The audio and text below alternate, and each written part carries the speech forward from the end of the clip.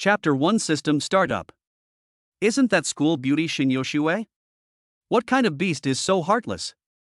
Making the school beauty wait outside with her child. At the entrance of the teaching building of Imperial University, a male college student covered in acne cried out in surprise. He was speaking when his companion gave him a hard shove. What nonsense are you talking about? School beauty Shin is a recognized ice queen. She has rejected all her suitors. How could she possibly have a daughter this big? This must be her sister. Shin Yoshue stood downstairs with a beautifully sculpted little girl by her hand. Hearing the murmurs, she frowned slightly and looked up. The two men met her cold and distant gaze, and instantly froze on the spot, silent as cicadas in winter, not daring to utter a sound. Just then, Shin Yoshue's best friend Yi Xiaoming rushed out of the teaching building. Yoshue, that scumbag Jiang Yunsheng is about to come out. You go left, I'll go right, don't let him get away. Shin Yoshue frowned slightly. Xiaoming, I've already told you he's not a scumbag, there's some misunderstanding here. Stop explaining for him, you love-struck fool, Yi Xiaoming interrupted Shin Yoshue, then took the little girl's hand and led her to the left side of the entrance. Sweetie, when your dad comes over, just hug his leg and don't let him run away, okay? I'll remember that, auntie. As soon as Jiang Yunsheng stepped out of the teaching building, he saw a girl running angrily towards him and instinctively dodged in another direction. Daddy! With a childish shout, Jiang Yunsheng's thighs sank, and he looked down. I was met by a pair of big, watery eyes, and my heart skipped a beat. A warm current suddenly spread throughout my body, and I felt my heart melting. At the same time, a murmur arose from the surrounding area. As expected, the more handsome they are, the more of a scumbag they are. No wonder Jiang Yunsheng, the school heartthrob, didn't accept any of the many confessions he received. Turns out he already has such a big child. Yi Xiaoming rushed over, pointed at Jiang Yunsheng's nose, and cursed, "You scumbag who started this relationship and then abandoned it." Suddenly having a daughter and being verbally abused left Jiang Yunsheng bewildered, unsure of what to say. The little girl noticed this, turned to look at Shin Yoshue, and asked in a clear voice, "Mommy, what's wrong with Daddy? Why isn't he talking? Is he playing red light, green light with Xiaoye?" The students watching, especially the male students, felt their hearts breaking when they heard this. Children say the darndest things, she must be talking nonsense.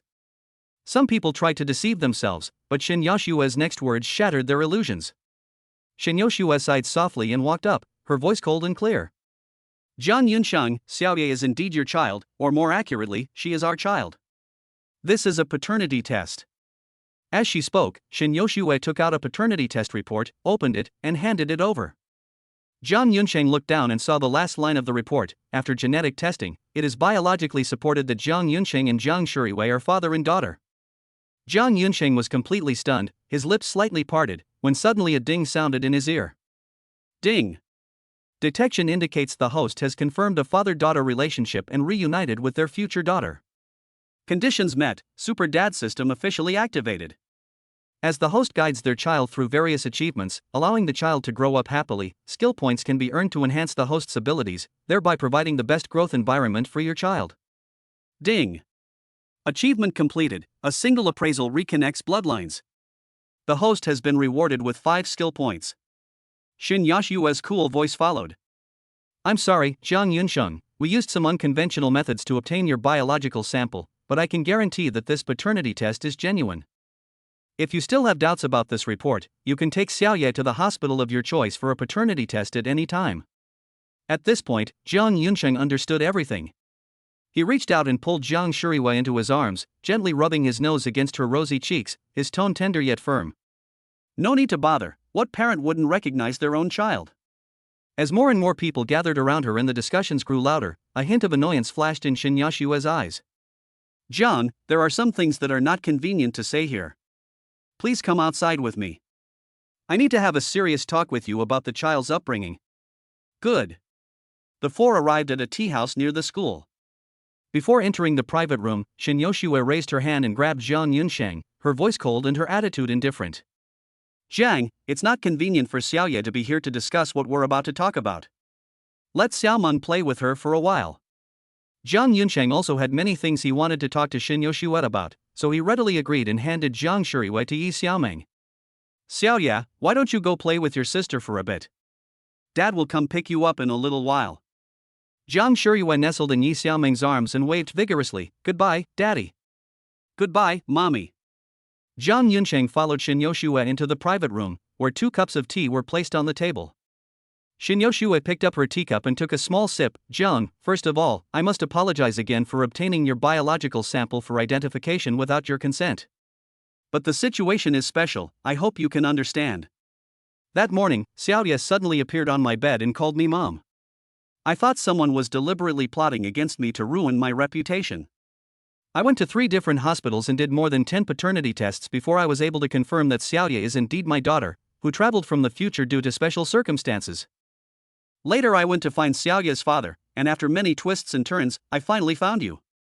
At this point, Shin Yoshue paused, looked directly at Jiang Yunsheng, and her tone suddenly turned cold. Jiang Yunsheng, I don't know how we came together in the future timeline, and how we ended up with Xiaoye. But I must remind you that I am the legitimate daughter of the Shin family in the capital. My parents and relatives are either in high positions within the system or are well known in the business and academic circles. I don't want Xiaoye to live in a broken family, nor do I want to find her a stepfather, but Jiang, your family background is really too bad right now.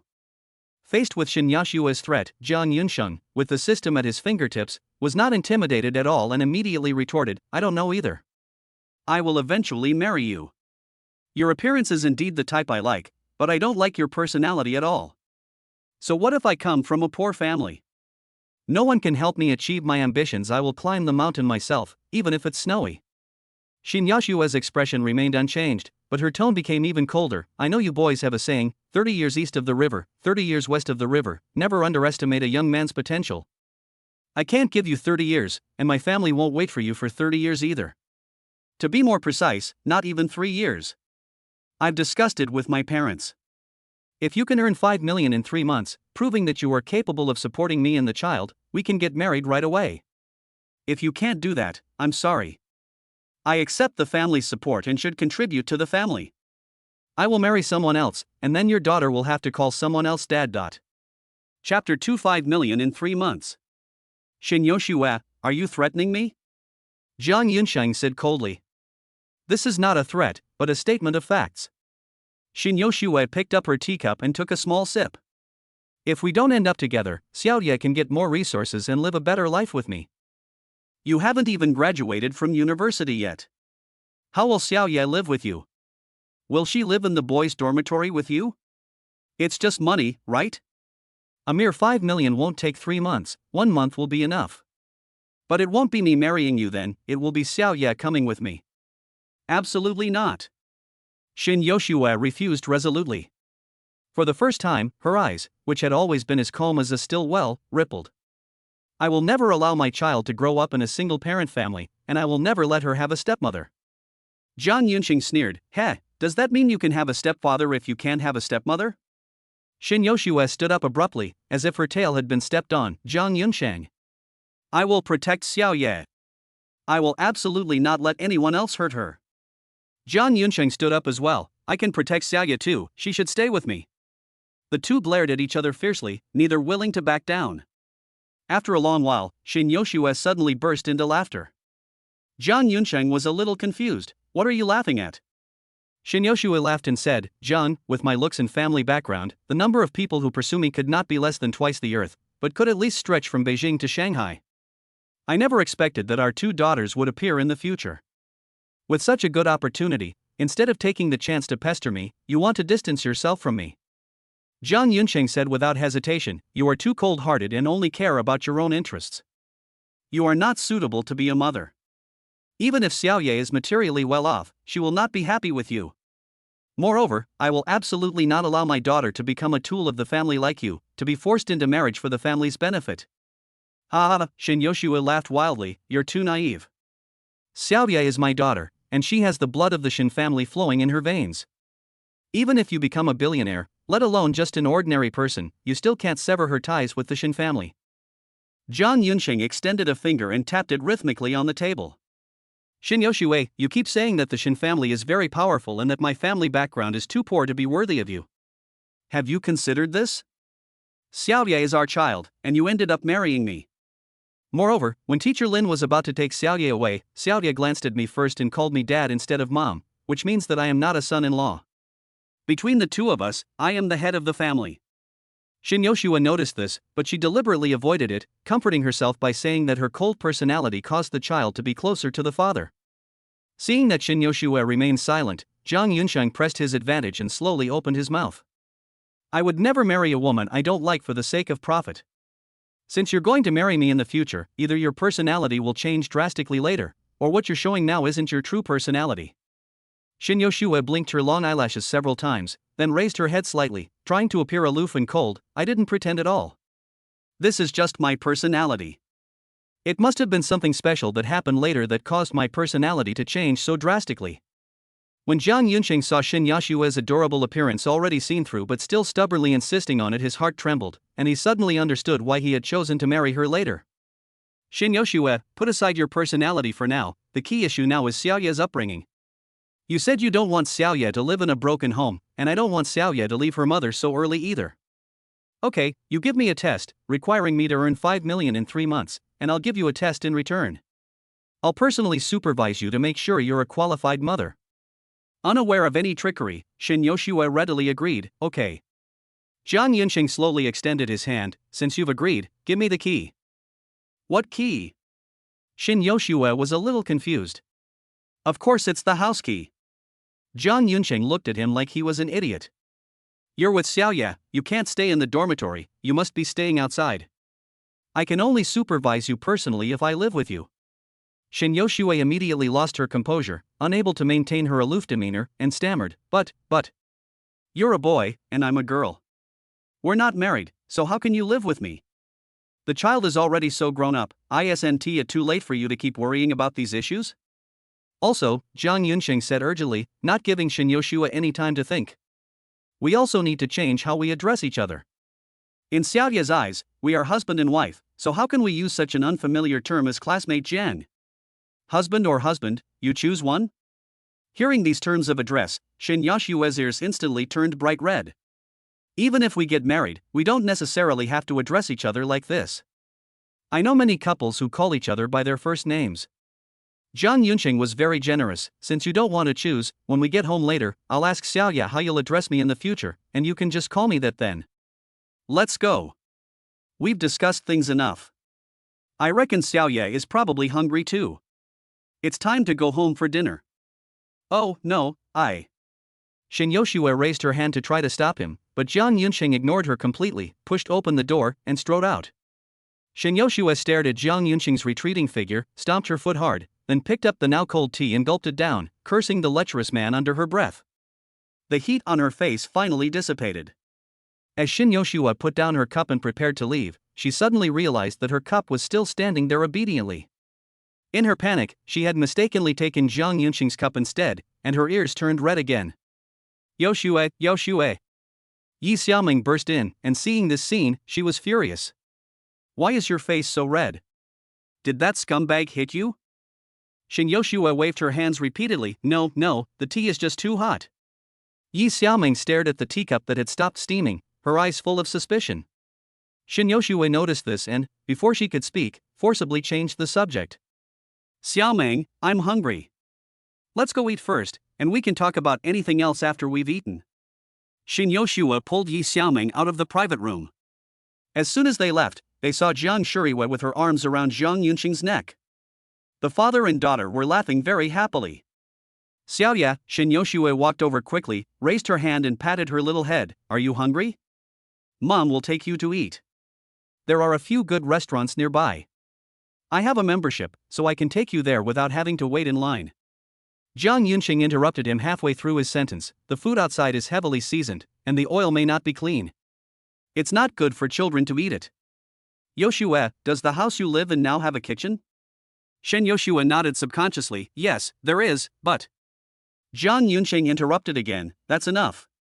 Let's go buy groceries first, and I'll cook for you myself later. You cook? Yi Xiaoming couldn't help but interject, her tone full of suspicion. Jiang Yunqing, are you just making up an excuse to go to Yoshua's house and bragging on purpose? How could someone from the horticulture department possibly cook? Chapter 3 System Skill Point Allocation. Yi Xiaoming guessed correctly. Jiang Yunqing's cooking skills were indeed very poor. At most, he can only make instant noodles with sausage, and he couldn't even make scrambled eggs with tomatoes. But he remained calm and silently prayed to himself. System points, max out my cooking skills. Ding. 5 skill points consumed. Congratulations, host. Your culinary skills have successfully reached God level, and you have awakened a special talent that allows you to turn the ordinary into the extraordinary. You can restore the original flavor of the ingredients, directly enhancing their perceived quality. Ingredient preparation, stir-frying techniques, fancy plating. Countless cooking-related knowledge flooded into Jiang Yunqing's brain like a massive stream of information. With the system's help, he quickly processed the information, a slight smile playing on his lips, full of confidence. Don't worry, it won't kill anyone. Let's go to the supermarket to buy some groceries first. Xiaoya, what do you want to eat tonight? Zhang Shiyue replied crisply, Dad, I want to eat fish and pumpkin porridge. Okay, Zhang Yunshang walked up to Shen Yoshue. Yoshue, what kitchen utensils do you have at home? What seasonings do you have? Shen Yoshue tried her best to look serious. There are pots and pans, salt, sugar, vinegar. Never mind, Zhang Yunxing interrupted, realizing she probably hadn't cooked much. Yoshue, watch the child. I'll be right back. Yi Xiaoming stared at Zhang Yunxing's retreating figure, her eyes wide with anger, and tugged hard at Shen Yoshue's arm. Yoshue. That scumbag, does he really think he's the head of the family? Keep an eye on the child, what right does he have to order you around? Shen Yoshue hugged Zhang Shiyue, trying her best to maintain her usual aloofness, and said in a flat tone, if he wants to make trouble, let him. Anyway, in the end, it's him who will lose face. Zhang Shiyue peeked her little head out from Shen Yoshue's arms and said very firmly, Mommy, Auntie, Daddy's cooking is so delicious. I've never eaten anything better than Daddy's cooking. Yi Xiaoming was amused by Xiaoya's serious expression and gently tapped her forehead. You little brat, you've only had a few good meals, and you dare to deify your father? Auntie has seen a lot of the world. I was fortunate enough to have a private meal prepared by a master of Shandong cuisine last time, and that was truly a delicacy. Shen Yoshue wanted to argue, but Yi Xiaoming pinched her face and gently pulled it to both sides, turning all her words into muffled sobs. Half an hour later, Zhang Yunsheng returned home laden with more than a dozen shopping bags in his hands. Shen Yoshue glanced down and discovered that Zhang Yunsheng had not only bought the fish and pumpkin that Xiaoye wanted to eat, but also a whole bunch of other ingredients such as tomatoes, eggs, and pork. Most importantly, in the plastic bag on his right, she also saw a whole bunch of seasonings, including oil, salt, soy sauce, and vinegar. Suddenly feeling a little guilty, she leaned closer to Yi Xiaoming and whispered. Xiaoming, he doesn't actually know how to cook, does he? Yi Xiaoming said nonchalantly, don't panic. He's obviously a poor student with lots of bad habits. A true culinary master doesn't need so many seasonings. He can conquer all diners with just the natural flavor of the ingredients.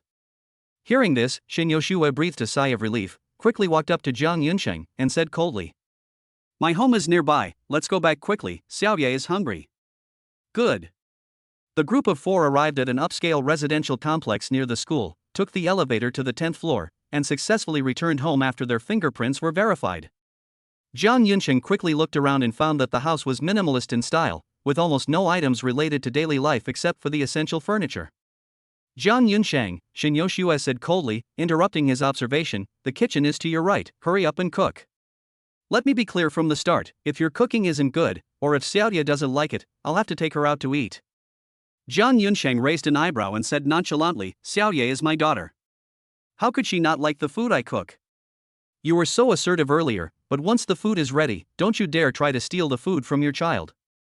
Hee hee, you're overthinking it, Shen Yoshue sneered. I've eaten all kinds of delicious food, how could I possibly fight with the kids for food just because of a few dishes you made? Facts speak louder than words. Zhang Yunsheng, too lazy to waste words, simply picked up the ingredients and strode into the kitchen.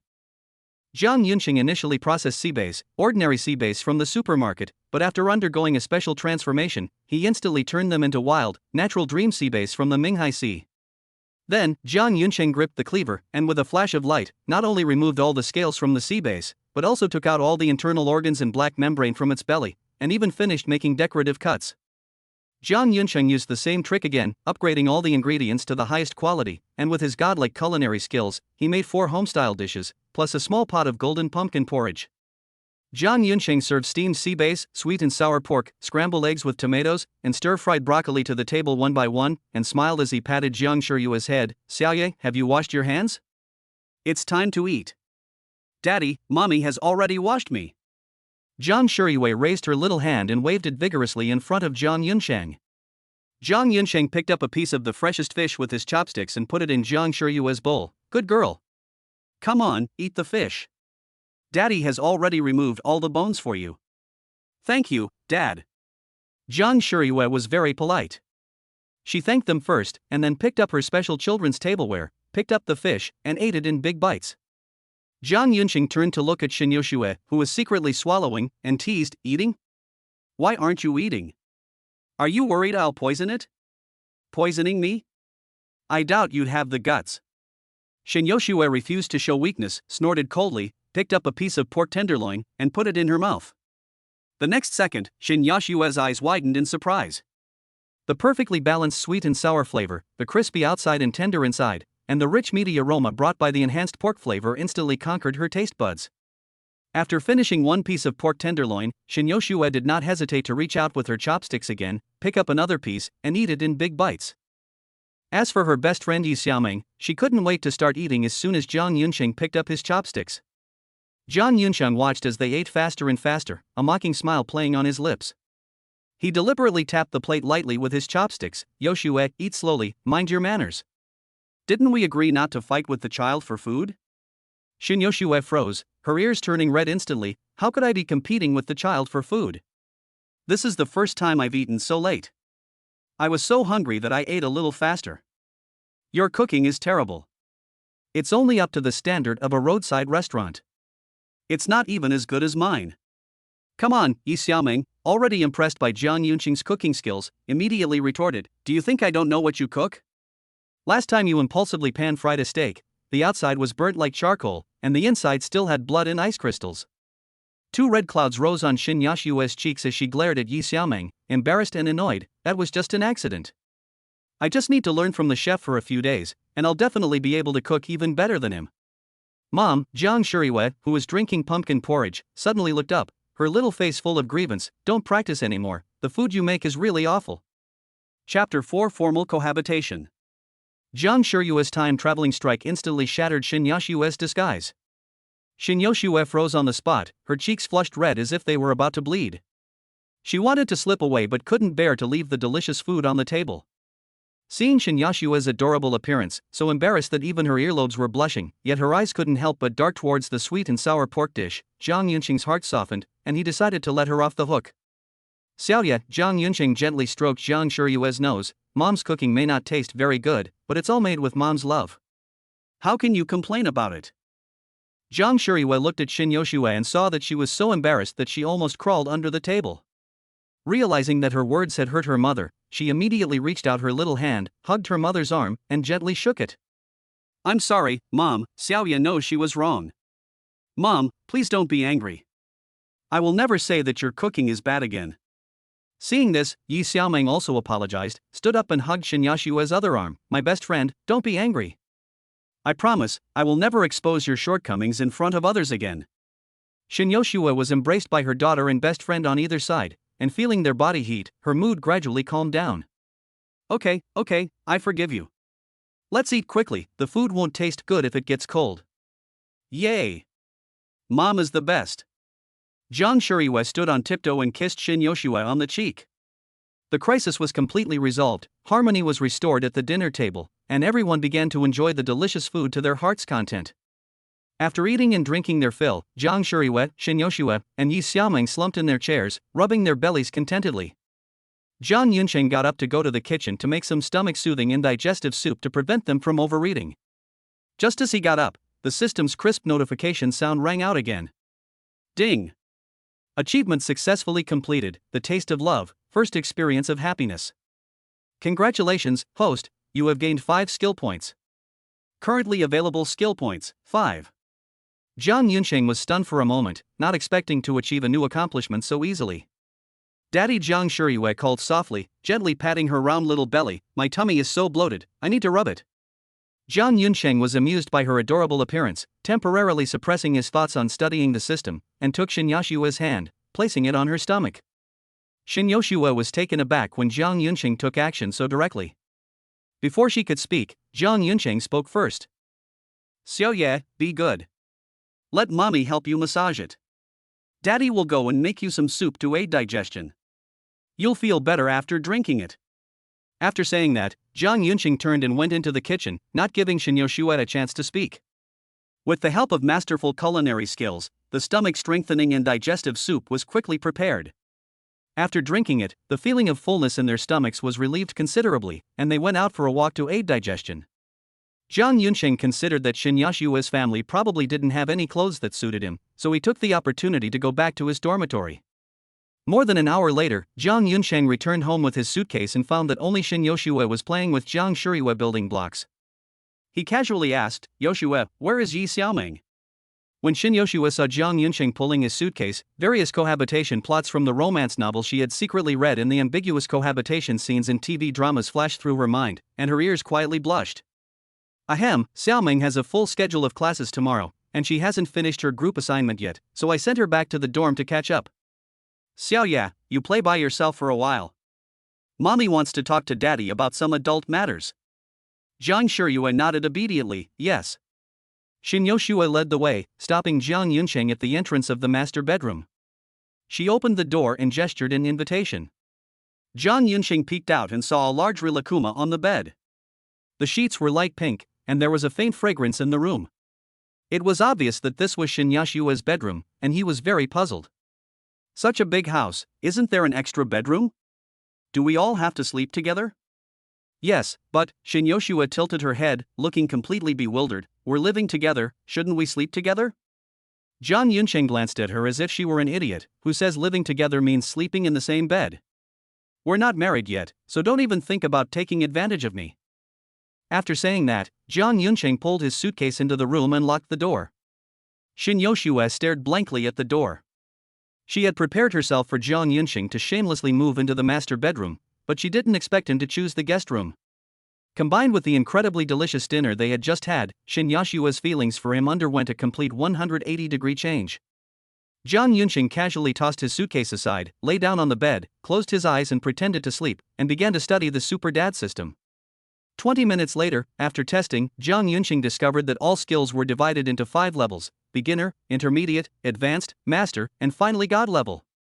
All the things that ordinary people can do, driving, sewing, finance, farming, and even martial arts like military boxing and Wing Chun, only require 1 skill point to level up each time. Anything involving supernatural forces, such as internal energy in martial arts novels or various superpowers, consumes an exponential number of skill points. The cheapest internal energy requires 100 skill points per level, while cultivating immortality requires 100,000 skill points per level. Faced with supernatural powers and skill point requirements that often amount to hundreds or thousands, Jiang Yunsheng remained calm and unperturbed. After all, he could gain 5 skill points just by eating a meal. As long as he kept adding points to improve his strength, and helped his daughter complete various achievements, it was only a matter of time before he gained supernatural power. What's the fastest way to make money? Jiang Yunsheng was recalling the methods by which protagonists in online novels quickly became rich when he suddenly heard a knock on the door. Jiang Yunsheng opened the door and saw Shin Yoshua standing outside. She deliberately kept a straight face, but her slightly evasive eyes betrayed a hint of unease. Before Jiang Yunsheng could speak, Shin Yoshua pulled out a bank card and handed it over. "There's 500,000 in this card, the password is 6 sixes, it's yours." Jiang Yunsheng raised an eyebrow. "Shin Yoshua, what do you mean by this? You think 5 million is too difficult, so you're giving me 500,000 to help lower the difficulty?" "Don't misunderstand," Shin Yoshua quickly explained, "this money isn't a gift to you, it's a loan. So, your goal this time isn't to earn 5 million, but 5.5 million. After all, expecting an average college student to earn 5 million in 3 months is just too much." Shin Yoshua's voice grew softer and softer, her head drooping lower and lower. Finally, she forcefully shoved the bank card into his hand, turned around, and slammed the door shut in the master bedroom before fleeing in panic. Jiang Yunsheng stood there, holding the bank card that still retained the other person's warmth in his palm, staring at the closed door next to him, a slow smile spreading across his lips. He finally understood why he would marry Shin Yoshua in the future. Beneath Shin Yoshua's cold exterior lies a kind and gentle soul. As the saying goes, going from 0 to 1 is much harder than going from 1 to 10. With 500,000 yuan in startup capital, Jiang Yunqing decisively abandoned the idea of adding points to his appraisal skills and going to the antique street to find bargains. After all, the premise of finding a bargain is that there is a bargain to be found, and no one can guarantee that there will be a windfall waiting for him on the antique street. After eliminating this option, only one path remained in Jiang Yunqing's mind that could legally allow the 500,000 to rapidly increase in a short period of time. Thinking of this, Jiang Yunqing didn't hesitate and shouted in his heart. System points added. Chapter 5: Understanding Psychological Insights Through Candlestick Charts. Ding! Consuming 5 skill points, your securities investment stock trading skill has been upgraded to God level, and a special talent has been awakened, understanding people's hearts through K-line charts. By displaying candlestick charts showing stock price fluctuations, you can discern the true intentions of the traders behind the scenes. A vast amount of financial knowledge was absorbed into Jiang Yunqing's mind: candlestick charts, financial reports, macroeconomics, capital operations. Jiang Yunqing took out his phone, downloaded a stock trading app at random, and could clearly perceive the true thoughts of the traders behind the scenes through the red and green K lines. Raise it another 3 points. Yes, that's it. Let those greedy retail investors see the illusion of a big surge, making them feel like they'll miss out on a fortune if they don't follow up. The trading volume has increased significantly, that's about enough, let's dump it. Use large orders to smash through the resistance. Amidst the fluctuating prices, Jiang Yunqing saw countless opportunities to make money, but unfortunately, he couldn't directly transfer the money from his bank card to his account. He could only silently make notes. Just then, the knocking on the door rang out again. Jiang Yunqing put away his phone and opened the door. Jiang Shiyue rushed over, her eyes brimming with tears. "Daddy, Xiaoye will be good from now on." "Daddy, don't leave Xiaoye and Mommy." Jiang Yunqing's heart softened, and he quickly hugged his daughter gently, soothingly saying, "Xiaoye is Daddy's little darling. How could Daddy bear to leave you? Tell Daddy, why do you have such thoughts?" Jiang Shiyue hugged her father's neck tightly, burying her face in his shoulder and sobbing, "Dad, you always said that the 3 of us would always be together and never be separated. Now Mom won't let Dad sleep with us anymore." "What?" Jiang Yunqing quickly explained that he didn't mean it that way, and Shin Yoshue echoed his sentiment. However, Jiang Shiyue was convinced of her own beliefs. If they didn't sleep together, it meant that her father didn't want them anymore.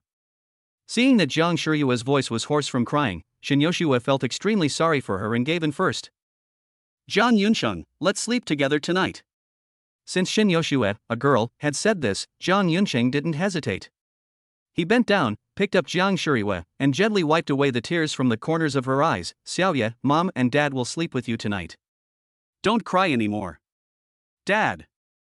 Jiang Shiyue burst into laughter through her tears, raised her arms to hug Jiang Yunqing's neck, and revealed a big smile. Jiang Yunqing followed Shin Yoshue to the master bedroom. Jiang Shiyue lay contentedly in the middle. Shin Yoshue took out her phone, took a picture, added Jiang Yunqing as a friend, and sent the picture to him. "Jiang Yunqing, the children are the boundary, do not cross that line." Jiang Yunqing replied with a helpless emoji, "The child is still here? What are you thinking about?" Shin Yoshue grabbed her phone and glanced at it. Her face instantly turned bright red. She shoved the phone under her pillow and glared at Jiang Yunqing with a mixture of embarrassment and anger. But she saw that he was already in bed, telling Jiang Shiyue a bedtime story. After coaxing Jiang Shiyue to sleep, Jiang Yunqing closed his eyes and quickly fell asleep, wanting to have enough energy to manipulate the stock market the next day.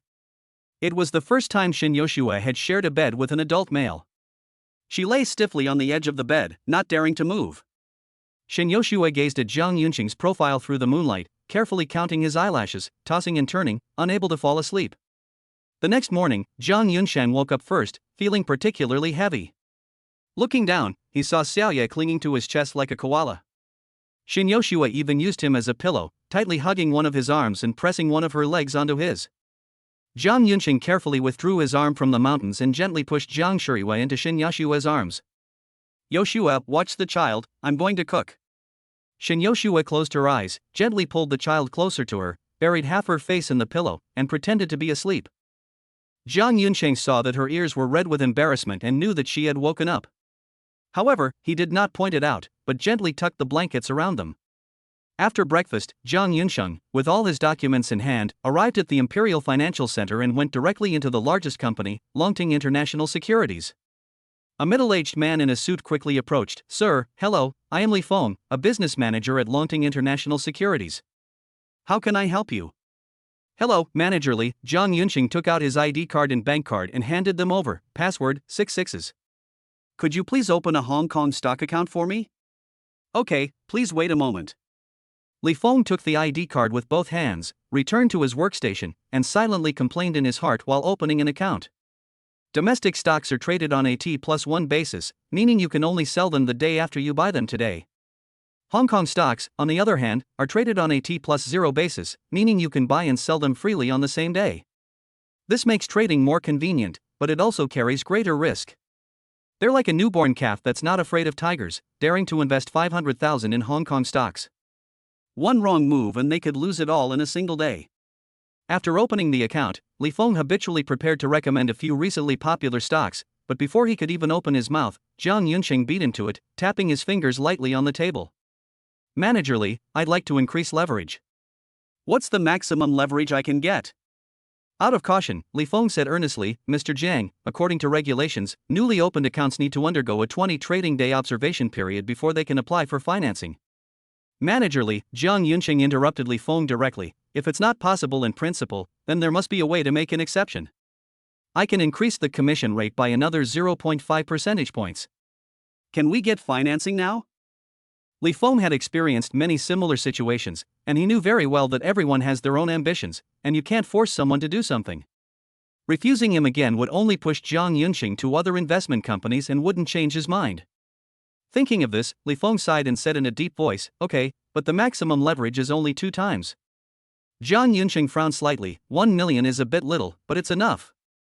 After speaking, Jiang Yunsheng glanced at the stock market index, activated his talent for reading people's hearts through candlestick charts, and quickly found his target by listening to the voices of many traders. "Manager Li, don't hold back a single penny. Buy Qingtang Pharmaceutical with all your funds." Although he knew it would be futile, Li Feng couldn't help but offer another word of advice when he saw the young man's appearance and thought of his own son. "Mr. Jiang, the fundamentals of this stock are very poor, and it has been falling continuously. Would you like to reconsider?" Hearing this, Jiang Yunsheng felt a warmth in his heart. After all, as an account manager, Li Feng's income came entirely from the number of transactions, not from the rise and fall of stocks. Even if Jiang Yunsheng loses 500,000, Li Feng will not suffer any loss. On the contrary, he can get a large commission. "Manager Li, I appreciate your kindness. But I have my reasons for doing this. You just need to do things as required, and I will bear all the profits and losses myself." Seeing that Jiang Yunsheng was adamant, Li Feng had no choice but to buy 1 million worth of Qingtang Pharmaceutical stock as he requested. After the transaction was completed, Li Feng habitually glanced at the market index, preparing to calculate Jiang Yunsheng's loss. At that moment, Li Feng was shocked to discover that on the chart of Qingtang Pharmaceutical, after a series of alarming green candlesticks, a red candlestick with a long lower shadow appeared.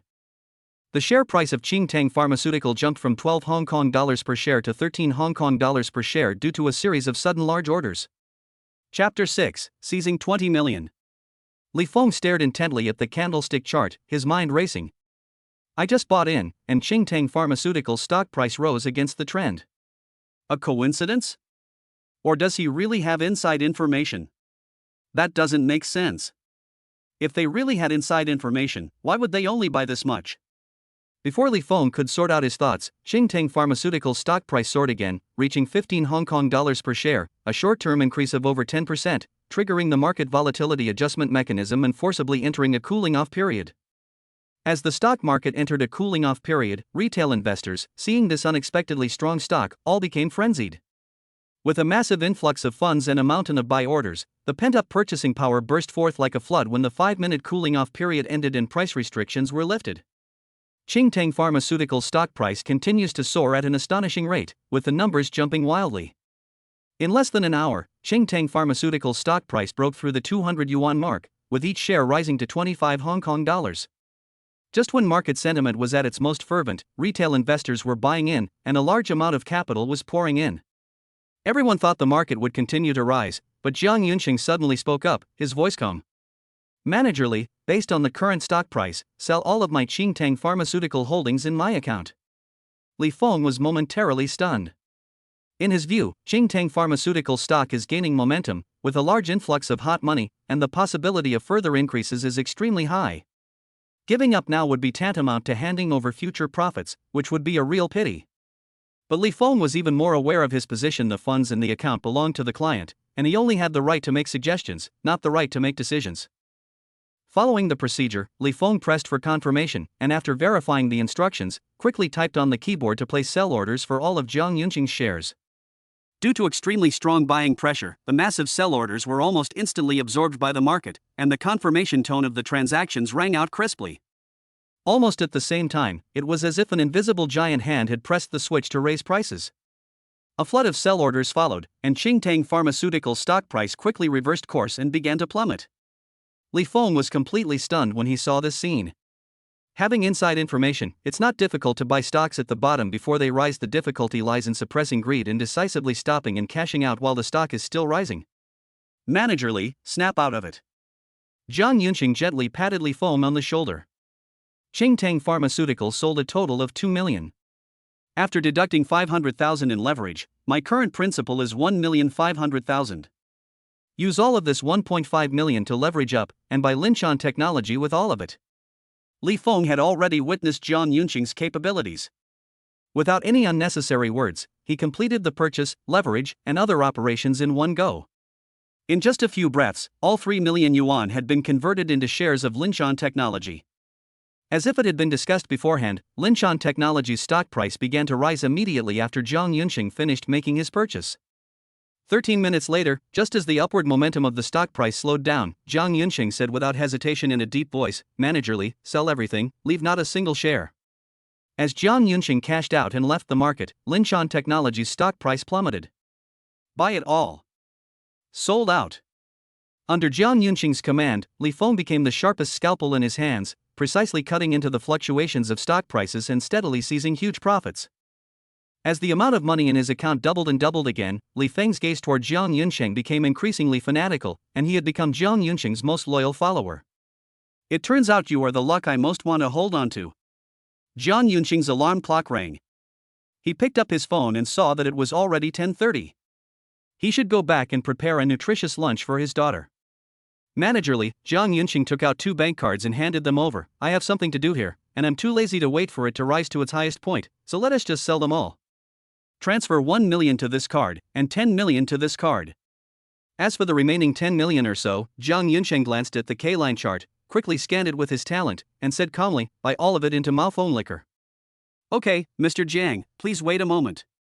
After completing the transfer as quickly as possible, Li Feng handed over the 2 bank cards along with a business card. "Mr. Jiang, it's done. This is my business card. If you have any further investment needs in the future, please feel free to contact me. I will do my best to provide you with the most professional service." Jiang Yunqing recalled Li Feng's kind reminder when they first met, and since the two had just worked together very well, he did not refuse, but smiled and accepted the business card, then put it away. Even after watching Jiang Yunqing leave, Li Feng was still deeply shaken. He immediately dialed his boss Gu Chaiqian's number and excitedly reported, "Boss, we met a real stock market genius today. Our initial investment of 500,000 yuan turned into more than 20 million yuan in just a few hours." Gu Chaiqian scoffed, "A few hours? More than 20 million? Old Li, are you still asleep?" "Absolutely true. Boss, I handled the entire transaction process, and you can access the complete transaction records at any time." Gu Chengqian opened the back-end system and saw the miraculous transaction flow. Every purchase occurred on the eve of a price surge, and every sale was precisely timed to exit at the peak, with the capital curve soaring at almost a 90-degree angle. Gu Chengqian was silent at first, then a surge of immense joy and longing welled up within him. "Genius! This is a true genius." Gu Chengqian's voice trembled violently with excitement. "With his abilities and my funds, the entire stock market is our personal ATM. Gather all his information immediately. I'm preparing to pay him a visit in person." Not only Gu Chengqian, but Jiang Yunqing's terrifying record of manipulating the stock market and accurately reaping profits this morning has already attracted the attention of many people in the industry through market anomalies and data monitoring. Numerous forces are using various methods to secretly gather information about this mysterious stock market guru. Jiang Yunsheng, who was at the center of the storm, was completely unaware of it. He had already returned home, put on an apron, and was in the kitchen preparing a nutritious lunch for his daughter. Amidst the rising fumes, only the father's gentleness and focus remained, completely concealing the ruthless decisiveness he displayed in the financial market, where he had just amassed 20 million. After they had eaten and drunk their fill, the two accompanied Jiang Shuriwei back to the master bedroom. It took them quite a while to coax her to sleep. After that, Jiang Yunsheng gave Shin Yoshua a look, and the two quietly left the bedroom. Jiang Yunsheng gently closed the door, making sure it was tightly shut so that Jiang Shuriwei wouldn't hear any noise outside, and then pulled Shin Yoshua to sit down at the coffee table in the living room. Following that, under Shin Yoshua's questioning gaze, Jiang Yunsheng took out 2 bank cards from his pocket and slowly pushed them over. Chapter 7: Shopping at the China World Mall with the kid. This is your card on the left. You lent me 500,000 last night, and today I'm returning 1 million to you, including the principal and interest. This is my card on the right, it has 10 million in it. I have already fulfilled your request, doubling the amount. Upon hearing 10 million, Shin Yoshua's eyes widened in shock, and she exclaimed, Jiang Yunsheng, you robbed a bank? Robbing a bank doesn't happen that fast. I went to a securities company this morning. All this money came from the Hong Kong stock market. Jiang Yunsheng tapped his finger lightly on the bank card with 10 million yuan in it. So? Now, do I have the ability to provide our daughter Xiaoye with the best environment to grow up in? Shin Yoshua stared at him blankly, her expression changing several times. Finally, she took a deep breath, her voice slightly hoarse. I'm sorry, Jiang Yunsheng, I didn't mean to make things difficult for you. But the stock market is too risky. Just because you made money today doesn't mean you can make money forever. Jiang Yunsheng interrupted Shin Yoshua with a smile. Yoshua, you don't need to apologize. For ordinary people, the stock market is indeed risky, and it's perfectly normal for you to have this concern. Here's what I'll do. Give me 3 days. Once I've earned 1 billion, I'll open a financial securities company and earn commissions. That way you can rest assured. Jiang Yunsheng. Shin Yoshua leaned forward slightly and analyzed earnestly. Financial investment is essentially a game against the capital giants in the market. When you have little money, you can still pick up some scraps from their hands. But once you have enough money to share the pie with them, they will never allow an outsider to take away their wealth. Shin Yoshua bit her lower lip, looking ashamed, and said, Besides, the news of my relationship with you is already spread. Those who once pursued me all have complicated backgrounds, and they might take their anger out on you and secretly trip you up. Jiang Yunsheng glanced at the system and said dismissively, It's nothing. Don't forget, stocks can be bought not only when they go up, but also when they go down. But Shin Yoshua wanted to say something more, but before she could open her mouth, Jiang Yunsheng interrupted her again. Alright, let's not talk about this anymore. I showed you these things not to ask you to keep your promise and marry me. It's not that I'm the father, but I haven't bought anything for Xiaoye yet. This afternoon I'm going to take you shopping at the mall and lay out the money so you can feel at ease letting me pay. At 2 p.m., the Baiwangfu International Trade Mall, located in the heart of the capital, brings together all the top luxury brands from home and abroad. Jiang Shuriwei held Jiang Yunsheng's hand with her left hand and Shin Yoshua's hand with her right hand. The 3 of them got out of the car and walked into the mall. Because of their outstanding looks, they instantly became the focus of everyone's attention. A girl tugged at her companion's arm. Wow! Look over there. Is this family's good looks even real? The companion was even more excited. The man is handsome, the woman is beautiful, the child is cute. It's like an idol drama come to life. Jiang Yunsheng looked at the luxuriously decorated shops without the slightest fear and said loudly, Yoshua, this is my first time in such a high-end place. Where are the children's clothes? The Shin family is a large family. Shin Yoshua had taken her niece and nephew to buy clothes before, so she was very familiar with the place. She pointed upwards and said, The children's clothing is on the 2nd floor of the North Zone. Let me lead the way. Good. The 3 stepped onto the escalator, and as they slowly ascended, the luxurious and elegant scenery inside the mall gradually unfolded. Jiang Shuriwei was shielded in front of Jiang Yunsheng, her big eyes looking around with a sense of novelty towards everything. The 3 of them arrived at the 2nd floor of the North Zone and looked around. They saw many well-known children's clothing brands. Burberry, Deton, Gucci, Stella McCartney. Yoshua, I'm planning to buy Xiaoye a few pretty princess dresses. Which shop do you think would be suitable? In response to Jiang Yunqing's question, Shin Yoshua pondered for a moment and pointed to the second shop on her right, Bapyuan, that's a high-end children's clothing brand from Wotong Kingdom. My first dress was custom made there. Okay, let's go to Bapyuan then. Jiang Yunsheng led Jiang Shuriwei by the hand into the Bapyuan store. The air was filled with the sweet scent of citrus, and the soft cream tones and warm wooden decorations created a cozy and elegant atmosphere. A saleswoman in a beige suit, with a professional smile on her face, quickly came to greet me. Good afternoon, welcome to Bapyuan. I'm Zhao, a sales consultant, and it's my pleasure to serve you. How can I help you?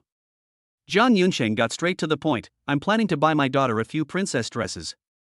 I understand, this way please, sir. Zhao Wen stepped aside and led them to an area specifically for displaying dresses. The racks were filled with princess dresses of various colors and styles. Jiang Yunsheng picked up Jiang Shuriwei and pointed to the dazzling array of dresses, asking, Xiaoya, which one do you like? Daddy is giving you a gift today, pick whatever you like.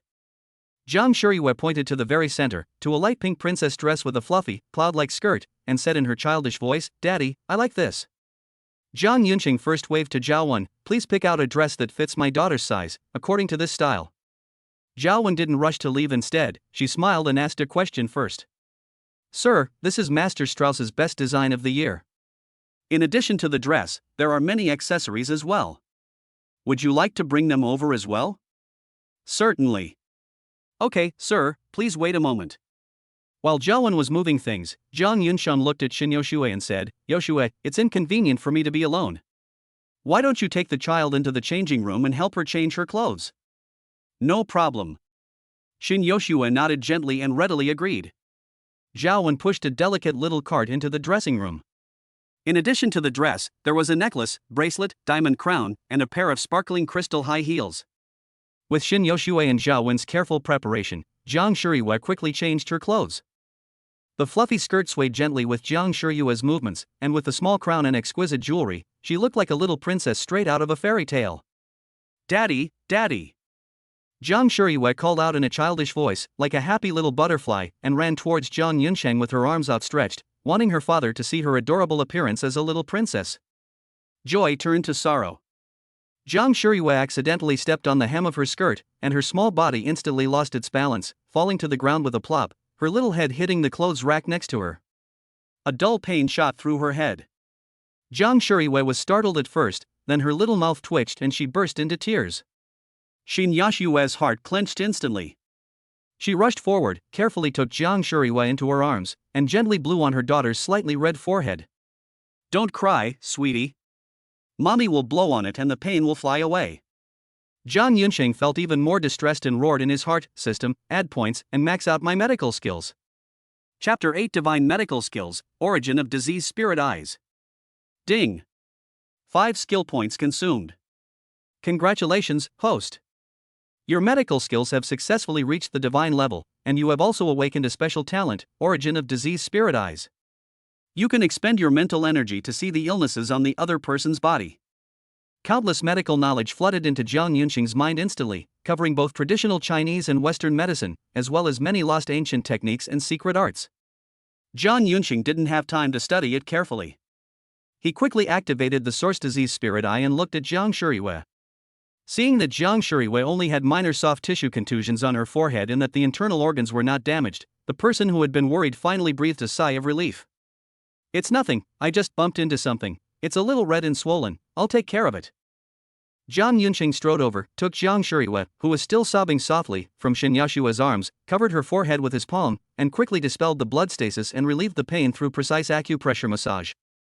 Little you, it won't hurt anymore if Daddy rubs it. In just over 10 seconds, Jiang Shuriwei found that the burning pain on her forehead had really disappeared. She blinked her big, tearful eyes and looked at Jiang Yunsheng with bright eyes. Daddy, it really doesn't hurt anymore. Daddy is so amazing. Ding. Achievement completed, Initial Healing Through Love. The host is awarded 5 skill points. Currently available skill points, 5. You must be careful from now on, you can't run around in a long skirt, understand? Jiang Shuriwei answered crisply, I'll remember. Shin Yashue's eyes widened suddenly. She clearly saw a small red patch on her daughter's forehead, but how could the swelling disappear after Jiang Yunsheng rubbed it a few times? She couldn't help but ask. How did you do that? Jiang Yunsheng would certainly not reveal the existence of the system, so he casually made up a story. It's an ancestral skill, specializing in treating sprains and bruises. With her headache gone, Jiang Shuriyue regained her energy and bounced around in front of Jiang Yunsheng, lifting her skirt. Infected by this joy, Jiang Yunsheng waved his hand and said to Zhao Wen, "We'll take this dress, and all the accessories that were paired with it earlier. In addition, based on this standard, I will choose several more dresses for my daughter in different styles and colors." So many dresses, that's a huge commission. Zhao Wen was very happy and became even more enthusiastic. "Okay, sir, please wait a moment."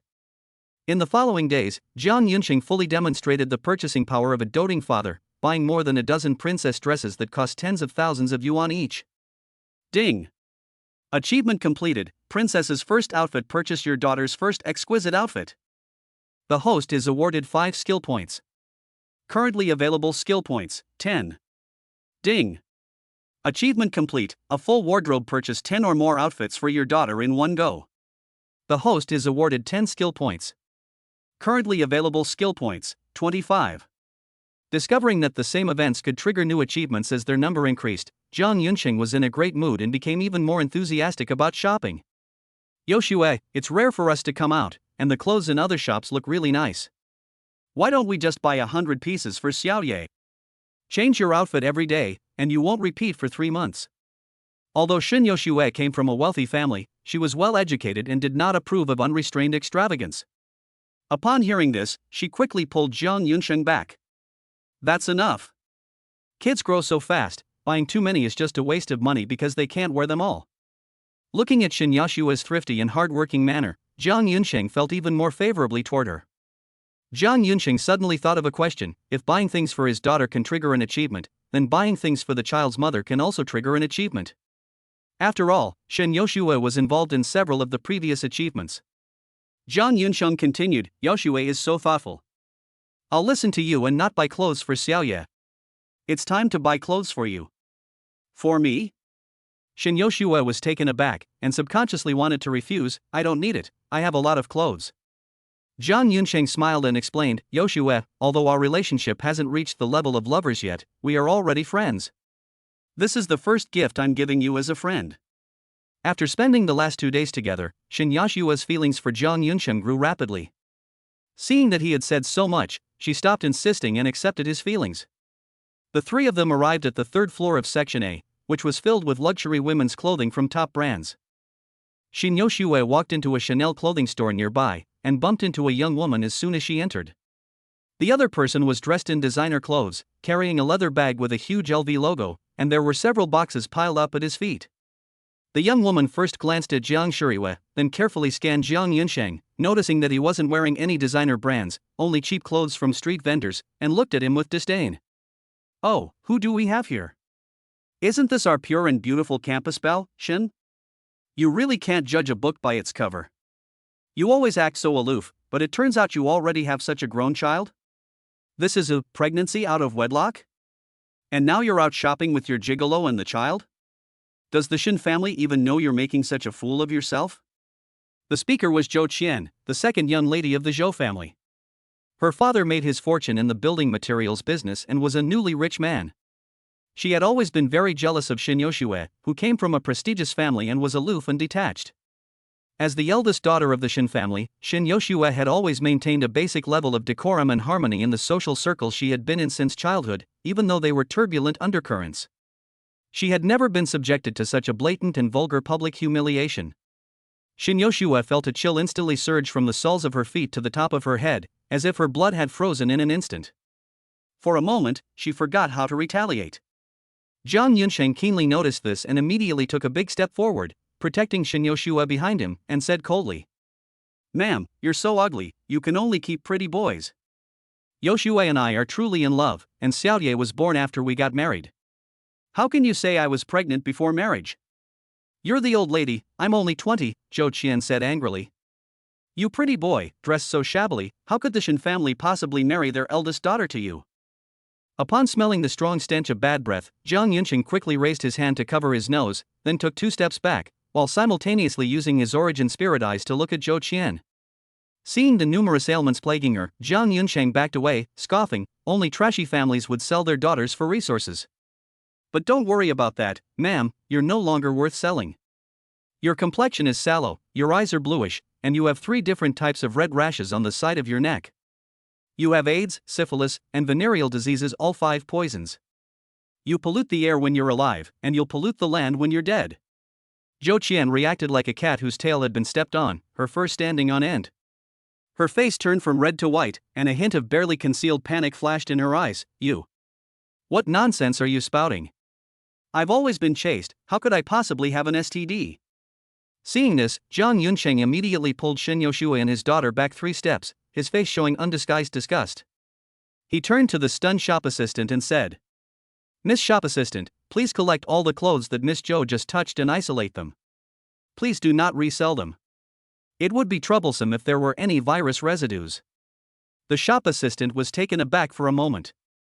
Seeing Jiang Yunqing's obvious disdain and considering Zhou Qian's overreaction just now, he believed her to some extent and nodded vigorously. Yes, sir, we'll handle it immediately. Chapter 9, Using a Borrowed Knife to Kill. Shin Yoshua, and that damn pretty boy. You just wait. Zhou Qian dared not provoke the Shin family, so she planned to use someone else to do her dirty work. Zhou Qian took out her phone, carefully entered a string of numbers, and instantly put on a fawning smile that was completely opposite to her previous resentment and malice. Her voice also became several degrees sweeter. Hey, Mr. Wang, it's me, Zhou Qian. Yes, I'm Zhou Lightsai's daughter. As you know, our family has always relied on your family for our livelihood. Sensing the impatience on the other end, Zhou Qian quickly got to the point.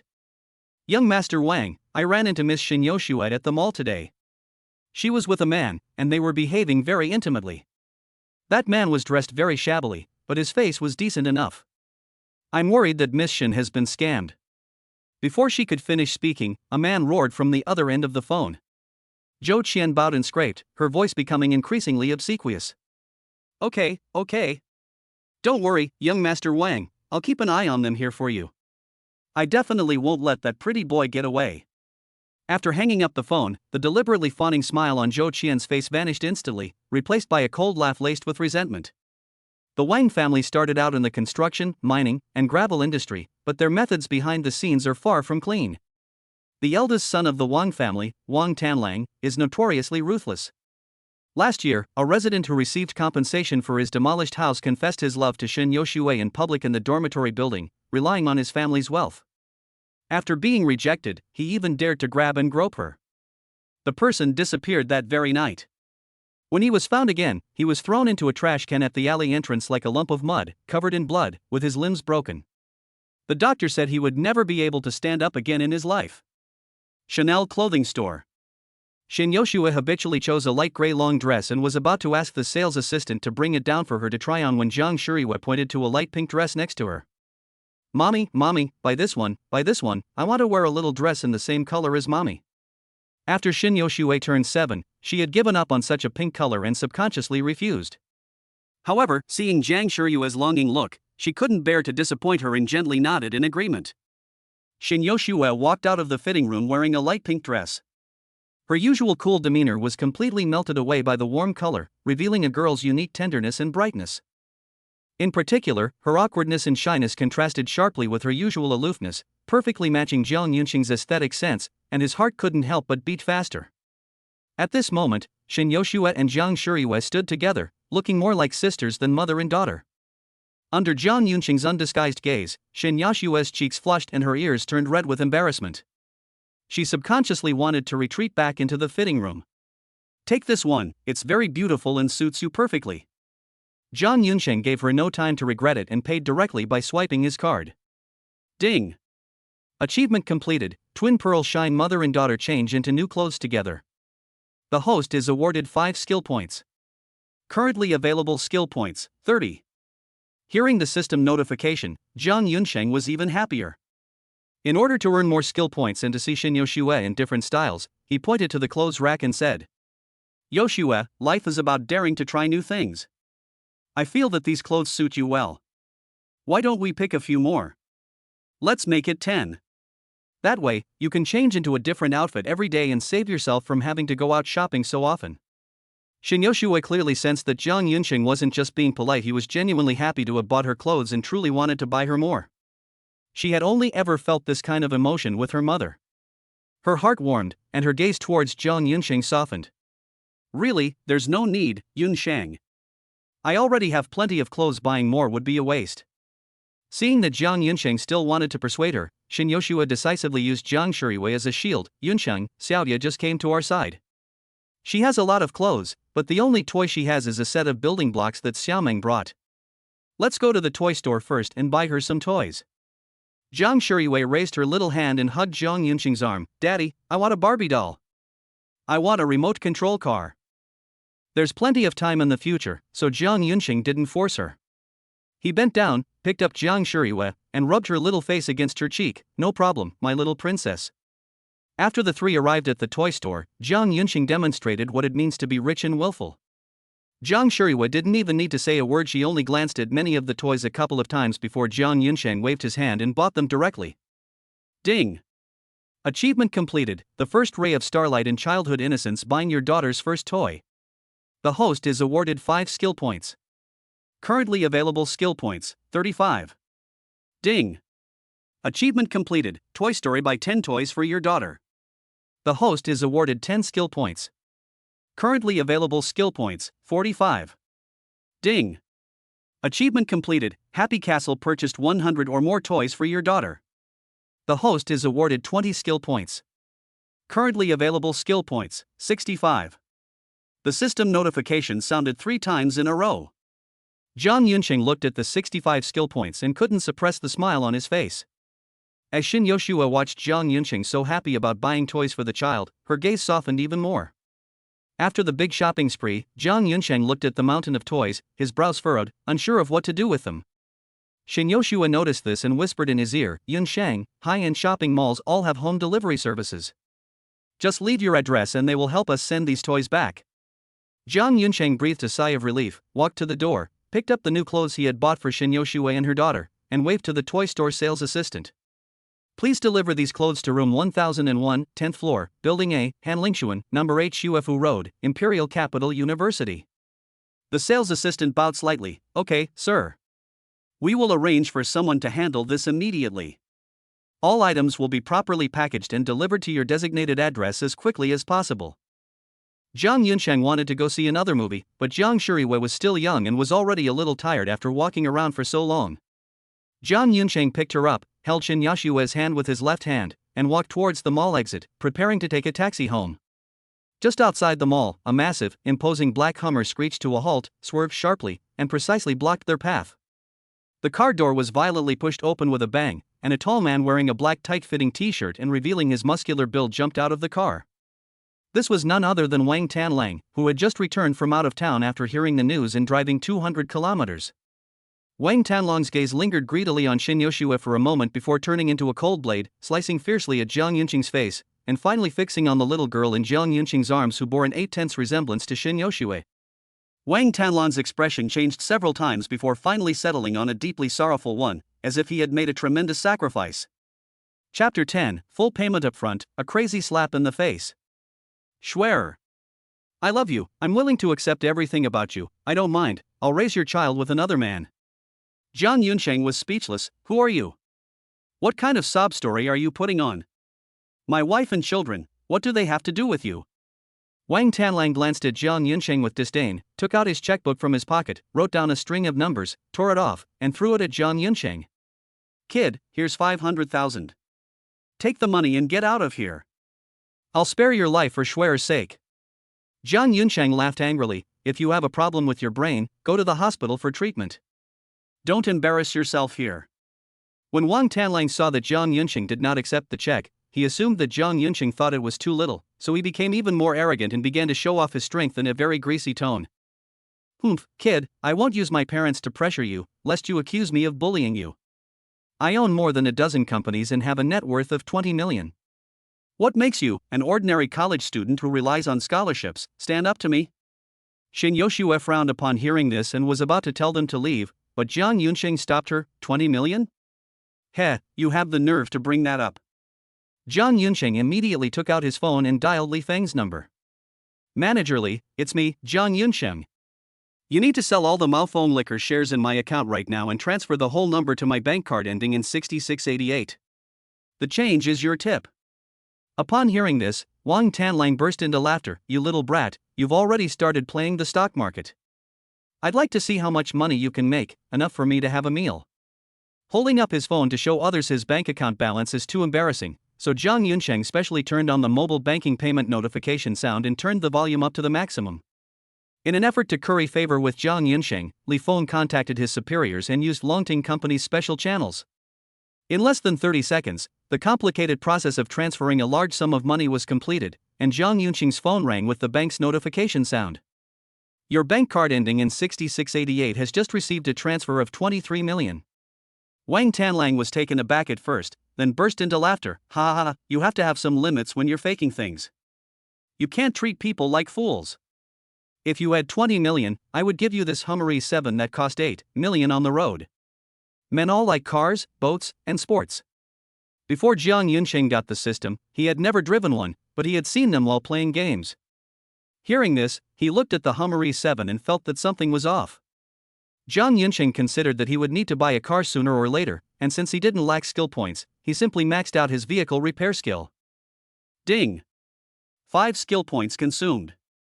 Congratulations, host.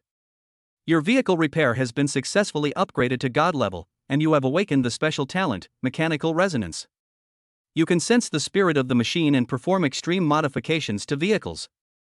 Chassis tuning, engine optimization, electronic control center, countless automotive-related knowledge transformed into a massive flow of information, flooding into Zhang Yunsheng's brain. After quickly digesting this knowledge, Zhang Yunsheng looked at Wang Tanlong's Hummer SUV again and discovered that this so-called $8 million latest Hummer E5 was actually a modified old Hummer E3 from more than 30 years ago. From the E3 to the E7, spanning 5 models, there have been revolutionary changes in everything from the operating system to the powertrain. Wang Tanlong's car was almost identical in appearance. Upon seeing this, Zhang Yunsheng couldn't help but exclaim, "This car has been modified really well."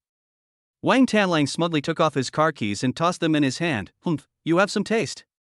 This is the latest Hummer E7. If you obediently leave Schwer now, I might be in a good mood and let you drive it for a couple of days to have some fun." Zhang Yunsheng gestured with his hand, revealing a mocking smile. "Don't misunderstand. What I mean is, being able to modify a 30-year-old Hummer E3 into the latest Hummer E7, that's quite an achievement." "What do you mean by that? Explain yourself clearly." "This is the latest Hummer E7, not some old-fashioned Hummer E3. Zhang Yunsheng had initially thought Wang Tanlang had bought a refurbished car to show off, but he never expected that Wang Tanlang had been scammed. His gaze towards Wang Tanlang now held a hint of pity. The authentic E7's waistline is a cheetah-like one-piece stamping process, a smooth, continuous curve from beginning to end. "And yours?" Zhang Yunsheng pointed to the barely visible crack in the middle and said, "This is obviously pieced together." Wang Tanlang was unwilling to give up and stubbornly said, "This was modified later, it looks even cooler this way." "The waistline can be changed, but the frame can't be changed, right?" Zhang Yunsheng squatted down and gently tapped the wheel rim, producing a hollow echo. The E7 comes standard with low-drag vortex wheels, which not only reduce wind noise but also provide cooling for the braking system. But this is just a plastic model, there's nothing inside.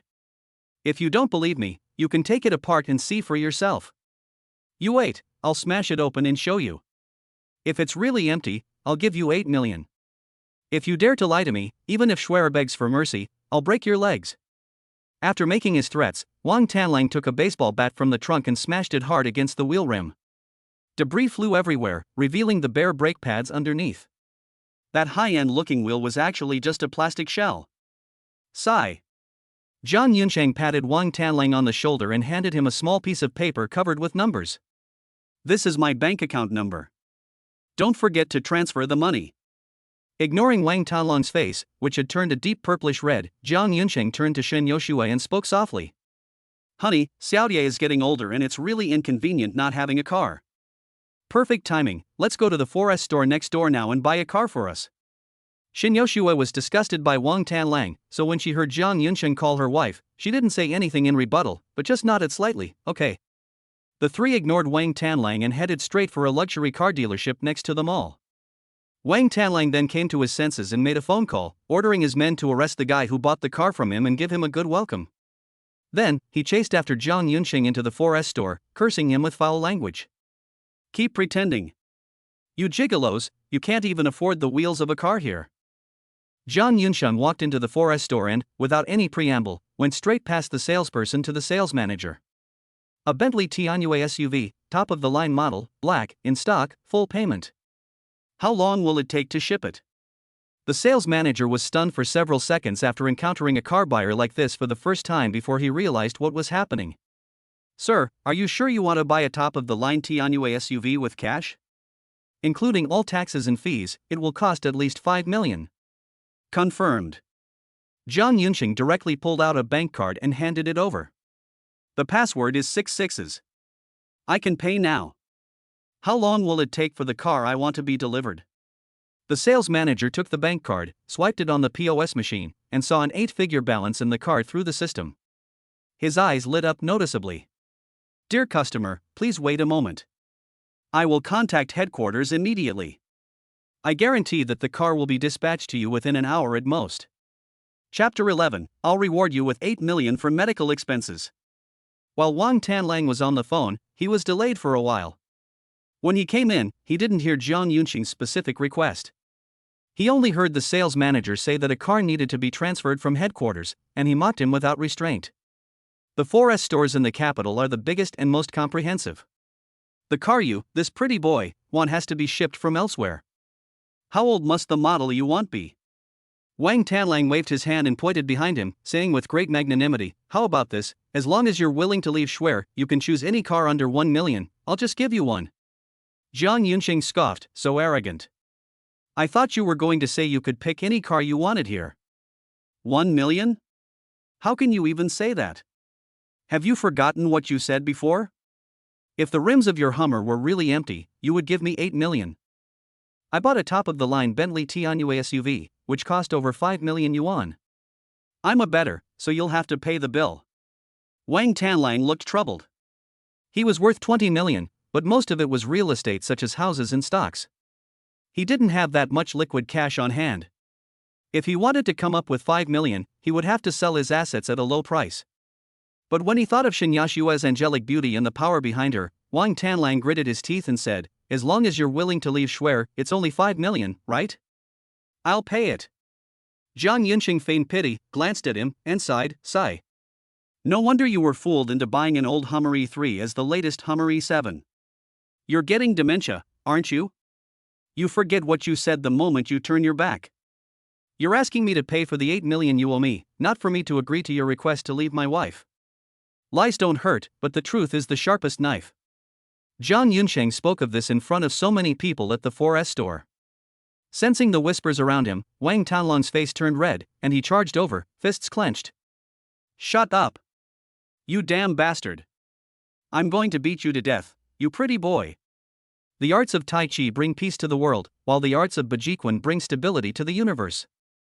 Jiang Yunxing has no shortage of skill points now, and he had already maxed out Tai Chi and Bajikwan after this guy appeared. Not only did he master both styles of boxing, but due to his special talent, Jiang Yunxing's physique and strength were also greatly improved. Faced with Wang Tanlang charging at him like a bull, Jiang Yunxing first used Tai Chi to deflect his force with a twist and a pull. Then, Jiang Yunxing unleashed a fierce mountain lean strike, slamming into Wang Tanlang's chest, sending him flying on the spot. With a cracking sound, most of his ribs broke, and Wang Tanlang collapsed to the ground, vomiting blood and losing the ability to move. Jiang Yunxing walked over and, under his angry glare, said, I'm too embarrassed to take money from an idiot. Keep the 8 million for your medical expenses, and don't forget to get your head checked. Before Jiang Yunxing could finish speaking, Wang Tanlang, injured and angry, fainted. Shen Yoshua thought he was dead and was very nervous. She quickly walked up to Jiang Yunxing and said urgently, although that guy struck first, you killed someone in public, which clearly constitutes excessive self-defense. Don't worry, I'll call my dad right now and have him arrange for the best legal team to come over. No need for such trouble, Jiang Yunxing said, pressing Shen Yoshua's hand. It's not necessary to trouble your father-in-law with such a small matter. I know how to handle things. He only broke a few ribs and fainted from anger. To reassure Shen Yoshua, Jiang Yunxing quickly walked over and kicked Wang Tanlang hard in the thigh. Stop pretending to be dead, you're scaring my wife. Ah! Wang Tanlang screamed and suddenly opened his eyes. You pretty boy, how dare you lay a hand on me? I won't let you get away with this. Just you wait. Jiang Yunqing didn't hold back and kicked him again. You really have a problem with your brain. Have you forgotten that you started it? Why are you allowed to hit me but I'm not allowed to hit you? Wang Tanlang tried to dodge, but ended up tearing his ribs and letting out another scream. Jiang Yunsheng was worried that Wang Tanlong's reckless movements would cause his broken ribs to pierce his internal organs, killing him and causing him trouble. So he simply used a grappling technique to dislocate all four of Wang Tanlong's joints. He then took out Wang Tanlong's phone, unlocked it with his fingerprint, and dialed 120 for him. The ambulance arrived quickly and took Wang Tanlang away. Xin Yoshua then pulled Jiang Yunsheng aside and asked him with concern. You beat Wang Tanlang up like this, the Wang family will definitely not let you off. You are indeed very good at fighting, but the Wang family is involved in organized crime and employs many thugs. Two fists can't fight four hands. For your safety, you'd better not go out alone recently. Jiang Yunsheng didn't take it seriously. Organized crime? That's easy to deal with. Just contact the anti-organized crime task force. This isn't a CEO romance novel, there are police in this world. You don't understand these big families, so calling the police won't do any good. At most, they'll just arrest a few scapegoats. Jiang Yunsheng silently leveled up both skills to the maximum level and smiled. Yoshua, no matter how powerful the Wang family is, they are not the only ones who can dominate. I don't even need to lift a finger. With just a flick of my finger, kind-hearted people will send the entire Wang family to prison so they can receive the punishment they deserve. Xin Yoshua wanted to ask for more details when a black Bentley Tianyu SUV slowly drove into the 4S store. Jiang Yunsheng took Xin Yoshua's hand and said, "The car has arrived. Let's test drive it and choose the interior." At the same time, news that Jiang Yunsheng had severely injured Wang Tanlang, the eldest son of the Wang family, spread quickly. The old residence and martial arts training ground of the Chun family, one of the four newly emerging major families in the capital. After listening to his follower Shi who finished speaking, Chen Lingyuan, the second young master of the Chun family, raised his wineglass, took a big gulp, and laughed loudly. He took down Wang Tanlang in one move. Just as I guessed, that guy Jiang Yunsheng isn't Xin Yoshua's husband, but a shield specially arranged by the Shin family. Second young master, Shi who said with a simple smile, but they even have a child now, a 4.5-year-old daughter who was beautiful and delicate, just like Xin Yoshua when she was little. Chen Lingyuan chuckled. 4 years ago, Xin Yoshua was still in high school. She had to go to school every day and could only rest during winter and summer vacations. Many people can testify to that. Where would she have had the time to be pregnant for 10 months? But, second young master, wasn't it said that Xin Yoshua's daughter, Jiang Shiriwei, traveled from the future? If she traveled from the future, she must have gotten pregnant after graduating from university. Tiger, how could you be so stupid? Chen Lingyuan raised his hand and slapped Shi Hu on the back of the head. If you obtained a time traveler from the future, would you spread the news and make it known to everyone? Shi Hu subconsciously wanted to nod, but when he saw Chen Lingyuan raise his hand and cover his head, he chuckled and said, No, the second young master told me to keep a low profile and make a fortune. That's right. Even you know how to make a fortune in silence. If this were true, the Shin family would definitely keep this news a secret. Shi Hu stammered, but, second young master, if Jiang Shiriwei didn't come from another time, and Xin Yoshua didn't have time to carry a child for 10 months, how could she have such a big daughter? Chapter 12 The Four Great Families, Ambush from Three Sides. Because this isn't Xin Yoshua's daughter, Chen Lingyuan said confidently. This is the illegitimate daughter of the Shin family head. She was raised abroad and only recently returned to the country. She's been placed under Xin Yoshua's name under the guise of a transmigrator. Do you understand? Understood. Understood. So, second young master, since the Shin family doesn't want Xin Yoshua to marry, then let's find someone else. Xin Yoshua is indeed very beautiful, but there are others who are more beautiful than her. What do you know? Chen Lingyuan raised his hand and slapped Shi Hu on the head again. Am I pursuing Xin Yoshua? I'm pursuing the Shin family, the connections and resources of old Master Shin. Dad got a secret message, someone at the very top is going to retire. Xin Yoshua's father has been doing a good job lately, so his position is likely to be changed. Shi Hu is shocked. Xin Yoshua's father, as the head of the Shin family, is already at the vice-national level. Wouldn't it be even higher? Chen Lingyuan said in a deep voice, the main branch of the Shin family only has one daughter, Xin Yoshua. If I want to gain the support of the Shin family and become the head of the family, I must marry Shin Yoshue. Although Jiang Yunsheng is just a shield, young girls have always been fond of romance. To prevent him from taking advantage of the situation, we must get rid of that kid first. Sherhu suddenly stood up, raised his hand and gestured under his neck. Second young master, don't worry, leave it to me. I'll send him straight to meet the king of hell. It just so happens that he offended the Wang family, so we can shift the blame onto Wang Tanlang. Smack! Another slap landed on Sherhu's head, his eyes filled with grievance. Second young master, why did you hit me this time? I thought it through very carefully, I even came up with a scapegoat. Fool, Chen Lingyuan laughed angrily, we still haven't been able to find out which country Jiang Shuriwei was in before, or how she returned to China? You really think you can hide this from the Shin family by framing them? Sherhu deflated. Second young master, what should we do? Chen Lingyuan took another big gulp of strong liquor and said loudly, isn't he playing the stock market? Didn't he make a fortune? Tiger, go find the best stock trader in the clan, and gather another 1 billion in funds. Let's have some fun with him. Yi Jingxing, the elder brother of Yi Xiaoming from the Yi family, one of the 4 great families in the capital, put down his teacup and smiled after listening to his assistant's report. He is both literate and skilled in martial arts. I think I understand why Xiao Yoshue eventually fell for him and was willing to cook and clean for him. However, Yi Jingxing paused for a moment. I watched Xiao Yoshue grow up, and this little skill is far from enough. Since it's inconvenient for Xiao Yu's family to take action, I, as his childhood friend, will help him with the test. Assistant, allocate 500 million yuan and have someone keep an eye on Jiang Yunqing's account. Once he enters the stock market, launch an attack immediately.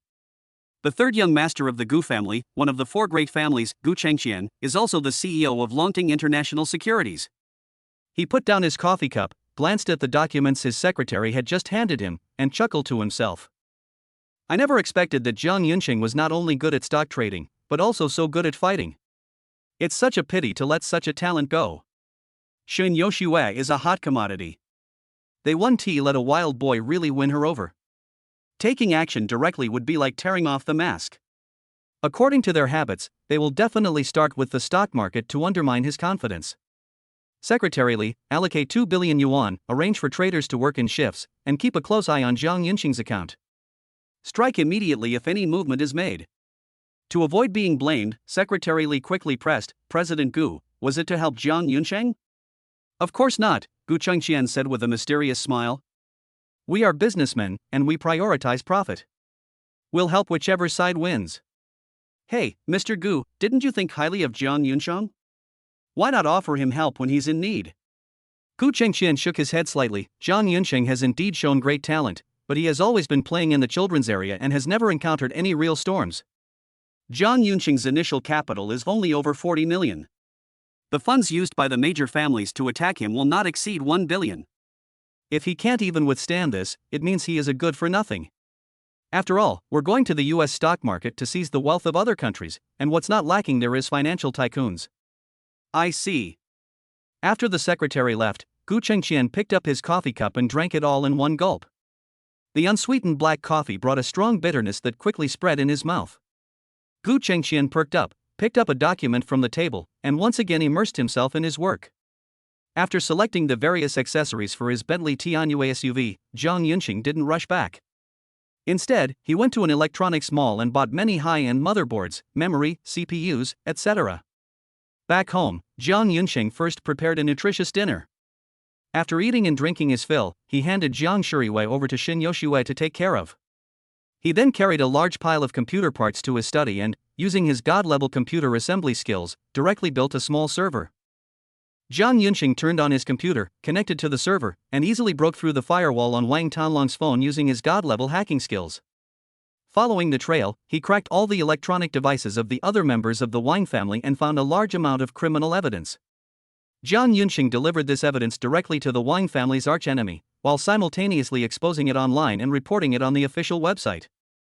With these 3 measures combined, the Wang family was instantly thrust into the spotlight. Although the Wang family still had some connections to hold them back from falling apart, they were still inevitably thrown into chaos by such a rapid offensive. He was overwhelmed with problems and had no way to deal with Jiang Yunsheng.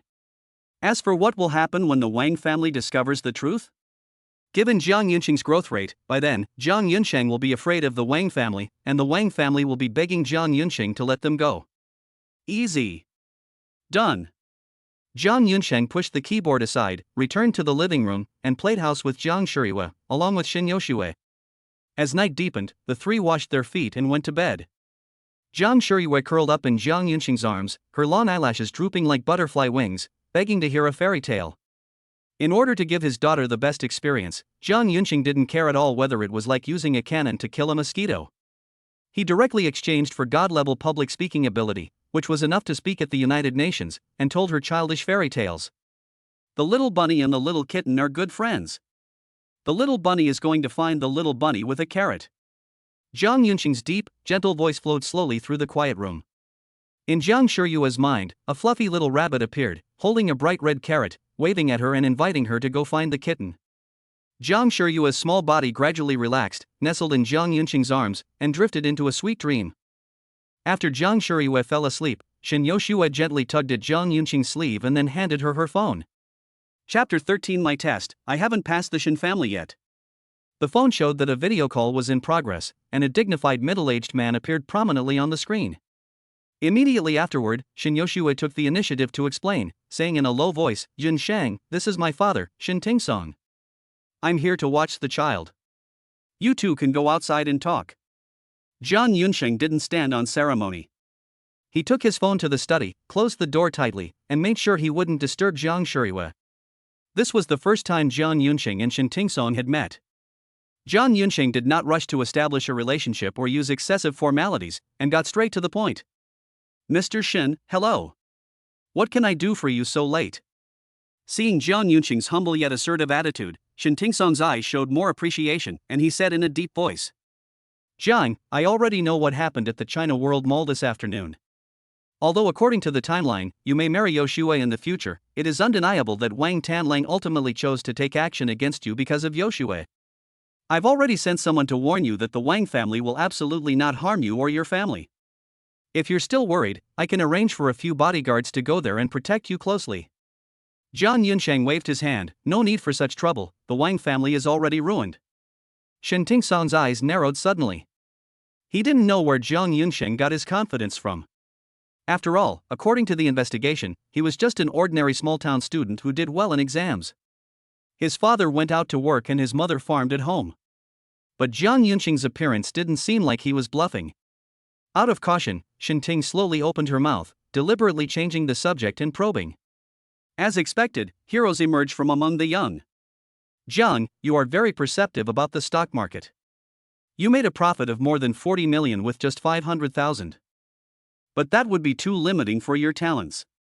I have a securities company here with a capital of 1 billion.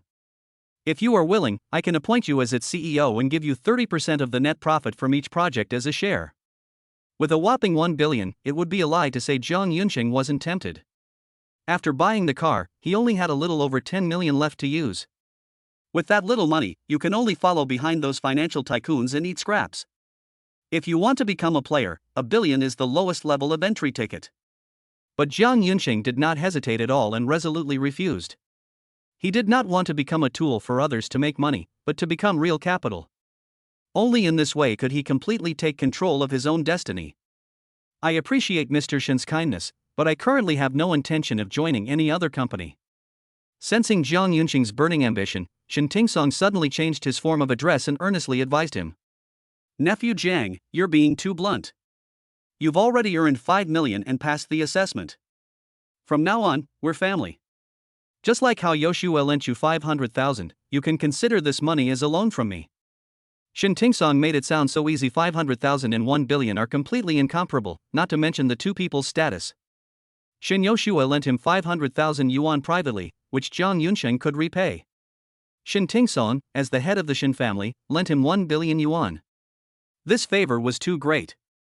After the news spread, no matter how powerful he became later, he would not be able to get rid of the label of getting rich by relying on his wife.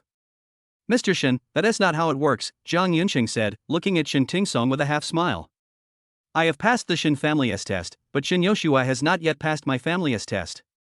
Shin Tingsong had thought that Jiang Yunsheng might refuse, but he didn't expect Jiang Yunsheng to be so direct. How dare this poor boy test his precious daughter? Shin Tingsung's face instantly darkened. He stared intently at Jiang Yunxing and said coldly, "Your child is already so grown up? What's the point of the assessment? Do you think Yoshiwei isn't good enough for you? Live in a place that nourishes the spirit, and move around to nourish the body." Having held a high position for many years, Shin Tingsung exuded an imposing aura. An ordinary college student might have been intimidated, but Jiang Yunxing, with the support of the system, remained unfazed. "Mr. Shin, please don't rush. I acknowledge that Xiaoye is my daughter, but that doesn't mean I really have to marry Shin Yoshue." The master did not speak of strange phenomena, physical prowess, disorder, or spirits. Your claims about time travel are just your one-sided assertions, without any evidence. With technology so advanced now, who knows what methods you used? Even if I do marry Shin Yoshua in the future, that's a matter for the future, and it doesn't mean I have to marry her now. Fine, fine. Shin Tingsong laughed angrily. Since you're so confident, I'd like to see how you're going to deal with the Wang family. There's no need for you to trouble yourself with that, Mr. Shin. After saying that, Jiang Yunxing ended the video call immediately. Shin Tingsong watched as Jiang Yunxing cut off the video call, and the screen returned to the chat interface. Enraged, he immediately called his eldest son, Shin Yichen. "Father, what's wrong?" Shin Tingsong said coldly, "Yichen, Jiang Yunxing has some talent, but he doesn't know his own limitations. I'm giving you a task, keep a close eye on him. Once he starts speculating in stocks, launch a full-scale attack and make him lose everything." "Yes, father."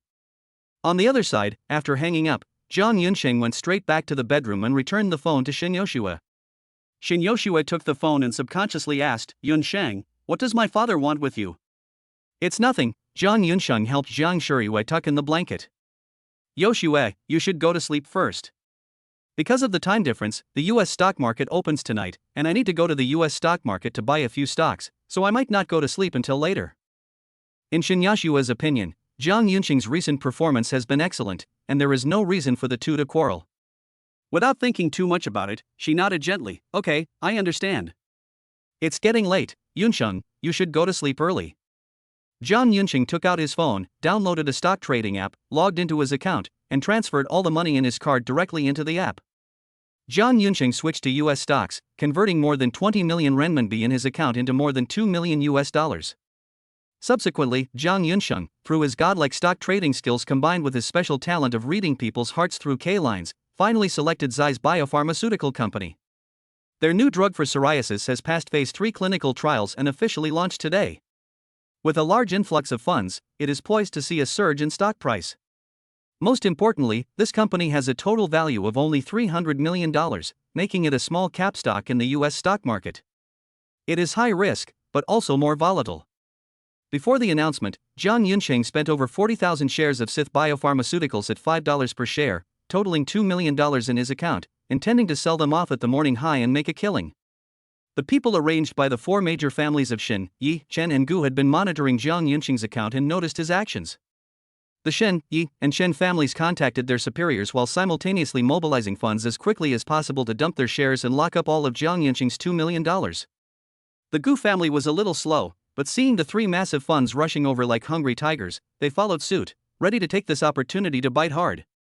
Chapter 14, Fierce Battle Against Four Major Families, $2 billion in US stocks. The operators of the four major families are professionals and very fast, but they can't compete with Jiang Yunxing's cheat code. He can read minds. Just a second before they made their move, Jiang Yunxing sold all of Shizi Biopharmaceuticals shares and then bought up all 100,000 shares. The four major families of Shin, Yi, Chen, and Gu mobilized nearly 3 billion yuan in one go, which is equivalent to $500 million. Shizi Biopharmaceutical Company's market value is only $300 million. Faced with such a fierce attack, its stock price plummeted. In less than 10 minutes, it plummeted to $2 per share. The traders from the four major families finally noticed Jiang Yunxing's subtle maneuvering and quickly changed course, raising the price urgently. Because the Gu family's sale was slower, the stock price was temporarily supported. In order to incite infighting among the four major families, Jiang Yunxing deliberately waited a few more seconds before safely leaving with $5 million. Gu Chengqian noticed this and instantly went numb. "Oh no, I've become a traitor. I've become Jiang Yunxing's ally. Gu Chengqian took out his phone. Just as he was about to explain, Jiang Yunsheng made another move, this time from Shixi Biopharmaceutical Company, this time buying up all 5 million shares. Although Gu Chengqian was not afraid of the other three major families, he did not want to directly confront them. In order to show his sincerity, he quickly shorted the stock price. The other three families, though somewhat suspicious, also joined in suppressing the stock price in order to achieve their goal. However, at this moment, the news of the launch of the new drug by CIS Biopharmaceuticals had already been released and had been fully publicized, while foreign capital officially entered the market and began to forcibly drive up the stock price. Retail investors in the market were also attracted by the sudden sharp drop and subsequent rapid rise in the stock price of CIS Biopharmaceuticals. Hoping to get a share of the profits from these big investors, they frantically poured money into the market. Faced with the overwhelming trend, the funds temporarily mobilized by the four major families were futile, like a mantis trying to stop a chariot, and the stock of CIS Biopharmaceuticals began to soar. $5, $10, $20. The stock price quadrupled and showed no signs of fatigue, with its upward momentum remaining strong. At this moment, Jiang Yunsheng, through his ability to read people's minds using candlestick charts, realized that the foreign capital giant behind ZEISS Biopharmaceuticals was preparing to fleece the investors. Without hesitation, he immediately sold all the stocks he held. The $20 million had barely entered Jiang Yunsheng's account when he bought them all without hesitation. The next breath, the stock price of CIS Biopharmaceuticals plummeted by half. With the stock market liquidation, Jiang Yunsheng once again amassed a staggering $10 million. In this way, Jiang Yunsheng used candlestick charts to understand people's hearts, took advantage of the distrust between various capital groups, and exploited information gaps to buy low and sell high, shorting and going long, making a fortune. At 4 a.m., the U.S. stock market officially closed. After a night of hard work, Jiang Yunsheng's account balance successfully broke through the double digits. From 2 million to 2 billion. A profit of 1,000 times is even more outrageous than the legend in the movie God of Gamblers, where Chen Xiaodao won 25 million with 20 yuan. This has nothing to do with whether the technology is good or bad, it's a complete miracle. When he first made 100 or 200 million, Jiang Yunsheng was quite excited, but he found that with the help of the system, he was just picking up money in the stock market with a sack of potatoes. Now he is completely numb to it. Jiang Yunsheng put down his phone, rubbed his eyes, and prepared to take a nap before getting up at 5 o'clock to prepare a loving breakfast for his daughter. Jiang Yunsheng slept soundly, while the four major families of Chen, Yi, Gu, and Shen all fell silent. In the conference room of Gu Jialanding Group, Gu Chengqian spoke slowly, his voice unusually dry. Jiang Yunsheng, is he really human?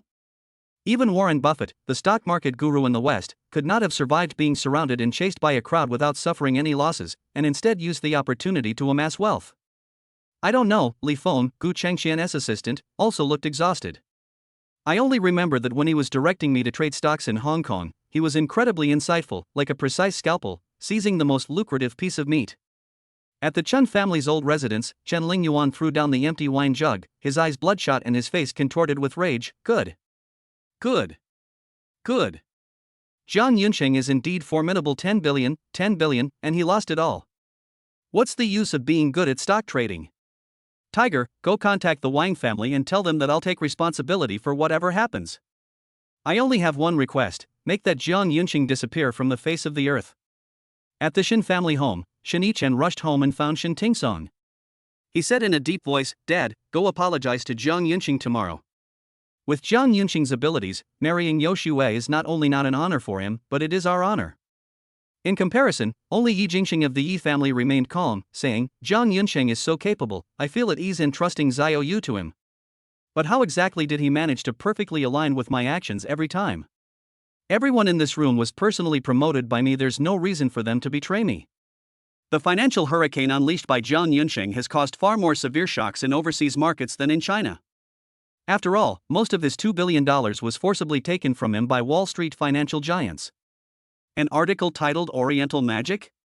Mysterious L raises $2 billion overnight, Wall Street giants suffer crushing losses suddenly appeared, and its popularity soared. On the dark web, someone even offered a bounty of $1 billion for Jiang Yunsheng. The next day, while having breakfast, Shen Yoshua noticed that Jiang Yunsheng had dark circles under his eyes and was yawning constantly. She quickly went to the kitchen, poured him a glass of hot milk, and handed it to him with concern. Yunsheng, how long did you sleep last night? Why are you so tired? You can never earn enough money, but your health is the most important thing. I'm taking Xiaoya out to play later, you go and catch up on some sleep. Jiang Yunqing took the hot milk, took a big gulp, and rubbed his eyes. I only slept for an hour last night, so I'm a bit tired. I'm going to take a nap. I'll leave Xiaoya in your care this morning. Huh? Jiang Shiyue suddenly raised her little head. Daddy only needs to sleep for an hour, right? Why do you need to go back to sleep? Shin Yoshue raised her hand and gently tapped Jiang Shiyue on the head. Xiaoya, don't mistake fairy tales for reality. A normal person needs at least 8 hours of sleep to be healthy. Jiang Shiyue felt very wronged, covering her head with tears in her eyes. But, Mom, Dad really only sleeps for 1 hour every day. He said it's called the Da Vinci sleep method. I want to learn that ability too, so I'll have more time to watch cartoons. But Dad said that only adults can use this, children can't use it, or they won't grow tall. Upon hearing this word, Jiang Yunqing's eyes lit up immediately. He quickly opened the system and silently recited it. System points added. The Da Vinci sleep method is now at God tier level. Chapter 15, Doting Daughter, Too Many Toys, so he buys a villa. Ding. 5 skill points consumed. Congratulations, host. Your Da Vinci sleep method has been successfully upgraded to God level, and you have also awakened a special talent, efficient sleep. Your energy and physical recovery speed is significantly enhanced during sleep. Polyphasic sleep, REM sleep patterns, and a wealth of knowledge about sleep flooded into Jiang Yunqing's mind. After eating and drinking his fill, Jiang Yunqing returned to the master bedroom to sleep.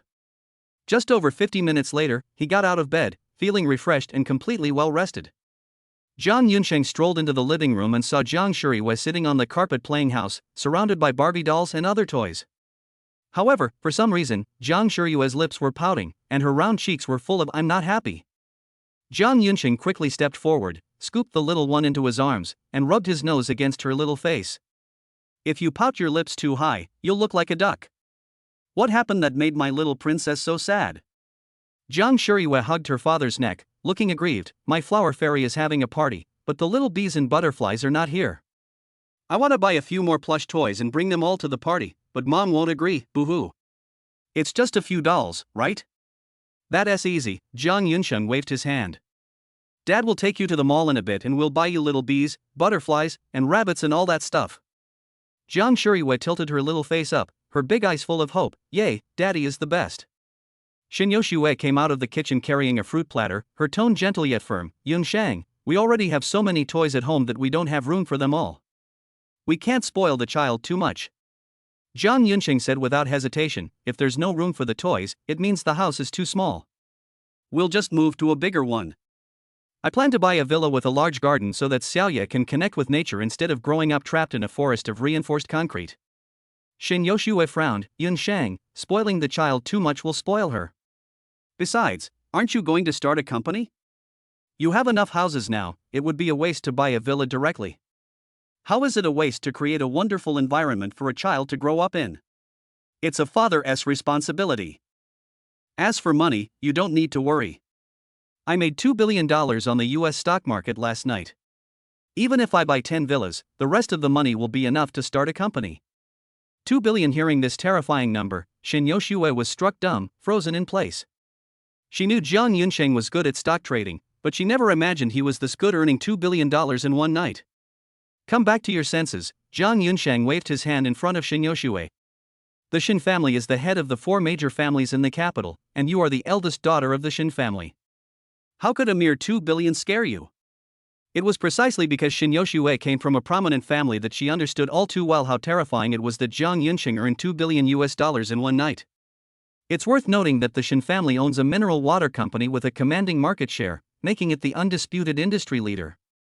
However, its annual net profit is only $1.9 billion. Jiang Yunqing earned in one night the total profit of a leading enterprise for a year. Most importantly, in stock trading, the more capital you have, the more money you can make. Jiang Yunqing's initial capital was only a little over $2 million. Shin Yoshue couldn't even imagine what kind of bloodshed Jiang Yunqing would cause when he brought $2 billion into the US stock market. Shin Yoshue took several seconds to recover from the astonishing number and nodded gently. Yunshang, you play with Xiaoyu for a while, I'm going to change my clothes. An hour later, Jiang Yunqing drove the two of them to Zhuhangtai, the most prestigious luxury residential sales center in the capital, following the navigation. 9 is the ultimate number, representing the supreme status. The Zhang is a ritual object, symbolizing power. Standing outside the Juzhangtai Sales Center lobby, the first thing you see is a 9-meter-high black bronze door with 2 golden dragons coiled around it. Looking inside, a huge crystal chandelier hangs in the center of the 12-meter-high hall, and the marble floor illuminates the entire hall with a golden and magnificent light. The guests coming and going in the hall were impeccably dressed. The men's suit cuffs revealed exquisite wristwatches, and the women's handbags gleamed with understated luxury brand logos. The sales consultants were all stunning beauties, each a perfect 9 out of 10, dressed in tailor-made high-end suits and with impeccable makeup. Zhang Yunsheng felt no inferiority about this. With the system's support, he no longer needed to rely on external things to maintain his aura. Wearing his old clothes, Zhang Yunsheng led Jiang Shiyue and Xin Yoshue inside. A sales consultant immediately stepped forward, wearing 9-centimeter stiletto heels and carrying a tablet computer, with a smile that was neither overly obsequious nor lacking in subtlety. "Hello sir, welcome to Juzhangtai. I'm Su Xin, a sales consultant. You can call me Xiao Su. How can I help you? I'm planning to buy a villa, not too big, just for the 3 of us." However, Jiang Yunsheng paused. The garden should be a bit bigger so the kids can play more easily. "Okay," Su Xin replied quickly, "we currently have 17 villas with large gardens for sale, all of which meet your basic requirements. May I ask your surname, sir?" "My surname is Jiang." Su Xin put on an act as if she was considering Jiang Yunsheng's best interests. "Mr. Jiang, considering that it will take you a lot of time to understand the 17 villas, in order to serve you more efficiently, do you have any other special requirements besides a large garden?" After a moment's thought, Jiang Yunsheng said in a deep voice, "If it's move-in ready, I plan to move in today." "Okay, Mr. Jiang." Su Xin quickly tapped a few buttons on her tablet. "We currently have 5 villas available, which can meet all your requirements." As she spoke, Su Xin handed over the tablet computer in her hand, on which the images and text information of 5 villas were clearly displayed. "Mr. Jiang, here are the basic information and interior photos of the 5 properties. Please take a look." Jiang Yunsheng took the tablet, swiped through a few pages, and stared blankly at the professional floor plans, parameters, and interior photos that looked high-end. Jiang Yunsheng didn't pretend to know what he didn't. Instead, he naturally handed the tablet to Xin Yoshue beside him. "Yoshue, you used to live in a villa, so you know more than me. Can you help me see which one is more suitable?" Xin Yoshue had never studied house design, but a villa is ultimately for living in, and only by living in it herself could she know whether it was comfortable or not. As the eldest daughter of the Xin family, Xin Yoshue grew up in a villa, and most of her friends also lived in villas, so she had plenty of living experience. Chapter 16 Amazing House Inspection Techniques. Formaldehyde has nowhere to hide. Xin Yoshue took the tablet and, based on her experience, quickly pointed out the shortcomings of 2 of the sets. One bedroom has an incorrectly oriented window, resulting in insufficient natural light, while the other has a poorly located kitchen, which disturbs other rooms when cooking in the morning. Xin Yoshue returned the tablet to Jiang Yunsheng, looking apologetic. "I can only tell that these 2 sets are not good, and I can't tell the difference between the remaining 3 sets. Before Jiang Yunsheng could speak, Su Xin, with her keen insight, preemptively said, "Mr. Jiang, seeing is believing. If it's convenient for you now, I can arrange a vehicle immediately to take you to inspect these 3 villas in person." "Okay." Jiang Yunsheng nodded gently. "Could you please take us to see it in person?" Su Xin immediately arranged a luxurious and comfortable car to take the 3 of them to the first villa. The car slowly came to a stop, and the villa gate slowly opened, revealing a magnificent sea of flowers, pink roses, purple hydrangeas, and golden marigolds. Jiang Shiyue's eyes were instantly drawn to the sea of flowers, and she pointed and exclaimed, "Dad, Mom, look. There's a little butterfly over there, it's so pretty." Seeing how much the child enjoyed it, Su Xin realized that they might not need to go anywhere else and could succeed on their first try, so she became even more enthusiastic. "Mr. Jiang, this villa covers an area of over 800 square meters, of which the garden area is nearly 500 square meters, which perfectly meets your requirements. Moreover, the original owner of the villa had just finished the renovation when he was forced to leave the capital due to a job transfer. No one has ever lived in the house, so you don't have to worry about using second-hand goods." Jiang Yunsheng had heard that the renovation had just been completed, and the news he had seen before immediately flashed through his mind. A family of 3 moved into a new house, but due to excessive formaldehyde, they all died of cancer. His brows furrowed tightly, and he said sternly, "The renovation was just completed, will there be formaldehyde?" Su Xin put on a serious expression. Mr. Jiang, please rest assured that Hangtai has strict standards for decoration materials. The materials used by homeowners are all top quality environmentally friendly materials. They absolutely meet national standards and will not cause any harm to you or your family. Jiang Yunxing noticed that Su Xian did not answer his question directly, and a cold glint flashed in his eyes as he muttered to himself. System skill points. Level up your interior design skills to God tier. Ding.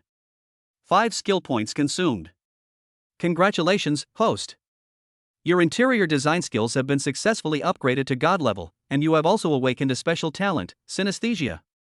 You can perceive the material's composition, origin, processing method, and potential hazards by touching it. Following that, knowledge of various decoration styles, material properties, and construction techniques from ancient and modern times, both in China and abroad, flooded into Jiang Yunxing's mind. This wasn't the first time Jiang Yunxing had received a legacy, and he quickly absorbed it all. He then walked slowly around the house, his palms brushing against the walls, the floor, and the custom-made cabinets. Through his special talent of material synesthesia, Jiang Yunxing clearly saw the residual formaldehyde release sources inside these materials and the toxic adhesives used in pursuit of better results. Seeing Jiang Yunxing's face growing increasingly dark, Su Xian became very anxious and asked urgently, Mr. Jiang, what happened? Why do you look so pale?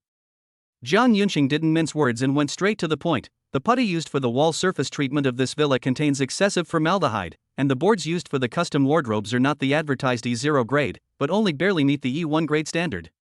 As Jiang Yunxing pointed out more and more problems, Su Xian's smile completely froze. She couldn't understand why this Mr. Jiang, who looked to be only in his 20s, knew so much about building materials. Could it be that he can't afford it and is deliberately picking a fight? The thought had barely crossed Su Xian's mind when she immediately dismissed it. Jiang Yunxing's clothes were very ordinary, but the girl with him was dressed in top-tier luxury brand haute couture. How could she possibly not afford them? Su Xian forced a smile. Mr. Jiang is truly an expert. It was our oversight. To express our apologies, we will offer a 10% discount on all houses purchased from us in the future. Let's go and look at the second one. Good. The second villa is in a quieter location and has a larger garden.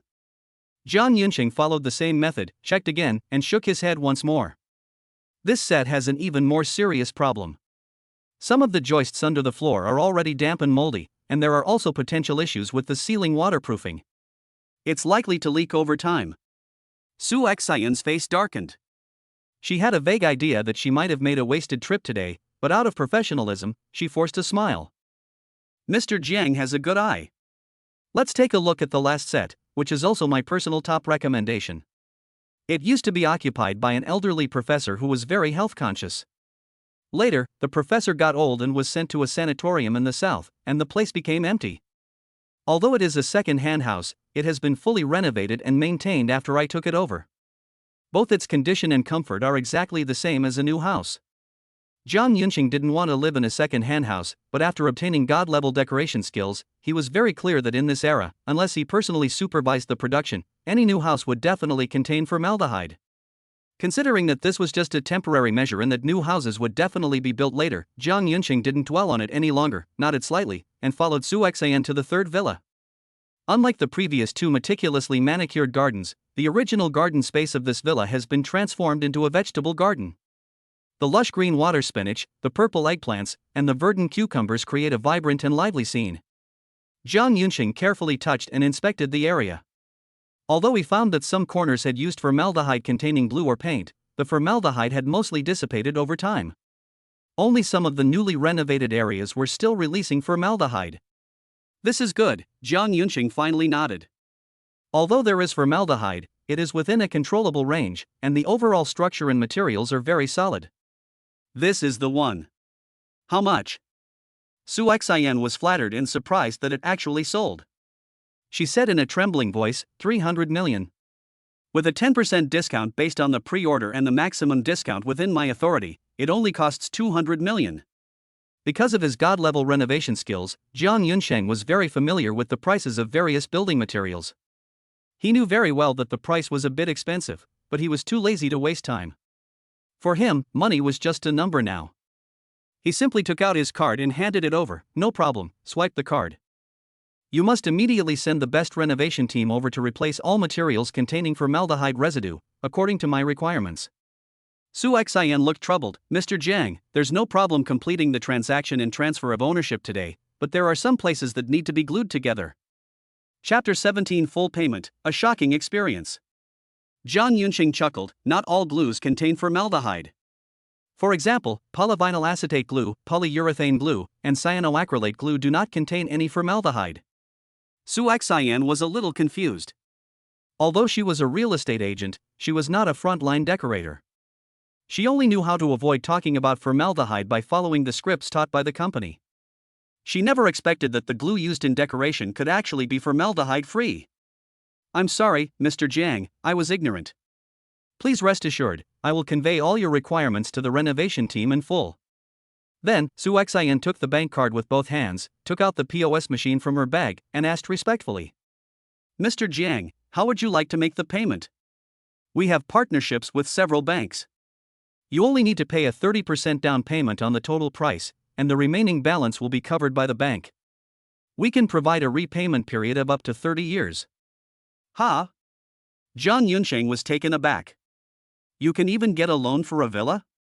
Su Xian quickly explained, Mr. Jiang, mortgage loans are a very common payment method when purchasing high-end properties, as this allows you to leverage your funds and optimize your use of capital. Zhang Yunxing's lips curled up slightly, and his eyes held a hint of mockery. So those rich people aren't as rich as I thought. Loans are too much trouble, let's pay in full. The password is 6 sixes. Upon hearing the words full payment, Su Xian's heart raced and her eyes lit up.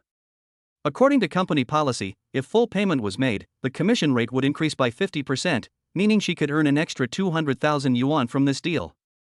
Su Xian took a deep breath, suppressing her excitement, and put on a very apologetic expression. I'm sorry, Mr. Jiang, the full payment amount is too high and exceeds my authority. Please go to the sales office and our manager will handle it for you personally. Don't worry, you won't have made a wasted trip. Paying in full will not only get you an exclusive discount, but also other compensation. Zhang Yunxing was originally going back to get his car anyway, so he readily agreed. On the way back, Su Xian explained the whole story in detail over the phone. As soon as Zhang Yunxing and his entourage returned to the sales office, the account manager immediately greeted them with a big smile. Mr. Jiang, we're sorry to have troubled you. To show our sincerity, if you pay in full, we will reduce the price by 10 million and waive the property management fee for 3 years. At the same time, we will also provide you with a professional housekeeping team to offer you the most professional service. Zhang Yunxing wasn't short of money, but he didn't want to be taken advantage of if he could save money. He nodded slightly and said, okay, let's get the paperwork done. The rest of the process was incredibly fast, swiping the card, making the payment, signing the purchase agreement. The manager was very respectful and handed over the bank card with both hands. I have initiated the internal procedures, and the property certificate along with other documents will be delivered before dark. The renovation team is ready. Besides removing materials containing formaldehyde, what other requirements do you have? Zhang Yunxing thought for a moment and said, I plan to move in today and hold a housewarming party. Could you help me prepare some ingredients? Mr. Jiang, may I ask what foods you avoid? Zhang Yunxing possesses god-level culinary skills and has already figured out Okay, Mr. Jiang. After sending the menu, Zhang Yunxing drove Shen Yoshua and Jiang Shiriyue home and began packing their luggage. Zhang Yunxing didn't have much luggage and quickly packed it up. He was playing with Jiang Shiriyue in the living room when the doorbell rang, followed by Yi Xiaoming's energetic voice. Yoshua. Yeah. I'm here. Open the door quickly and see what good things I brought for Yaya. As soon as Zhang Yunxing opened the door, Yi Xiaoming shoved the gift box into his arms. Zhang Yunxing, this is cordyceps that I just stole from my dad's study. Buy an old hen, stew it, and give it to Zhao Yuyu to help her recover. Before Zhang Yunxing could respond, Yi Xiaoming squeezed in as if she were in her own home, found Jiang Shiriyue playing with Barbie dolls on the carpet, squatted down, and gently pinched her rosy cheeks with her magical claws. Little Yaya, you're so cute. Auntie missed you so much. Tell me, did you miss Auntie? Jiang Shiriyue pouted and protested indistinctly, ugh. I don't like it at all. Yi Xiaoming raised an eyebrow, and as if by magic, produced a starry unicorn doll from behind her back, waving it in front of her. Really don't want it? Then Auntie will have to give this beautiful unicorn to another child, okay? Jiang Shiyue's attention was instantly drawn to the fluffy unicorn, and she immediately changed her tune, saying in a childish voice, "Yes. Little you misses Auntie the most." "That's more like it." Yi Xiaoming stuffed the doll into Jiang Shiyue's arms and patted her head. "Auntie has lots of cute little dolls at home. Do you want to come play at Auntie's house?" Jiang Shiyue nodded vigorously, Hearing the noise, Shin Yoshua peeked out of the bedroom to check the situation. Jiang Yunqing quickly walked over and smiled. "Yoshua, she can be tricked out of her by a doll now. If we follow your idea and don't buy her toys, when she gets older, those young punks outside will be able to trick her out of her by a cup of milk tea." Shin Yoshua rolled her eyes at Jiang Yunqing, annoyed. "It's not that I don't want to buy it, it's just that she already has a lot of toys. If you give in to all her demands without a reason, that's spoiling her." Yi Xiaoming looked over when she heard the noise and saw a suitcase next to Shin Yoshua's feet, which made her very curious. "Yoshua, you're suddenly packing your bags. Are you moving in with Jiang Yunsheng? Why don't you just have him move in?" Shin Yoshua had kept the fact that Jiang Yunsheng had moved in a secret from Yi Xiaoming. When Yi Xiaoming suddenly brought it up, Shin Yoshua felt extremely embarrassed and promptly used her daughter as a shield. "Xiaoye is at the age where she loves to run and jump. Living upstairs means she doesn't get to see the soil and sunshine, which is not good for her growth. Yunsheng, we just bought a new villa with a garden. We'll move there so Xiaoyu will have a place to play freely." "A villa?" Yi Xiaoming's eyes widened as she pointed at Jiang Yunsheng. "Him? Isn't he just a poor, ordinary college student? Where did he get the money to buy a villa?" "Yoshua, you didn't buy it for him with your own money, did you?" No, even an ordinary villa costs several million. The allowance the Shin family gives you is about the same as the allowance the Yi family gives me. Even though you spend more frugally than me, it's impossible for you to save up this much money." "I really don't have that much money," Shin Yoshua shook her head, her tone tinged with pride. "This is money that Yun Sheng earned himself. I lent him 500,000 yuan 2 days ago as principal, and he made $2 billion in the US stock market last night." $2 billion? In US dollars?" Yi Xiaoming gasped, her eyes widening in shock. Immediately afterwards, Yi Xiaoming slapped her thigh and wailed. Chapter 18 Shin Yoshua's Little Secret. "My God! 500,000 turned into 2 billion. If I hadn't been so caught up in having too much fun in my sophomore year that I had to retake several courses and was forced to go back to class, I would have lent him all the money I had saved up. I would be very satisfied if I could get 10 million US dollars, even if it doesn't cost 2 billion US dollars. Yi Xiaoming scratched her hair in frustration, then put on a big smile, moved closer to Jiang Yunsheng, and clasped her hands together. "Brother Jiang. Stock God Jiang. If you have another chance to make a fortune like this, you must take me with you. I still have 200,000 yuan of my savings, it's all yours. I don't ask for much, just a 100-fold return. As a token of my gratitude." Yi Xiaoming winked mischievously and lowered her voice. "I can tell you a little secret about Yoshua." Shin Yoshua and Jiang Yunsheng were standing very close, and even though Yi Xiaoming lowered her voice, she could still hear everything clearly. Her ears instantly turned red, and she hissed in embarrassment and annoyance. "Yi Xiao Meng." Yi Xiaoming quickly laughed it off, using Jiang Shiyue as a shield. "Oh, don't be so stingy. Yoshua, you and Jiang the stock god even have such a grown-up daughter. Knowing these little secrets will only add a bit of fun to your relationship." As Yi Xiaoming spoke, she leaned forward to look at Jiang Yunsheng. "So, Jiang, the stock market guru, are you going to do this deal or not?" Jiang Yunsheng looked at Shin Yoshua's inability to maintain her composure and her shameful and indignant appearance, and a smile flashed in his eyes. 100 times more, one secret is too much of a loss. How about this, you tell me 3 little secrets of Yoshua, and I'll help you out." Yi Xiaoming tried to bargain. 3 is too many, how about 2? The initiative was now in Jiang Yunqing's hands, and he said without hesitation, "No, at least 3. The two grew up together, even wearing the same dress. Yi Xiaoming knew many of Shin Yoshua's little secrets, so she didn't dwell on the quantity and readily agreed. "All right then, 3 it is." After saying that, Yi Xiaoming opened her handbag, took out a bank card, and reluctantly handed it to Jiang Yunsheng. "Guru Jiang, I'm entrusting all my money to you." Jiang Yunsheng took the bank card. "Don't worry, you definitely won't lose money." "Master Jiang, have you noticed that there are only flower pots on the balcony, but not a single plant inside?" "It's not that she is spineless. Following the Shin family tradition, Yoshua moved out of the old house to live independently. She just moved in, but she bought a lot of potted plants. The problem is, our Miss Shin is used to having a gardener take care of everything, and she doesn't know how to water them on time. In just a few months, they all died. Ha ha ha. Yi. Xiao. Meng. Shin Yoshua blushed deeply and grabbed a cushion from the sofa, chasing after Yi Xiaoming. While laughing and dodging, Yi Xiaoming continued to add fuel to the fire. And another thing. Don't you think she has very little luggage? You think it's because she likes minimalism? No way. It's because she has absolutely no idea how to organize. The house is crammed full, so messy that there's nowhere to walk, and she's too embarrassed to ask the housekeeper for help. In the end, I had no choice but to rent a small warehouse and stuff a lot of things in haphazardly. Ha ha ha. Stock God Jiang, don't let Yoshua's aloofness fool you. Back in high school, she secretly read every single domineering CEO novel on the market.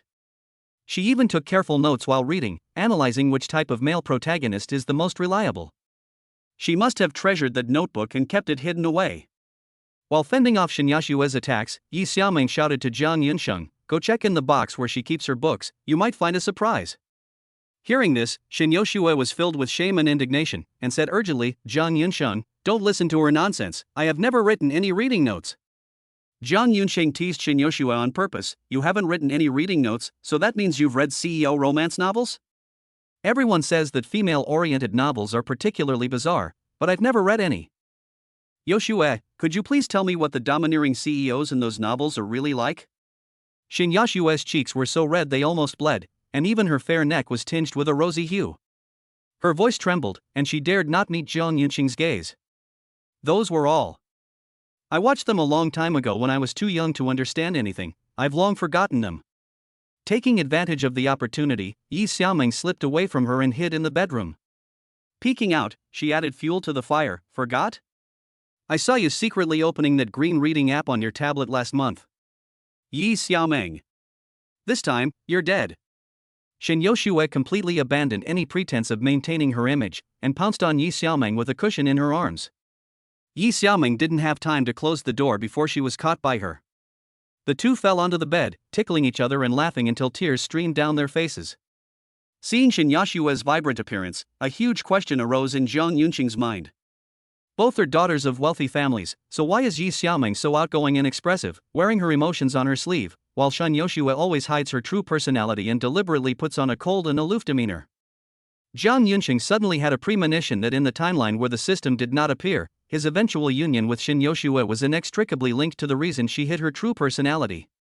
However, Jiang Yunsheng did not directly ask, but silently kept it in mind, preparing to find an opportunity later to investigate the truth on his own, away from others.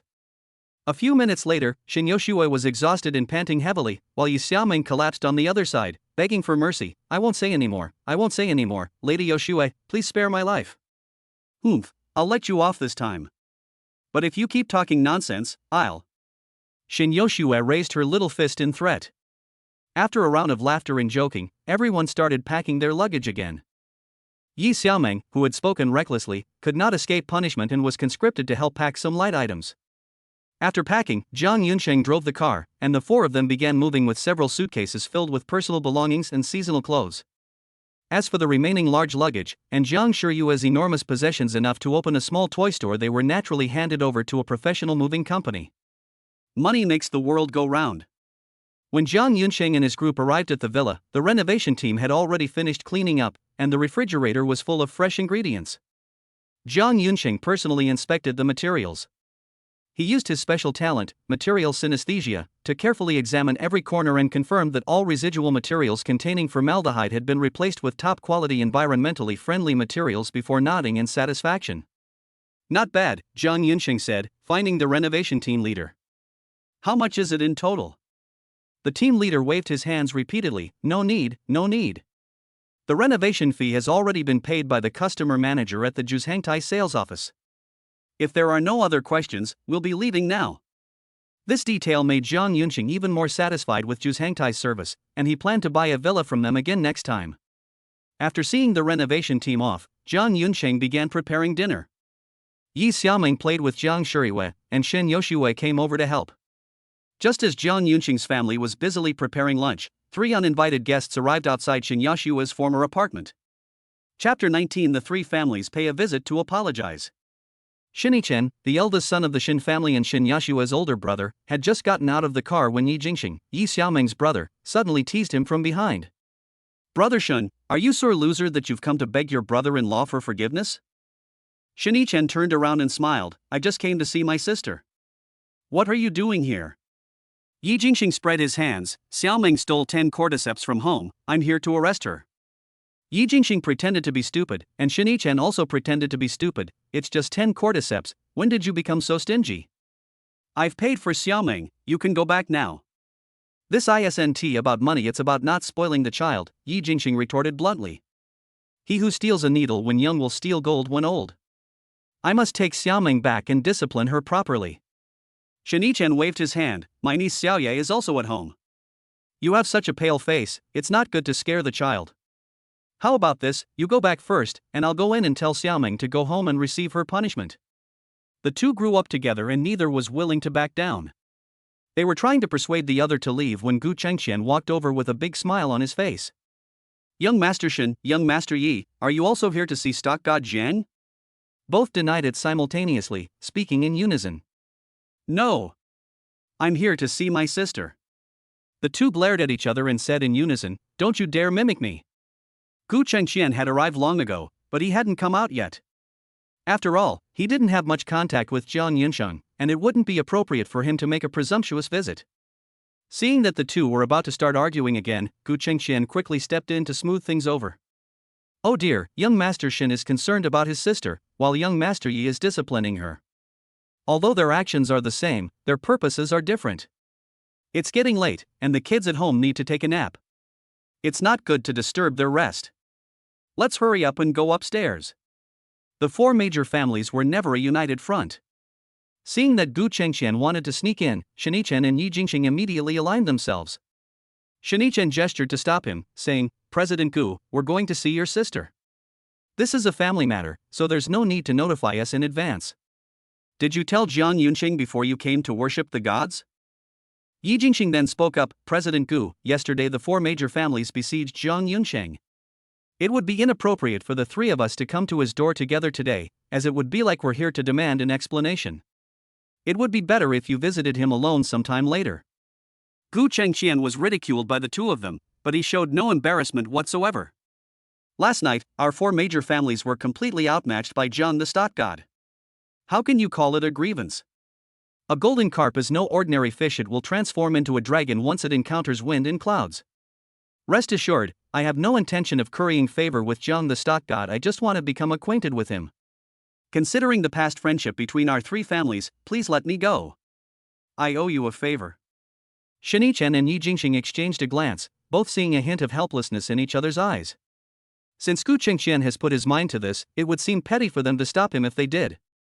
After all, the Gu family is one of the four major families, and this face cannot be ignored. Shin Yichen pondered for a moment, then nodded slightly. "Since President Gu has put it this way, it would be unreasonable for us to stop him. We can go up together, but let me make this clear beforehand, please be mindful of your behavior once we're up there." Yi Jingxing added, "Everything depends on Mr. Zhang's own wishes, don't force him to do anything against his will." Seeing that the two had relented, Gu Chengqian patted his chest and said, "Young Master Shin, young Master Yi, don't worry. I'm just trying to make myself known. I won't make things difficult for you too." The three reached an agreement and took the elevator to the 10th floor. Shin Yichen rang the doorbell and waited for a long time, but no one answered. "Not home?" Shin Yichen took out his phone and called Shen Yoshue. "Yoshue, I've come to see my little niece. Where are you now?" Shin Yoshue answered truthfully, her voice cold. "Big brother, Yun Shang bought a new villa, and we just moved in. Compared to apartments, it is indeed better for children to live in villas. They are safer and have more space to play." Shin Yichen first offered a compliment, then stated his request. "Yoshue, is Jiang Yunsheng here? There was a misunderstanding last night, and I need to meet with him to apologize." Jiang Yunsheng was chopping vegetables when Shin Yoshue held up her phone and held it to his ear. "Yunsheng, it's my brother on the phone. He wants to come see you?" "Hey, brother-in-law?" Jiang Yunsheng asked without looking up. "What do you want?" On the other end of the phone, Shin Yi-chen sensed Jiang Yunqing's dissatisfaction and adopted a very humble attitude. Mr. Jiang, what happened in the stock market last night was a rash act by my Shin family. My father and I are deeply sorry. I wonder if we could apologize in person. Having witnessed Jiang Yunqing's decisive and ruthless actions in the stock market last night, Shin Yi-chen believed that such a person would never be burdened by emotions. He deliberately avoided Shin Yoshue and Jiang Shuriwei, fearing that Jiang Yunsheng would think he was using emotional blackmail. Jiang Yunsheng's kitchen knife made a rhythmic, soft sound on the cutting board as he fell into deep thought. Shin Yoshue's true personality suited his tastes, and he didn't want things to get too tense with Shin Yoshue's family. In addition, Jiang Yunsheng did not suffer any losses last night. On the contrary, he tore a piece of flesh from the Shin family, so he was prepared to give him a chance. No problem, I'm at Tianjin number 6, Shishan, Haidian district. Just come over. Shin Yi-chen was overjoyed. Mr. Jiang, Yi Jingxing from the Yi family and Gu Chengxian from the Gu family are also here with me. They are also sorry for what happened last night and hope to come together to apologize to you in person. What do you think? Jiang Yunqing's lips curled up slightly. 3 of the 4 major families had arrived. It seemed that last night's battle had indeed woken them up. Following his mentor's advice, make as few enemies as possible and as many friends as possible, Jiang Yunsheng readily agreed. No problem, come along. After saying a few more kind words, Shin Yi-chen hung up the phone. Jiang Yunsheng turned to look at Shin Yoshue, who was standing on tiptoe beside him, and a gentle look flashed in his eyes. All right, stop holding it up, your brother is already dead. Yunsheng, what misunderstanding has occurred between you and my brother?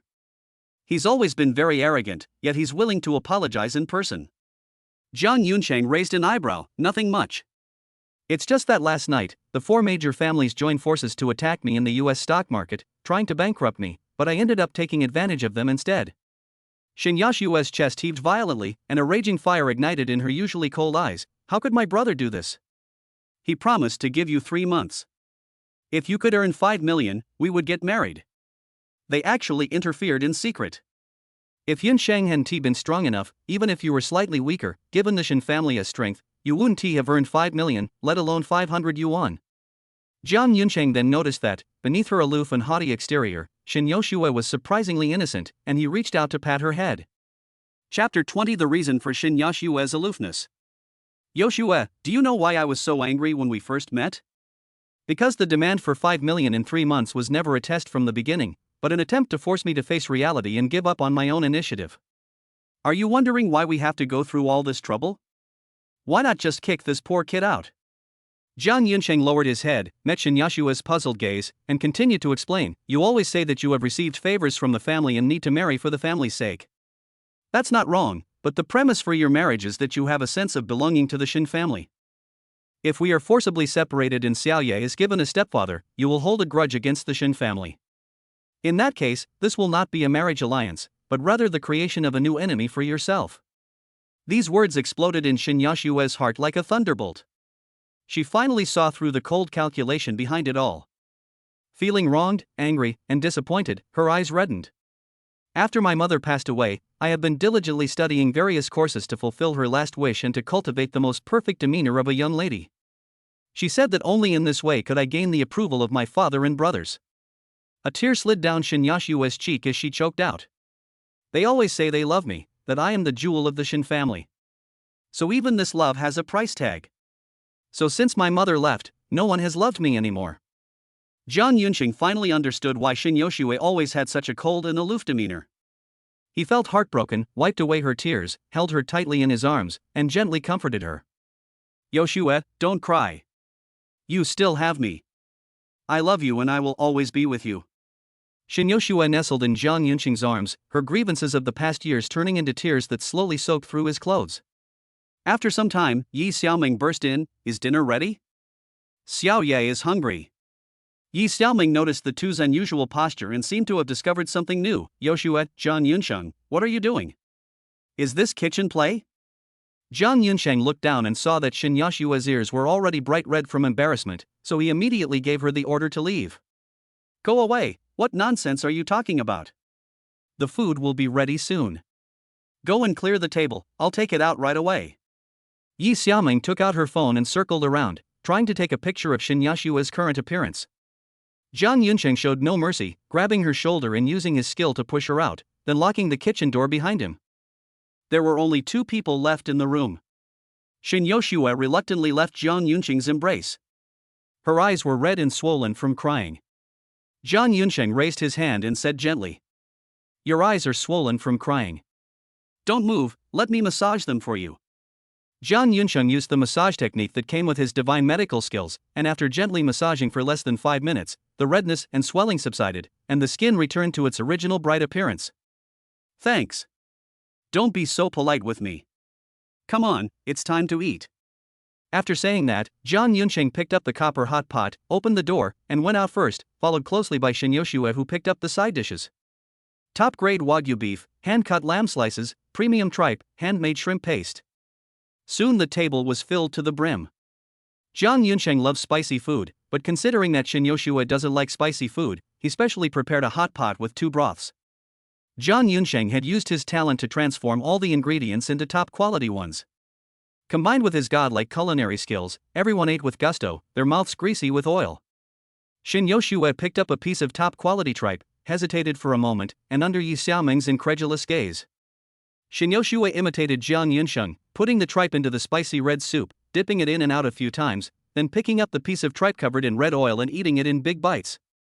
Shin Yoshua gasped from the spiciness, fine beads of sweat appearing on her smooth forehead. Jiang Yunsheng handed her a glass of iced milk. "Drink it quickly, milk can relieve the spiciness." Yi Xiaoming was a little confused. "Yoshua, don't you never eat spicy food? Why are you suddenly eating spicy tripe?" Shin Yoshua tilted her head back and gulped down a large mouthful of iced milk, which relieved her face, which was red from the spiciness. She lowered her eyes and said in a low voice, "It's not that I don't like spicy food, but Dad says that eating spicy food is not ladylike, and it's also bad for the skin as it can cause breakouts." "So why are you eating spicy food now?" "Because even if I'm not a lady, I still have someone who loves me, right?" Shin Yoshua smiled brightly. "As for the breakouts, Yunsheng's medical skills are so good, he can just massage them for me."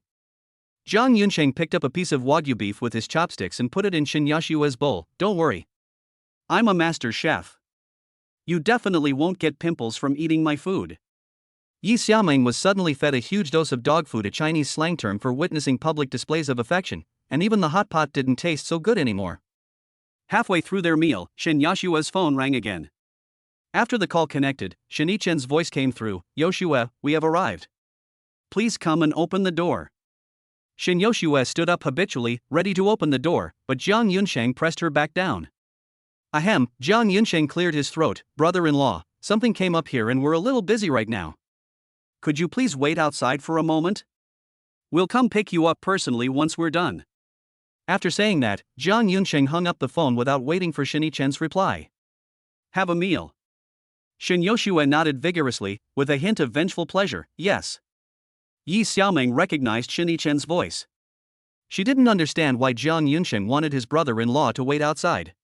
However, considering that this was ultimately someone else's family matter, and that her younger sister Shin Yoshua had no objections, Yi Xiaoming decisively chose to pretend to be deaf and dumb and act as if she knew nothing. Eating hot pot is inherently slow, and with Shin Yoshua deliberately prolonging the meal, it took 2 hours to finish. Shinichen and his 2 companions waited foolishly outside the villa for 2 hours. Finally, the door opened. Jiang Yunsheng led Shin Yoshua out and casually cupped his hands in greeting. "Sorry, I'm eating hot pot right now and I really can't spare any time. I'm sorry to have kept you waiting." Faced with Jiang Yunsheng's blatant show of force, Shinichen, Yi Jingxing, and Gu Chengxian showed no dissatisfaction whatsoever. On the contrary, they secretly breathed a sigh of relief.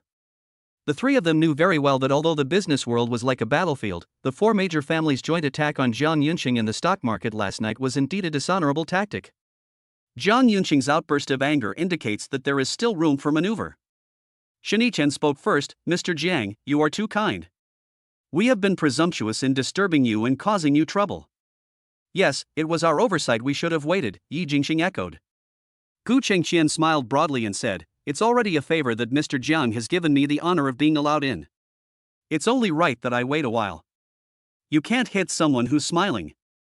Since the other party was being so humble, Jiang Yunsheng didn't continue to put on a bad face and led them directly to the reception room. Shin Yoshua was angry and didn't want to talk to Shinichen, so she went upstairs under the pretext of taking care of the child. Yi Xiaoming followed her, leaving only Jiang Yunsheng and 3 other men in the living room. Without saying a word, Shen Chen walked up to Jiang Yunsheng and bowed deeply. Mr. Jiang, what happened last night was due to the short-sightedness and rashness of my Shen family. On behalf of the Shen family, I would like to express our sincerest apologies to you. Immediately afterwards, Shen Chen took out a thick document and handed it over.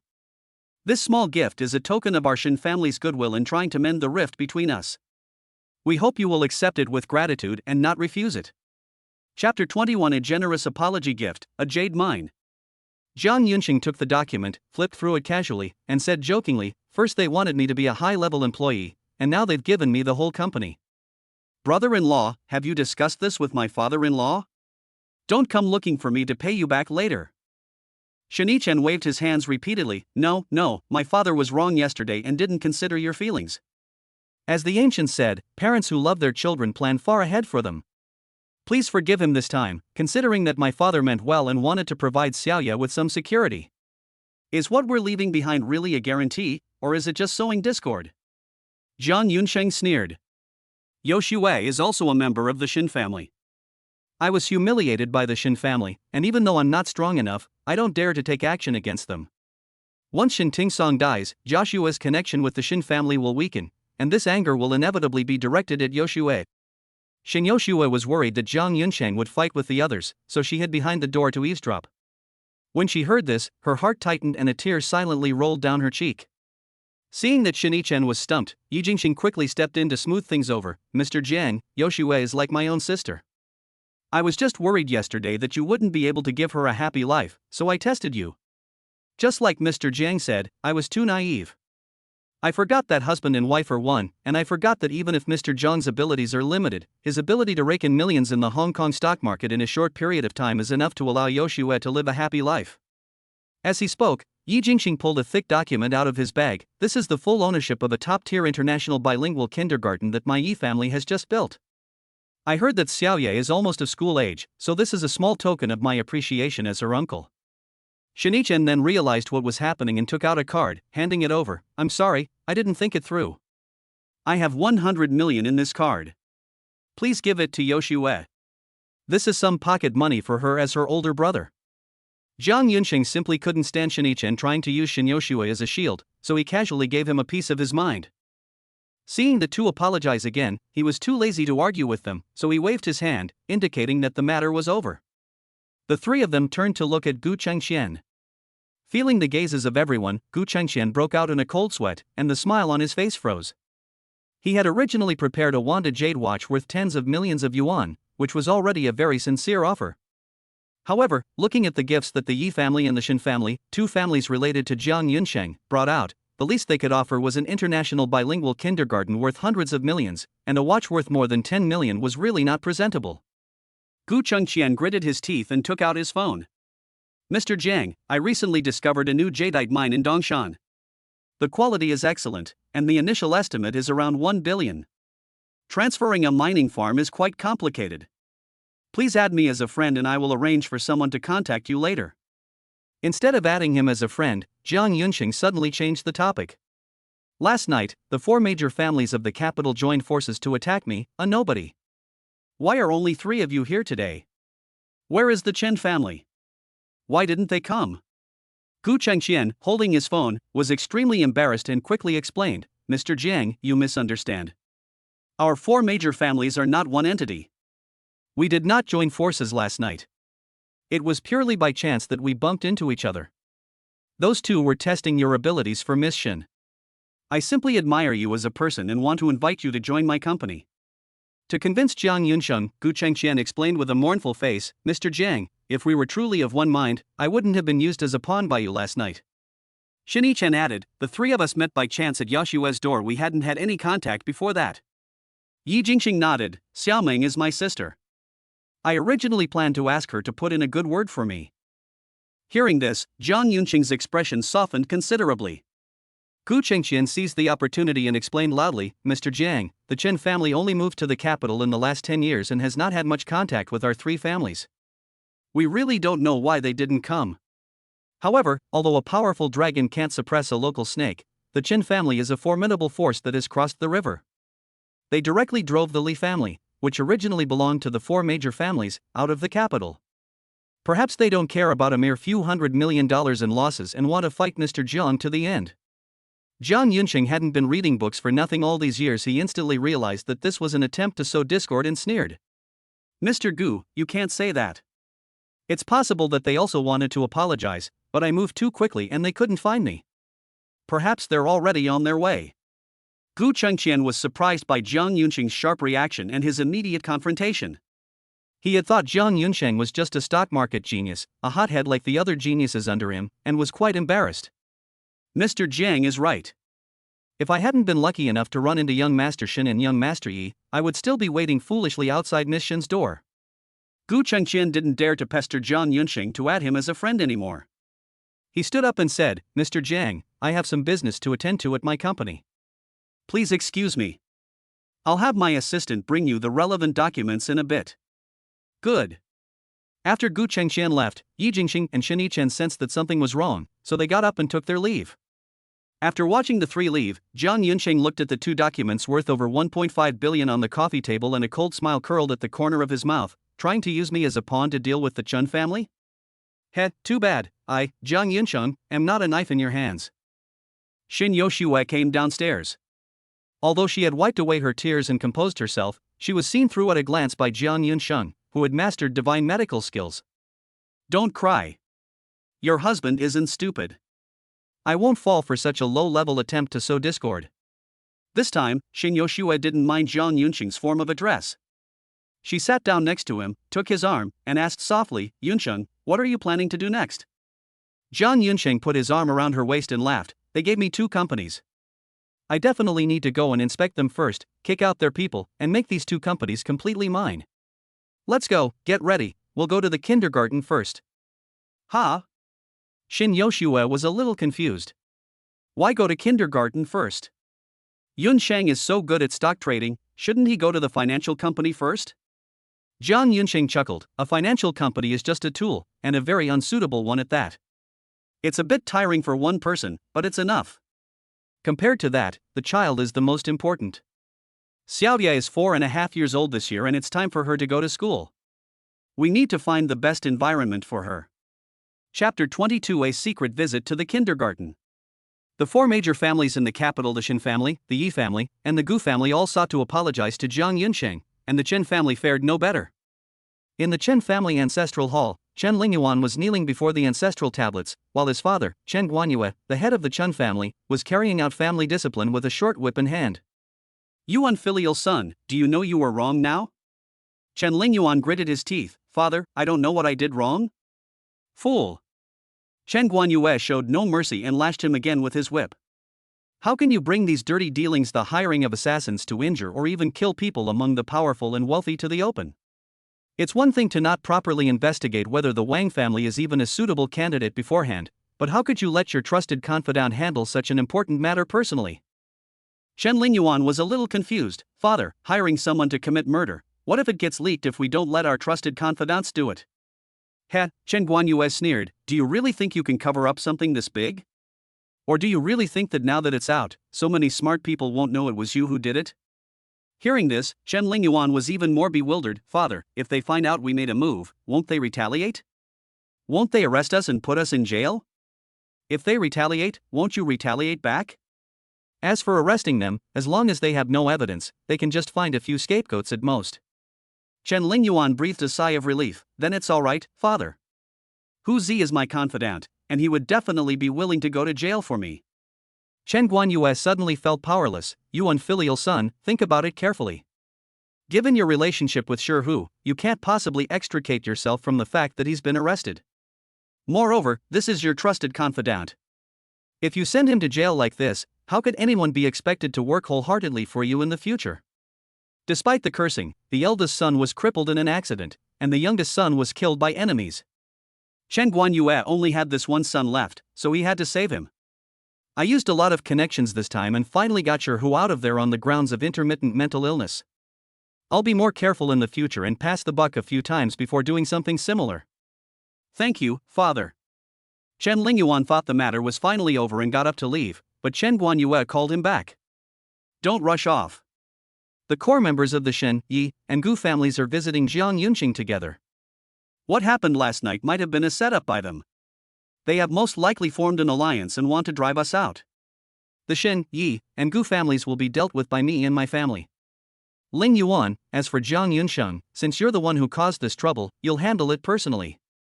However, Chen Guanyue stared intently at Chen Ling Yuan. Remember, Jiang Yunsheng is the son-in-law of the Shen family.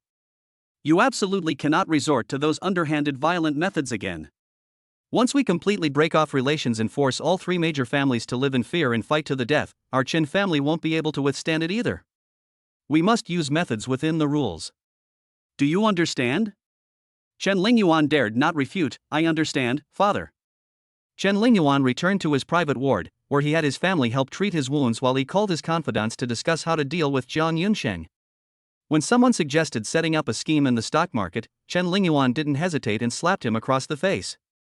Smack! Have you forgotten how those three families colluded with Jiang Yunsheng to set up a scheme that swindled us out of 1 billion yuan? Still talking about setting up schemes? I suspect you're a spy sent by the other side. Second young master, I was wrong. My loyalty to the Chen family is as clear as day. Alright, stop shouting. Let's discuss this and see if there are any other ideas.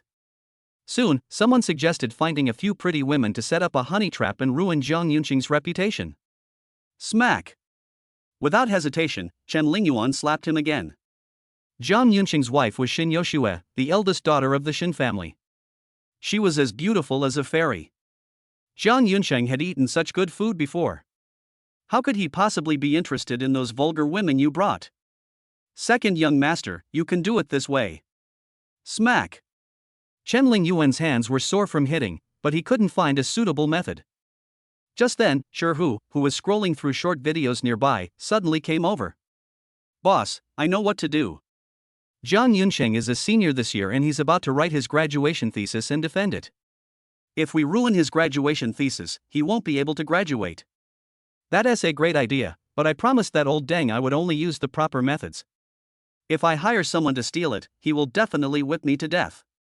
Shi chuckled and said, Second young master, if this were a college student from another major, it would indeed be difficult to handle. But with his major, we can completely turn it into an accident. Look at this news. Chen Lingyuan took the phone, watched the short video, and then burst into laughter. Okay, let's do it that way. Shi, I'm entrusting this to you again. Don't let me down again. Yes, second young master. Shi accepted the order and left. Chen Lingyuan chased the others away, lay down in his private ward, and couldn't help but laugh out loud at the thought of Jiang Yunqing's miserable state of not being able to graduate. Ha ha ha ha. Ah! Chen Lingyuan laughed so hard that he accidentally aggravated the wound on his back. After letting out a scream, he obediently buried his face in the pillow, not daring to move, and could only swear fiercely in his heart. Jiang Yunsheng, you just wait. At 2:30 p.m., Jiang Yunsheng and his group officially set off.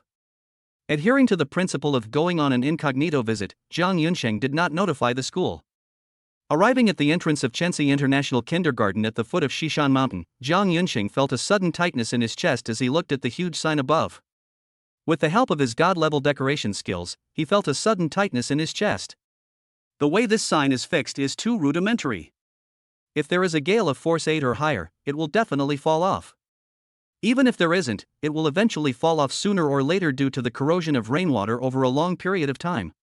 While Jiang Yunsheng was observing, the gatekeepers noticed the uninvited guests at the door and quickly surrounded them. However, seeing the luxury car worth several million yuan that Jiang Yunsheng was driving, they didn't dare to make a move and could only force a smile. Hello sir, welcome to Chensi International Kindergarten. How can I help you? Jiang Yunsheng snapped out of his thoughts, pointed at Jiang Shiriwe, and casually asked, I'm here to register my daughter. How do I get there? Sir, this way please. I'll take you to our principal right away. The security guard pressed the switch, and the gate opened. Jiang Yunsheng drove into the kindergarten and found a group of children's playground equipment not far away. He could easily drive straight into them with a single step on the gas. Upon hearing this, Jiang Yunsheng frowned deeply. Jiang Yunsheng knew about these things, and that a mere security guard couldn't make the decision. He didn't vent his anger on him, nor did he waste any words. He simply kept everything in mind. Upon arriving at the faculty and staff building, the security guard pointed out the location of the principal's office and then left. Jiang Yunsheng watched his retreating figure, then suddenly reached out and covered Shin Yoshua's mouth, pinning her down and firmly controlling her. Shin Yoshua struggled instinctively, making whimpering sounds. But the security guards didn't notice any of this and continued forward, getting further and further away. Jiang Yunsheng then released Shin Yoshua inside. Chapter 23 Kindergarten is full of problems. Jiang Yunsheng used skillful force, and Shin Yoshua was not injured. She heard Jiang Yunsheng sigh and asked, puzzled, Yunsheng, what's wrong? Why do you look so pale? Yoshua, you are a grown woman. If I restrain you, even the security guards won't be able to find out. If someone else, like me, uses the guise of enrollment to drive into the school, lures a child into their car, then, just like you, takes control of them and drives away, they're even less likely to notice. Hiss. Upon hearing this, Shin Yoshua couldn't help but gasp. Furthermore, Jiang Yunsheng said, pointing to the cameras high up, these surveillance cameras seem to cover a wide area, but they're all in the same direction. If just one car blocks the view, there are blind spots everywhere. Shin Yoshua grew increasingly frightened, unconsciously gripping Jiang Yunsheng's sleeve tightly, her voice trembling. Yunsheng, this kindergarten is a complete sieve. For Xiaoya's safety, we absolutely cannot let her go to school here. No, Jiang Yunsheng held Shin Yoshua's hand and gently shook his head. Yoshua, do you think these are just problems in this one kindergarten? Many kindergartens have similar problems.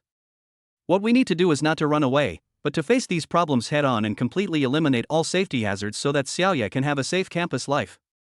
As he spoke, Jiang Yunsheng strode forward. Let's go see the principal of this kindergarten first, and see if he is incompetent or cutting corners just to make money. To achieve the best results, Jiang Yunsheng barged into the principal's office without knocking. I saw Wang Defa, the current principal of Chenxi Kindergarten, holding his phone, nestled in a large executive chair, with the corners of his mouth turned up high and his eyes reduced to slits. Jiang Yunsheng frowned and said jokingly, Director Wang, what are you looking at? Why are you laughing so happily? Wang Defa was startled at first, and subconsciously hid his phone. Then he glared fiercely at Jiang Yunsheng and slammed his hand on the table. Who are you? Who let you in? Get out right now, or I'll call security. Jiang Yunsheng, too lazy to waste words, directly pulled out the transfer document, flicked his wrist, and smashed it directly into Wang Defa's face. Read this before you speak. Wang Defa was stunned by the sudden attack. His face stung, and he instinctively opened the file. Seeing the title Unconditional Gift Agreement, he had a bad feeling. He quickly flipped to the last page and saw, I unconditionally transfer all ownership of Chenxi Kindergarten to Mr. Jiang Yunsheng. His expression changed drastically, and he smiled obsequiously. Mr. Jiang, I was truly blind to your greatness and have been very disrespectful. Shut up, Jiang Yunsheng interrupted directly, his voice sharp. Director Wang, I ask you a question, you answer. If you utter another word of nonsense, get out of here immediately. Okay, please ask. How many people are there in the school now? What buildings are there? What is the maximum capacity for students? When will school start? Well, Wang Defa said, his forehead covered in cold sweat, wiping it as he spoke, because we haven't officially started recruiting students yet. Besides 11 administrative staff and 7 security guards, there are only 5 teachers and 3 foreign teachers. In terms of buildings, there are teaching buildings, a playground, a swimming pool, an administration building, and a canteen. The school is designed to accommodate 1,000 students. As long as the teachers are in place, it can start any time. As Jiang Yunsheng listened, his expression grew increasingly grim. Finally, he couldn't help but shout, interrupting Wang Defa once again. There are security loopholes everywhere. Outsiders can just walk in. There are blind spots in the surveillance. Anyone could just come and steal a child. How dare you open the school? We'll change it right away, Wang Defa said, wiping his sweat as he tried to change the subject. Mr. Jiang, let me show you around the school first. In order to create the best bilingual kindergarten in the country, we have spent a lot of money to build a large number of special buildings. Jiang Yunsheng had already sentenced Wang Defa to death in his heart, but in order to gather more intelligence, he nodded slightly and agreed to his invitation. Led by Wang Defa, we arrived directly at the teaching building. With his belly protruding, he proudly introduced, a fresh air system from Germany covers the entire teaching building, ensuring that the temperature is always the most suitable, like spring all year round. All the tables and chairs are designed to meet the highest EU standards of ergonomics, which can perfectly protect the development of children's spines. Shin Yoshua looked at the advanced equipment and her expression softened slightly. This kindergarten was only lacking in security, it was quite well equipped in other aspects. But these things took on a different appearance in the eyes of Jiang Yunsheng, who possessed godlike renovation skills. The fresh air system not only has an improperly designed air outlet, resulting in uneven temperature in the room, but also has a significantly insufficient fan power, which generates low-frequency noise during operation, seriously affecting the child's hearing. The so-called ergonomic chairs are even more ridiculous. First of all, the boards are substandard and contain a lot of formaldehyde. Secondly, there are no corner protectors, and the folding parts are not protected against pinching. Children like to move around, so they are easily injured. Jiang Yunsheng silently memorized all of this, his face remaining impassive, and said in a deep voice, "Continue." Wang Defa led Jiang Yunsheng to the craft classroom, pointing to the cabinet full of tools and introducing, "We are committed to cultivating children's hands-on skills. Look, here are sewing tools, cooking tools." Jiang Yunsheng looked in the direction he was pointing and saw that the small scissors prepared for the child in the cabinet were not the round-tip scissors for toddlers, but ordinary sewing scissors. His expression darkened even more. "Continue, next one." Upon entering the swimming pool, Jiang Yunsheng discovered that the pool was too deep, the drains lacked safety nets, and the anti-slip properties were severely inadequate. Upon entering the playground, the synthetic running track was found to be substandard, the ground was uneven, and the edges of the play equipment were not rounded. Jiang Yunsheng's anger burned fiercely, and his face grew increasingly ugly. Wang Defa noticed this and bent down even lower. "It's getting late, let's go to the cafeteria and get something to eat." Jiang Yunsheng suppressed his anger and squeezed out a single word through gritted teeth, "Fine." When the group arrived at the cafeteria, the chef saw that there were children coming and specially brought out a plate of brightly colored and very cute pastries. Shin Yoshua was worried that the food contained additives and that Jiang Shuriwa would get sick from eating it, so she asked her specifically. The chef patted his chest, brimming with confidence. "Parent, please don't worry. I have children too. How could I possibly put additives in my children's food?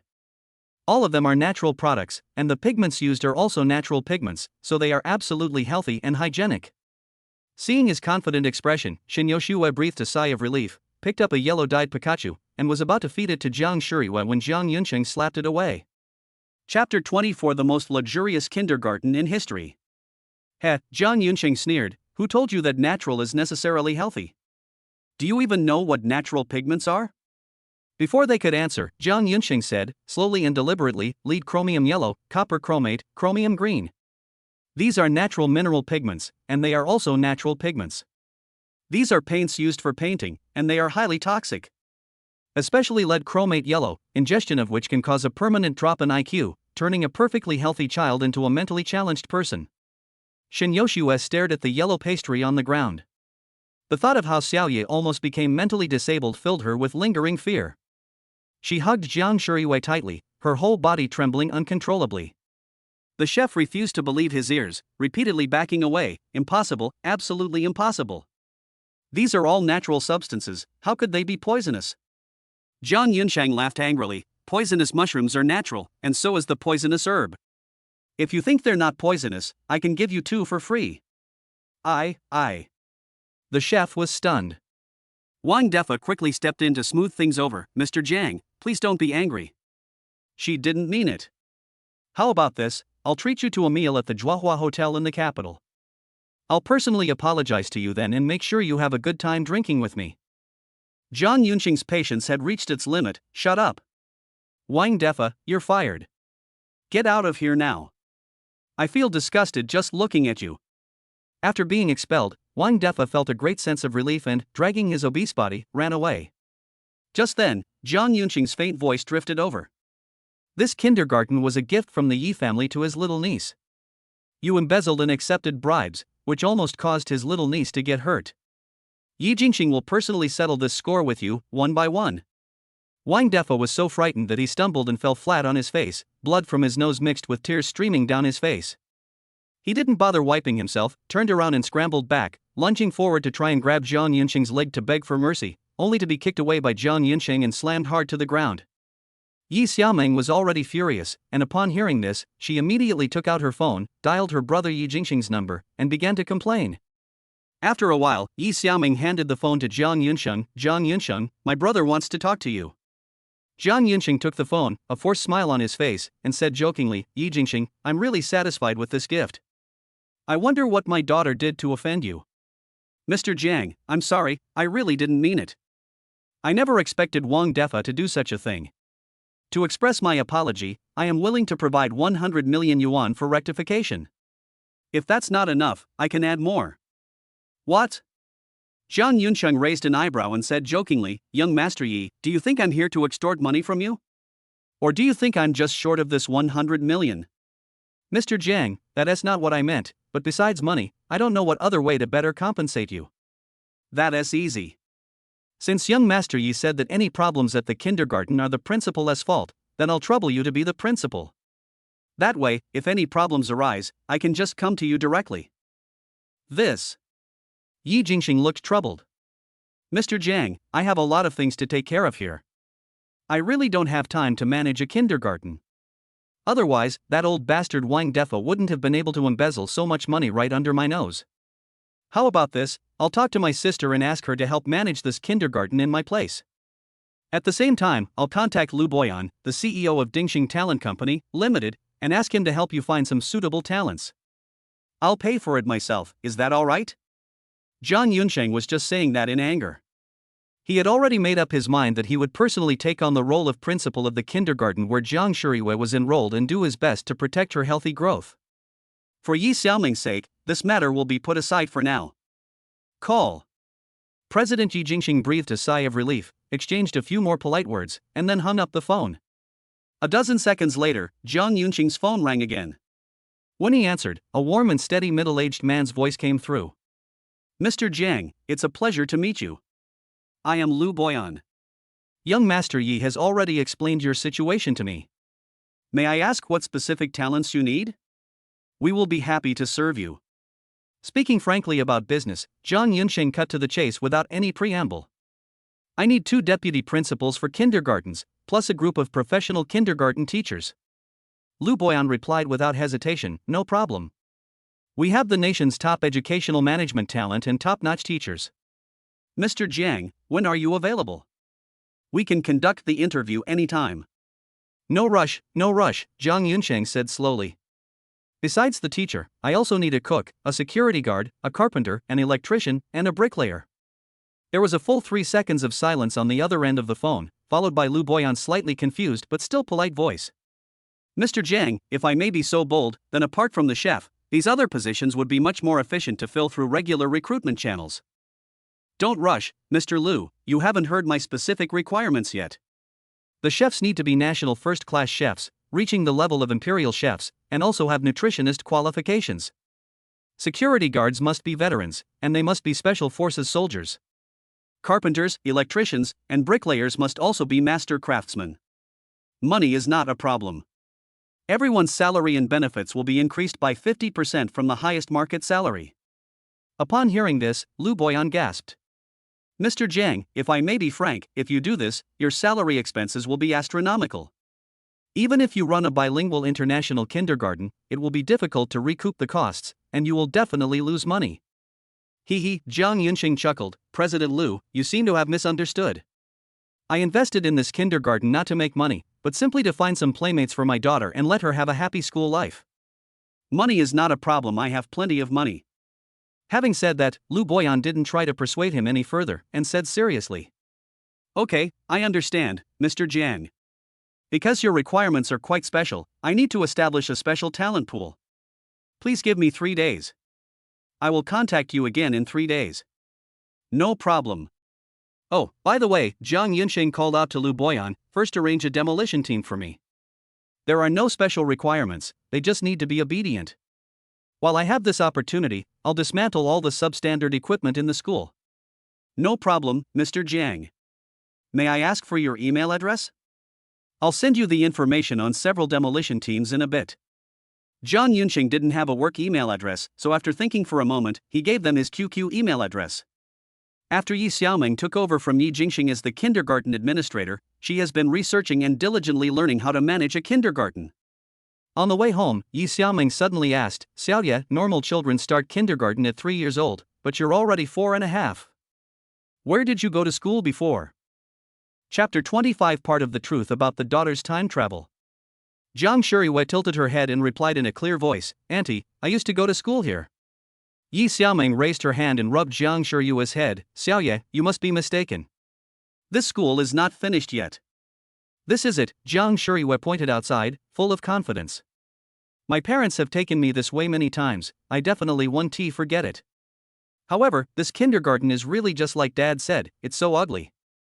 Before Yi Xiaoming could ask any further questions, Jiang Shuyue seemed to have suddenly thought of something very important.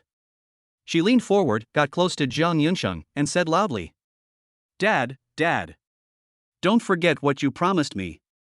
You said that as long as I walk through that shiny gate, I'll not only see a younger mom and dad, but you'll also build me a huge maze under the kindergarten, with elves and dwarves inside.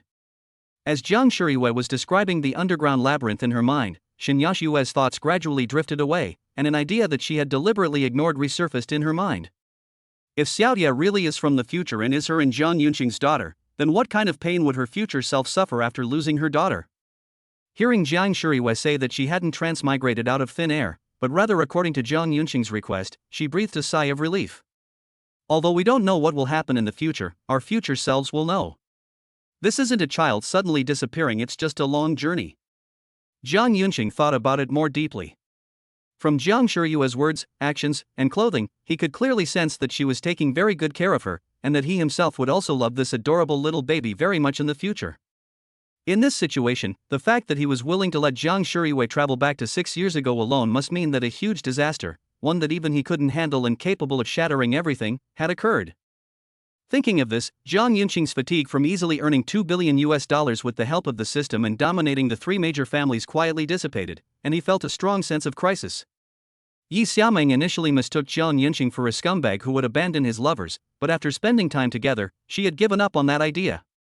Coupled with Jiang Shuyue's words today, she couldn't help but widen her eyes, grab Shen Yoshue, and lower her voice. Yoshue. Could Xiaoye really have traveled from the future? Otherwise, Shen Yoshue rolled her eyes at her, we grew up together since we were little. We're not exactly inseparable, but we see each other almost every week. If I were pregnant and had a baby, wouldn't you know? Yi Xiaoming gave a slightly embarrassed look. Yoshue, weren't you a little chubby for a while when you were in junior high school? I thought you were pregnant then, but the baby was small, so you weren't showing much? I'm just growing and doing physical training, so I gained a little weight, okay? Shen Yoshue said helplessly. Do you think I'm that stupid, that I could be so easily deceived by another man? Yi Xiaoming chuckled awkwardly. No, it's just that back then, Yoshue, you not only gained weight, but your personality also changed drastically, so...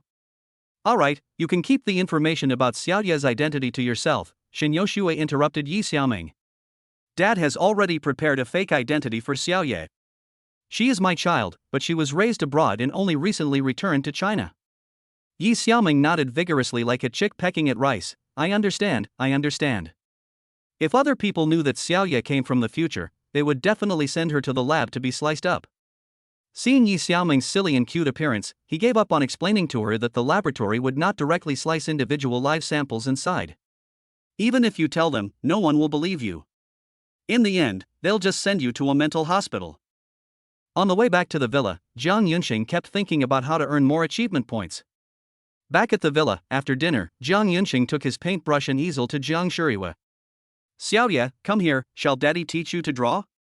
Let's draw the maze you want together. Okay. Jiang Shuyue happily took the paintbrush, chose the brightest red one, and began to paint carefully on the canvas.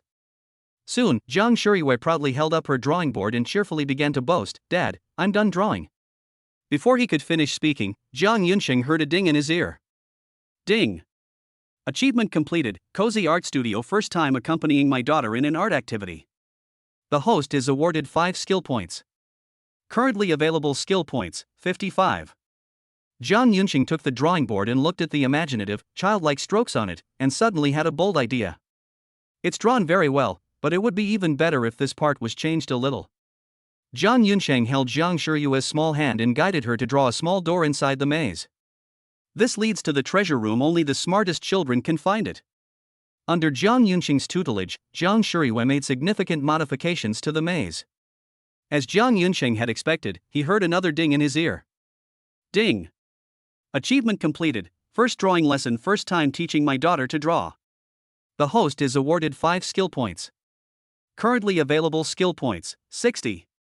After discovering that he could earn double achievement points, Jiang Yunsheng was still a bit greedy and called Shin Yoshue over again, wanting to see if the family could get new achievements by painting together. Ding! Achievement completed, little art instructor 10th time teaching daughter to draw.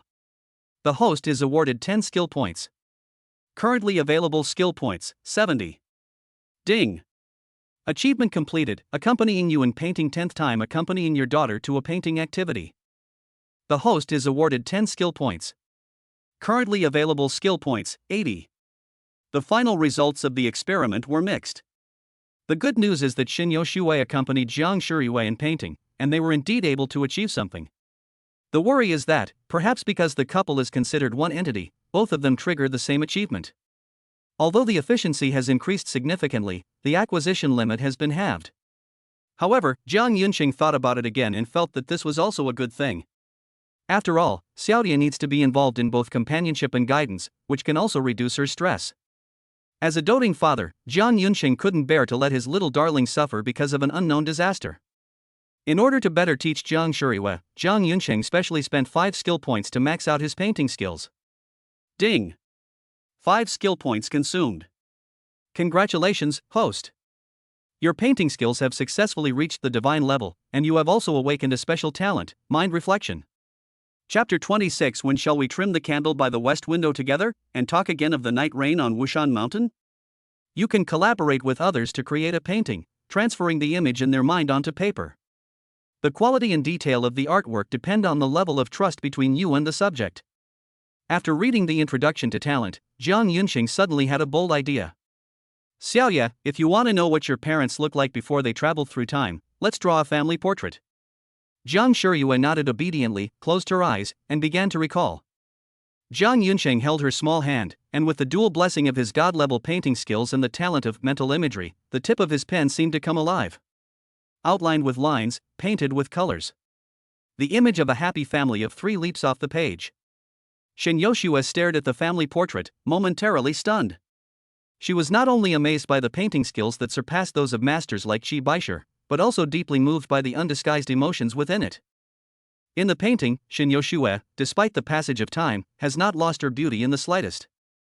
Instead, she has gained a maternal glow, holding Jiang Shuriyue's hand while her gaze falls on Jiang Yunsheng, filled with tenderness. Jiang Yunsheng's demeanor became more composed. He stroked Jiang Shuriyue's little head, turned to look back at Shin Yoshue, and his eyes were full of love. Shin Yoshue didn't say anything. While she was painting with Jiang Shuriyue, her gaze kept drifting to the family photo, and memories of her time with Jiang Yunsheng began to surface. There was panic, there was embarrassment and anger, there was sweetness, and in the end, only the warmth from his palm remained, steadily supporting all her unease. Jiang Shuriyue yawned slightly and said in a slurred voice, "Daddy, I'm sleepy, I want to go to sleep." At this moment, Jiang Yunsheng is only 3 paintings away from completing the milestone of accompanying his daughter in painting 100 times, and only 1 painting away from teaching his daughter to paint. Without the slightest hesitation, he immediately put down his paintbrush, gently picked up Jiang Shuriyue, and said, "Okay, Daddy will take Xiaoya to wash her feet first, and then we'll go to sleep." Jiang Shuriyue hugged Jiang Yunsheng's neck and said coquettishly, "Daddy, I want to hear a bedtime story, the story of the little rabbit and the little hedgehog." "No problem." Jiang Yunsheng's eyes were full of doting affection. "Go wash your feet first, and then Daddy will tell Xiaoya the story of the little rabbit and the little hedgehog." After spending more than 20 minutes coaxing Jiang Shuriyue to sleep, Jiang Yunsheng stretched, picked up a bath towel, and went into the bathroom. 5 minutes later, Jiang Yunsheng finished showering, wrapped himself in a bath towel, and prepared to return to the bedroom, but he was halfway there. Shin Yoshue, dressed in a figure-hugging lace nightgown, quickly came forward and threw herself into Jiang Yunsheng's arms. Regardless of what the future holds, Jiang Yunsheng is still a virgin. Feeling the soft, warm body, he didn't know where to put his hands for a moment. Just then, Shin Yoshue tiptoed and awkwardly kissed him. Jiang Yunsheng was startled by this action, but he quickly reacted and, imitating what he had learned from the short film, pried open Shin Yoshue's teeth and began to conquer her. After a long while, their lips parted. Shin Yoshue's body went limp in Jiang Yunsheng's arms, her eyes filled with lust as she looked at him. "Yunsheng, I love you, let's get married." After discovering Shin Yashua's true personality, Jiang Yunqing realized that he had already fallen in love with this girl who appeared aloof but had a soft heart. Without any hesitation, Jiang Yunqing replied decisively, "Okay, we'll get our marriage certificate tomorrow." "My lord, Xiaoye is already asleep, we." Shin Yoshua blushed slightly, pointed to her side, and the rest of her meaning was obvious without needing to be said. Even though the child was already so big, Jiang Yunqing didn't act like a saint. He simply picked up Shin Yoshua around the waist and strode into the side bedroom. "When shall we trim the candle by the west window together, and talk again of the night rain on Wushan Mountain?" To give Shin Yoshua a better experience and to conceal his status as a virgin, Jiang Yunqing spent 5 skill points to directly upgrade his dual cultivation technique to the god level. At the same time, a special talent was awakened, yin and yang in harmony. After practicing dual cultivation, not only can both partners improve their energy and spirit, but they can also enhance their appearance. The next day, Jiang Yunqing felt refreshed and got up early to prepare breakfast. At 6:30, Shin Yoshua brought Jiang Shiyue over for dinner. Jiang Yunqing noticed that after a passionate night, the coolness between Shin Yashua's brows had completely melted away, replaced by the languid spring charm of a newlywed, with tenderness flowing in her eyes. After eating and drinking his fill, Jiang Yunqing was planning to go to Chenxi Kindergarten to supervise the construction when he suddenly received a call from his roommate Zhao Lei. "Brother Jiang, something terrible has happened. All the bean sprouts you planted for your graduation project have been pulled up by someone." "Ah?" Jiang Yunqing was stunned. He never expected that such a scenario, which only existed in online jokes, would actually happen to him. "Don't worry, I'll be right there." Jiang Yunqing's face instantly darkened. He gave a few brief instructions and was about to leave when Shin Yoshua stood up as well. "Husband, there is something fishy about this. I'll go with you. The Shin family's name is still very useful."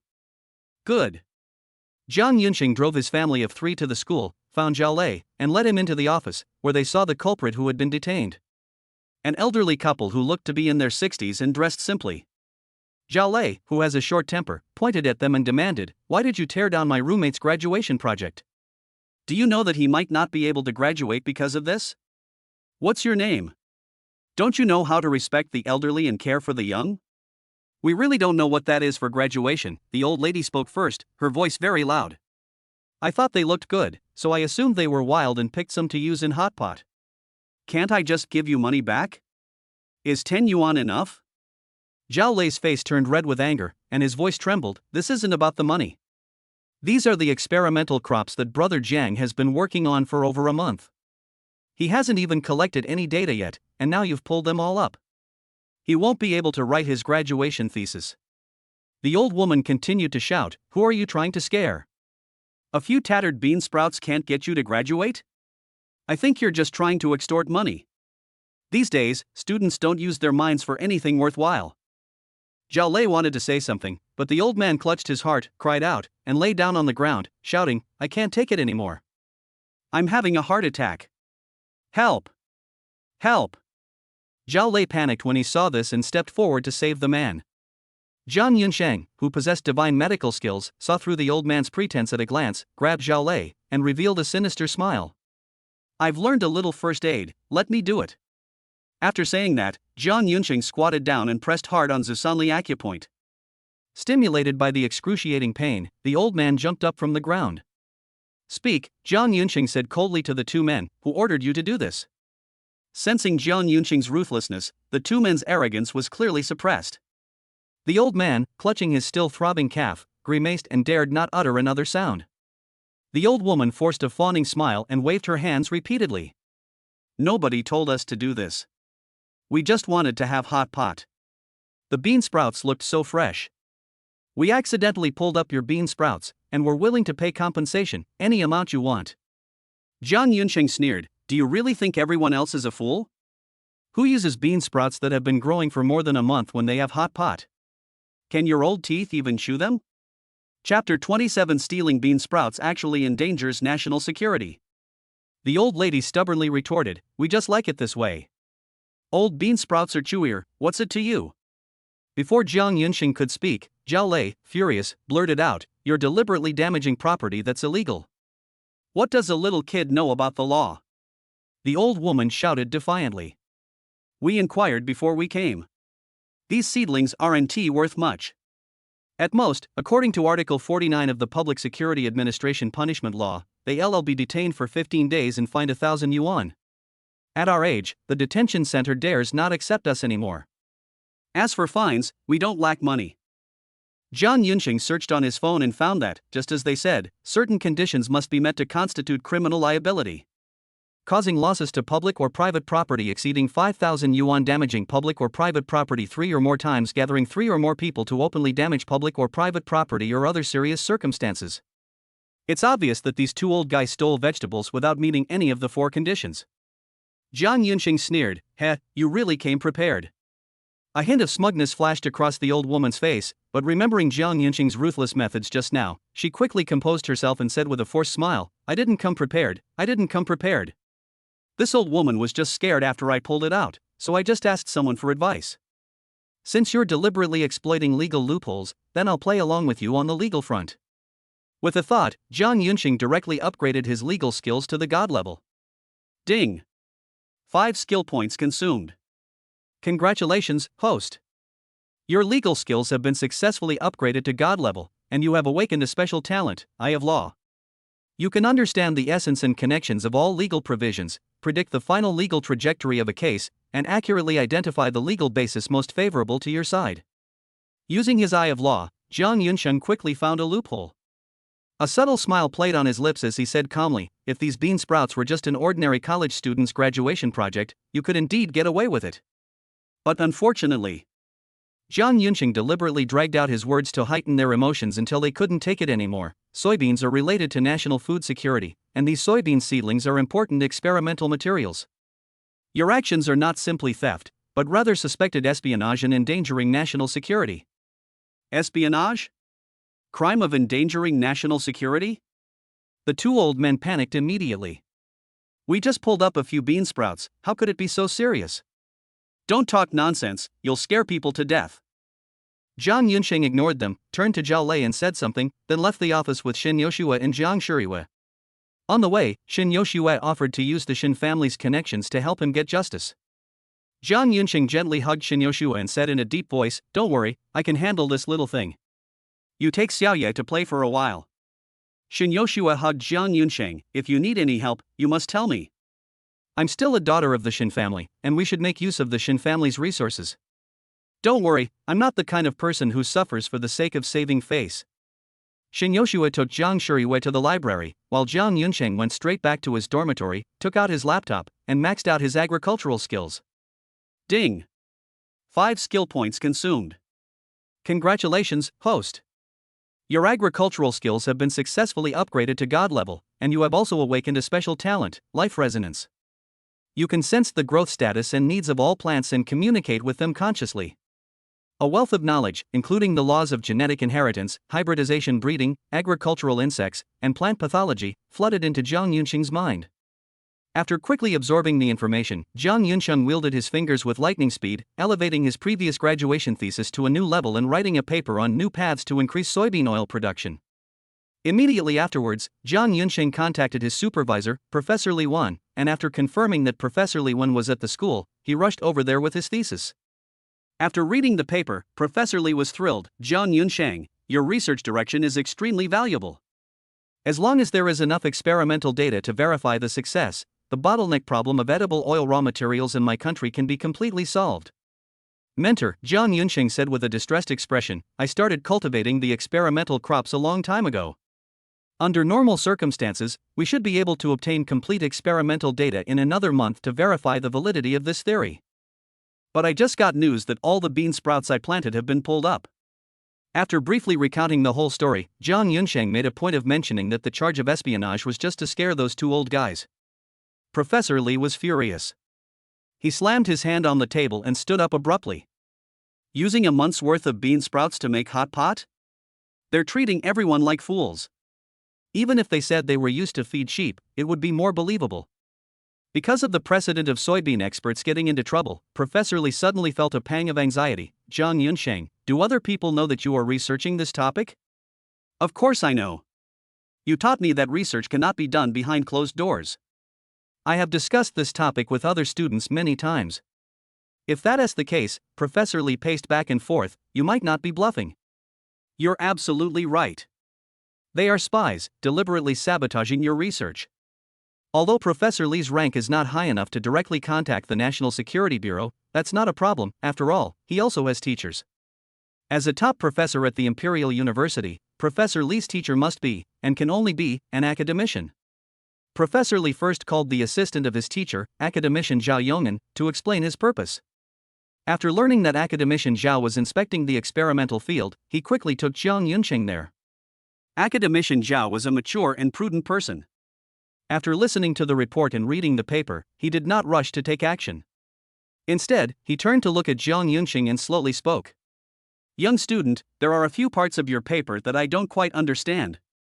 Could you explain how this new soybean variety overcomes the current technological bottleneck in terms of oil content in its fruit? Jiang Yunqing said confidently, it's very simple. Just do this first, then this. Not bad, academician Zhao nodded gently, and then asked several more professional questions, asking in great detail about every aspect from molecular mechanisms to field applications. 20 minutes later, academician Zhao put down the paper, a gratified smile on his face. The younger generation is truly formidable. The research that has troubled us for so many years has finally made a new breakthrough. What a pity, Jiang Yunqing sighed, I was too careless. I never expected to be targeted. Now all of my experimental crops have been pulled up. Academician Zhao smiled and comforted him, young student, don't worry, this is not a big deal. Your experimental data is far from enough to support this theory that is enough to change the world's soybean landscape. I will immediately arrange for people to conduct a large-scale controlled experiment on this paper. At that time, there will only be more and richer experimental data. Academician Zhao then changed the subject. Of course, such collusion with external forces to sabotage scientific research must not be tolerated. As he spoke, Academician Zhao took out a cell phone from his pocket and dialed a number. Xiaolu, I have an emergency. Chapter 28 Academician takes action, Chen Lingyuan arrested. Less than 15 minutes after Academician Zhao made the call, two black minivans quietly pulled up in front of the two old guys who were stealing vegetables. A 5-man squad got out of the car. One of them pulled out two portraits. Sun Laifu and Zhang Suihua are suspected of espionage and endangering national security. Arrest them immediately. If there is violent resistance, you are allowed to shoot. Got it? Understood, Captain. Four uniformed staff members stood at attention, saluted, then slowly drew their guns and strode inside. At this moment, Sun Laifu and Zhang Suihua, those two old thieves, were sitting in the living room, eating sunflower seeds and watching TV. Zhang Suihua was still somewhat uneasy. Old man, do you think what that kid said about espionage is true? Bullshit. Sun Laifu spat out the sunflower seed shells dismissively. That kid is just trying to scare people. How can a few tattered bean sprouts be related to national security? What you said about detention is complete nonsense. This kind of thing has happened before, old Wang.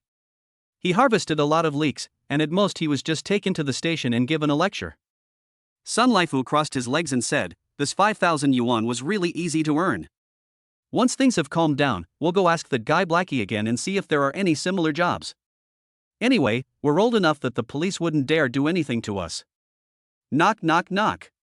A sudden, urgent knocking sounded at the door. Zhang Suihua jumped up in fright and looked through the doorway. Oh no, old man, they're all in uniform, and they're carrying weapons.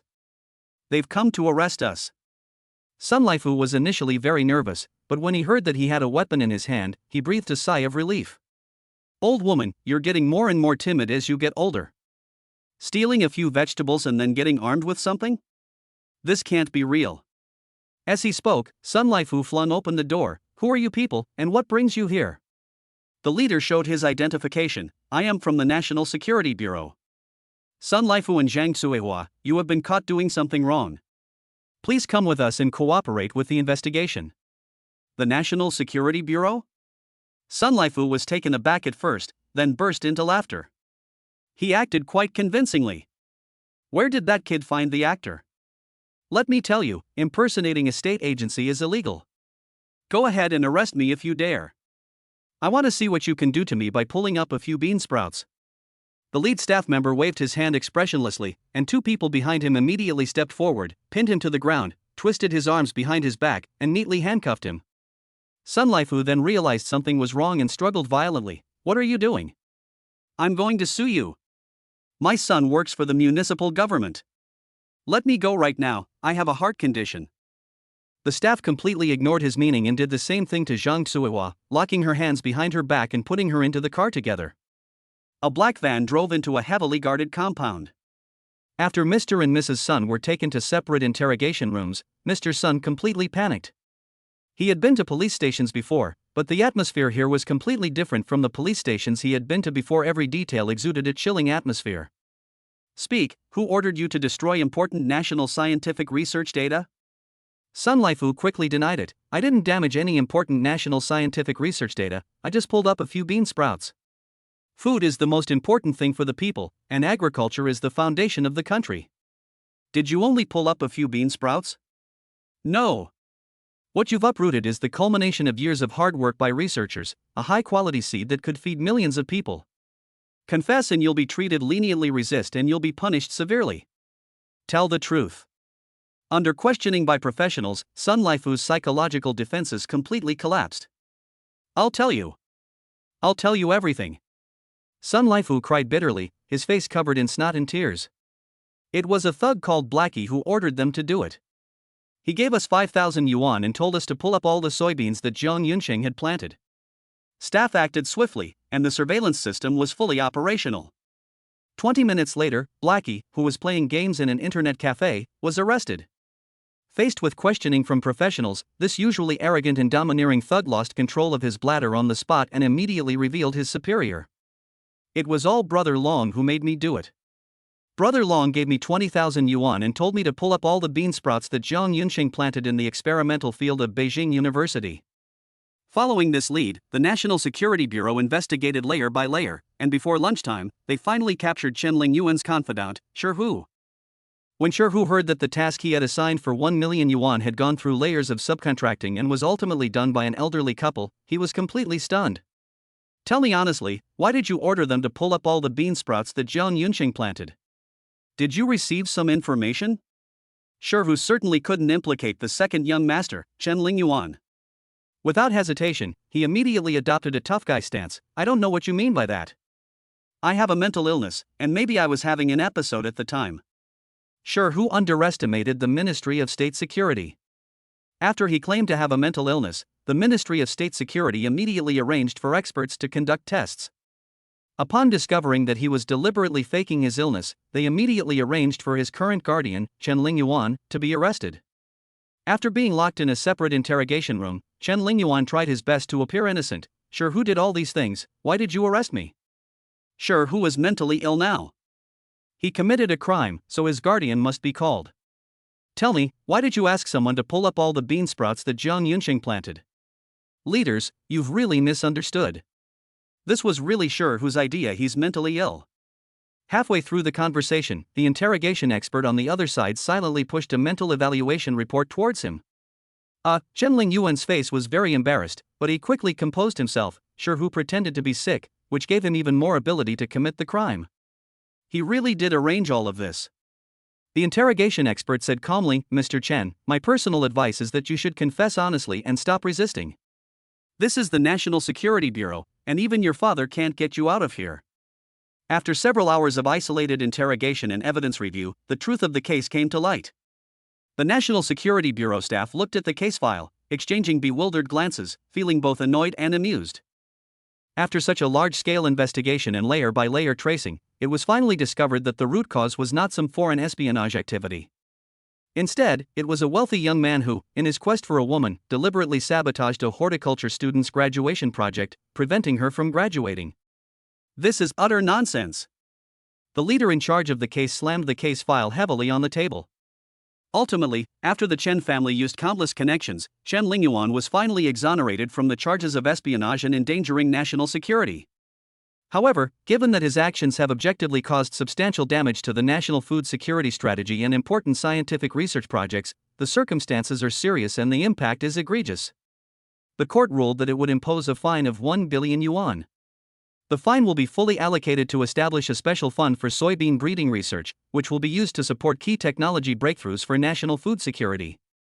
When the news reached Imperial University, it immediately caused a stir, and the president convened an internal meeting to discuss the matter. Chapter 29: A strategic retreat leads to successful breakthrough. After everyone had arrived, the principal looked around and said in a deep voice, "Everyone is aware of the situation.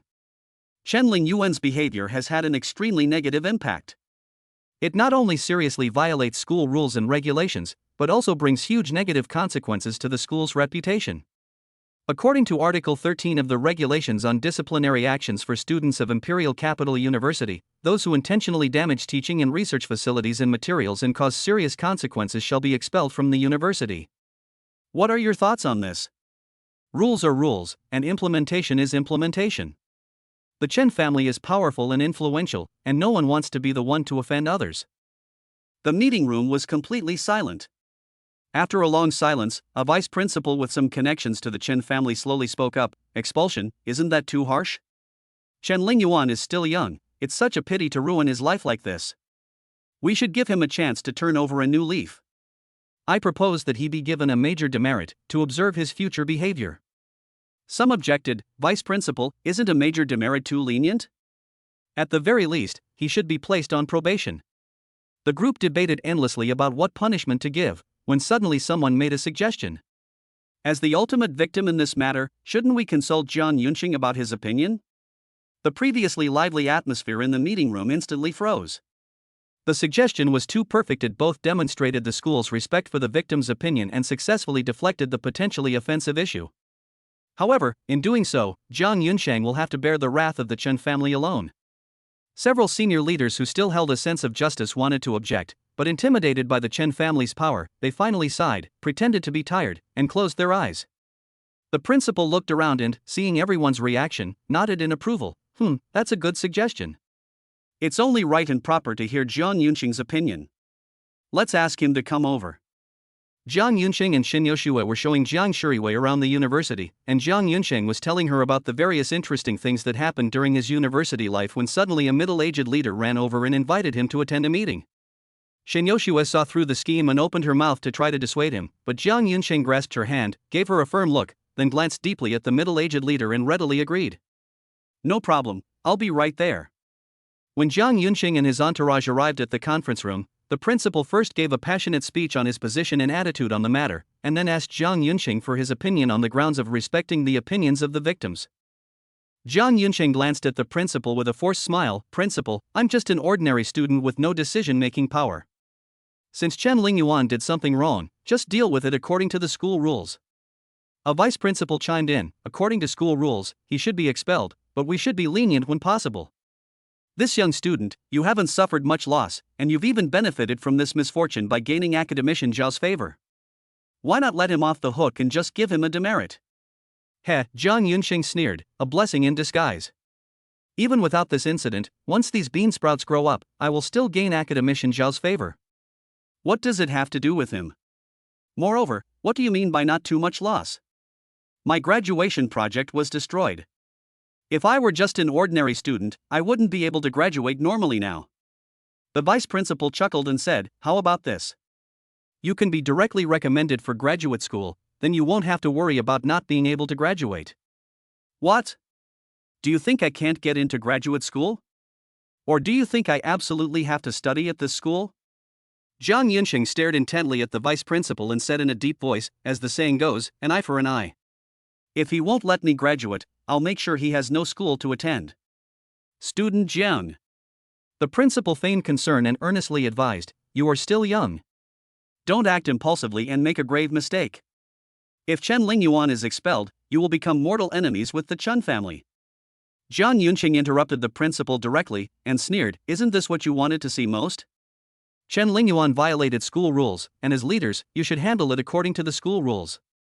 But you old folks are afraid of offending the Chen family, so you don't dare to fire them. You're also afraid that the punishment will be too lenient and people will talk behind your backs, so you've dragged me, the victim, out to take the fall." Their little scheme was exposed in public, and many leaders looked very unhappy. The principal slammed his fist on the table and said, "Don't talk nonsense. We are only asking for your opinion because you are the victim. Do you really think that an ordinary college student like you can make decisions on behalf of the school?" "Fine," Jiang Yunqing said without fear, jokingly, "didn't you ask for my opinion? I only have one opinion. Since you are all afraid of the Chen family, why not just recommend Chen Lingyuan for graduate school and direct PhD, and let him replace you as the principal?" You! You! You! The principal was furious and collapsed, clutching his chest. The others rushed over, some to help the patient catch their breath, others to give them medicine. Jiang Yunsheng used his special talent to scan the area and, after confirming that the principal was not in mortal danger, ignored the other leaders, grabbed Shin Yoshue with one hand and Jiang Shuriwei with the other, kicked open the conference room door, and strode away. Everyone stared at Jiang Yunsheng's departing figure, their faces ashen. Jiang Yunsheng's last words not only returned the hot potato intact, but also put them all in a very difficult position. Arrogant. Utterly arrogant. This kind of disrespectful brat must be severely punished. The head of the grade slammed his fist on the table in a fit of rage. A demerit. No, expulsion. Shut up, the vice principal immediately interrupted. Not to mention that with the strength Jiang Yunsheng has demonstrated so far, once you expel him, he will be eagerly recruited by other top universities. Didn't you see that Miss Shin Yoshue of the Shin family was always following behind him, and that little girl in her hand? They've been together for a long time. If you mess with him, you'll definitely offend the Shin family. We can't afford to offend the Chen family, but do you think we can afford to offend the Shin family, which is also one of the 4 great families? Upon hearing this, everyone fell completely silent. They thought Jiang Yunsheng was young and wanted to trick him into going against the Chen family, but they didn't expect to shoot themselves in the foot. Jiang Yunsheng not only saw through their ideas, but also directly exposed their scheme in public and offered a solution that was absolutely impossible to implement. After leaving the meeting room, Shin Yoshue frowned deeply. Husband, you've offended them all so badly. What if they insist on protecting Chen Lingyuan? Jiang Yunsheng didn't take it seriously and spread his hands. When I said that I would either let Chen Lingyuan go directly to graduate school or let him become the principal, I had already blocked all their escape routes. Now, whatever punishment is given is a collective decision by these school leaders, and has nothing to do with me. As for the forced protection, I'm not all alone. Yoshue, with you standing behind me, they can't possibly ignore my relationship with the Shin family. Chapter 30. Returning to the dorm, roommates envious. Shin Yoshue suddenly realized and changed the subject. Husband, it's getting late, it's time to eat. You've been running around all day, so don't go back to cook. I know a Tan family private kitchen. Although it's not as delicious as yours, it's very clean. Let's go there for dinner tonight. Although Jiang Yunsheng felt that the food outside was not clean, he did not want Jiang Shuriwei to become a hothouse flower. In addition, there are now many ways to get achievements, so Jiang Yunsheng was not fixated on getting the cooking achievement and readily agreed. No problem. I'll just go to my dorm and call all my roommates over for a meal to thank them for taking care of me over the years. After a while, when I get busy, I won't have time to see them again. Shin Yoshue nodded obediently, yes. Jiang Yunsheng drove up to the boys' dormitory, asked Shin Yoshue and her daughter to wait in the car, then quickly walked through the corridor to dormitory 109, pushed open the door, and shouted. Sons, your father is back. Brother Jiang. Sunnyfei, with his pointed mouth, monkey-like face, and thick hair, was lying on the bed scrolling through his phone. Not hearing any movement, he jumped off the bed in a dramatic leap and grabbed Jiang Yunsheng, in a very flamboyant manner. I heard you've been busy living with the school beauty lately. I never expected you would still remember us lonely old folks. I'm so touched. The school beauty, living together, is it true? Another roommate, Lu Mingyuan, threw down his half-finished classwork, his eyes wide open. Old Jiang, weren't you exiled to the frontier to grow soybeans in the countryside? Where did this school beauty come from? Maybe she accidentally ate a poisonous mushroom and mistook the village beauty for the school beauty. Before Jiang Yunsheng could speak, Zhao Lei finished hanging up the clothes and came out from the balcony. Old Lu, brother Jiang really didn't eat anything wrong. He really is dating the school beauty. I saw it with my own eyes. He was holding hands with the school beauty, Shin Yoshue, and there was a cute little girl next to them calling them dad and mom. Shan Yoshue? Lu Mingyuan couldn't believe his ears. Zhao Lei, are you sure you're not seeing things? Old Jiang is holding the ice queen Shin Yoshue? The eldest daughter of the Shin family. Shin Yoshue, known as the most beautiful school flower in the capital for a century? Zhao Lei nodded vigorously. That's right, it's her, I saw it clearly. Impressive. Lu Mingyuan raised his hand and gently punched Jiang Yunsheng on the shoulder. Old Jiang, you really are a force to be reckoned with when you make a move. The number of people pursuing Shin, the campus belle, could circle the earth 3 times. Among them are various wealthy scions and top celebrities. I never expected that you, kid, would be the one to pluck the peach and win the beauty's heart. Sunny Fei chimed in, not only that, Lao Lu, did you hear what Zhao Lei said clearly? They're not just starting out dating, their child is already walking on their own 2 feet. No wonder you're so handsome, Lao Jiang. As the school heartthrob, you've never dated. At first, I thought you were just too engrossed in studying, but it turns out you've already secretly pledged your life to us behind our backs. Tell me honestly, how did you manage to win over Shin, the campus belle? Zhang Yunxing couldn't very well say that they had a daughter first and then started dating, so he had to forcefully change the subject. That's a long story, we'll talk about it another time. It's getting late, everyone must be hungry. My treat tonight. Tan family private kitchen, let's go. Sunny Fei persisted, Old Jiang, I'm begging you, I'm about to graduate from university, and I haven't even held a girl's hand yet. Please teach me. Zhang Yunxing looked Sunny Fei up and down, then sighed deeply. Old Jiang, it's not that I don't want to teach you, it's just that this skill is very dependent on modeling. Your modeling is too poor, so it's no use for me to teach you. Sunny Fei retorted, I may be a little ugly, but I have a beautiful soul. Before he could finish speaking, Lu Mingyuan delivered a decisive blow. No one has time to look inside an ugly person like you? Ah. Sunny Fei clutched his heart, feigning a crushed expression. Heavens above, earth below. How can this world be so cruel to ugly people? Zhang Yunxing suddenly thought of a joke and slowly said, Monkey, do you know why beautiful women often have tragic fates? Why? Because nobody cares when an ugly person dies. Ah. Sunny Fei stretched out his hand and lunged at Zhang Yunxing, I'll fight you handsome guys to the death. Sunny Fei merely assumed a fighting stance, and Zhang Yunxing did not immediately counterattack using his divine-level Tai Chi circle or Bajiquan. During their fight, Zhao Lei and Lu Mingyuan were also drawn in, and the four of them ended up in a chaotic mess. After the playful fight ended, the four of them collapsed on the bed. Zhang Yunxing used his divine medical skills to glance at Sunny Fei. To be honest, monkey, you're not actually that ugly. It's just that hypertrichosis and premature aging have made you have a pointed mouth and monkey cheeks, and your whole body is covered in hair. You're very ugly. I have a prescription here. Go get a few doses, boil 3 bowls of water down to 1 bowl, and drink it for a month. You should see a significant improvement. Sunny Fei raised his head slightly and glanced at Zhang Yunxing. Brother Jiang, I remember you and Zhao Lei both studied farming. When did you start treating patients? Zhang Yunxing couldn't expose the system, so he could only make up an excuse and said in a deep voice, I made a special trip home to find an old Chinese medicine doctor to find a prescription for you, monkey. Seeing Zhang Yunxing's serious attitude, Sunny Fei's smile faded. Brother Jiang, are you really not joking? No. Alright, I'll drink it. I trust my brother wouldn't harm me. Zhang Yunxing felt a deep sense of trust and his heart warmed, don't just lie there like an idiot, go eat first, and I'll personally take you to get your medicine after you're done eating. The four of them quickly straightened their clothes, then walked out of the dormitory building arm in arm. Xin Yoshue was playing outside with Jiang Shuriwe. When Jiang Shuriwe saw Zhang Yunxing coming, she immediately ran over with her short legs. Daddy, hug me.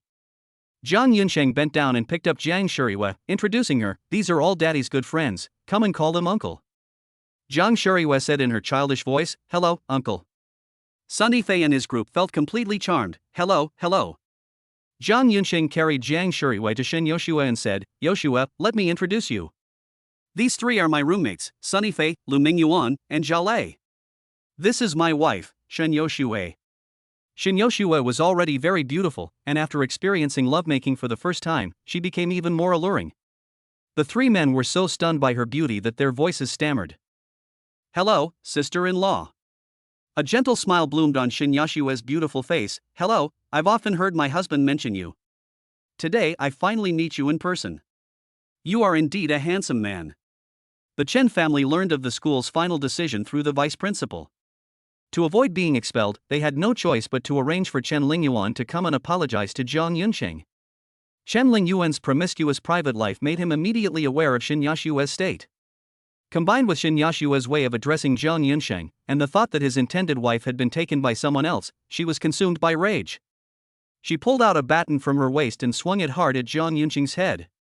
Chapter 31 A Broken Bone, the Chen family falls into a trap. Careful! Shen Yoshue, who was opposite Zhang Yunxing, witnessed the entire process of Chen Lingyuan's sneak attack. She shouted a warning and rushed over, trying to shield Jiang Yunsheng with her body. Jiang Yunsheng's Tai Chi and Bajiquan have both reached the divine level. Being able to see in all directions and hear in all directions is just basic skill. He had already discovered Chen Lingyuan, but deliberately revealed a flaw to lure him into making a move. Seeing Shin Yoshue rushing forward without hesitation to try to block the knife, Jiang Yunsheng's heart trembled. He quickly reached out with his left hand, using Tai Chi soft techniques to neutralize the force of her charge and protect her and Jiang Shiriyue in his arms. The wind grew stronger, and just as Chen Lingyuan's baton was about to strike Jiang Yunsheng's head, Jiang Yunsheng swiftly turned to the side and unleashed the most lethal rubbing kick technique from Bajiquan, his toes striking Chen Lingyuan's wrist with pinpoint accuracy. Snap! A sharp, teeth-grinding crack suddenly rang out, and Chen Lingyuan let out a shrill scream as the baton flew out of his hand, his entire wrist dangling at an odd angle. Jiang Yunsheng pressed his advantage, his right leg firmly planted on the ground, while his left leg shot out like a fully drawn bow, delivering a powerful kick to Chen Lingyuan's chest. Bang! Chen Lingyuan was thrown backward like he was hit by a speeding truck, crashing heavily to the ground. Chen Lingyuan struggled to get up, but felt a sharp pain in his chest, his strength instantly dissipated, and he fell heavily back down.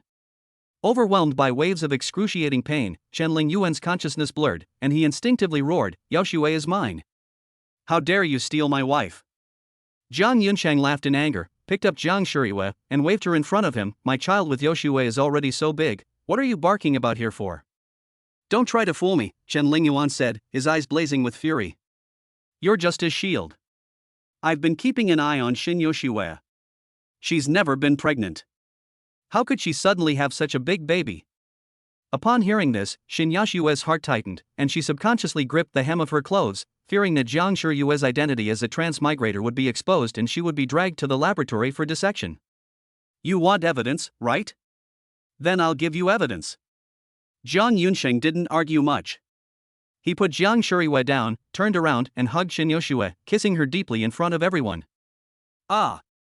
Chen Lingyuan struggled to his feet, staring at the excruciating pain of his broken ribs as he rushed over. Jiang Yunsheng showed no mercy, kicking him back down with another kick. The broken rib pierced his lung, and Chen Lingyuan spat out a mouthful of blood before his vision went black and he fainted. Chen Lingyuan's father, Chen Guanyue, finally arrived and saw him lying on the ground, his life hanging in the balance. He panicked. "Son! My son, call 120 immediately." Before the ambulance arrived, Chen Guanyue raised his head and stared intently at Jiang Yunsheng with a venomous look in his eyes. "Jiang Yunsheng! You are ruthless. If my son dies, I will never let you go."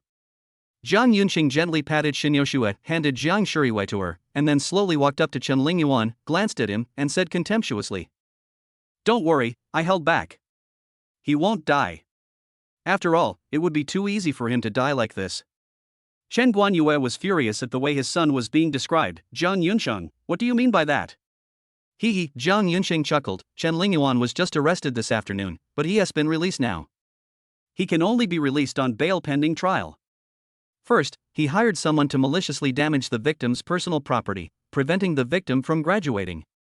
Then, while the victim was out on bail, he attacked the victim with a weapon, intending to kill him. With multiple charges, even if you hire the best lawyer, you can't change his ultimate fate of spending his life in jail." Jiang Yunsheng spoke harshly, but showed no intention of calling the police. Because he knew very well that with the Chun family's power, sending Chen Lingyuan in would just be sending him to another place to enjoy his newfound wealth. It would be better to keep him outside so that he could take good care of him. Chen Guanyue noticed this and mistakenly thought that Jiang Yunsheng had other requests, so he asked in a deep voice, "Jiang Yunsheng, just say it, what do you want? If you're willing to settle this privately and let my son go this time, is 10 million, no, 100 million enough? Money?" Jiang Yunsheng laughed loudly. "I don't lack money." Chen Guanyue frowned. "I own a building materials company, valued at 500 million. If you're willing to be generous, I'll give it to you directly." Jiang Yunsheng gave Chen Guanyue a deep look, a cold smile playing on his lips. "Do you think I'm a fool? If I accept this generous gift, I'll be accused of extortion the next day. Then I'll be spending the rest of my life in jail." Chen Guanyue showed no embarrassment at being exposed. He took a big step forward and stood in front of Jiang Yunsheng. "You don't want money, you don't want the company, and you're not going to call the police. What exactly do you want?" Jiang Yunsheng remained unfazed, his expression unchanged. This is a rather complicated matter, let's talk in private. Good. The two avoided the crowd and went to a secluded place. Jiang Yunsheng spoke first. Your Chen family was able to rise to the ranks of the four major families in such a short time. The things you did behind the scenes must have been anything but clean, right? What I want is very simple, a piece of evidence, ironclad evidence that can send the entire Chen family to jail. Chen Guanyue nearly jumped up, like a cat whose tail had been stepped on. Impossible, absolutely impossible. Don't shout so loudly, Jiang Yunsheng picked at his ear. Chen Guanyue, you had no choice. You have 3 children in total. The eldest is useless, the youngest is dead, and now only Chen Lingyuan is still usable. If he is also sent to prison and imprisoned for 20 or 30 years, and there is no one to succeed him, will you still be able to hold your position as the head of the family? Would those covetous collateral branches let this opportunity slip by? Chen Guanyue's expression changed several times before he finally gasped for breath. Jiang Yunsheng, you're just an ordinary college student, how do you know these things? Did the Shin family tell you? If I let the collateral branch take over, I'll still have a sliver of hope, but if I hand over this evidence to the Shin family, I'll be dead for sure. Jiang Yunsheng sensed that Chen Guanyue was beginning to waver, so he offered him a way out. Don't worry, my relationship with the Shin family is not as good as you think, otherwise I wouldn't have been separated from my daughter for so many years. I was able to find this information because I taught myself some hacking skills. The guy I kicked into a dead dog during the last sneak attack was called Wang Tanlang. You can go back and investigate how the Wang family was destroyed. I have no intention of being enemies with the Chen family. It is your son who has been holding me back. If we really fight to the death, it will not do me any good. Chen Guanyue was still somewhat hesitant. After all, no matter what, Jiang Yunsheng and the eldest daughter of the Shin family were clearly in a relationship and had a daughter. Jiang Yunsheng noticed his wavering, feigned grief and indignation, and growled in a low voice. Chapter 32: The correct way to use roommates. The Shin family said they would give me a test, but in the end, they mobilized a large amount of funds in the stock market to surround and block me. If I hadn't been more skilled, I would be penniless and out of the game by now. The Chen family was also involved in that big battle. Whether it was an act or not, everyone knows the answer. Jiang Yunsheng's words sounded sincere, but Chen Guanyue was still half believing and half doubting. However, he knew very well that he really had no choice. Moreover, Chen Guanyue's eyes flickered, and a bold idea arose in his mind. Jiang Yunsheng is so powerful that he can be used by the Shin family to cut into the Chen family. Why can't he be used to cut into the Chen family from within? After all, the Chen family and the Shin family, these large families, have never been a monolithic entity. Okay, I agree. However, I don't have a digital copy of the evidence. How can we make the deal? I'm going to eat first. You can arrange for a few trusted confidants to be delivered to my current place at midnight tonight. The ambulance siren grew closer and closer. Without saying a word, Jiang Yunsheng turned and walked away, opening the door of the top of the line 7-seater Bentley Bentayga. Shin Yoshue got into the car first with Jiang Shuriwe, followed by the other 3 roommates. Jiang Yunsheng got in last, stepped on the gas, and sped away. Before the car had even left the school, Zhao Lei couldn't hold back any longer. He clenched his fists and angrily said, Brother Jiang, are you really not going to call the police? Are you just going to let that bastard get away with this? He almost killed you just now. Jiang Yunsheng said calmly, Lei Zi, you misunderstood. I didn't mean to let them off the hook. It's just that if we call the police directly, we'll all have to give statements, and tonight's dinner will be cancelled. Zhao Lei panicked, we can eat any time, but the most important thing is to call the police and make him face legal punishment. Lei Zi, Jiang Yunsheng sighed, tonight is a celebration of our brother's reunion, we shouldn't let this kind of scum ruin our mood. I have my own plans for this. Everyone can just relax and eat. Shin Yoshue didn't know what kind of agreement Jiang Yunsheng had reached with Chen Guanyue, but she didn't hesitate to come out and support Jiang Yunsheng, displaying her powerful aura as a young lady. Zhao Lei, please rest assured, Chen Lingyuan has gone too far this time. The Shin family will definitely demand a clear explanation for this matter. Upon hearing Jiang Yunsheng and his wife's statement, Zhao Lei didn't dwell on the topic. He scratched his head and changed the subject. Hey, by the way, brother Jiang, the bean sprouts are all ruined. What about your graduation project? I discussed it with academician Zhao, and he lent me a constant temperature incubation room, which is enough to collect sufficient data before my graduation defense. Zhao Lei breathed a sigh of relief. In that case, I'm relieved. Don't just talk about me, Jiang Yunsheng called out, Lei Zi, monkey, Lao Lu, how's your graduation thesis preparation going? Zhao Lei scratched his head. Brother Jiang, I'm almost ready. I'll wait another month until my water spinach is successfully harvested, then I can collect the data and submit my thesis defense. Then you'd better watch out, lest you end up like me, being plucked before it's even ripe. Zhao Lei clenched his fists, striking a determined pose. I've made up my mind. I'll place an order tonight for a tent, and I'll stay in the field until the water spinach is ripe. Sunny Fei pushed up his glasses and sighed. Lazy, it's better for you farmers. You have a piece of land to hold on to. We civil engineers are really miserable, especially someone like me who works in engineering cost estimation. My supervisor asked me to do a comprehensive cost analysis of a bridge spanning a river. Good heavens, the blueprints, materials, labor hours, machinery, the data piled up was taller than the bridge piers. The most crucial point is that I have never actually done many of these things myself, it's all based on theory and estimation. Writing this made me feel really uneasy. I wish I could personally participate in the construction of a cross-river bridge. Upon hearing this, Jiang Yunqing's eyes lit up. He was worried about the construction of the kindergarten because he didn't have anyone of his own to oversee it. After all, Shin Yoshua had to take care of the child, and he also had many other things to do, so he couldn't spend all his time on this. Monkey, does your graduation thesis have to be about a bridge spanning a river? Can't it be about other types of architecture? Sunny Fei replied immediately, other buildings are also acceptable, but they must be large buildings costing at least 10 million yuan, and cannot be small self-built villas in rural areas. That's enough. Jiang Yunsheng formally extended the invitation. Monkey, Xiaoye is ready to go to school. A friend gave me a kindergarten, but it has many problems and is being rebuilt with a budget of 200 million renminbi. Right now, I'm missing a professional to keep an eye on them. Monkey, if you don't mind, talk to your advisor and ask him to make a trip. No. Sunny Fei panicked and waved his hands repeatedly. Brother Jiang, if you give me a 10 million yuan building project, I'll grit my teeth and take it. 200 million?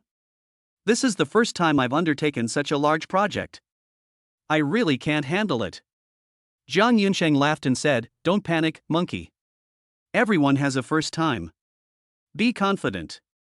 Besides, you're not alone. Don't forget, you're still a university student. If you encounter trouble, you can always ask your supervisor for help. It's a good opportunity for me to freeload off the labor of a top PhD from Beijing University. Sunny Fei was still a little worried. That's true, but Brother Jiang, what if my advisor doesn't agree? If you collaborate with external companies, your advisor might object. Don't forget, I'm a student at Beijing University, just like you. Jiang Yunsheng paused for a moment. If it really doesn't work, I can just give you some money. I just want to save money, it's not like I'm really broke. Everyone's curiosity was piqued, and Sunny Fei couldn't help but ask, Brother Jiang, a kindergarten costs 200 million, how much money do you actually have right now? 2 or 3 billion, Jiang Yunsheng said in a very calm tone. Oh, by the way, the unit is US dollars. A lot? How much? Zhao Lei was so shocked that his voice changed. Brother Jiang, did you rob a bank? I never knew you were a rich kid when we lived in the dorms. This couldn't be kept secret, and Jiang Yunqing didn't intend to hide it. After all, stock trading wasn't something shameful. Robbing a bank is nowhere near as lucrative as making money in the stock market. All this money is what I've earned in the stock market these past few days. Looking in the rearview mirror, Jiang Yunqing noticed that the eyes of these guys had clearly lit up, and he added a comment. Of course, you guys shouldn't even think about trying your luck in the stock market. I have inside information, which is why I've made a fortune. You greenhorns who just plunge in headfirst will lose everything, even your underwear. If you don't believe me, just search online. You'll see how many people have lost everything, even their families, because of stock trading. Some of them refused to believe it and searched on their phones. The real-life cases of people losing everything were like a bucket of cold water poured over their heads, completely extinguishing their newly ignited ambitions. Alright, let's stop discussing this. Jiang Yunqing steered the conversation back on track. Old Lu, our great director, how's your graduation thesis coming along? Chapter 33 Tan Family Private Kitchen. Lu Mingyuan complained with a bitter face, don't even mention it. I've been writing film analyses until my eyes are blind and reading theoretical literature until my head is bald, but I still don't have a clue. That Brother Jiang, Lu Mingyuan said, his expression becoming somewhat awkward, and his voice unconsciously lowering a few decibels. I have a favor to ask. I've always wanted to make a movie, but I'm short on money. I've saved up 20,000 yuan, but I'm still a little short of my goal. Could you lend me 80,000 yuan? Filming? Upon hearing this word, Jiang Yunqing's eyes lit up. He didn't follow the entertainment industry, but he often saw which star was receiving awards and which actor had achieved something. The entertainment industry is a mixed bag, but it's definitely a great place to rack up achievements. Old Lu, we've been brothers for so many years, and you're asking me to lend you a mere 80,000 yuan? That's really too distant. I'll invest 1 million, no, 10 million in these. How can you produce good things if you don't have enough money? Lu Mingyuan was stunned by this huge surprise. Brother Jiang, this is too much. It doesn't need to be 10 million. 1 million will be enough. After mastering god-level stock trading techniques, Jiang Yunqing truly entered a state of regarding money as dirt. 1 million, I can easily earn more than that by investing in the stock market, buying and selling at will. But Lu Mingyuan wanted to refuse, but Jiang Yunqing interrupted him directly. I asked Monkey to help manage the construction of the kindergarten. It's a project worth hundreds of millions. You're my brother too. I really can't bring myself to give you only 1 million. If you really feel bad about it, please give me a role in the movie so I can have some fun acting. Just a minor role is fine, not too many scenes. Please don't make me the lead, I really can't act. Having said that, Lu Mingyuan could only silently remember this favor. No problem, brother Jiang, I will definitely arrange the most handsome role for you. To be on the safe side, Jiang Yunqing decided to bring his daughter along to the film. Xiaoye, don't you love playing house the most? Do you want to come and film a movie with daddy? Let's play a super-sized game of house. Yay, yay! Xiaoye wants to play house with daddy. Zhang Shiyue nodded her little head vigorously, her big eyes sparkling with excitement. Jiang Yunqing asked, Old Lu, could you also arrange a role for my daughter? Would that be too much trouble? No trouble at all, Lu Mingyuan said, glancing at Xin Yoshue. Brother Jiang, since you and Xiaoye are both participating, why don't you invite your wife to come along? The three of you can just play yourselves. Jiang Yunqing didn't want Xin Yoshue to appear on the big screen and be judged by countless others, so he resolutely refused. No way. Yoshue is my wife, and I can't let other people see her.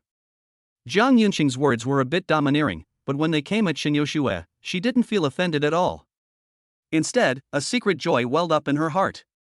In her opinion, Jiang Yunqing was jealous, which meant that he really cared about her. Lu Mingyuan, I don't like acting. Seeing their reactions, Lu Mingyuan finally realized what was happening, gave an awkward smile, and quickly changed the subject. I'm planning to make a movie related to esports, mainly to show the struggle between esports dreams and real-world academic studies. According to Lu Mingyuan's account, Jiang Yunqing, following Xin Yoshue's directions, stopped in front of a large, antique-style courtyard house. Zhao Lei was the first to get out of the car. He looked around but couldn't find any signs and was completely confused. Brother Jiang, did you park in the wrong place? There are no signs here, and it doesn't look like a restaurant at all. Xin Yoshue slowly spoke, explaining on Jiang Yunqing's behalf, you didn't stop at the wrong place. This is Tan Family Private Kitchen, but it only serves regular customers. To prevent other people from accidentally entering, there is no sign hanging outside. Everyone, get ready to go in. Although Jiang Yunqing was driving, no one really treated him as a driver. It wasn't until Jiang Yunqing parked the car and returned to the gate that the group, led by him, pushed open the heavy vermilion gate. A waitress dressed in a Suzhou-embroidered cheongsam, with a graceful demeanor, had been waiting for a long time. She quickly stepped forward and bowed slightly. Distinguished guests, welcome to Tan Family Private Kitchen. Miss Shun, your reservation at Liuha Jinghua is ready. Please follow me. The group followed the waiter through the covered corridor to a private room. The furniture inside was antique and elegant, with various porcelain ornaments displayed on the display cabinet and calligraphy by famous artists hanging on the wall. Through the window, you can also see rocks scattered in a clear pool outside, and koi carp swishing their tails.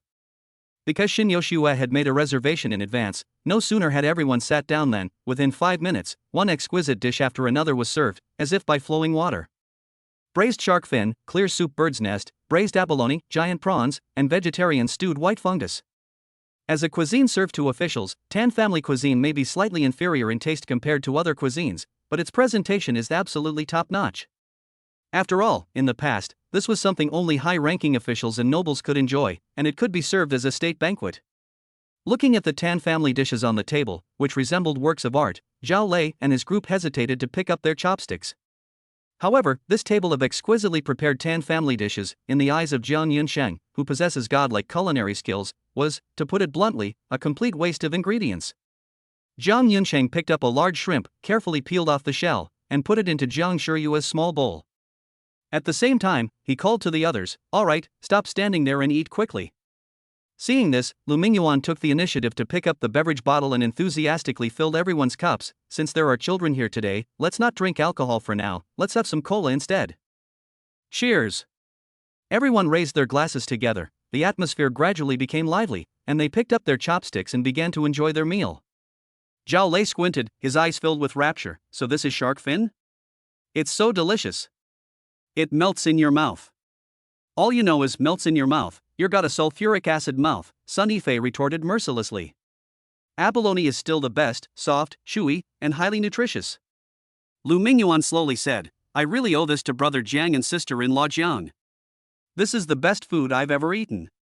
No, uncle." Jiang Shiyue swallowed the tender shrimp meat in her mouth, tilted her head and looked at Lu Mingyuan. "I still think my dad's cooking is the best." As the saying goes, children speak without restraint. The three of them paid no attention to Jiang Shiyue's evaluation and instead focused their attention on something else. Zhao Lei said urgently, "Brother Jiang, you can actually cook? I've never heard you mention that before." "That's right. We've been brothers for 4 years for nothing, I've never even tasted your cooking." Sun Yifei chimed in. Jiang Yunqing chuckled, "Brothers, it's not that I'm hiding anything, but we can't use high-powered appliances in the dorm, so I don't have a chance to show off my skills. I can't exactly use a thermos to make soup for you guys, can I?" "I don't care." Sun Yifei picked up the Coke bottle and leaned closer. "Brother Jiang, you didn't do this fairly.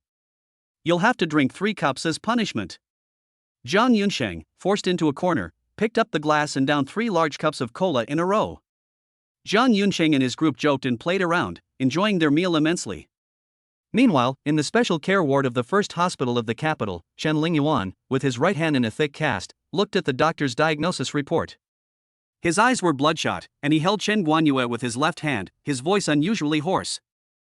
Chapter 34, Skill Points Finally Break 100. "Dad. My hand is completely ruined. The bones were kicked into more than 100 pieces. Even after it recovered, I couldn't put any force on it. It's basically just a decoration now. You absolutely cannot let that bastard Jiang Yunsheng get away with this. Isn't he a very good fighter? Dad, send a demolition team over. If 10 isn't enough, then 100. I want to cripple all 4 of his limbs, I want him to be bedridden for the rest of his life, a useless person." Chen Guanyue grasped Chen Lingyuan's hand and sighed deeply. "Son, calm down. You just got into trouble, and Jiang Yunsheng was crippled the next day. Even a fool could connect that to our Chen family. Do you think the other 3 major families are just for show, or do you think the police station is full of good-for-nothings? Dad." Chen Lingyuan struggled to his feet, his voice filled with unusual sorrow. "Son, I'm heartbroken that you've been crippled, but violence can't solve everything," Chen Guanyue said, holding Chen Lingyuan down and earnestly trying to persuade him. "I can arrange for 100 people to cripple Jiang Yunsheng, and the Shen family can arrange for 200 people to cripple both of us. As I mentioned before, there are many unspoken rules in the struggles between powerful families. If you recklessly overturn the table without considering the consequences, all the top leaders on both sides will become targets for assassination, ultimately resulting in mutual destruction." Chen Lingyuan was unwilling to give up and gritted his teeth. "Dad, according to you, is this matter just going to be left like this? How could that be?" Chen Guanyue's voice was as cold as ice. "He crippled you. If I don't fight back, others will follow suit, and we'll be finished. Didn't he cripple my son? I'm going to cripple his child too, that's the only fair way. Dad, Jiang Yunsheng and Shin Yoshue do have a daughter in name, named Jiang Shiyue, but judging from Shin Yoshue's figure, she has only recently lost her virginity. This child is definitely not Jiang Yunsheng's." "Don't worry," Chen Guanyue explained, "judging from Jiang Yunsheng's attitude towards Jiang Shiyue, even if Jiang Shiyue is not Shin Yoshue's daughter, she is still related to Jiang Yunsheng. However, considering that taking direct action would make us too conspicuous and easily attract the attention of others, I'm going to switch to a roundabout tactic. Jiang Yunsheng, isn't he building a kindergarten? We can send people in beforehand, and once his daughter enrolls, we can use these insiders to set a trap. Children like to run around everywhere, and it's very normal for them to have accidents. They might bump into things, or they might only know how to climb trees and not how to get down, which could lead to them becoming paraplegic. Killing Jiang Yunxing directly would be too easy on him. The sins of the father must be paid by the son. Jiang Yunxing crippled one of your hands, so I will cripple all four of his daughter's limbs. Dad, crippling their limbs isn't enough, Chen Lingyuan said slowly with a sinister grin. Either don't do it at all, or do it thoroughly. We can do it like this. Tan family private kitchen. After 3 rounds of drinks and 5 courses of food. After they had eaten and drunk their fill, Shen Yoshua took Jiang Yunxing's arm, Jiang Yunsheng held Jiang Shuriwa, and the 3 Zhao brothers put their arms around each other's shoulders. Just as the group was about to leave, a middle-aged man in a chef's uniform strode in. Good evening, everyone. I am Tan Jing, the inheritor of Tan family cuisine and the only chef in this private restaurant. Is this meal to your liking? If there's anything lacking, please point it out directly. Zhao Lei, Sunny Fei, and the other 2 responded enthusiastically immediately. That braised shark fin was amazing. It was so delicious I almost swallowed my tongue. The braised abalone was tender and flavorful. It's the best I've ever had. In short, it's delicious. It's the best I've ever eaten. Tan Jing had heard similar comments too many times, and a hint of disappointment flashed in his eyes. He walked up to Jiang Yunsheng, looked at Jiang Shuriwa, and when he saw her lovely appearance, he subconsciously held his tongue. Little friend, is the food uncle cooked delicious? Which dish is your favorite? Jiang Shuriwa blinked and said earnestly in her childish voice, Uncle's cooking is delicious, but I think it's not as good as my dad's. My favorite food will always be my dad's cooking. Tan Jing was a little embarrassed by this answer. Children's taste buds are different from ours. Next time you come, I'll make a special meal for children that's perfect for their taste buds.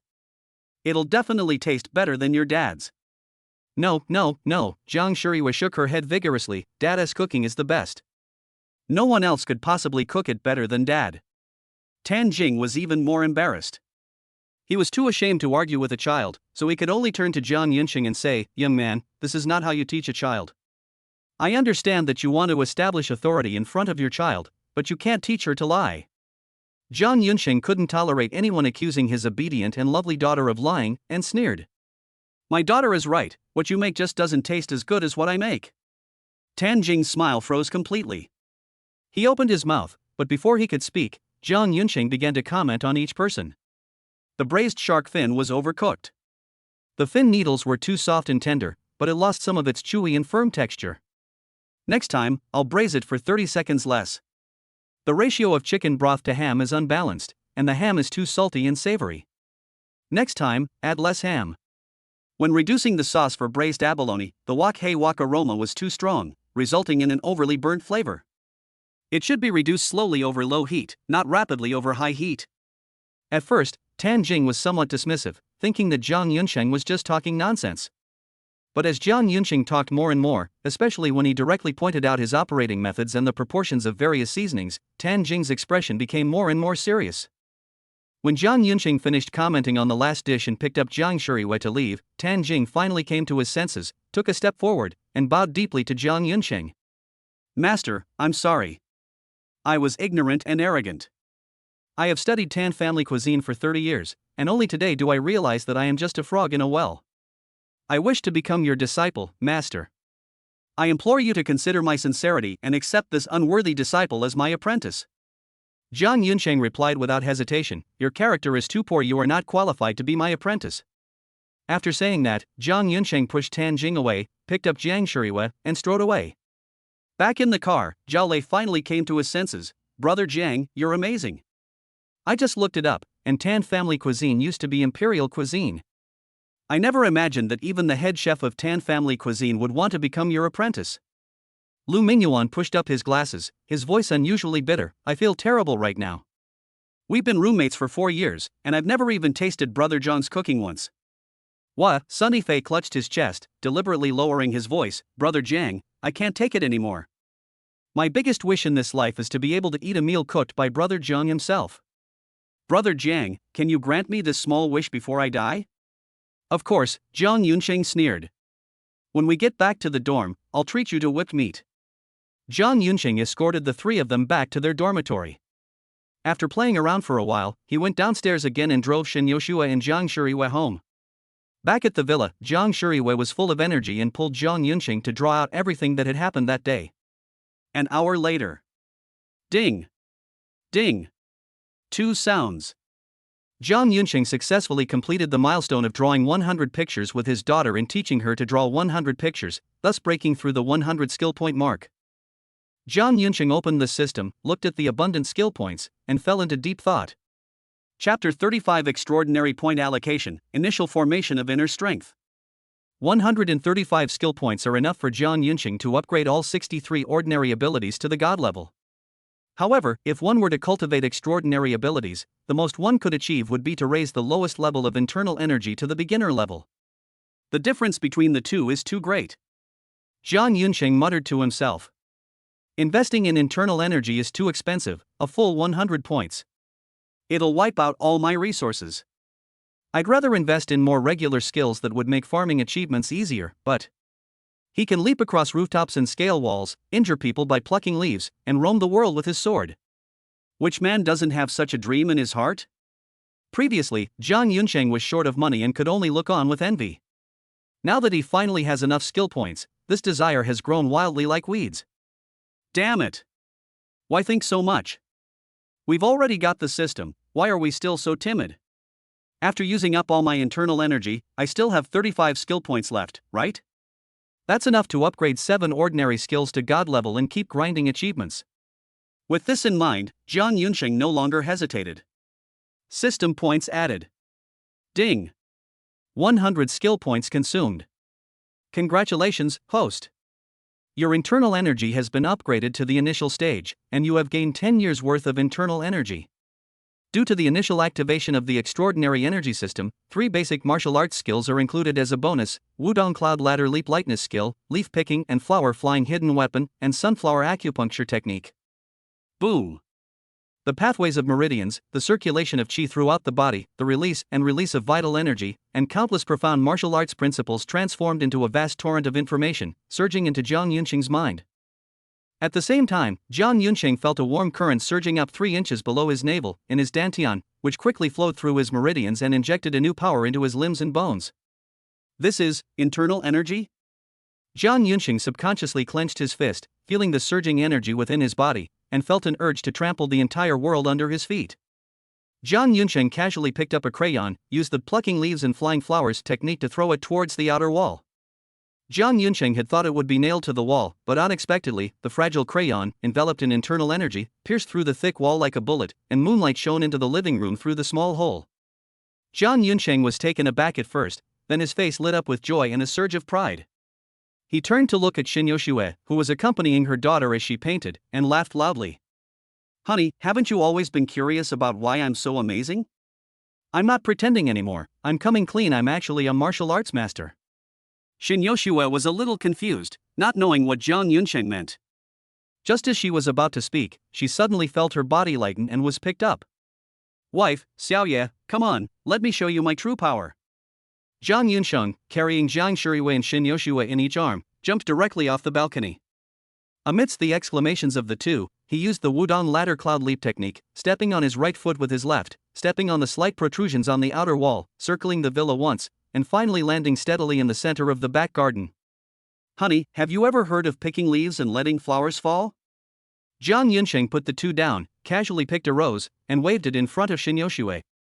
Shin Yoshua hadn't come to her senses yet, but Jiang Shuriwei, perhaps because she had been carried by Jiang Yunqing more than once before she transmigrated, had already recovered and replied crisply. Dad, I know. You can beat a bad guy to a pulp just by picking up a leaf. Xiaoye is so smart. Jiang Yunqing patted Jiang Shirui's head, then plucked a petal, held it between his fingers, and whispered, Wife, look closely, the highest branch. After saying that, Jiang Yunqing flicked his wrist, and rose petals shot out, snapping off the highest branch in front of Shin Yoshua's incredulous gaze. Did you see it clearly? If not, how about this? Jiang Yunqing crushed the rose and threw out a handful of petals with the skill of plucking leaves and scattering flowers, shaving the entire crabapple tree bald. How did you do that? Martial arts masters can injure people by plucking flowers or flying leaves? Isn't that something out of a novel? Jiang Yunsheng was being very pretentious. He deliberately lowered his voice and said in a very deep voice, "This world is far more complicated than you imagine. My internal energy is just at the beginner level. My master is much more powerful than me." The system rewarded him with 3 skills. He had already used Wudong ladder cloud leap and leaf picking flying flower, and only sunflower acupuncture technique was left untried. Just thinking about this made Jiang Yunsheng's hands itch. "Honey, pick a comfortable position, and I'll show you another trick." Shen Yoshue subconsciously adjusted her posture. Just as she stood up straight, Jiang Yunsheng pointed his fingers like a sword and quickly tapped her upper body a few times. Shen Yoshue felt her body stiffen, and a tingling sensation instantly spread throughout her body. Then, she was surprised to find that she had lost control of her body. "What? What's going on? What did you do to me? Why can't I move all of a sudden?" Sunflower acupuncture technique. Jiang Yunsheng circled around Shen Yoshue. "Have you seen my own swordsman? It's by Zhantang's signature move. You can't move it at all, can you?" "Stop fooling around." Shen Yoshue stared intently at Jiang Yunsheng. "Untie me quickly." Jiang Shiryue looked at Shen Yoshue curiously. "Mom, are you playing red light, green light? I want to play too." "Okay, let's play together." Seeing Shen Yoshua's embarrassed and annoyed expression, Jiang Yunsheng felt playful and took the initiative to speak. Just as Jiang Shiryue was about to run, Jiang Yunsheng suddenly spoke. 3, 2, 1. Freeze. Don't speak or move. Jiang Shiryue maintained a stance with one leg extended, swaying precariously as if about to fall. Jiang Yunsheng picked up a leaf, flicked his wrist, and released Shen Yoshue's acupoints from a distance. Shen Yoshue did not expect to suddenly regain control of her body, and instantly lost her balance, falling forward. Jiang Yunsheng tiptoed to Shen Yoshue and gently pulled her into his arms. "Be careful, don't fall." Jiang Shiryue jumped up happily. "Mommy lost, it's Mommy's turn to be the one to catch." Shen Yoshue gave Jiang Yunsheng a reproachful look. 3, 2, 1, freeze. Don't talk or move. Jiang Shiryue's move was a little better this time, as she landed on both feet. But Jiang Yunsheng had no intention of giving in to the child. Supported by his internal energy, Jiang Yunsheng held Shen Yoshue steadily, without swaying an inch. Finally, Jiang Shiryue couldn't hold on any longer. Jiang Shiryue was not discouraged by this, because in her memory, her father was omnipotent and invincible. My turn, my turn." Jiang Shiryue stared intently at Jiang Yunsheng and Shen Yoshue. "Mom and Dad can move now. Whoever runs home first wins." Shen Yoshue had long known that Jiang Yunsheng had many secrets, and now that Jiang Yunsheng had taken the initiative to reveal them, it meant that he had gradually accepted her. Seeing her daughter's enthusiasm, Shen Yoshue didn't rush to find Jiang Yunsheng to get to the bottom of things, but instead focused on playing games with her. Shen Yoshue had only taken 2 steps when Jiang Shiryue's crisp voice rang out. 3, 2, 1. Freeze. Don't speak or move. Chapter 36: Saving Water with My Wife. The two played with Jiang Shiryue for more than an hour, until Jiang Shiryue finally ran out of energy and fell asleep in Jiang Yunsheng's arms. Jiang Yunsheng carried Jiang Shiryue and placed her on the bed. Shen Yoshue helped cover her with the blanket, then picked up her pajamas to take a shower and go to sleep. Having tasted the sweetness, Jiang Yunsheng secretly followed them. "Honey, everyone's been saying we need to protect the environment lately. Let's take a shower together to save water." Shen Yoshue gave Jiang Yunsheng a charmingly disdainful look, but didn't say anything. However, when she closed the door, she secretly left it a crack open. Jiang Yunsheng, without blushing or skipping a beat, squeezed his way in. Jiang Yunsheng's body has undergone multiple enhancements, while Shen Yoshue is just an ordinary girl. No matter how high her skills are, the difference in basic data is too great. Before Jiang Yunsheng could finish his fun, Shen Yoshue was already begging for mercy. In order to continue to save water resources together in the future, Jiang Yunsheng decided to teach Shen Yoshue martial arts and cultivate her internal strength. When Shen Yoshue heard that she could practice martial arts, her eyes lit up, but soon a layer of worry appeared on her face.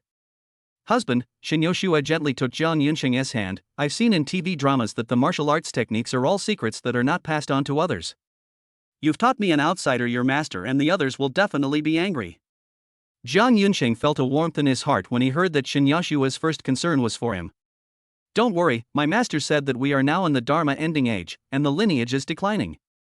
Our lineage has long since stopped paying attention to these things. As long as he doesn't do evil and is devoted to the Tao, the cultivation technique can be passed on to him. Shin Yoshua breathed a sigh of relief. Then I'm relieved. Oh, by the way, husband, what's the name of your sect? This? Zhang Yunsheng was stunned for a moment. He finally understood what it meant to tell one lie and then have to tell 100 more to cover it up. What is it, my husband? Is it inconvenient to talk about this? There is nothing inconvenient about it, Zhang Yunsheng quickly composed himself. It's just that our sect's name is a bit common. It appears in almost every cultivation novel.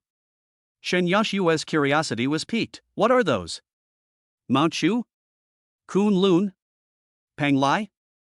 Zhang Yunsheng shook his head slightly. It's not that domineering. My sect is called Qingyun sect. What is so common about this name? Shan Yoshua retorted. The name is not only beautiful to hear, but also very evocative. Seeing Shan Yoshua's serious expression, Zhang Yunsheng couldn't help but tease her. Wife, you'll definitely get a perfect score on your Chinese exam reading comprehension. Our sect's name doesn't have such a profound meaning. It's just that the mountain we're located on has a lot of blue clouds, so we called it the Azure Cloud sect. Shin Yoshua opened her mouth wide. Ah, is it that simple? Yes, it's that simple. Zhang Yunsheng took her hand. Come on, let me teach you the most basic breathing technique first. Close your eyes, slow down your breathing, and follow my rhythm. The next day, after breakfast, Zhang Yunsheng prepared to practice martial arts with Zhang Shuriwa, partly to improve their health, and partly to see if they could earn an achievement. Suddenly, Zhang Yunsheng's phone rang, and he answered it casually. Who are you? Hello, Mr. Zhang, I am Lu Boyan, CEO of Dingxing Talent. We have shortlisted a group of candidates for the kindergarten management and teaching positions you entrusted us to find. They perfectly meet your requirements. When would be a convenient time for you to conduct the initial interviews? Adhering to the principle of getting things done as soon as possible, Zhang Yunsheng asked without hesitation, Can I go there now? When will they arrive? Okay, Lu Boyan's voice remained unchanged. Mr. Zhang, if you arrive at our company within half an hour, I can arrange 7 candidates. If it's an hour later, we can arrange 15 candidates. Zhang Yunsheng thought for a moment and said, Let's just arrange 15 people. The interviews will take a lot of time anyway. Okay, Mr. Zhang, I have sent you the company address via text message. I will be waiting for you at the company. After hanging up the phone, Zhang Yunsheng turned to look at Shin Yoshua and Zhang Shuriwei and said with a smile, Let's go, and choose a qualified principal for the kindergarten, and also choose a few competent and good teachers for Xiaoye. 40 minutes later, Zhang Yunsheng's Bentley Tianyue stopped in front of a high-end office building. Lu Boyan personally greeted them at the door, exchanging pleasantries while leading them to a luxurious office. After arranging for his secretary to serve tea, he handed them a stack of resumes. Zhang Yunsheng is a senior in college and will graduate soon. He has also prepared a resume and is very clear about the ins and outs of it, especially the various euphemisms used in writing.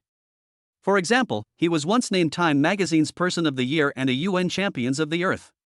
This is not a lie, because these seemingly prestigious awards were originally given to all of humanity.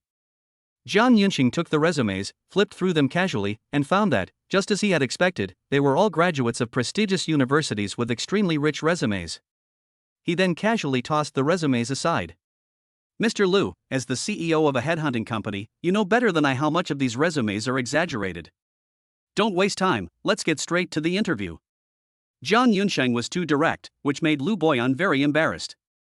He chuckled twice and quickly arranged for other people to come and interview. Taking this opportunity, Zhang Yunsheng directly added points to his skill, raising his ability to recognize people to the divine level. Ding! 5 skill points consumed. Congratulations, host. Your ability to judge people has been successfully upgraded to the divine level, and you have also awakened a special talent, the ability to see into people's hearts. You can see right through a person's true character. Following that, a wealth of knowledge in behavioral psychology, micro-expression analysis, and linguistic logic flooded into Zhang Yunsheng's mind. When he opened his eyes again, a middle-aged man in a bespoke suit had already walked into the office. Lu Boyan took the initiative to introduce, Mr. Zhang, this is Mr. Wang Kailan. He graduated from the Wharton School of the University of Pennsylvania with an MBA and previously served as the Regional Operations Director of Ruishing International Education Group. During his tenure, he successfully increased the region's revenue by 200% and established a standardized management system. He is a top-notch management talent with a wealth of practical experience. Wang Kailan walked quickly to Zhang Yunsheng, extended her hand, and said in a deep voice, "Hello, Mr. Jiang, I am Wang Kailan. If you entrust the kindergarten to me, I guarantee that I can increase the kindergarten's revenue by 70% within 3 years." Zhang Yunsheng looked up and saw only his ambition, not any affection for the child. Zhang Yunsheng was too lazy to waste time on him, not even bothering to shake his hand, and waved his hand dismissively. "Not suitable, next one." Wang Kailan had never suffered such humiliation. Her face was extremely pale, and she suppressed her anger. "Mr. Jiang, we have just met. You haven't even learned about my abilities yet, and you're making a judgment based on your first impression. Isn't that too arbitrary?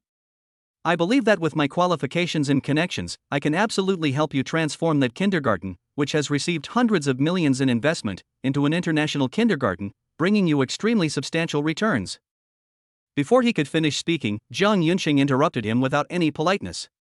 "Shut up." Chapter 37, The Applicants, All Annihilated.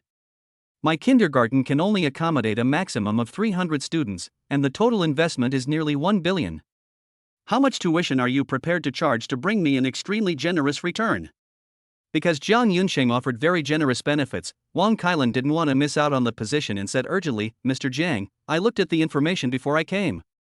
According to the construction scale, we are fully qualified to apply for a super large kindergarten. The super large kindergarten can have a maximum of 12 classes per grade, with a maximum of 35 students per class. In total, we can enroll a total of 1,260 students from the senior, junior, and middle classes. Our kindergarten is so beautifully built, with all kinds of facilities, and it even has bilingual teaching. With a little more promotion, it can definitely be classified as a top-tier private elite kindergarten, with monthly tuition fees reaching 30,000. Kindergartens could cancel winter and summer vacations, which would bring in 450 million yuan in tuition fees alone, since there are 12 months in a year. However, considering that the kindergarten has just been established and has not yet made a name for itself, it will be difficult to attract enough high-net-worth clients. It is recommended to implement tiered education, setting up different classes based on tuition fees, and providing different educational programs and equipment usage rights. Firstly, it can provide a better experience for parents who pay higher fees. Secondly, it can attract the widest range of students, avoid wasting vacancies, and prevent impacting overall revenue. Seeing Wang Kailan's smug look, Zhang Yunsheng laughed in anger. "I spent so much money building this kindergarten so that my daughter could receive her final education and grow up healthily. Instead of being like a sardine in a can, crammed into a narrow campus with over 1,000 classmates, and being instilled from a young age with the idea that people are divided into different classes and that money makes you the boss." Wang Kailan quickly explained, "Mr. Jiang, please don't misunderstand. No matter how many students there are, as long as we make arrangements in advance, we will arrange a small class of about 10 students specifically for your daughter, provide a special meal in the cafeteria, and give her priority access to all teaching facilities. This way, no matter how many students there are or how crowded it is, it won't have any impact on your daughter. As for the saying that people are divided into different classes and that money makes you the boss, that is a fact.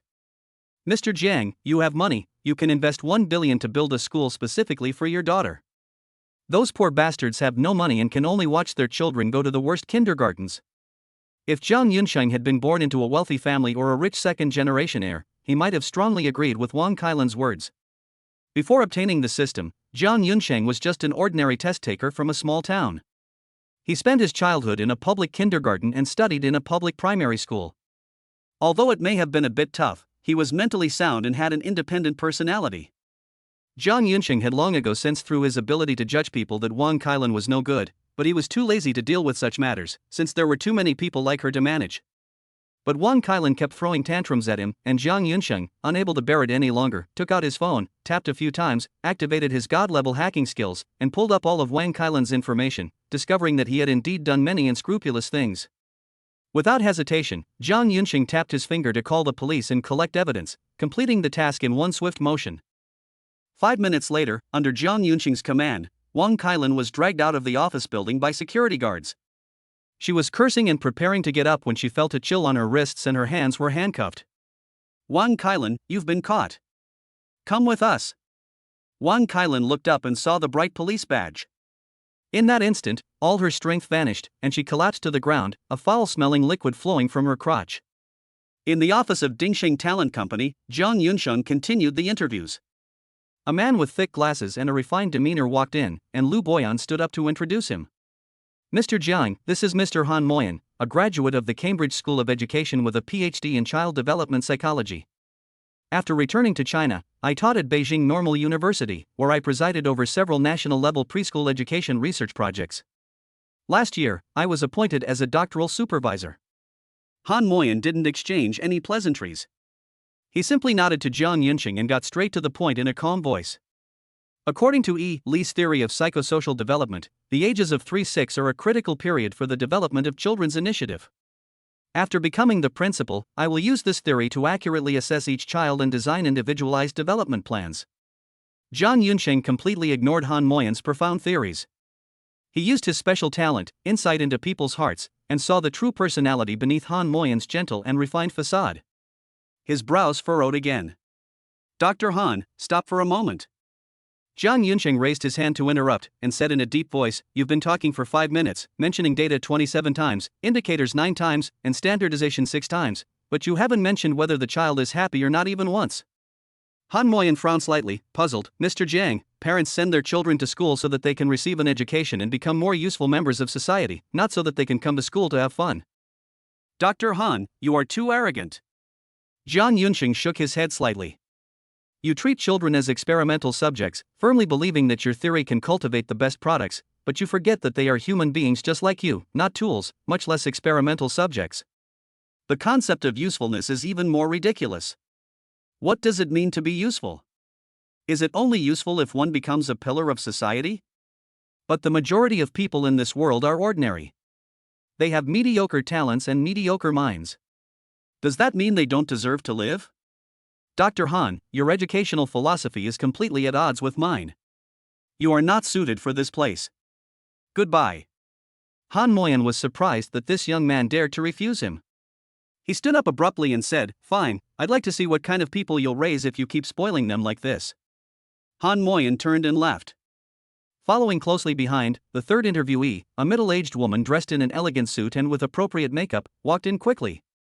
Before Lu Boyan could speak, she placed her handbag on the table and took the initiative to introduce herself. "Hello Mr. Jiang, I am Lu Minghui. I have over 15 years of experience in education and have served as the teaching director in several well-known international early childhood education institutions. I am applying for the position of kindergarten principal at your company to realize my dream of giving more children a happy childhood." Lu Minghui's voice was gentle and warm, calm and unhurried. Kindergarten is not primary school. Children at this age are still immature. We should create a fun environment so that children can learn through play and grow through exploration.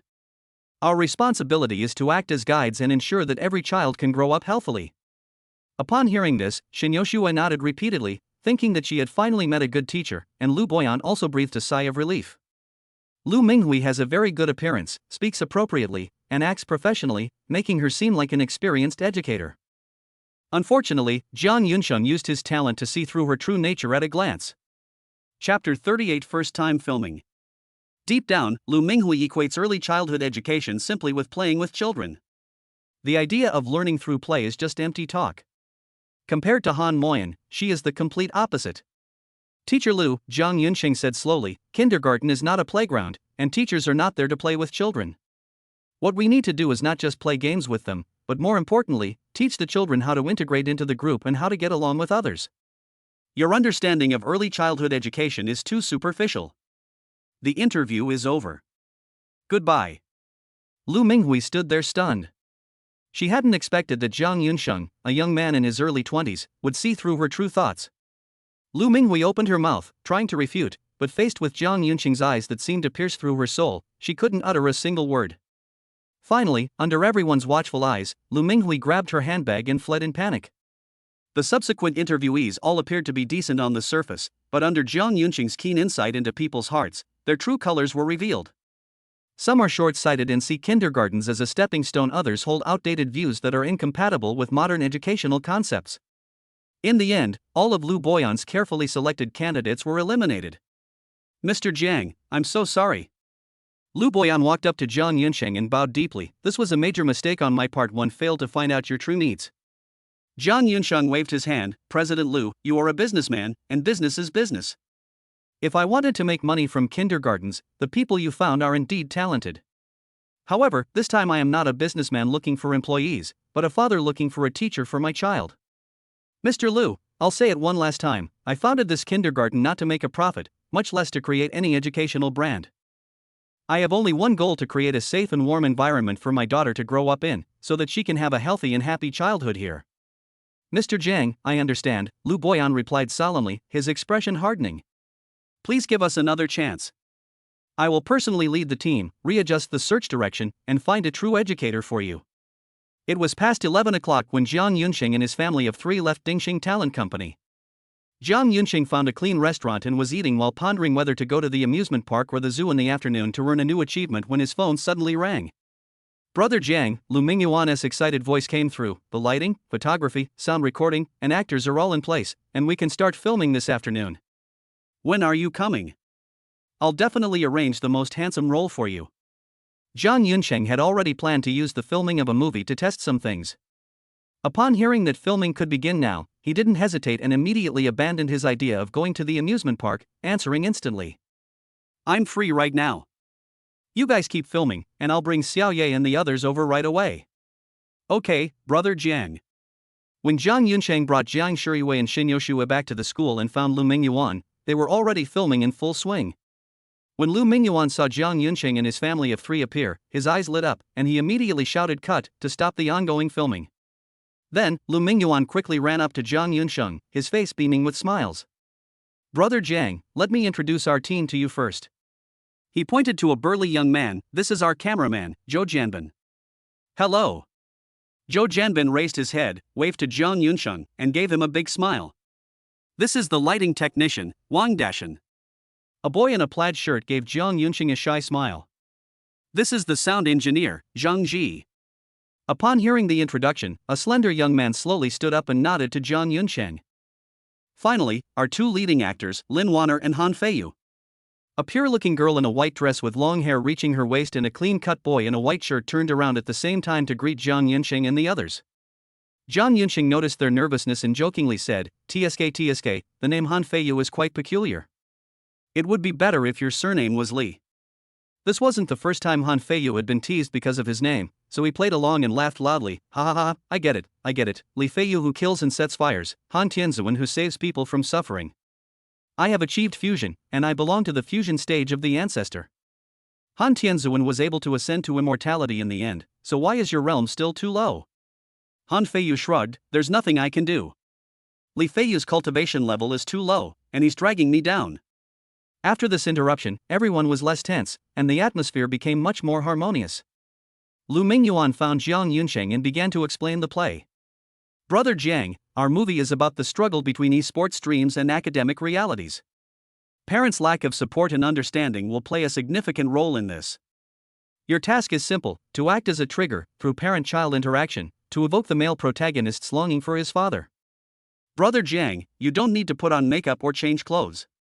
You just need to hold your daughter's hand and walk past the entrance of the underground internet cafe.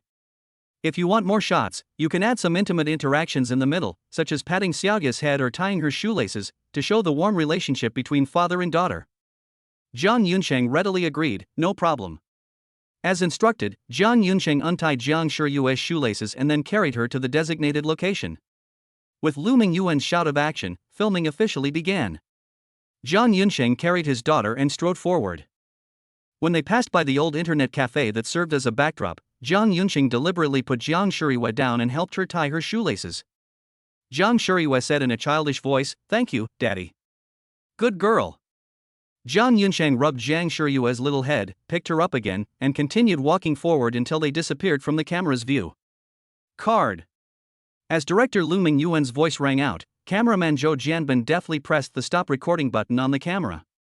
The entire shot was successfully completed, and Jiang Yunxing heard a system notification sound. Ding! Achievement completed, first steps on set, heartwarming moment captured. The host is awarded 5 skill points. Currently available skill points, 35.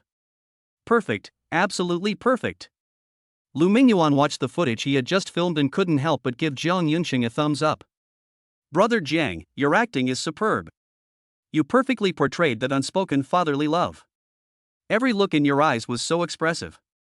Zhou Jianbin gave a thumbs up. Brother Jiang, with your acting skills, it's a real loss to the film and television industry if you don't become an actor. Jiang Yunsheng waved his hand. What kind of actor am I? What you just filmed is exactly my daily life, there's no trace of acting at all.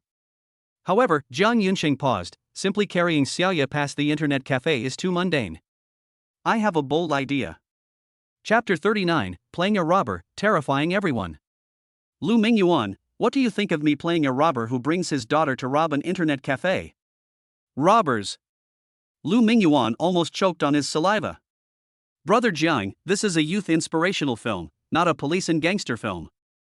The style is completely mismatched. Jiang Yunsheng had already prepared his explanation. He raised his hand and patted Lu Mingyuan on the shoulder. Old Lu, don't rush, listen to me first. Movies always have a lot of wasted shots.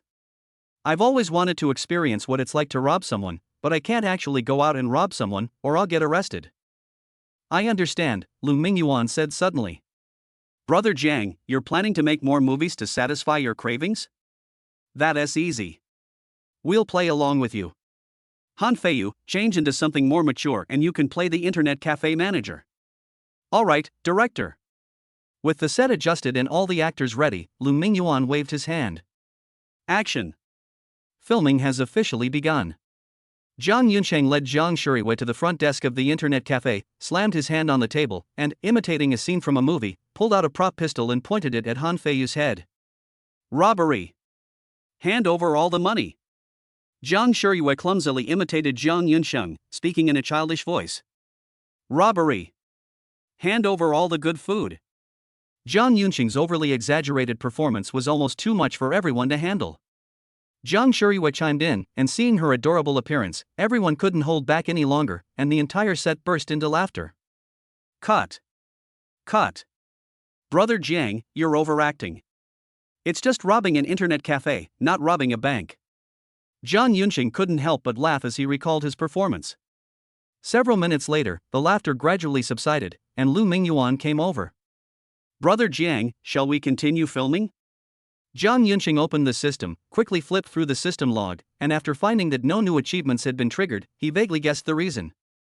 However, to be on the safe side, Jiang Yunsheng spent 5 skill points to upgrade his acting skills to God level, preparing to try again. Ding! 5 skill points consumed. Congratulations, host. Your acting skills have reached God level, and you have awakened a special talent. Life is like a play, and a play is like life. When playing other roles, you can not only perfectly portray them, but also awaken some of the character's traits. In just a few breaths, Jiang Yunsheng had already digested the vast amount of knowledge about character understanding, emotional manipulation, and physical control. I just thought the atmosphere was too tense, so I deliberately tried to make everyone laugh. Old Lu, one more take. This time I'll show you my true strength. Lu Mingyuan was skeptical of Jiang Yunsheng's words, but in order to collect more of Jiang Yunsheng's dark history, he not only did not expose him, but also took the initiative to offer advice. Brother Jiang, armed robbery is too unchallenging. How about changing it to armed robbery, and preferably adding some action elements, and having the internet cafe manager put up a fight? No problem. Jiang Yunsheng readily agreed. Props are in place, actors are in place, camera is in place. Lu Mingyuan waved again. Action. The second round of filming officially began. Jiang Yunsheng led his daughter back into the internet cafe, his entire demeanor transformed. His eyes were filled with ruthlessness, and he gripped a dagger tightly in his hand. His voice was unusually hoarse. Don't move. Hand over all the money. I only want money, I don't want to kill anyone. According to the revised script, Han Feiyu should have seized the knife at this moment, leading to a fight between the two. But Han Feiyu was completely stunned by the murderous aura emanating from Jiang Yunsheng. He saw a real desperado, his legs trembled violently, his clothes were soaked with cold sweat, and he dared not move. Not only Han Feiyu, but everyone else was also shocked by Jiang Yunsheng. Normally, if an actor forgets the plot and such a big filming accident occurs, the director should yell cut. For a moment, the entire filming location was completely silent, and the atmosphere became increasingly oppressive. Until Jiang Shuriwei imitated Jiang Yunsheng and shouted in a childish voice, "Don't move, bring out all the delicious food. I only want delicious food. I don't eat people." Lu Mingyuan finally regained consciousness and quickly shouted, "Cut!" Although Jiang Yunsheng had anticipated that the possibility of quickly gaining fame through filming was very low, he was still somewhat disappointed by the final result. Han Feiyu then came to his senses and, seeing Jiang Yunsheng's expression, assumed he was disappointed in his performance, so he quickly explained. "Brother Jiang, it's not that I forgot my lines, it's that I really can't keep up with your performance. Your acting is terrifying. Even though I know it's acting, when you pull out a knife, I really feel like you're a desperate criminal who lives on the edge of a knife." Jiang Yunsheng composed himself, flicked the plastic prop knife, and laughed. "This knife can't lick blood, at most it can lick a mouthful of ink." Lu Mingyuan recovered from the intimidation and his eyes lit up. He quickly ran over and said, "Brother Jiang, your acting skills are absolutely amazing, even surpassing professional actors. Our teachers aren't as good as you. Why don't you consider being the lead actor? I guarantee that within 3 movies at most, I can help you win the Best Actor award."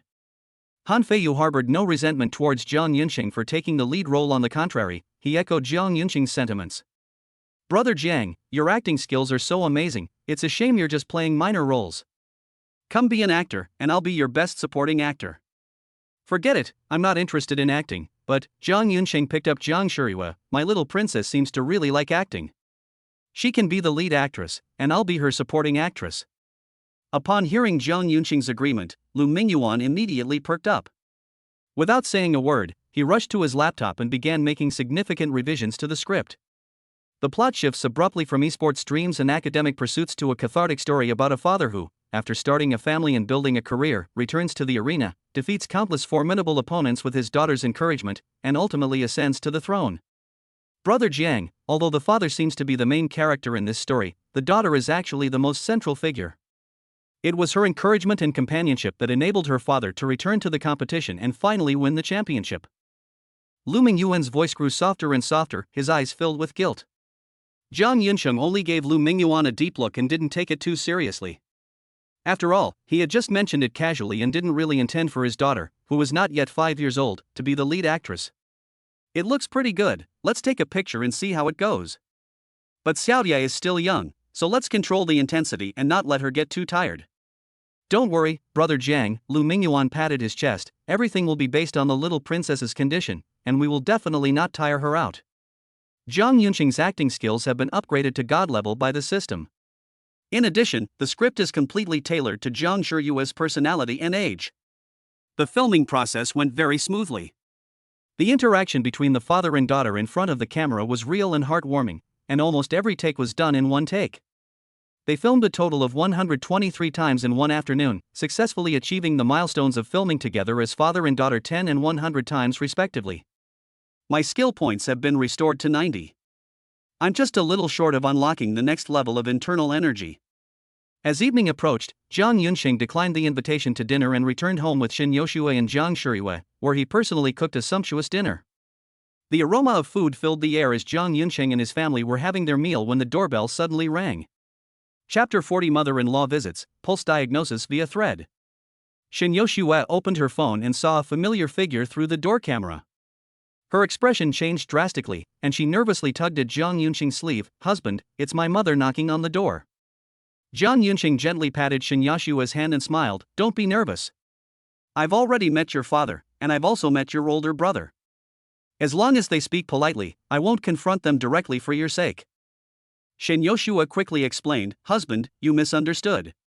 My mother is different from my father.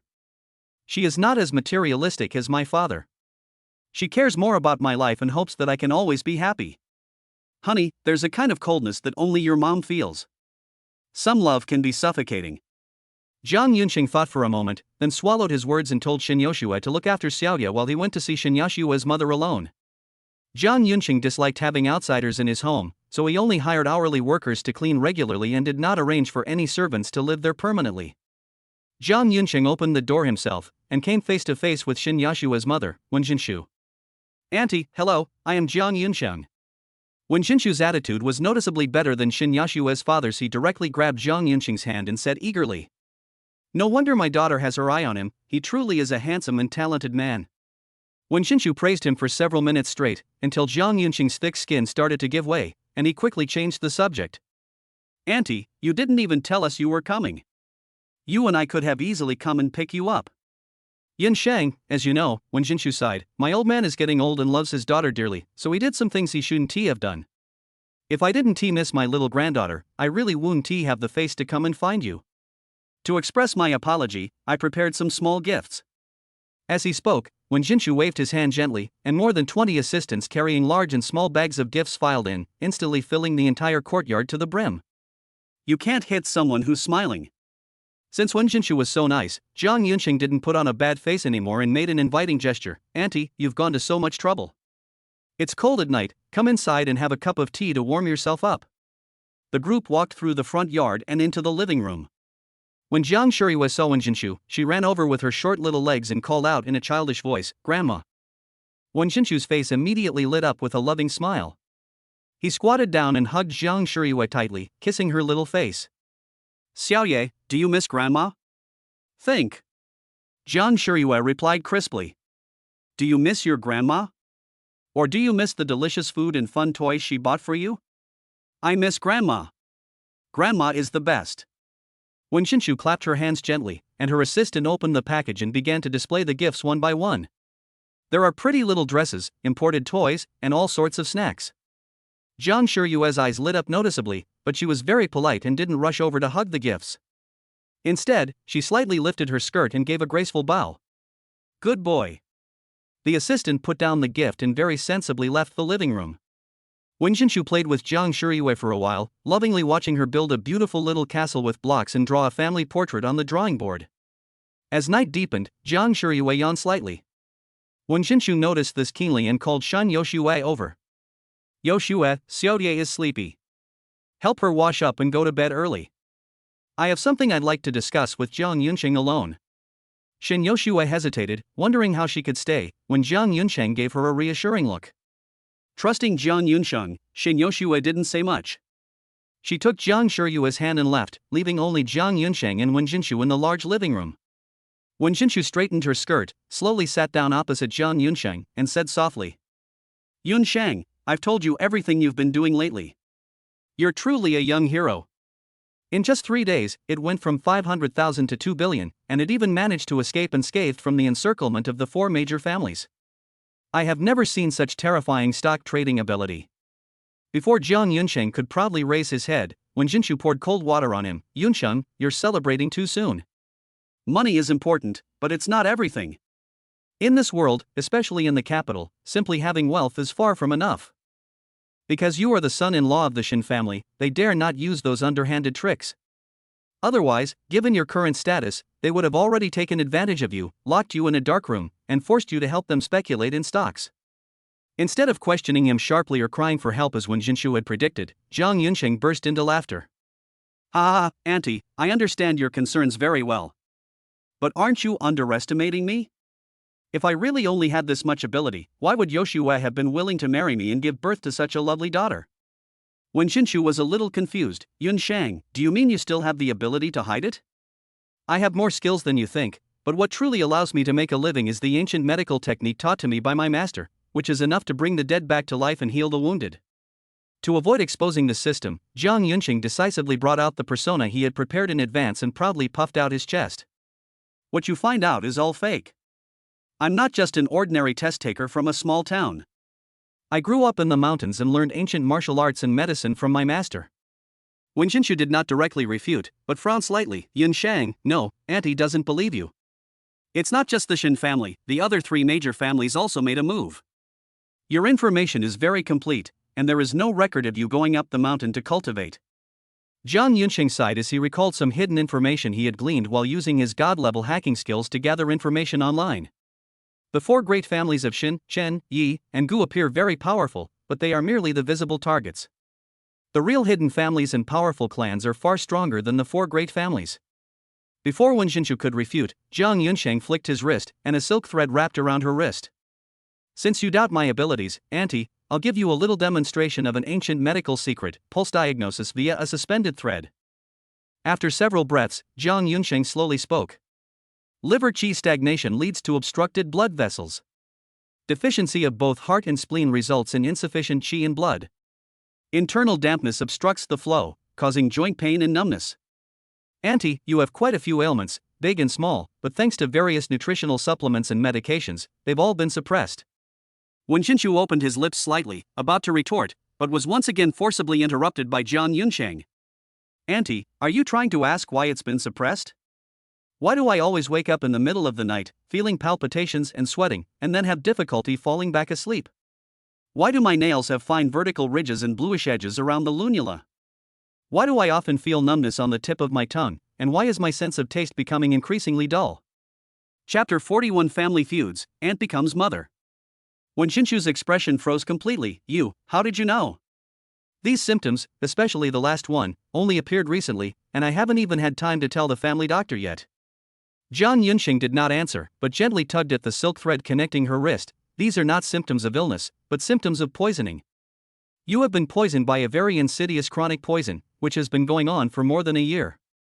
Poisoning? When Jinshu's face turned deathly pale instantly, and he grabbed Jiang Yunsheng's arm abruptly. What about Yoshue? Have you checked on her? Although she lives outside after starting university, she still comes home occasionally. Jiang Yunsheng's superb acting skills endowed him with extraordinary insight. No one could act in front of him. Furthermore, with the thread used for pulse diagnosis still wrapped around Wen Jinshu's wrist, he could clearly sense from the increasingly rapid pulse that Wen Jinshu was not acting, but was genuinely worried about Shin Yoshue. This improved Jiang Yunsheng's impression of her considerably. Don't worry, Auntie, I've already checked Yoshue's health, she's perfectly healthy.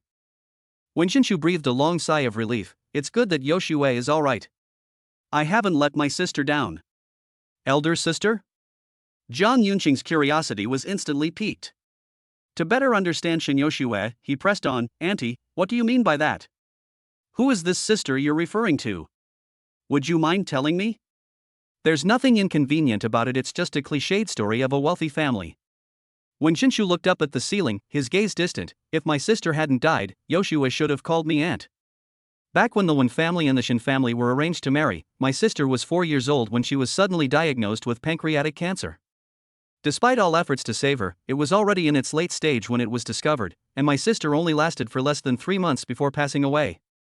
In order to maintain the relationship between the two families, before my sister's body was even cold, he forced me to marry him under the pretext of taking care of Yoshue. But I never thought of replacing my sister's position, but in Yoshue's eyes, I was the mistress who angered her mother to death. Yoshue suffered a severe trauma in her childhood, which completely closed her heart. I have tried to counsel her many times and have consulted a psychologist, but I have never been able to help her truly let go. At this point, when Jinshu paused for a moment, Yun Shang, I have seen and am delighted by the changes in Yoshue.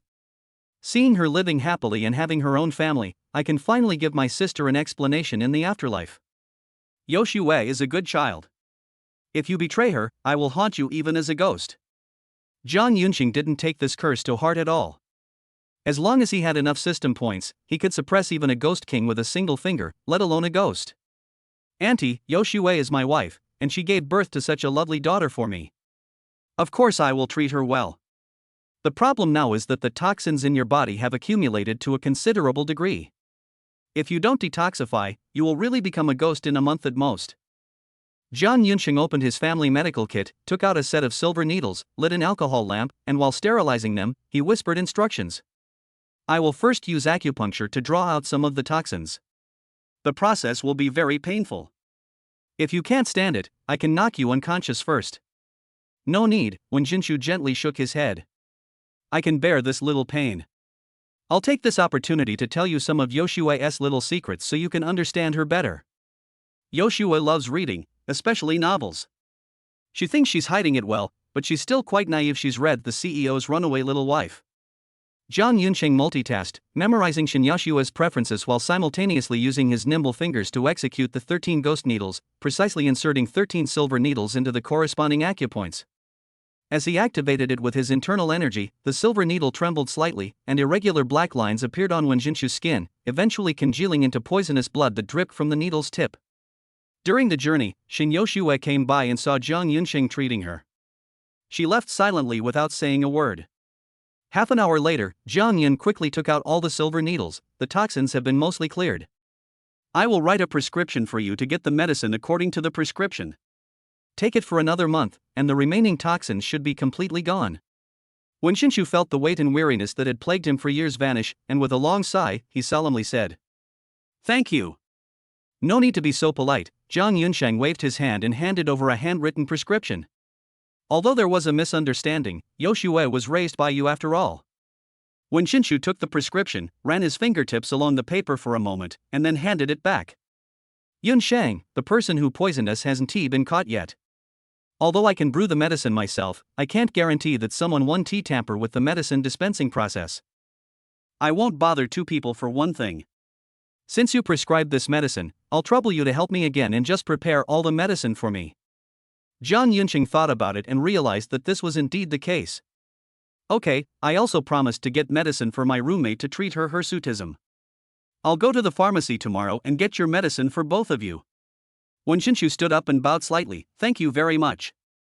It's getting late, so I'll take my leave now." When Shinshu did not come alone. Seeing that she really wanted to go back, Zhang Yunsheng did not force her to stay. After seeing Wen Jinshu off, Zhang Yunsheng returned to his bedroom. His daughter was already fast asleep, but Shin Yoshue was holding her phone, staring blankly at the ceiling. To avoid waking the child, Zhang Yunsheng pulled her into the living room and recounted the events of the evening in detail. After listening, Shin Yoshue sighed softly, "Husband, it's not that I'm unwilling to come out, it's that my aunt has trapped herself. From the day I first called her mom when I was 7, I understood my mother's death had nothing to do with my aunt. The power in the Shin family has always been in the hands of men. What could she, a woman from another family, possibly change? My aunt was always afraid that I would be sad, so she carefully kept her distance from me. My father and brother were busy with work all day long, and in the huge house, only servants came and went. Outside, so many people approach me with ulterior motives, wanting to profit from me.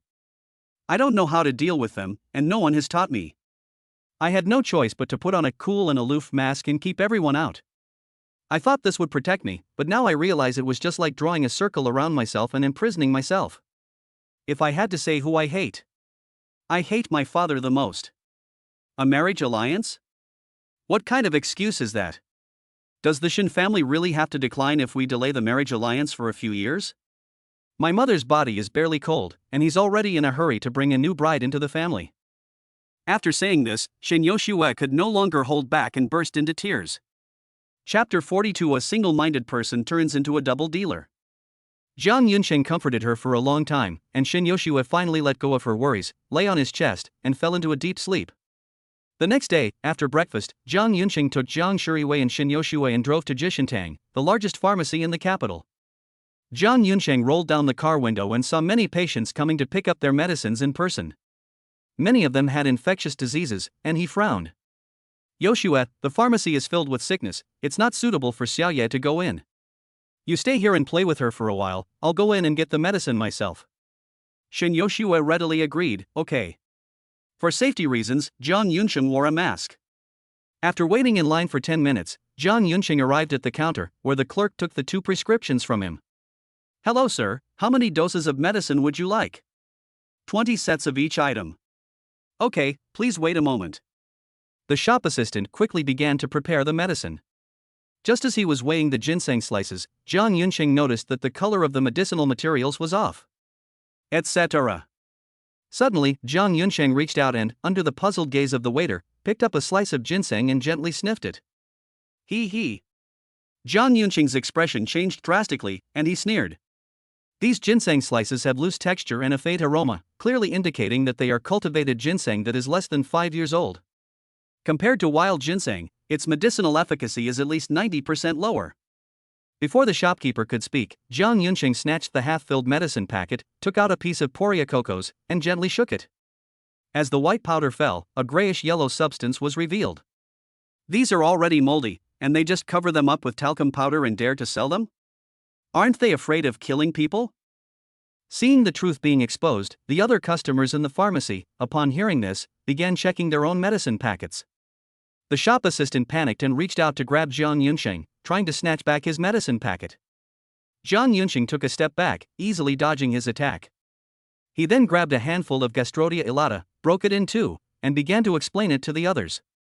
"A normal cross-section of Gastrodia elata should have a waxy luster. Yours is uneven, which doesn't look like Gastrodia elata. It looks more like vermicelli with some glue on it. One of the workers was a smart one. Seeing that things were getting worse, he immediately went upstairs and found the manager of Jishitang. Manager Qian, something terrible has happened. Someone is deliberately causing trouble. Upon hearing this, Manager Qian became anxious. After giving his trusted aide a few instructions, he led 5 or 6 burly security guards, parted the crowd, and surrounded Jiang Yunsheng. My friend, please don't talk nonsense. Our Jishitang has been passed down for 100 years, and we insist on genuine products. Our medicinal materials are absolutely fine. As for what you just mentioned, it's not fake, but rather that Jishitang has kept up with the times and used more advanced processing methods. Considering that most people do not understand the processing of Chinese medicine, Jiang Yunsheng did not argue with Jishitang about the processing method. I see, Jiang Yunsheng glanced around the medicine cabinet. Since you say your medicines are all genuine, could you please bring over a small handful of pangolin scales? The clerk in charge of dispensing the medicine was at a loss and looked at Manager Qian. Manager, should we give it to him? Here you go. Manager Qian waved his hand. Grab a handful and give it to him. I want to see how he can turn good into bad and truth into falsehood. After receiving the pangolin scales, Jiang Yunsheng held them high and displayed them to everyone. You may not have seen a pangolin, but you've probably seen a fish. Pangolin scales are similar to fish scales. At first glance, each fish scale looks about the same, but in reality, each scale has subtle differences in size. But look at the scales of these pangolins, they are all exactly the same size. Don't tell us that Jishitang is so rich and powerful that they only want the same size and location of the scales from each pangolin, and throw away all the others. Is that not allowed? Manager Qian retorted, at Jishitang, to ensure the efficacy of our medicine, we strive for perfection. We personally process all the pangolin scales, using only the best pieces. Before he could finish speaking, the trusted confidant whom Manager Qian had arranged in advance successfully blended into the crowd and immediately shouted, that's so true. Jishitang Pharmaceutical is meticulous in its pursuit of excellence. They are truly a conscientious business. I don't know about conscience or not, Jiang Yunsheng said with a slight smile, I only know that you broke the law. Pangolins are a Class 1 protected animal in China. Any act of hunting, purchasing, transporting, or selling pangolins or their products is a serious crime. You just admitted that you personally handled all the pangolin scales. Manager Qian had already figured out how to use his silver tongue to portray Jiang Yunsheng as a troublemaker sent by a competitor, but he never expected him to make a move in a place like this. It's true, hunting a Class 1 protected animal in China will land you in jail. If they don't admit it's true, they're just lying, and Jishitang's reputation is ruined. One-track mind becomes a double-edged sword. Manager Qian didn't want to go to jail, so his brain raced and he finally came up with a perfect explanation. Pangolins are indeed a first-class protected animal, but pangolin scales are a very good traditional Chinese medicine. The ones we buy at Jishitang are all from artificially bred pangolins and are specially approved medicinal materials, so it's not illegal. Jiang Yunsheng possesses god-level legal and medical skills, and the relevant information has already been fully implanted into his brain by the system. He did not hesitate to expose Manager Qian's sophistry from 2 aspects at the same time. First of all, pangolins are a Class 1 protected animal in China. Whether they are wild or artificially bred, it is strictly forbidden to hunt, purchase, transport, sell, or consume them in any form. Secondly, the latest edition of the Chinese Pharmacopoeia no longer includes pangolin scales, so they are no longer considered medicine. How can they be approved as a special medicinal material? Manager Qian was furious that Jiang Yunsheng had set a trap for him. Seeing the growing commotion around him, he ordered the security guards to arrest him. Faced with the security guards who surrounded him, Jiang Yunsheng showed no politeness. With his internal energy combined with his divine-level Bajiquan, in just a few breaths, all 10 bodyguards who surrounded him fell into a deep sleep like babies. Seeing this, Manager Qian moved his large body backward while warning in a trembling voice, sounding fierce but actually weak.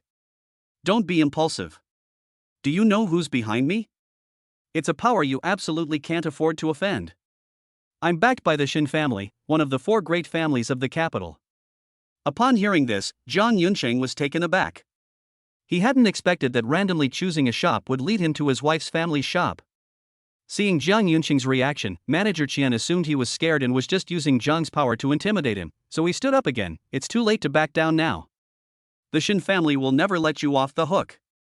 Just then, Xin Yoshue heard the noise and sensed something was wrong.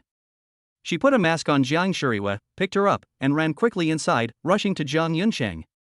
Husband, are you all right? When Manager Qian saw Shin Yashua's face clearly and heard how she addressed Jiang Yunsheng, he felt like the sky was falling. Chapter 43. Jiang Yunsheng prepares to open a pharmacy.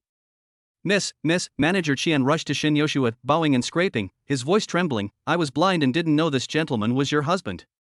Manager Chen then turned to Jiang Yunsheng, bowing repeatedly. Sir, it's truly a case of mistaken identity. We're family, yet we don't recognize each other.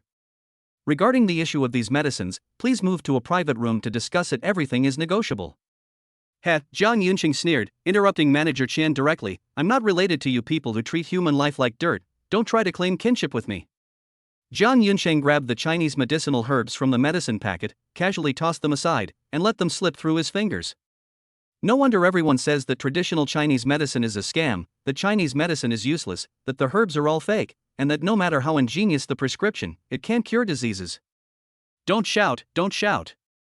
Manager Qian panicked and rushed to Shin Yoshua, pleading for help. Miss, please persuade your husband. If he continues to say such things, our century-old reputation of Jishitang will be completely ruined. Without the slightest hesitation, Shin Yoshua stood directly in front of Jiang Yunsheng, her aloof demeanor returning. Manager Qian, you should have thought of this day when you were selling fake medicine. Since you've done something wrong, you should bear the consequences. Manager Qian knew very well that if this matter blew up, he would definitely be used as a scapegoat by the Shin family and end up spending his life in jail.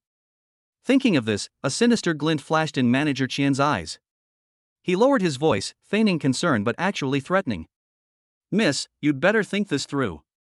If word gets back to Master, and he finds out that your son-in-law has openly targeted the Shin family's assets, given his personality, he will definitely not let him off easily. He won't let me go? I'm not going to let him go either. Jiang Yunsheng shielded Shin Yoshua behind him and interrupted Manager Qian again, speaking coldly. What you're doing isn't just passing off inferior goods as superior ones, you're selling counterfeit medicine, even poison. You've violated multiple laws, so just wait for the court summons. After saying that, Jiang Yunsheng was too lazy to waste time in this place full of fake medicines. He stuffed half a packet of fake medicine into his bag as evidence, then took Jiang Shuriwa from Shin Yashua's arms, took her hand, and the three of them left.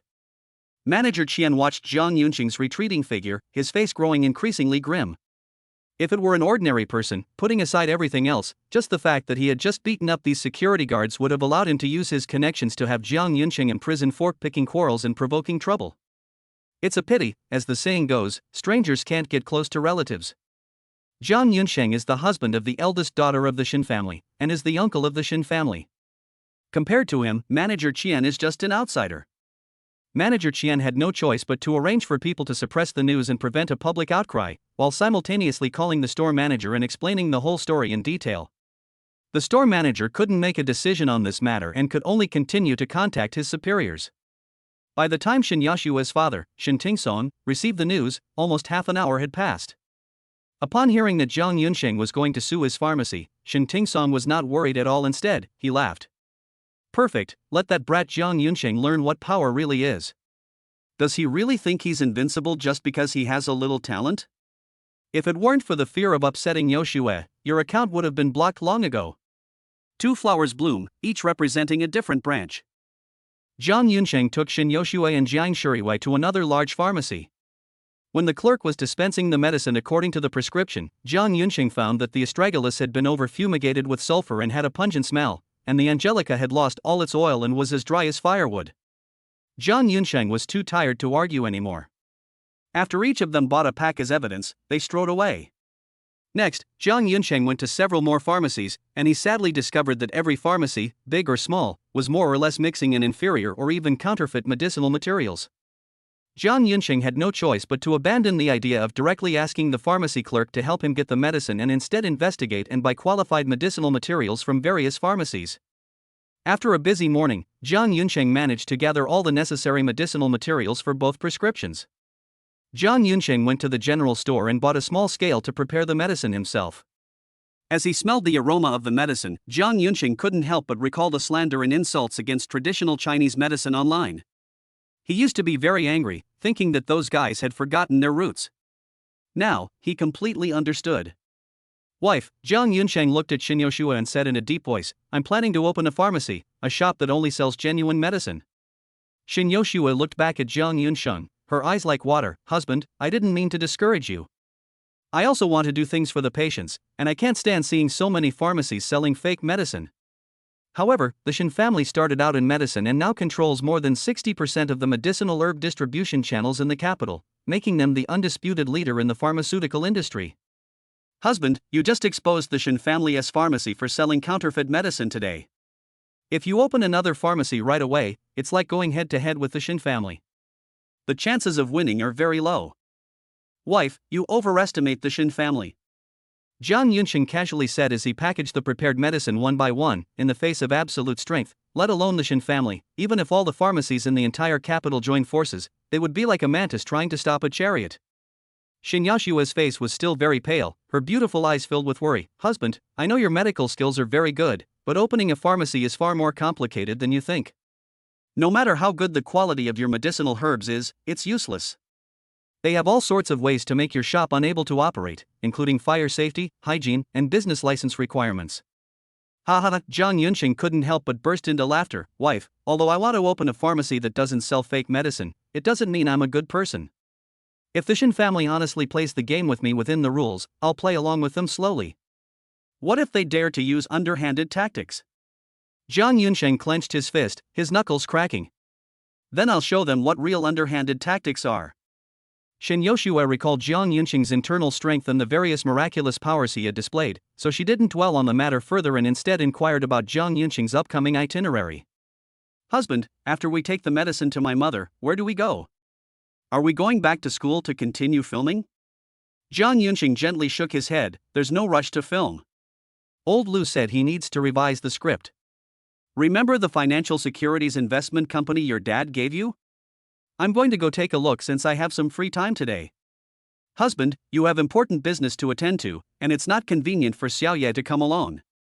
I'll deliver the medicine to mom later, and after that, I'll stay here with the child to chat with her. Come pick us up from the Shin family when you're done. Jiang Yunxing rejected Shin Yashua's suggestion without hesitation. No. Chapter 44, All Expelled. Wife, have you forgotten? Your mother was poisoned at the Shin family's house. How dare you take Xiaoye back? Wow, Shin Yoshua gasped. I'm sorry, I didn't react for a moment. Since we can't go home, how about this? You can take a slightly longer route and drop me and the child off at the zoo entrance. Then you can go to work at the company, and I'll take care of the child and introduce her to various animals. Jiang Yunxing didn't want such a great achievement as going to the zoo with his daughter to slip through his fingers, so he refused again without hesitation. No need for that trouble. I'm just going to the company to take a look. I'll be back in half an hour at most. Come in with me so they can recognize my face, and that they won't block my way downstairs when you come looking for me. Let's go to the zoo together when I'm done with my work. Before Shin Yoshua could speak, Jiang Shuriwei jumped up excitedly. Yay! Our whole family can go to the zoo together and feed the big lions and the little tigers. Seeing her daughter so happy, Shin Yoshua didn't dampen her spirits. She nodded gently and agreed to Jiang Yunxing's request. Jiang Yunxing first drove to the Shin family villa, personally handed the medicine packet to Wenjinshu, and explained how to prepare the medicine, as well as some special precautions. Immediately afterwards, Jiang Yunxing took out his phone to check the address of the financial investment company worth 1 billion yuan that the Shin family had given him. He then turned around, relied on his godlike driving skills, and floored the accelerator, sending the car shooting off like an arrow. 20 minutes later, Jiang Yunxing and his group stopped in front of a very impressive office building. Through the car window, Jiang Yunxing saw that the office building lobby was covered with marble, and on one side of the shelf were many expensive ornaments. The receptionist was a great beauty with at least an 8 out of 10 points. Upon seeing this scene, Jiang Yunxing couldn't help but recall the melodramatic novels he had once read. Wife, Jiang Yunxing pointed to the company reception desk and asked Shin Yoshua, do you think if I just walk in like this, will I be stopped and humiliated by the receptionist, or even have security kick me out, just like in the novels?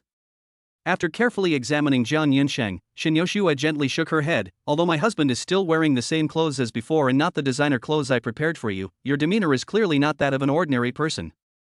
Unless that receptionist is mentally unstable, even if you don't have any identification, after hearing your request, she won't confront you directly. Instead, she will calm you down first and then report the situation to her superiors to seek their advice. As soon as Jiang Yunxing and his entourage passed through the main gate, a receptionist in a professional suit and with impeccable makeup quickly came to greet them. Mr. Jiang, and Miss Shin, and Miss, good afternoon. Zhang Yunxing was completely stunned. This is my first time at the company, how did you recognize me? The receptionist quickly explained, Mr. Jiang, after the equity change, your photo and information will be posted in the company group immediately. Other positions may not care about this, since knowing won't cost them an extra dollar in salary. Our front desk is the company's first impression, and we must remember every senior executive, especially you, the real boss. If we are careless and negligent, we will definitely lose our positions. Zhang Yunxing was not happy that he hadn't triggered the classic pretending to be weak to deceive others plot and hadn't been able to successfully show off in front of his wife and children, Chen Sheng said. Immediately notify all directors and above in management to attend a meeting in the main conference room in half an hour. Okay, Mr. Jiang, I'll arrange it right away. In less than 5 minutes, all of the company's senior executives had entered the conference room. Zhang Yunsheng, holding Zhang Shiyue's hand with his left hand and Shen Yashua's hand with his right, slowly walked in under the watchful eyes of everyone. There was only one seat in the conference room, and everyone was curious about how Zhang Yunsheng would handle it. Should they show gentlemanly manners by giving up their seat to Shen Yashue, or should they squeeze in and sit together? What happened next exceeded everyone's expectations. Zhang Yunsheng immediately arranged for someone to bring in an identical office chair and place it next to the original chair. The two sat down one after the other. Zhang Shiyue swayed between her parents. Seeing her father's serious expression, she knew he was about to do something important. With a little effort, she jumped lightly and landed in Shen Yashue's arms. The meeting officially began, and Zhang Yunsheng got straight to the point without any unnecessary words. As the saying goes, you don't know someone until you fight them. You've all fought with me in the US stock market, so you all know how capable I am now. Former CEO Feng Jiangwo spoke first. I admit that President Jiang is indeed young and promising, with a unique vision in the financial market. But investment management is different from short-term trading. We manage client funds, which requires more robust strategies and industry experience. Zhang Yunsheng understood his subtext, he wanted to seize power. Not wanting to waste time, Zhang Yunsheng slammed his hand on the table, interrupting his long-winded speech. Feng Jiangwo, you're fired. You have 30 minutes to pack up your things at your workstation, and then you can go home. Feng Jiangwo was stunned. President Zhang. What do you mean by this? I've worked at the company for so many years, and even if I haven't made any great contributions, I've certainly put in a lot of hard work. Why are you firing me like this? Why are you talking so much nonsense? Your true colors have already been revealed. I'm too lazy to argue with you, Zhang Yunsheng said impatiently. I own 100% of this company. I can fire whoever I want. 5 men in gray suits stood up at the same time. Zhang Yunsheng, if you insist on firing General Manager Feng, we will leave as well. You'd better think it over before you speak again. With the system's help, Zhang Yunsheng completely disregarded their threats and didn't even bother to lift his head. Leave if you want. Our temple is too small to accommodate so many large Buddha statues. Seeing that the two sides had reached a point of no return, a head of the accounting department stood up to smooth things over. Everyone, calm down and stop arguing. Mr. Jiang, the entire company system was built by Mr. Feng. If he leaves, there will definitely be a lot of trouble. The subordinates chimed in, that's right, Mr. Jiang, we can't do that. These are the company's key personnel. If we lay them all off at once, the company's operations may be paralyzed. Does that mean we have to eat hairy pigs if we leave Butcher Zhang? Zhang Yunsheng sneered. Anyone who tries to persuade us will just go with them. No one expected Zhang Yunsheng to be so ruthless, and they were momentarily stunned. Fine. Fine. Fine. Feng Jiangwo exclaimed 3 times in anger, then pushed his chair back. Zhang Yunsheng, you'll regret this. Without us, let's see how long your company can last. We'll see. You're so arrogant and ignorant. This company is doomed. The 6 men slammed the conference room door shut and left angrily. Zhang Yunsheng remained expressionless, looked at the remaining executives, and coldly asked, anyone else wanting to leave? Chapter 45 Top Headhunters Make Their Move. Silence fell over the meeting room. After a long silence, the head of the research department cautiously spoke up, President Jiang, we don't want to leave. We are willing to live and die with the company. But President Feng took the heads of the company's operations, finance, technology, human resources, and legal departments with him. The company is probably in chaos. What about their deputy? Zhang Yunsheng said coldly, the top leader is gone, so the second in command can take over. The deputy director of the personnel department cautiously raised his hand. President Jiang, President Feng has been forming cliques all along. Although I am nominally his deputy, I have no chance to get involved in many procedures and matters. I can't stand it. President Jiang, I can't take it either. Sorry. The deputies in other departments also apologized, saying that it wasn't that they didn't want to advance or oppose him, but that they simply lacked the ability. Jiang Yunqing chuckled and said, "Is that so? No wonder they're so confident, daring to challenge me. Do they really think such a big company can't function without them?" The head of the Human Resources Department said with a bitter expression, "But, President Jiang, only President Feng and his small group understand the company's business. We are not capable enough to handle it. Just because you can't handle it doesn't mean others can't. Three-legged toads are hard to find, but there are plenty of two-legged people." As he spoke, Jiang Yunqing took out his phone and dialed the number of Lu Boyan, CEO of Dingxing Talent. "Mr. Lu, this is Jiang Yunqing. I've run into a little trouble. The Shen family gave me a financial securities company. Now the company's CEO has absconded with the heads of operations, finance, technology, human resources, and legal departments, trying to force me to make concessions in order to seize power. I'll pay double the salary, and in 20 minutes, could you arrange for 6 suitable personnel to come over?" President Jiang, Lu Boyan said with a troubled expression, 20 minutes is too short. The main issue is that people of this caliber usually have non-compete agreements in place, and removing them is quite complicated. Jiang Yunqing interrupted Lu Boyan directly. "Violating the non-compete agreement only requires paying compensation. I will pay all the liquidated damages, plus an additional 1 million for each person's signing fee. I have only one requirement: they must be here to report to me within 20 minutes. Lu Boyan whispered, "President Jiang, the 6 people you requested are all top tier in the industry. Even with a lot of money, 20 minutes is too tight. Could you be a little more lenient?" "No," Jiang Yunsheng refused decisively. "I had already arranged to go to the zoo with my daughter in half an hour. 7 minutes have already passed. Leaving 3 minutes to arrange work is already very tight. Mr. Lu, if you really can't do it, I won't force you. There are other headhunting companies in the capital, like yours. I contacted you because we've worked together before, so communication is easier." Lu Boyan sensed Jiang Yunsheng's impatience. He was afraid that Jiang Yunsheng would really switch companies. After all, Jiang Yunsheng was not alone. He had connections with 3 of the 4 major families. If he couldn't do this, other companies could. Lu Boyan's talent company's reputation would inevitably plummet, so he quickly assured him, "President Jiang, rest assured, I guarantee I will personally deliver the 6 senior executives to you within 20 minutes. After hanging up the phone, Jiang Yunsheng found his deputies in various departments. While learning about the company's basic situation from them, he asked for a laptop and started typing on the keyboard while looking at the K-line chart. On Lu Boyan's side, he quickly summoned all his trusted confidants, assigning 1 person to each team, and swiftly issued the task to them to contact companies near Jiang Yunsheng. Lu Boyan personally found the toughest bone, Zhang Ming, the vice president of Hongou Financial Company. "Mr. Zhang, I am Lu Boyan. Mr. Jiang, the husband of Miss Shen, has taken a liking to you. He plans to invite you to his company to serve as CEO." Hearing about the Shen family, Zhang Ming was somewhat tempted, but considering that President Jiang was not a real member of the Shen family, he did not agree in order to be on the safe side, and instead took a step back to move forward.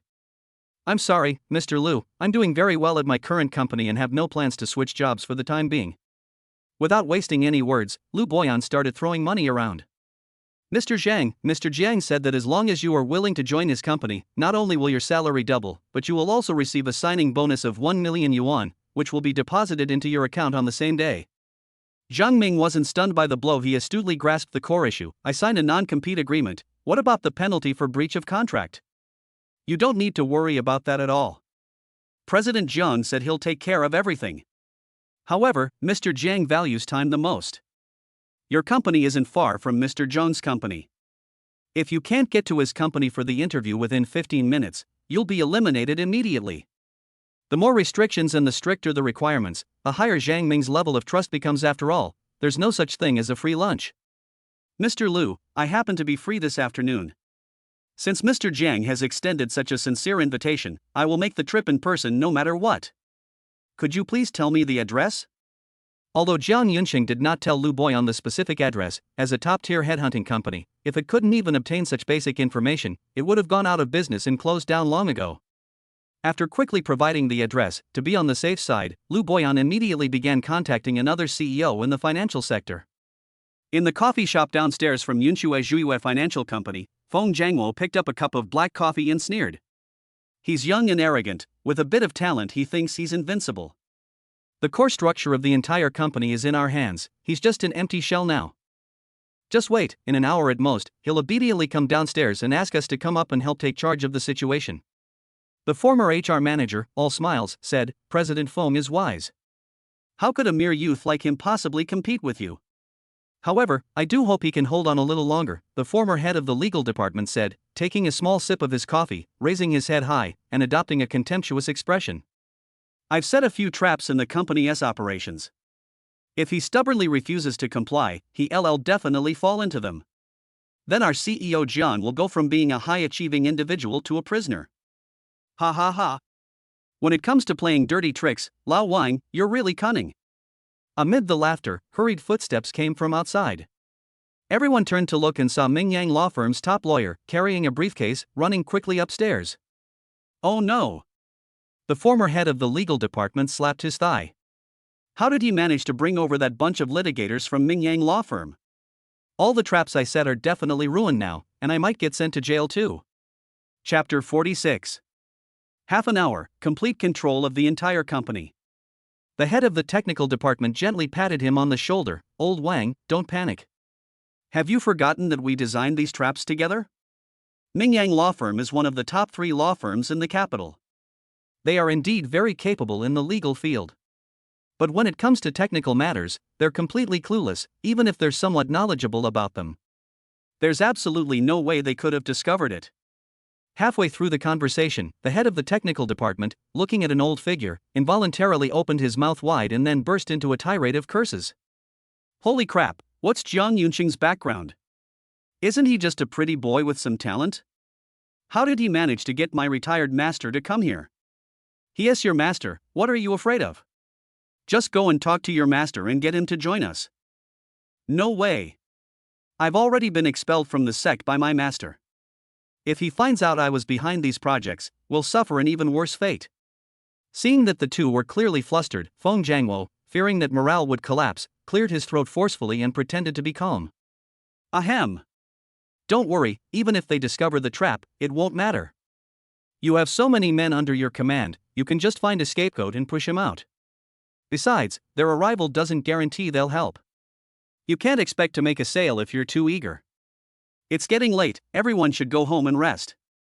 When the company is in chaos, Jiang Yunsheng will definitely come begging to us in order not to lose money and not to lose face in front of the Shin family. When the time comes, we'll settle scores and avenge our grudges. After saying that, Feng Jiangwo left first. After thinking about it, everyone agreed that it made sense, and they got up and left the coffee shop. To be on the safe side, Lu Boyan hired more than 2 people for each position.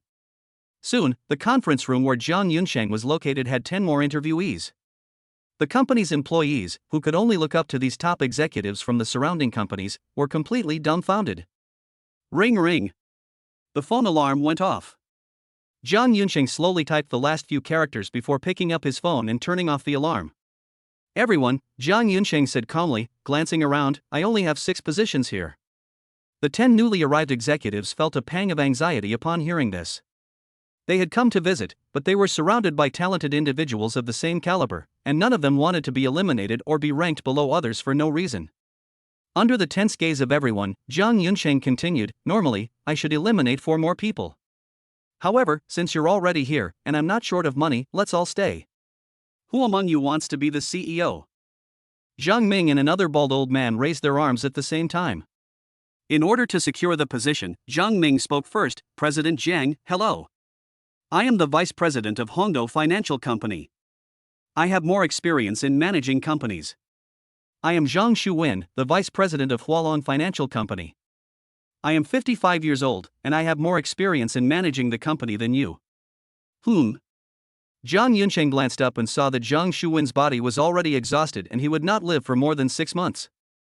He was too lazy to come and replace the CEO. Zhang Ming, you're younger, you should be the president. As for Zhang Shuwen, you can be the vice president. Okay, Mr. Jiang. Zhang Shuwen dared not refute and obediently agreed. With the person in charge confirmed, the rest was easy. Zhang Yunqing took out a card and flicked it over. Zhang Ming has 100 million US dollars in his card. The last 6 digits of the password are the same. After the meeting, you can make arrangements to pay the penalty for breach of contract and the signing fee for signing. You can decide for yourself who will be the top leader and who will be the second in command. Holding the thin bank card, Zhang Ming felt as if he were holding a mountain. This was 100 million US dollars. He had just met the person in charge of handling it, and even the accounting was arranged by him. If Zhang Ming had even the slightest ulterior motive, he could easily pocket half of it without making a sound, let alone embezzle it all. Zhang Ming didn't feel trusted. He wasn't a naive young man, and he wouldn't have the naive idea that if you treat me like a national hero, I will repay you with the same respect. What Zhang Ming sensed was Zhang Yunqing's absolute confidence. I'll give you all the power and money, and I'm not afraid of you making any underhanded moves. Thinking of this, Zhang Ming's gaze toward Zhang Yunqing became even more respectful. Zhang Yunqing ignored Zhang Ming's emotional changes and said loudly, Zhang Ming, I have 2 things to entrust to you. First, change the company's name to Yunxue Zhuiyue Financial Securities Company. Zhang Ming was a little confused, not knowing why he had to change his name, but he still immediately expressed his opinion. I understand, Mr. Jiang. As soon as the meeting ends, I'll take people to change the name. I have some connections, and it should be done before dawn tomorrow. Xin Youshui understood the meaning behind the name. Clouds and snow build the moon. The cloud is from Zhang Yunqing's name, the snow is from Xin Yoshua's name, and the moon is from Zhang Shiyue's name. The meaning of this name is very simple. It is about Zhang Yunqing and Xin Yoshue working together to build a loving home for their daughter, Zhang Shiyue. Xin Yoshue silently read the name aloud, feeling a warmth in her heart. She couldn't help but secretly reach out her small hand and take Zhang Yunqing's hand under the table, interlocking their fingers. Zhang Yunqing sensed Xin Yoshue's feelings and gently squeezed her small hand in response. Although the two had long been a real couple, Xin Yoshue's ears still blushed slightly when they secretly showed their affection in front of so many people. Zhang Yunqing's left hand was still intertwined with Xin Yoshue's fingers, while his right hand pressed down on the laptop, gently folding it and bringing it to a steady stop in front of Zhang Ming. The second thing is that, from now on, all of the company's funds must be used for stock trading in strict accordance with the timetable I just wrote down. Zhang Ming took the computer and stared wide-eyed at the first line of the schedule. Mr. Jiang, is this a typo? Liquor is a hot stock, and our company currently holds the top-tier Matai liquor, whose price has been steadily rising. It would be such a waste to sell it off like this. Zhang Yunqing offered no explanation. If you're not going to sell, then leave and let Zheng Shuwen take your place. No, that's not what I meant. I'll sell. I'll arrange for someone to sell all these shares right now. Seeing that everyone was obedient, Zhang Yunqing was very satisfied. He got up, picked up Jiang Shiyue from Xin Yoshue's arms, and gently pinched her little nose. You've been waiting anxiously, haven't you, my little darling? It's almost time, Mom and Dad, let's go to the zoo to see the lions. Zhang Shiyue was overjoyed and hugged Zhang Yunqing's neck, yay! Zhang Yunqing carried Zhang Shiyue in one arm and held Xin Yoshue's hand with the other, then strode out of the conference room. At this moment, exactly half an hour had passed since Zhang Yunqing stepped into the company. Chapter 47 Rabbit Ear Headband. Beijing Love Zoo. The entrance was crowded with all sorts of stalls, selling candied hawthorn, sugar paintings, and takoyaki. And of course, there are all sorts of animal balloons and plush toys. Zhang Shiyue ate top-notch delicacies made by Zhang Yunqing with his godlike culinary skills every day, and had little interest in the snacks. Her eyes were instantly drawn to the animal balloons floating in the air. She pointed to an adorable cat balloon and said coquettishly, Daddy, I want that. No problem. Zhang Yunqing took out his phone, scanned the code to pay, and the stall owner, an old man, took off the balloon, tied a slipknot, and put it directly on Zhang Shiyue's wrist. Little sister, hold on tight, don't let it fly away. Zhang Shiyue said politely, thank you, Grandpa. Zhang Yunqing felt that someone was missing from his side, so he turned around to look for Xin Yoshue and found her staring intently at the various cute animal headbands on the stall next to him, looking adorable as she wanted them but was too shy to ask. In front of the children, Zhang Yunqing did not tease Xin Yoshue, but picked up Zhang Shiyue and walked over. Xiaoya, let's go to the zoo today. We are all little animals. Of all these animal headbands, which one do you like the most? Zhang Shiyue pointed to the cat ear headband and said in a childish voice, Daddy, I want this one. Xiaoya likes cats so much. In that case, after we finish visiting the zoo, Daddy will take you to the pet store and buy you a cat as a pet. Zhang Yunsheng picked up a cat ear headband and helped Zhang Shuriwei put it on. Yay, Daddy is the best. Zhang Shuriwei hugged Zhang Yunsheng and gave him a quick kiss on the cheek. Xiaoye, Zhang Yunsheng pointed at Xin Yoshue, you're a little kitten. What kind of animals are your parents in your eyes? Zhang Shuriwei tilted her head and thought about it seriously for a moment, then pointed to the tiger ear headband next to her. Dad is a tiger. He protects our family's safety and can also bring lots of delicious food. Immediately afterwards, Zhang Shuriwei pointed to the rabbit ear headband next to her. Mom, you're as gentle as a little white rabbit, and your storytelling voice is as soft as cotton candy. Zhang Yunsheng grabbed the tiger ear headband and the rabbit ear headband and handed them to Zhang Shuriwei, bending down slightly. Little Moon Cat, the glorious task of helping Mom and Dad put on their headbands is now entirely entrusted to you. Okay. Zhang Shuriwei first helped Zhang Yunsheng put on the tiger ear headband, and then walked up to Xin Yoshue, stood on tiptoe, and held the rabbit ear headband high. Because of her upbringing, Xin Yoshue was very shy about wearing such a cute and adorable hair accessory in public. Seeing this, Zhang Yunsheng offered a way out. Wife, this is all Xiaoge's kind gesture, don't let the child be disappointed. Xin Yoshue then obediently lowered her head and let Zhang Shuriwei help her put on the rabbit ear headband. Ding! Host has completed the achievement, Animal Family. The host is awarded 5 skill points. Currently available skill points, 100. With only 5 skill points and no way to trigger higher level achievements, this completely failed to capture Zhang Yunsheng's attention. After buying a lot of toys and souvenirs with Zhang Shuriwei at the stalls near the entrance, Zhang Yunsheng, holding Zhang Shuriwei's left hand and Xin Yoshue's right hand, officially entered the zoo as a family of 3. Following the map, Zhang Yunsheng and his family arrived at the first exhibition area and saw 2 dark brown giraffes. Zhang Shuriwei was overjoyed and pointed at the giraffe, shouting, Mom and Dad, hurry up and get it. That's a giraffe, it's so tall. Adhering to the principle of learning through entertainment, Zhang Yunsheng asked with a smile, Xiaoye, why is a giraffe's neck so long? Following what she had read in the fairy tale picture book, Zhang Shuriwei replied crisply, I know, because they eat the leaves on the trees. So clever. Zhang Yunsheng patted his daughter's head. The ancestors of giraffes evolved over many generations to grow longer necks in order to reach the leaves on higher leaves? After Zhang Yunsheng finished explaining the origin of the giraffe, the system notification sounded in his ear again. Ding! Achievement completed, first encounter with small animals. The host is awarded 5 skill points. Currently available skill points, 105. Upon hearing this, a hint of joy appeared in Zhang Yunsheng's eyes. This kind of achievement, which could be repeated continuously to trigger higher level rewards and thus gain more skill points, was his favorite. Xin Yoshue was unaware of the system's existence. She only saw the joy in Zhang Yunsheng's eyes and mistakenly thought that he was simply happy because he was teaching his daughter. Her gaze towards him softened. The family continued walking, and Zhang Yunsheng patiently introduced each animal to his daughter. When he saw the monkeys, Zhang Yunsheng told them how they used their tails to hang from the trees and how they brewed delicious monkey wine. Upon seeing the hippopotamus, Zhang Yunsheng explained why hippos like to soak in the water, and described the hippopotamus's large mouth. Xin Yoshue was also busy. She ran around taking care of Zhang Shuriwei, holding an umbrella for her and handing her water. She also used her phone to capture all the heartwarming moments of interaction between the father and daughter. When Zhang Yunsheng and his family of 3 strolled into the predator enclosure, Zhang Shuriwei noticed that the king of beasts, which should have been very fierce, was walking with a limp. Dad, what happened to that big tiger? It looks injured? Zhang Yunsheng looked in the direction she was pointing and saw a large Siberian tiger with a noticeably swollen right thigh, dragging a crippled leg as it walked forward.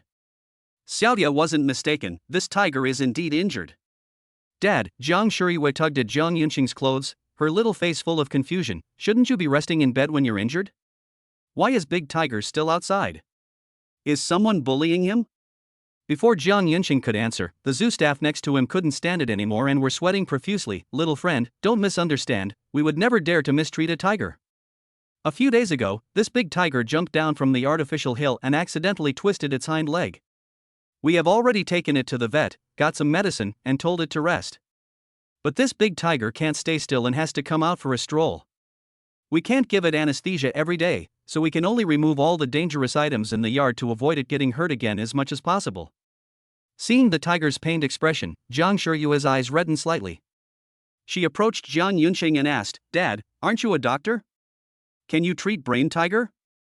Veterinarians are also doctors, and Jiang Yunqing's superb medical skills naturally include various veterinary knowledge. For Jiang Yunsheng, treating the tiger would fulfill his daughter's wish, earn him achievement rewards, and wouldn't require consuming any extra skill points. He had absolutely no reason to refuse. "No problem." Jiang Yunsheng patted Jiang Shiyue's head and readily agreed. The zoo staff member standing nearby was stunned when he heard this, and he quickly stepped forward. "Sir, tigers are very dangerous. Even if you are a doctor, please do not enter without permission to avoid danger." Chapter 48: Rescuing the Tiger. Jiang Yunqing knew very well that treating wild beasts was no small matter, so he did not make things difficult for the ordinary staff member in front of him. Jiang Yunsheng possesses god-level hacking abilities. He can directly contact the zoo director. But as the saying goes, if you have connections, don't be a bastard. Don't forget, Jiang Shiyue is the granddaughter of the Shin family.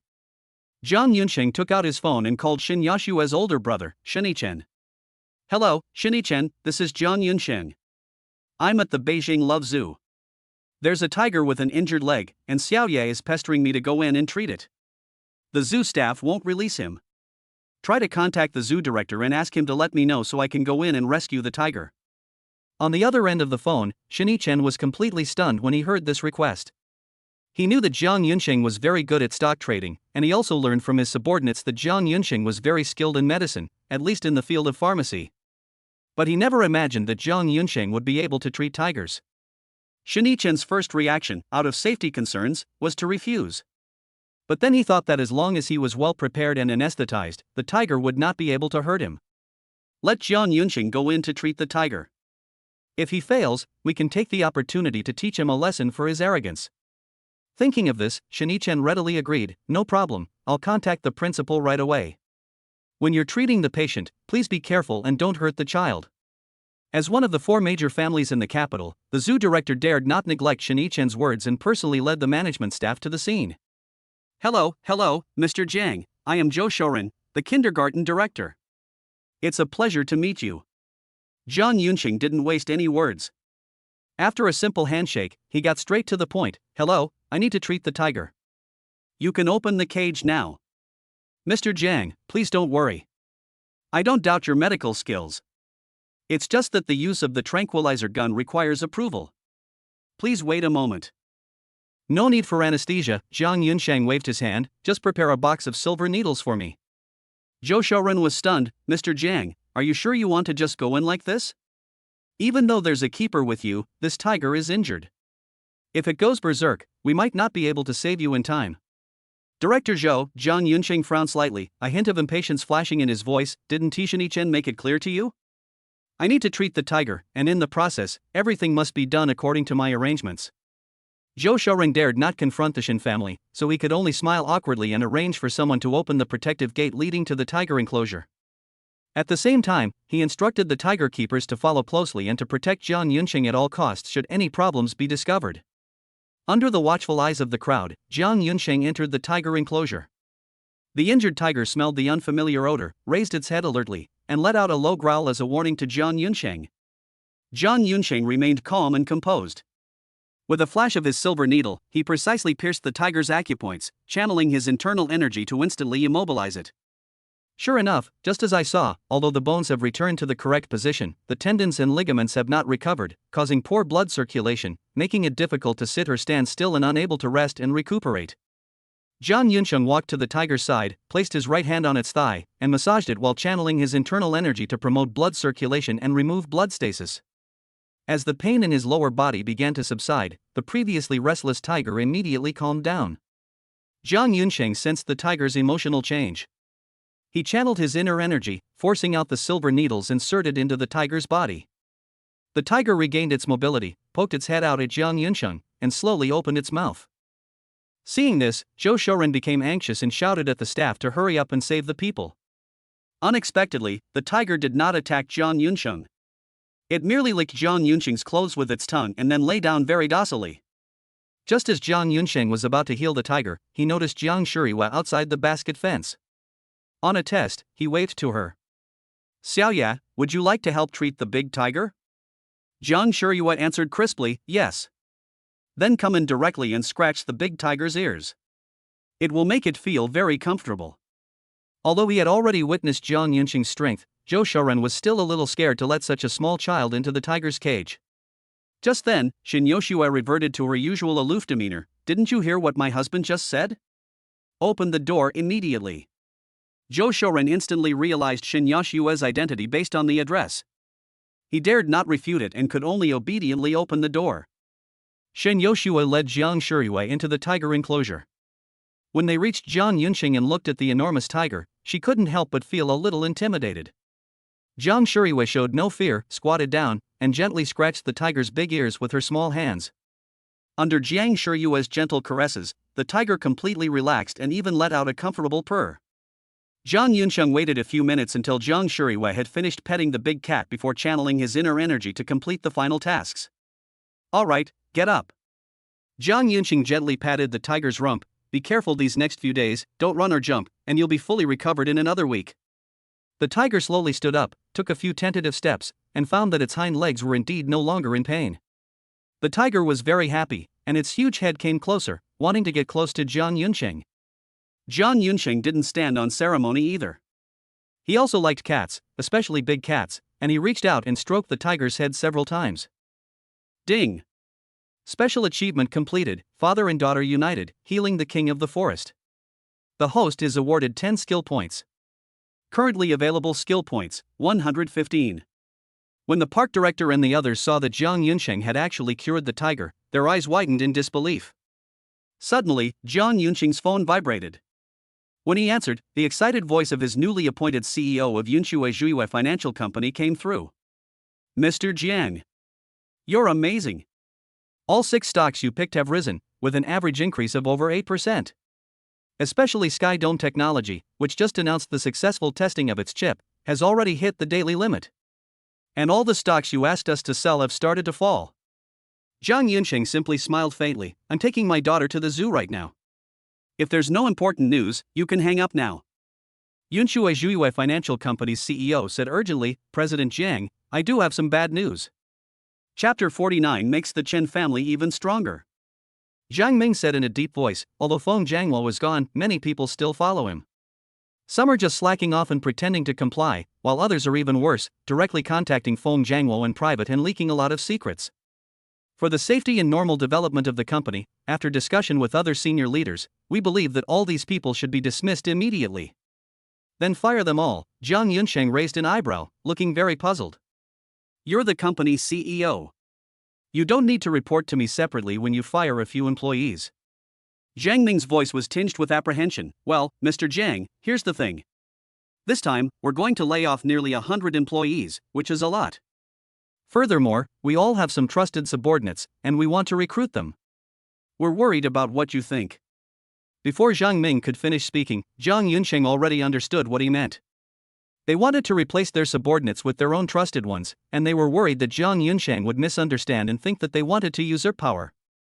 Jiang Ming, Jiang Yunqing waved his hand, you can recruit as many people as you need, whether you appoint relatives or the most capable, I don't care. As long as you do what I ask, I guarantee you wealth and prosperity. After saying that, Jiang Yunqing hung up the phone.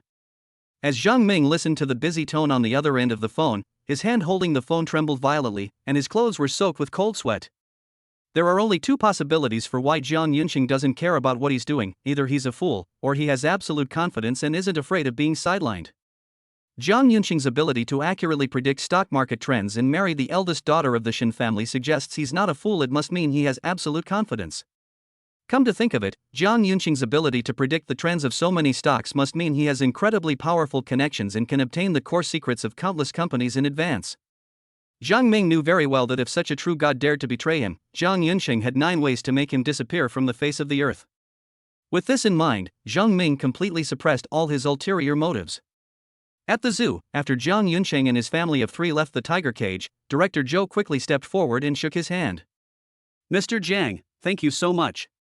It takes 100 days to recover from a broken bone. If it weren't for you, this tiger would have suffered from the pain for at least another 3 months. Director Zhou, I'm the one who's caused trouble for the zoo. Xiaotie is too kind, she couldn't bear to see the tiger injured and insisted that I go in to treat it. Here's what we'll do, Jiang Yunxing said, looking around. Director Zhou, the tiger was injured because of the unreasonable design of the Tiger Park's infrastructure. I'll have my assistant transfer 20 million to you in a bit. Firstly, we need to renovate the tiger enclosure to prevent further injuries, and secondly, we need to feed the other animals some good food to help them recover. Director Zhou was both surprised and delighted. 20 million? That's too much. How can I accept this? It's just a small amount of money, Director Zhou, please don't be so polite with us. I've been to many zoos, and your zoo takes the best care of the animals. After exchanging a few polite words and a few pleasantries, Director Zhou, being very tactful, pretended to have something to do and took his leave. Jiang Yunxing carried his daughter in one arm and took Shen Yashua's hand with the other, and continued walking forward. The family of 3 visited the deer park, where they could feed the fawns. Jiang Yunxing bought 20 deer crackers and, hand in hand with Jiang Shuriyue, fed the adorable Sika deer through the fence. The Sika deer's tongue licked Jiang Shuriyue's palm, causing her to sway and let out a silvery laugh. 2 flowers bloom, each representing a different branch.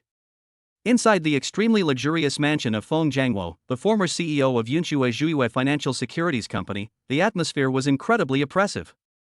After a long silence, the former HR director threw down his cigarette butt and suddenly stood up. President Feng, Jiang Yunxing is too terrifying. He is beyond our ability to deal with. We have lost, and we have lost miserably.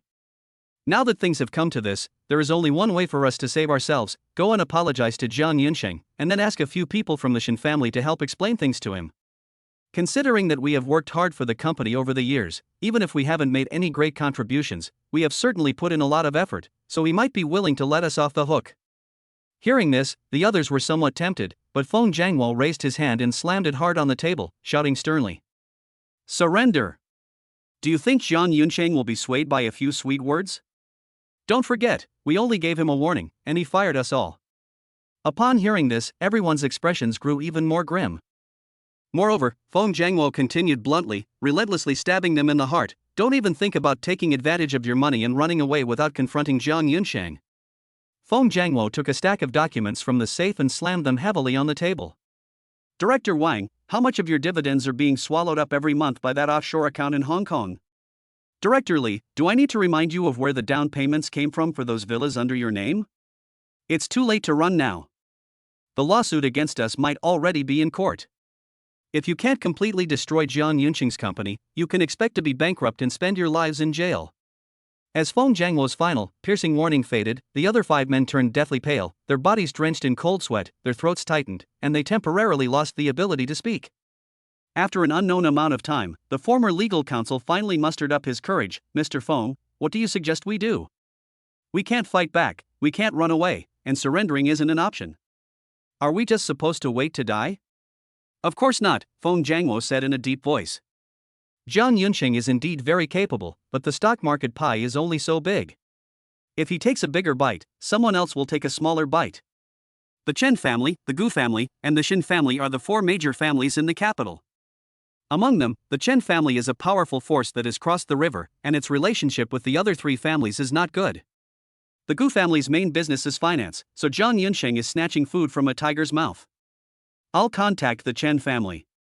Director Wang, you take some people to the Gu family and tell them everything about Jiang Yunxing's recent activities in the financial market, especially how he accurately predicted the price limits of various stocks. As long as the Chen and Gu families join forces, plus the spies we've planted within the company," a murderous glint flashed in Feng Jiangwo's eyes, "even if Jiang Yunxing has the Shen family backing him, he'll still be skinned alive." "I understand, Mr. Feng." After Director Wang and his men left, Feng Jiangwo took out his phone, mobilized his connections, and after several twists and turns, finally contacted Chen Guanyu, the head of the Chen family. Feng Jiangwo knew very well that Chen Guanyu wouldn't have much patience for a nobody like him, and would be blunt and direct without any pleasantries. "Patriarch Chen, I am Feng Jiangwo. I want to cooperate with you to severely damage Jiang Yunxing, the son-in-law of the Shen family, and cut off one of the Shen family's arms, making the Chen family even stronger." Chapter 50, 9,000 winning streaks, 700 million in losses. In the VIP ward on the top floor of the First People's Hospital of Beijing, Chen Guanyu found Chen Lingyuan, who was lying in bed with a cast on, and briefly explained the whole story. "Son, I've arranged the manpower. Starting tomorrow, you will lead your men to launch a full-scale attack on the stocks invested in by Jiang Yunxing's Yunxue Zhuiyue Financial Securities Company. Chen Lingyuan was very puzzled. Father, didn't we agree before that we would make a truce on the surface, but secretly send people to infiltrate Chensi kindergarten and cripple Jiang Yunqing's daughter? Won't confronting Jiang Yunqing head on now arouse his suspicion and expose our plans? Son, you're still too young, Chen Guanyue laughed. The truly wise hide in plain sight. If we make our move now, we can make them lower their guard. Chen Lingyuan looked completely bewildered. Huh? Father, why is this happening? It's very simple. Our conflict with Jiang Yunqing is out in the open. If we don't take any action, it will only arouse suspicion and make us look down on. You are my son, young and impetuous. Taking action against Jiang Yunqing's company through normal business means can not only show our stance but also divert their attention. Chen Lingyuan suddenly realized, so that's how it is. However, father, Chen Lingyuan said with a troubled expression, although this is just a way to divert attention, Jiang Yunqing is really too good at stock trading. If we suffer another crushing defeat, it won't look good for us. I have already considered this point. Jiang Yunqing's judgment on the stock market is indeed impressive, but he is ultimately just one person. With so many traders in the company, there will inevitably be oversights if he remotely directs them without any coordination. Moreover, I spent a lot of money to bring over Li Yulong, the stock market guru in Hong Kong. With the inside help left by Feng Jiangwo and the assistance of the Gu family, our chances of winning are over 90%. The Gu family? Chen Lingyuan was even more confused. They have been on good terms with the Shen family for generations. Jiang Yunqing married a daughter of the Shen family. How could they possibly make a move against him? Chen Guanyue sneered, let's not even talk about the fact that there are only interests among powerful families, and no eternal allies. Even if they did form an alliance, it would be useless, because no family can ever be a unified whole. All we need to do is trick a portion of the Gu family into taking action and throwing mud at us. Then, even if it's not shit, it'll still look like shit when it falls into our crotches. Jiang Yunqing took Jiang Shuriwei to stroll around the zoo for several hours until it got dark, then drove her home, having thoroughly enjoyed herself. After dinner, Jiang Shuriwei was too tired from playing all day, so she went to bed early. Jiang Yunqing successfully completed the task of teaching his daughter to recognize 10 and 100 kinds of animals, and his skill points broke through 100 again. Jiang Yunqing had found a way to farm skill points, and without hesitation, he leveled up his internal energy skill by another level, successfully gaining 30 years' worth of internal energy. They also learned the golden bell cover and iron shirt techniques, greatly increasing their defensive capabilities. Late at night, Jiang Yunsheng, once again under the pretext of saving water, carried Shin Yoshue to the bathroom. The next day, after breakfast, Jiang Yunqing took Jiang Shuriwei to the botanical garden. He played with her while teaching her about various plants in a fun and educational way, and also earned her a new achievement. At the same time, Chen Lingyuan, in a wheelchair, arrived at the trading room of the Chen family's largest financial company and was making final preparations when Feng Jiangwo pushed open the door and entered, his face pale. Young Master Chen, something terrible has happened. Feng Jiangwo's voice trembled violently. All of our spies in Jiang Yunqing's company have been fired.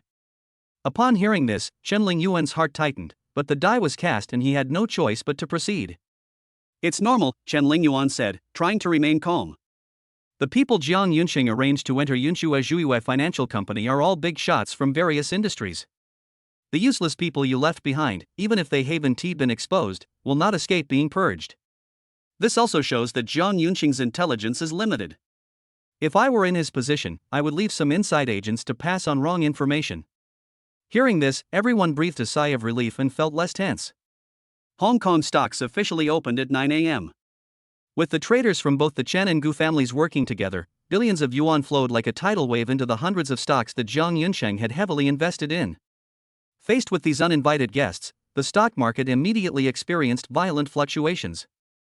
Jiang Yunqing's team habitually bought and sold according to their established trading schedule, which led them to run into trouble and suffer heavy losses in a short period of time.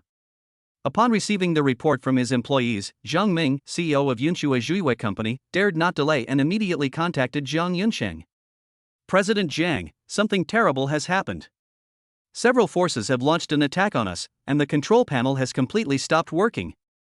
Jiang Yunqing calmly explained the characteristics of winter plum blossoms to Jiang Shuriwei, then opened his stock trading software and scanned the candlestick chart.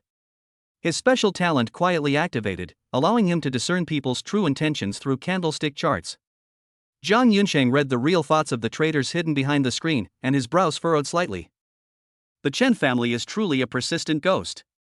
The Gu family is also such a large clan, yet they can't even manage their own branch.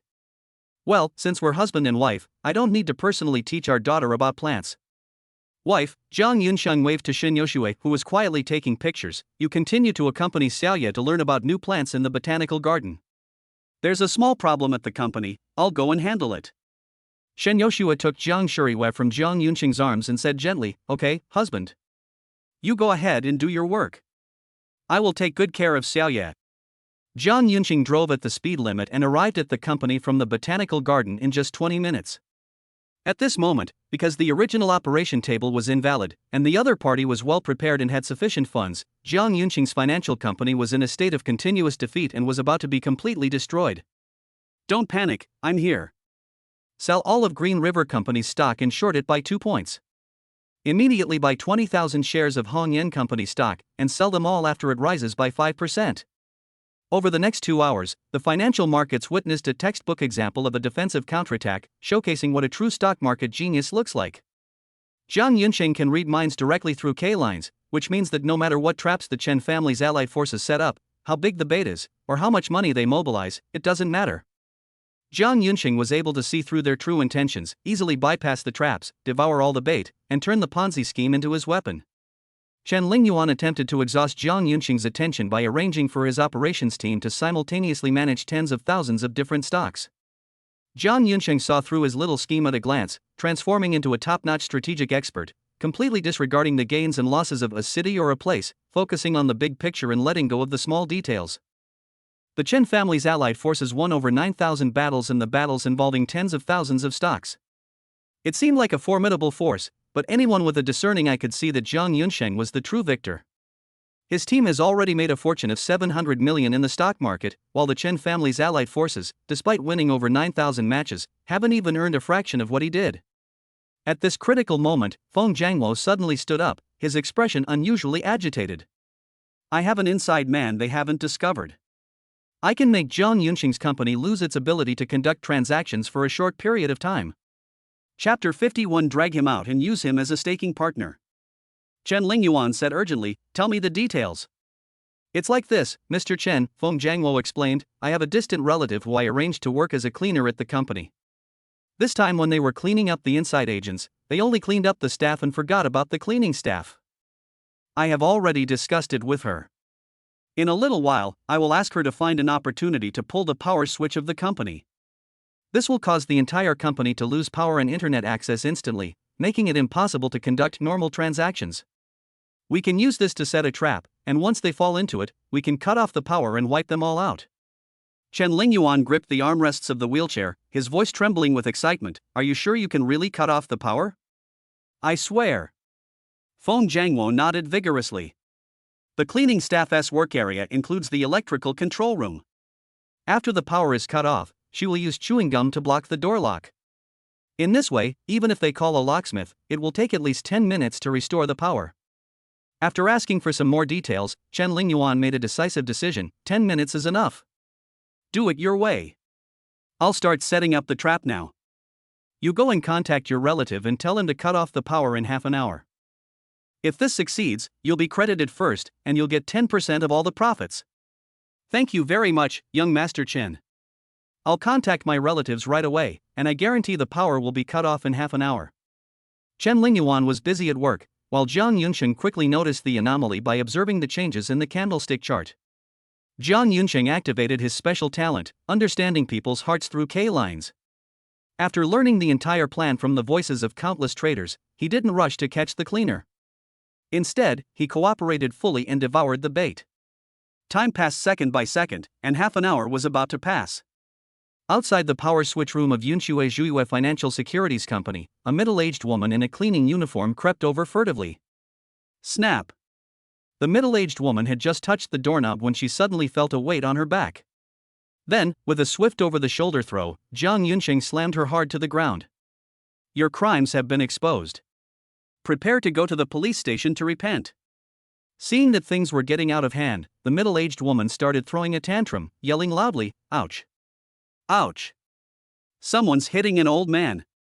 Jiang Yunsheng had no intention of tolerating this kind of arrogant old woman. With a light tap of his toe, he dislocated her jaw.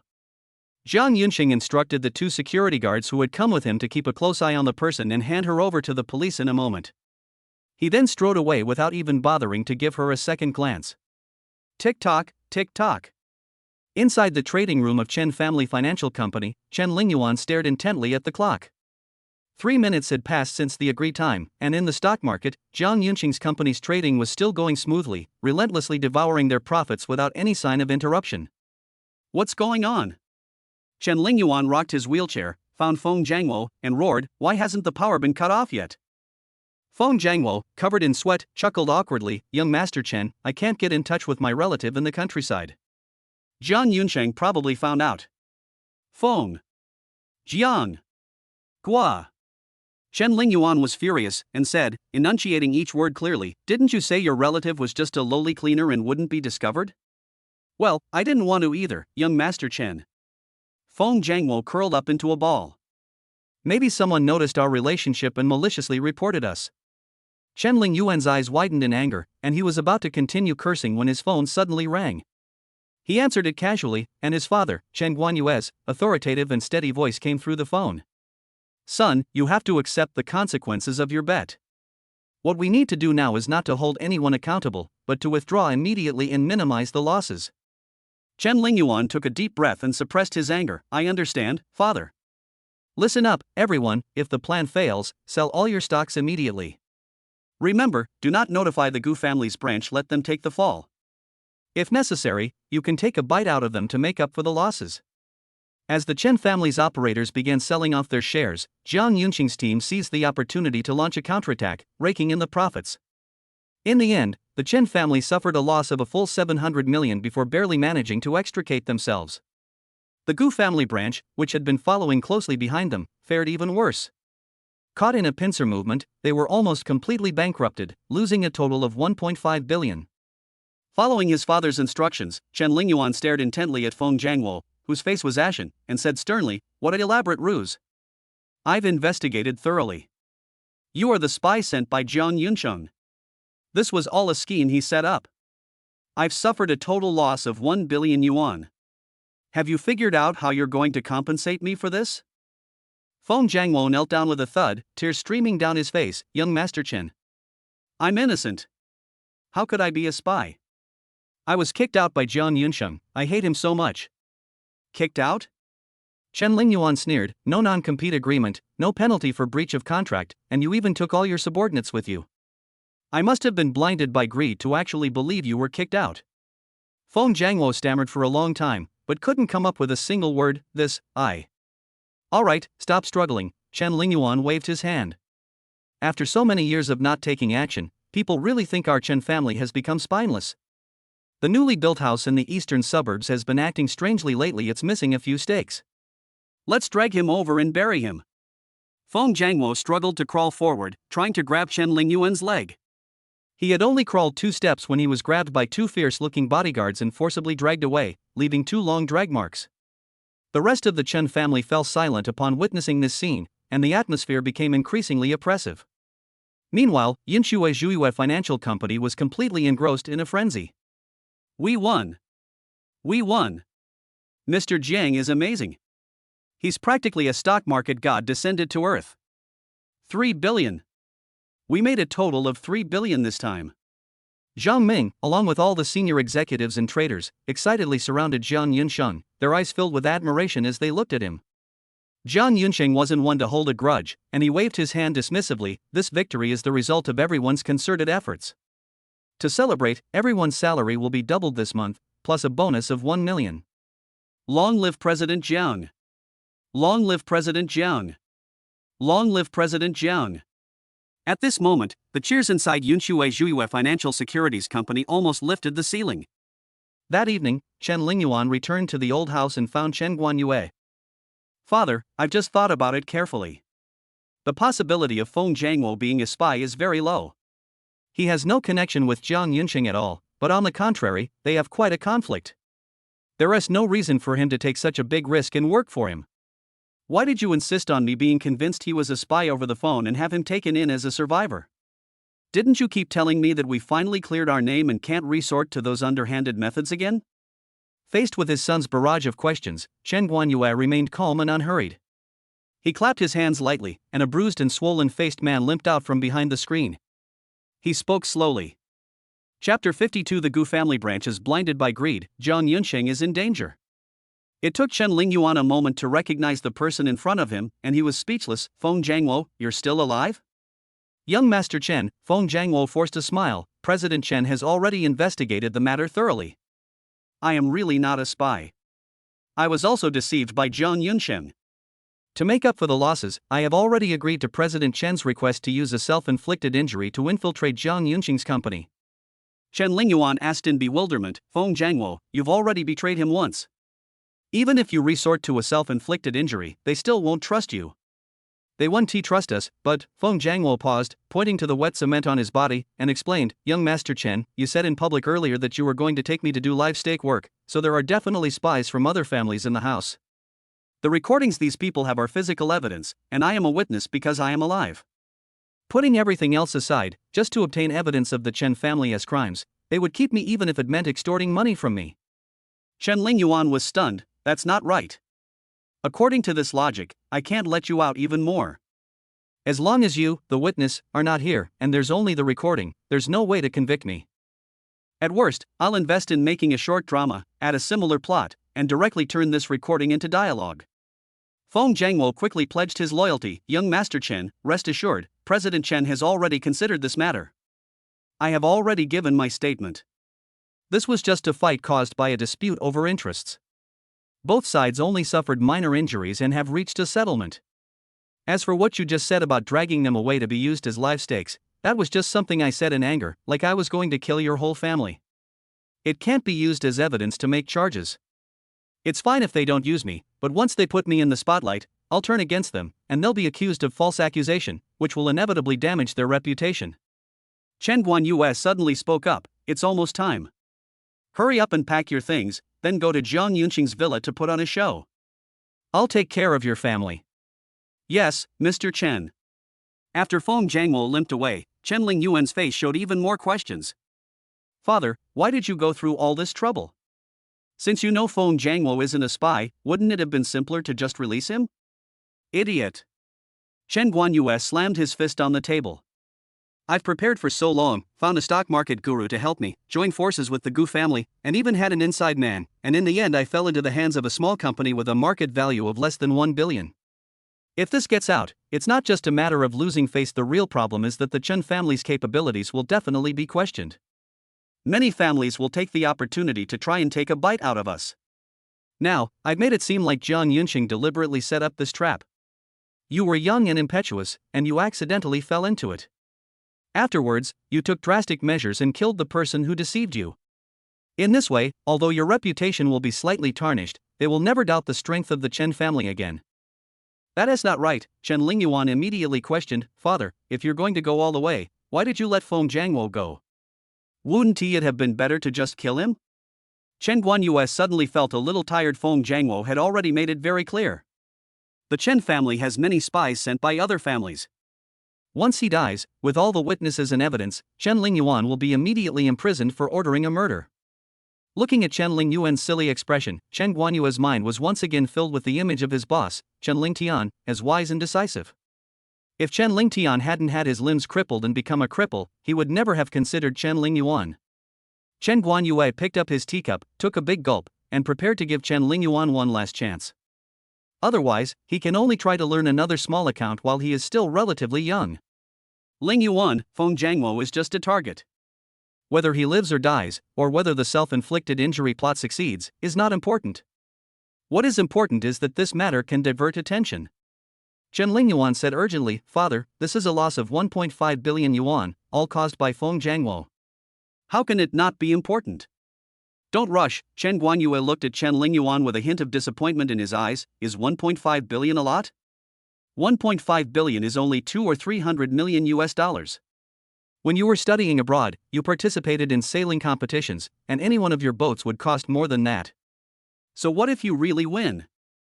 Jiang Yunsheng only had 500,000 yuan back then, but he managed to make $1 billion US dollars in the stock market all by himself. Even if you really bankrupt his little financial company, With Jiang Yunqing's abilities, he could seize a massive amount of funds from the US stock market in just one night and reinvest them to revive that small company. Don't forget, everything we did was to divert attention and to arrange for people to infiltrate and cripple Jiang Yunqing's daughter, not for a mere billion or so in pocket money. Chen Lingyuan was still somewhat conflicted, but, "Father, we lost so badly this time. So many top experts were manipulated by him all by himself. I really can't swallow this. Who said we lost?" Chen Guanyue looked at Chen Lingyuan with increasing disappointment. "This time we not only won, but we won big. Don't forget, this time it wasn't just you. The Gu family branch suffered heavy losses along with you. The Gu family is indeed wealthy, but that doesn't mean everyone in the Gu family is wealthy. $1 billion or more is the entire net worth of many people, and they might even have to borrow money from all over the place to get it, or even incur high-interest loans. By dragging Feng Jianguo out to be a staking agent, and with the fact that we also lost over 1 billion yuan, we have long since cleared ourselves of suspicion and are now on the same side as them." Chen Lingyuan finally showed some intelligence. "Father, do you mean to use these guys to direct their anger towards Jiang Yunqing?" "That's right, these gamblers who are blinded by losses are capable of anything." Chen Guanyue chuckled. "We just need to give them a friendly reminder of who put them in this situation, and then it's up to them to do what they want." Chen Lingyuan's eyes lit up, then he frowned. "Father, that Jiang Yunqing is really good at fighting. 7 or 8 people can't get close to him. Even if those gamblers who are blinded by losses all come at him together, they probably won't be a match for him." "Idiot." Chen Guanyue couldn't help but curse again. "Who says revenge can only be done with fists? The biggest difference between humans and animals is that humans can use tools. A dagger, a machete, or even a homemade gun could inflict fatal damage on Jiang Yunqing." At the Jiang family villa, Jiang Yunqing was listening to Jiang Shiyue chattering about her experiences at the botanical garden while helping her make plant specimens. Just then, Jiang Yunqing felt a sudden chill run down his spine. To find out the truth, Jiang Yunqing didn't hesitate and directly opened the system. Chapter 53: To Stay or to Send Away, My Choice. In order to pinpoint the location, Jiang Yunqing did not continue to upgrade his internal energy. Instead, he spent 50 skill points to max out his branch skill, Killing Intent Perception. Ding! 5 skill points consumed. Congratulations, host. Your side skill, Killing Intent Perception, has been successfully upgraded to God level, and you have also awakened the special talent, Malicious Tracking. It's not just murderous intent. If someone harbors malice towards you within your field of vision, you can also sense it directly. Before Jiang Yunqing could even feel happy, he quickly activated his talent to prevent his wife and daughter from getting hurt, and discovered a malicious target in the back garden.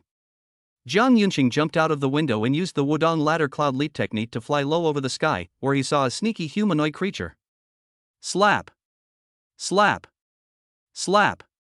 Jiang Yunqing swiftly pointed his finger, using the sunflower acupuncture technique to freeze him in place. Then, he took out his phone, turned on the flashlight, and began to observe carefully. He found that the guy who had secretly infiltrated had a bruised and swollen face and was covered in semi-dry concrete. He looked like he had just escaped from a construction site. Jiang Yunqing thought for a moment, then took the guy to the underground parking garage. During the process, he casually released his internal energy to carefully examine the guy and crushed all the electronic devices hidden in his pockets, shoes, and stomach into pieces. Upon arriving at the garage, Jiang Yunqing released the pressure points above his neck, restoring his ability to speak. "Who are you?"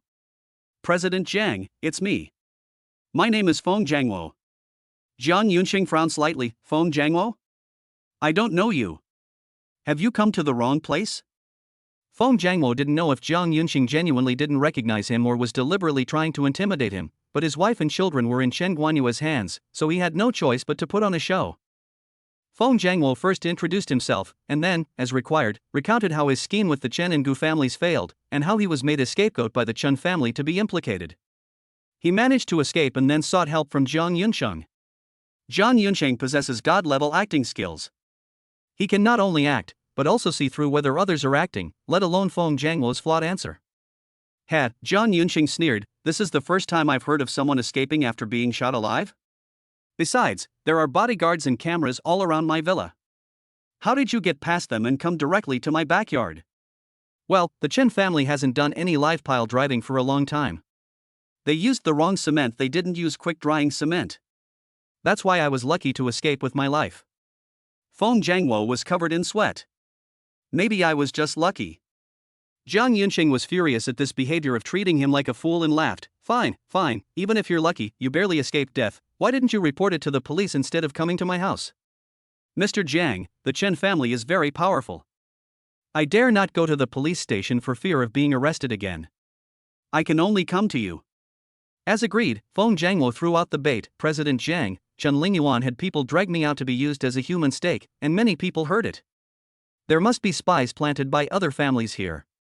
The recordings they have can be used as physical evidence, and I can be a witness. Even if we can't get Chen Lingyuan imprisoned, we can still use this to extort a lot of money from the Chen family. Jiang Yunqing's legal skills have long been at a godlike level. He can easily help Chen Lingyuan find more than 9 perfect pieces of evidence to help him get acquitted or even turn the tables and make the plaintiff the defendant. Alright, stop acting, Jiang Yunqing said, his patience wearing thin. Feng Jiangwo, instead of going to the police, you've come to me. You must have 2 plans. Either I keep you here, which would be tantamount to admitting that I arranged for you to act as a corporate spy to deceive the Chen family.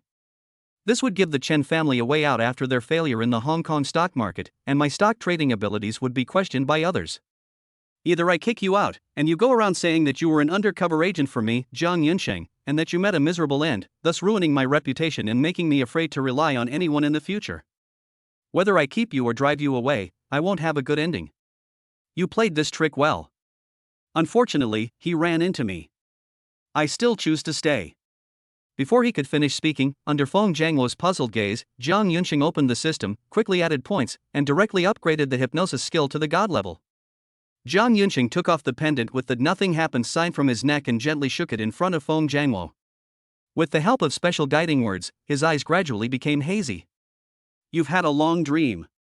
When you wake up, you need to tell the whole truth without hiding anything.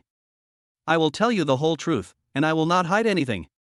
After successfully completing the hypnosis and imprinting his thoughts on her, Jiang Yunqing returned to the living room and briefly spoke to Shin Yoshue. Afterwards, Jiang Yunqing put Feng Jiangwo into the car and took him to an abandoned, unfinished building belonging to the Chen family. They found a half-drained cement pile and put him inside. To prevent the key witness from actually being crushed to death by the solidified cement, Jiang Yunqing went all out and spent 5 skill points on the mortar breaking skill. After setting up the scene, Jiang Yunqing took out his laptop and sent the news that a tourist had accidentally discovered someone being beaten into a stake as a pop-up message to the editors-in-chief of dozens of major media outlets, as well as the operations managers of various top anchors. Such big news means massive traffic, and massive traffic represents massive wealth. Even though it was late at night, it couldn't dampen the enthusiasm of the crowd. Driven by the desire for traffic, nearly 100 reporters, internet celebrities, and live streamers swarmed in like sharks smelling blood. Soon, this abandoned, unfinished building became brightly lit. The crowd scattered and searched, and soon found Feng Jiangwo, who was sealed in cement. His entire body was firmly locked in cement, with only half of his face showing, and he could barely maintain his breathing. Found it, it really has been impaled. He's still alive. Camera on. Excuse me. We found it first, so we should be the ones to broadcast it live. The crowd huddled together, flashes went off everywhere, all vying for the best shooting position and the right to conduct interviews. No one even considered calling the police or dialing 120 to get an ambulance for him. Amidst the chaos, Jiang Yunqing sighed and used a fake number to dial the ambulance number. After all, a witness is only a witness if he is alive. Once he is dead, he is just a cold corpse. Amidst the increasingly heated argument around him, Feng Jiangwo was awakened. He had barely opened his mouth when someone shouted, "He's awake. Everyone shut up and listen to what he has to say." The crowd quieted down. Feng Jiangwo's eyes were also covered by cement, so he couldn't see anything and was just talking nonsense. The group exchanged glances, and the highest-ranking reporter walked over and spoke softly. "Hello, I am Xia Hua, a reporter from People's Daily. May I ask your name, sir, and who turned you into the person you are today?" Upon hearing that there were reporters, Feng Jiangwo appeared extremely excited. "Are you streaming right now? Start streaming immediately. I want to report you using my real name." Chapter 54, The Li family, one of the former 4 great families, pays a visit. "It's open, sir, isn't it?" Following the mental imprint left by Jiang Yunqing during hypnosis, Feng Jiangwo spoke like beans pouring from a bamboo tube. He recounted everything: why he cooperated with the Chun family, how the Chen family, in an attempt to cover up the failure, pinned all the blame on him alone, and how they planned to destroy the evidence by driving a live stake into the ground. Some media outlets, fearing to offend the Chun family, quietly left, but many more, driven by the prospect of massive traffic and the belief that the law does not punish the masses, released the news as quickly as possible. The Chen family is laying down a stake. Financial scandal. Despicable. If you can't accept defeat, you turn on your own people. In an instant, news that the Chun family and Feng Jianguo had failed in their joint attack on other companies in the stock market, and that they had decisively shifted all the blame onto their ally and attempted to silence them, dominated the entire trending search list. Not only the interview video, but also the recording of Jiang Yunsheng lightly tapping his finger and Chen Lingyuan shouting in the control room to drag Feng Jianguo to practice on the live stake were also released. The Chen family. Upon receiving the urgent call, Chen Guanyue's expression changed drastically. He roared, "Suppress it! Suppress this news at all costs!" Jiang Yunsheng used hacking techniques to lock down the most crucial pieces of evidence, making it impossible for the Chen family to delete them no matter how much power they used. With this evidence as leverage, the Chen family's enemies, realizing that a powerful figure was targeting the Chen family, also took action. When a tree falls, the monkeys scatter. When a wall collapses, everyone pushes it down. The Chen family's speed in deleting posts was far outpaced by the rate at which the controversy escalated. As the online trolls cultivated by the Chen family suffered repeated defeats, public opinion was completely ignited. The hashtag "The wealthy Chen family buried their allies alive to create a scapegoat" has swept across the internet like a plague.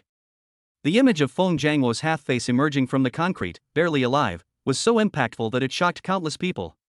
The Chen family has become synonymous with organized crime, sparking a massive online boycott with slogans such as "Severely punish the murderers" and "Boycott all of the Chen family's businesses." Because the impact was too severe, the authorities urgently formed a special task force, quickly surrounded the Chen family home, and with police lights flashing, directly handcuffed Chen Lingyuan and took him away from the bed. Chen Lingyuan shouted for his father to help, but Chen Guanyue did not respond. He slumped in his chair, letting his phone ring incessantly. The messages were all about banks withdrawing or cutting off loans, and partners terminating their cooperation. Chen Guanyue couldn't understand why Feng Jianguo would risk the lives of his wife and children to expose this matter. He couldn't understand where Jiang Yunsheng had found those hackers, or why they were so powerful. He had spent a fortune hiring the world's top hackers, but they hadn't managed to delete those fatal posts at all.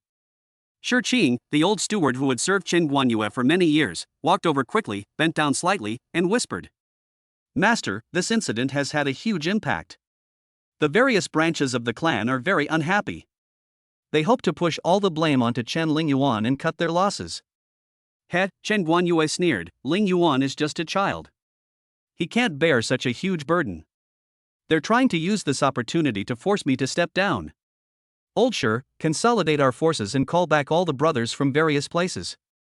We must first pacify the internal situation before we can deal with external threats. Let's clean up the parasites in our own home first, and then figure out how to deal with Jiang Yunsheng." "Yes, sir." Shi Qing was about to leave when Chen Guanyue's voice rang out behind him.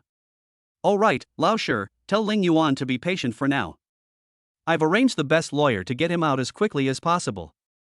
As Chen Guanyue consolidated his power, a large number of vacancies appeared in the market, and many families were busy fighting for profits, turning the entire capital into chaos.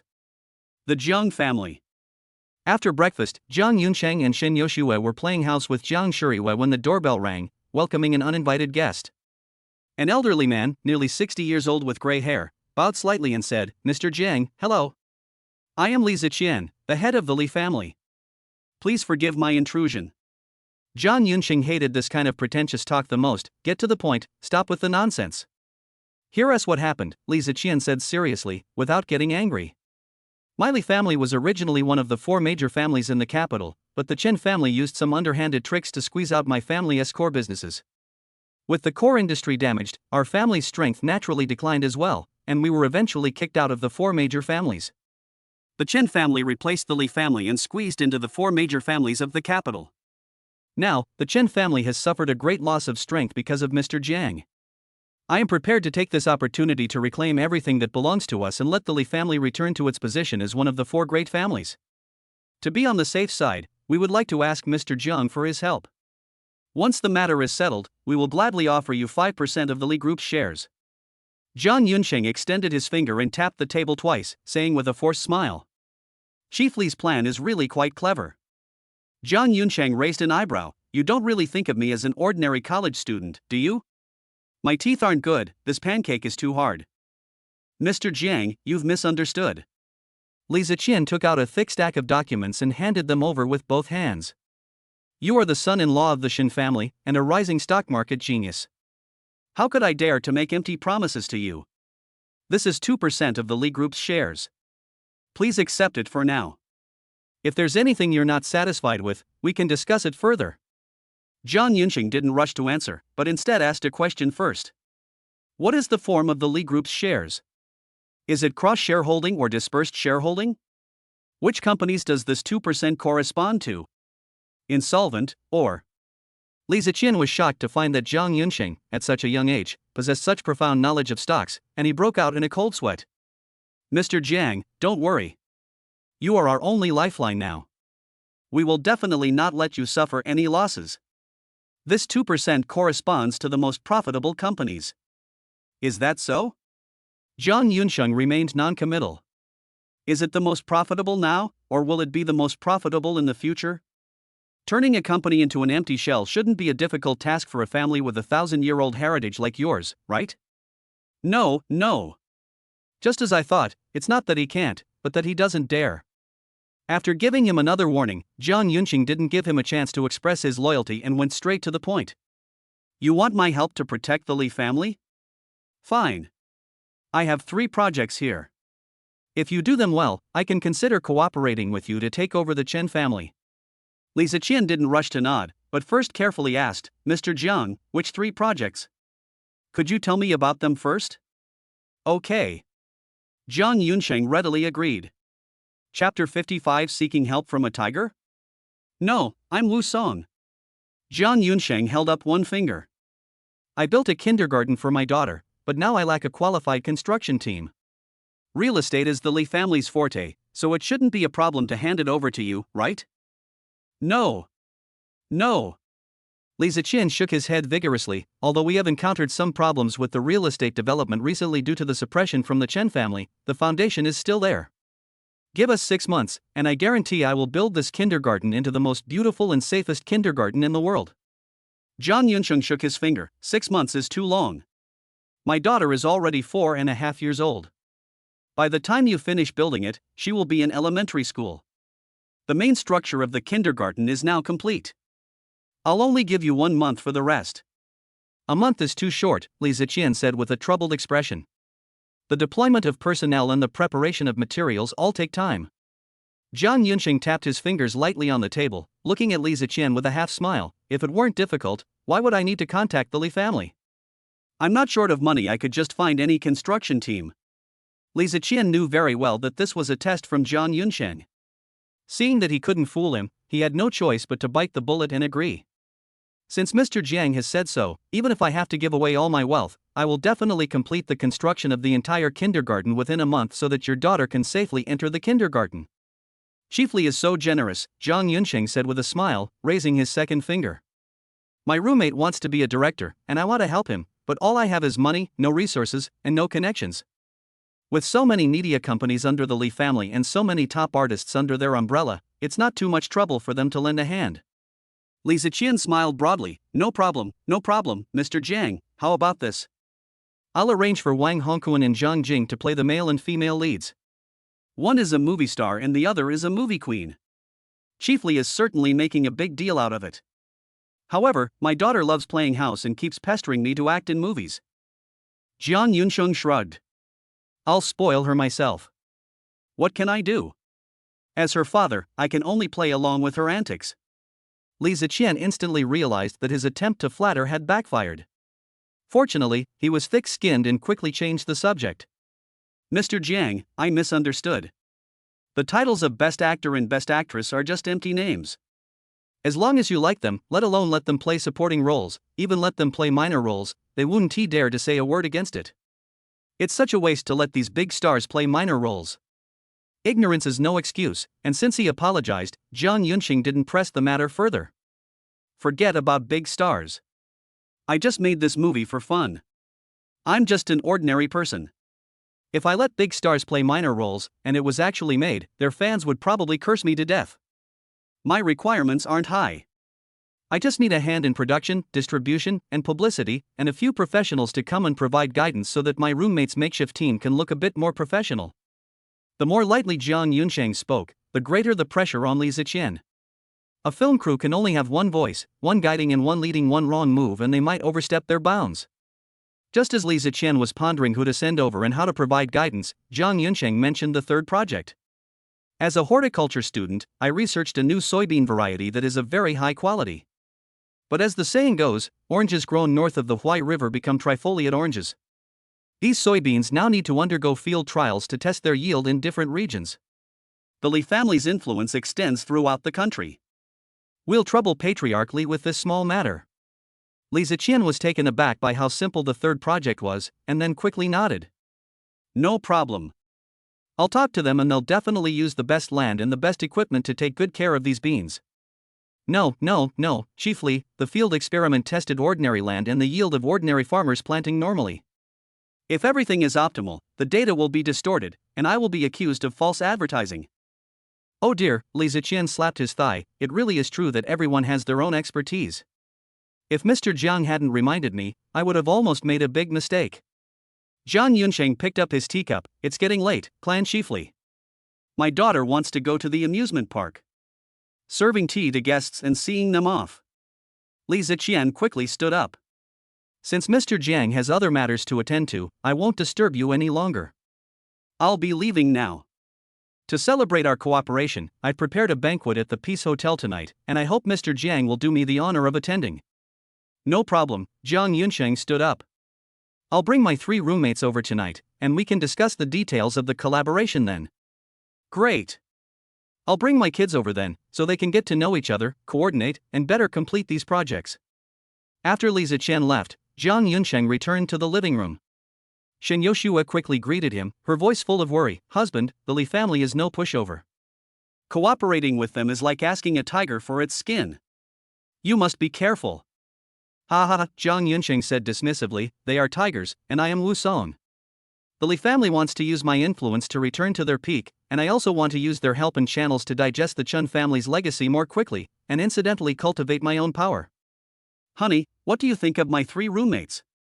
Shin Yoshua said very seriously, I've only met you once, so I don't know you very well. But when I was looking for you, I investigated the people around you. Their family backgrounds are very ordinary, and their grades aren't particularly good. At this point, Shin Yoshua suddenly shuddered and said urgently, Husband, if I remember correctly, your parents are ordinary people who run a small department store in town. In order to prevent the Chen family from resorting to kidnapping your parents, you'd better arrange for someone to bring them here as soon as possible. No rush, Jiang Yunsheng said dismissively. The Chen family is under the watchful eyes of countless people right now, so they won't have a chance to make a move. My lord, a dynasty that lasts for centuries, a family that has stood for millennia. You did a very good job this time, but at most you can only destroy the main branch of the Chen family, not cause the Chen family to fall into complete ruin. No matter who succeeds Chen Guanyue as the head of the branch, he will definitely take action against you in order to legitimize his actions. Your parents are the biggest weakness. Seeing that Jiang Yunsheng still seemed indifferent, Shin Yoshua pulled him down to sit and began to tell him the secrets that had been passed down orally and never written down. As Jiang Yunsheng listened, his face grew increasingly grim. He had already assumed the worst, but he never imagined that aristocratic families were even more filthy and despicable than he had imagined. Wife, thanks for reminding me. Jiang Yunsheng opened his arms and gave Shin Yoshua a big hug. I do need to go home. To avoid neglecting one aspect for the other, Jiang Yunsheng decided to take Shin Yoshua and Jiang Shuriwe back together. Jiang Yunsheng turned to look at Jiang Shuriwe, who was playing with building blocks, and asked, Xiaoye, do you miss Grandpa and Grandma? Shall we go see them? Chapter 56. Eager to return home, skydiving with his daughter. Yay! Jiang Shuriwe threw down the building blocks, ran over and hugged Jiang Yunsheng's leg, and replied in a cheerful voice, I miss Grandma's sugar pancakes. Jiang Yunsheng hugged Jiang Shuriwe and lifted her high, then let's go back to see Grandpa and Grandma and give the little glutton sugar cakes. I'm not a little glutton, Daddy's bad. Jiang Shuriwe waved her little fists, trying to fight back, but her arms were too short and she couldn't reach anything. Jiang Yunqing's hometown, Sangxi Town, is located in Shannan Province, more than 2,000 kilometers away from the capital. Going back is not so easy. Jiang Yunqing used to take regular trains, buying a hard seat ticket and enduring the journey for 2 days and 1 night, each time nearly killing him. Although we have money now, Sangxi Town has no airport or high-speed rail station. Even if you take a plane there, it will take more than 10 hours to get there, including transfers. Jiang Yunqing couldn't wait any longer. Images of his parents being kidnapped by the Shin family and covered in blood kept flashing through his mind, and he wished he could be by their side right now.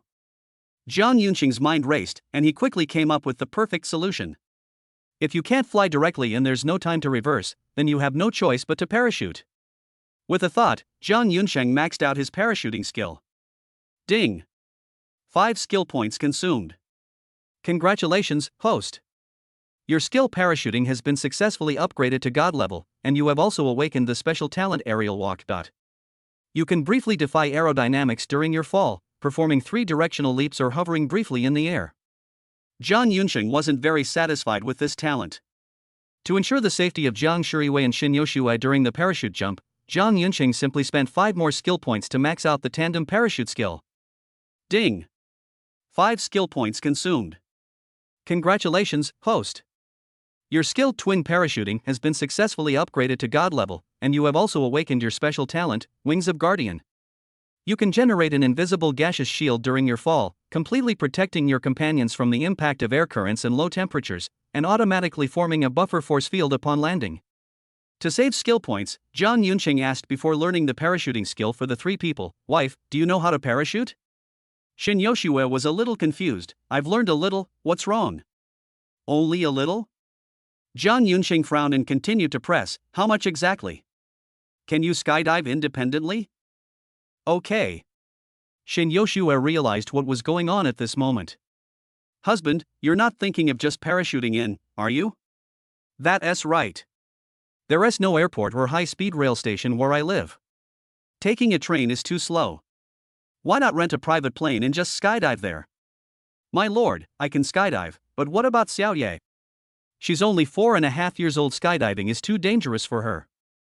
"There's no danger," Jiang Yunqing said confidently. "Even a 3-year-old can experience skydiving in an indoor wind tunnel with the help of a professional instructor. I have internal energy protecting me, so for Xiaoye, this skydive is no different from being in an indoor wind tunnel." Shin Yoshue recalled how Jiang Yunqing used the Wudong ladder cloud leap to fly through the air, ignoring gravity, and most of her worries dissipated.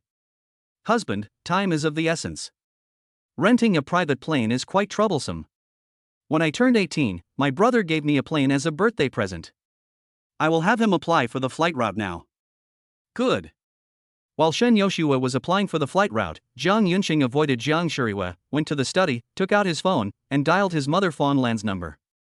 Considering his mother's advanced age and inability to understand what it meant for her daughter to have traveled from the future, Jiang Yunqing changed his approach.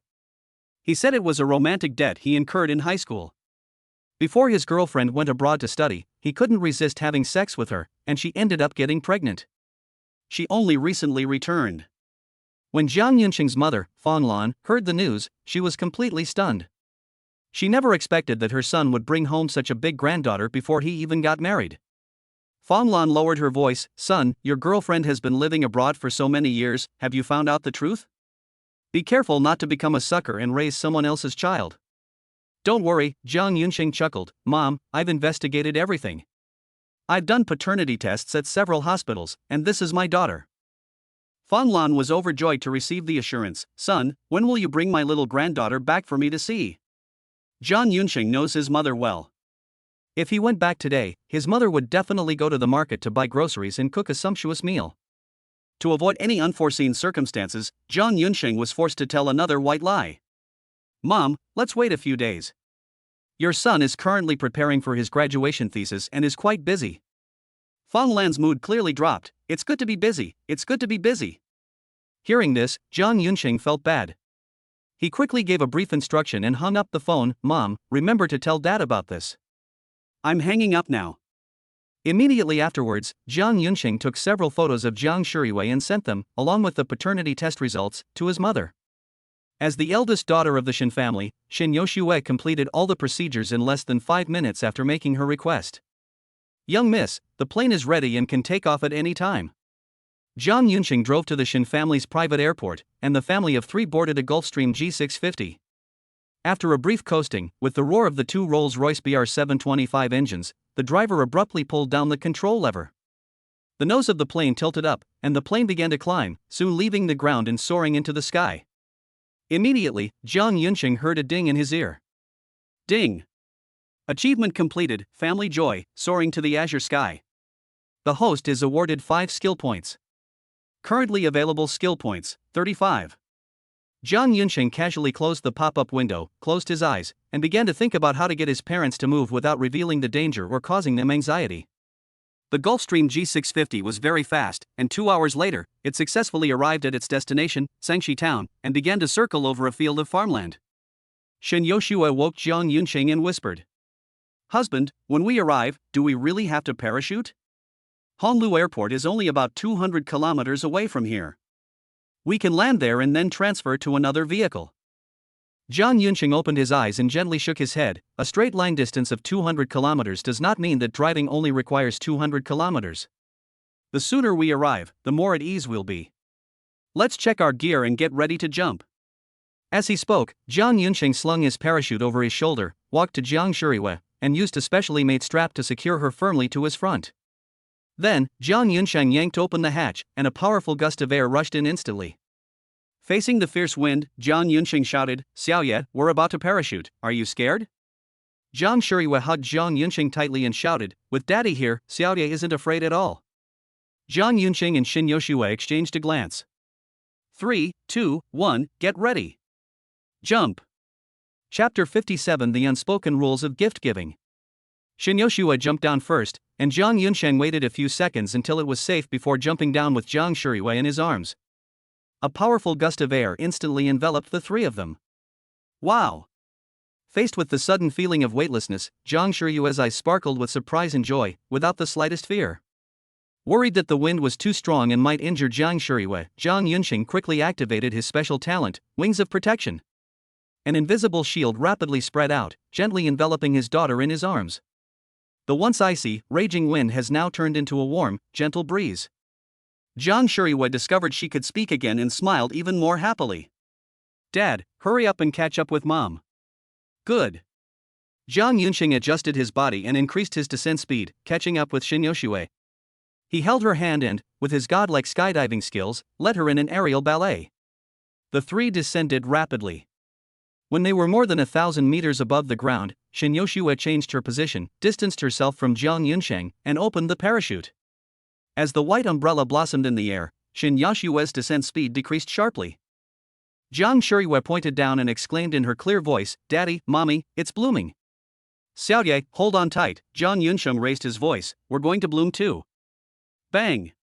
After the parachute opened, the descent slowed down, and Jiang Yunqing and his family of 3 were finally able to appreciate the world below them. Rice paddies, fish ponds, roads, and the occasional passing car. Looking down from 1,000 meters, everything appears as small patches of color. As the altitude decreased, these small colored blocks became clearer, and Jiang Yunqing pointed to the ground and happily began to explain. "Xiaoya, look, this is where Daddy grew up. When I was your age, I caught a big fish in that little pond." Shin Yoshua had already begun cultivating her inner strength under Jiang Yunqing's guidance, and her 5 senses had greatly improved. Hearing Jiang Yunqing recount his childhood, her attention was completely drawn to him, and she forgot to control the direction of her descent. By the time Shin Yoshua realized what was happening, she was less than 10 meters from the ground, and below her was a huge mud pit. Shin Yoshua didn't want to meet her in-laws covered in mud, so she desperately tried to control her parachute and fly over the area, but the mud pit was too big, and there was no way to avoid it in such a short time. Just as Shin Yoshua resignedly closed her eyes and was thinking about whether she should go to a hotel to get a room and take a shower, a tremendous force suddenly came from her waist. Shin Yoshua was startled and quickly opened her eyes. She saw that Jiang Yunqing had cut off his parachute at some point and was now holding her waist with one arm, moving horizontally above the muddy pond in a posture that completely defied the laws of physics. A few breaths later, Jiang Yunqing landed steadily outside the muddy pond with Shin Yoshua in his arms. Jiang Yunqing had manually cut off his parachute, which wobbled as it fell into the mud, instantly turning black from the filth. Ding! Special achievement completed, skydiving, 3-person dance. The host is awarded 20 skill points. Currently available skill points, 55. When they saw people skydiving, many people gathered around to watch. One particularly daring guy even came over and asked them who they were and what they were doing there. Jiang Yunsheng casually made up a reason: I'm a skydiving enthusiast. The weather is nice today, so I brought my wife and daughter out to play. Hey sir, do you have your phone with you? I'll transfer you 200 yuan, can you help me retrieve this parachute? Jiang Yunsheng paused for a moment. After all, it's fine to have fun, but we can't damage the environment. Earning 200 yuan so easily, the man had no reason to refuse. He readily took out his phone, and after Jiang Yunsheng scanned the code to pay, he asked, no problem. What should we do with this after we get it out? Should we send it to you? You can wash them and use them yourself, or you can just throw them away. Oh, by the way, here, please take this and dispose of it as well. It's all very good fabric. Jiang Yunsheng took off his own umbrella and handed it over, then untied Jiang Shuriwei, took one of them by the hand, and led his wife and daughter away from the farmland, striding towards the village entrance. A ride-hailing car had been waiting for a long time. Jiang Yunsheng opened the car door, first escorting Shen Yoshue and Jiang Shuriwei inside, and then got in himself, closing the door as he called out. Driver, the last 4 digits of your number are 9527. Go to Dawei grocery store. All right. The driver, a man in his 30s, responded readily. Everyone, hold on tight, we're about to depart. With the engine roaring, the car started successfully and drove along the country road toward the town center. The driver was very talkative. He glanced at them in the rearview mirror and said with a smile, brothers, did you just jump down from the sky?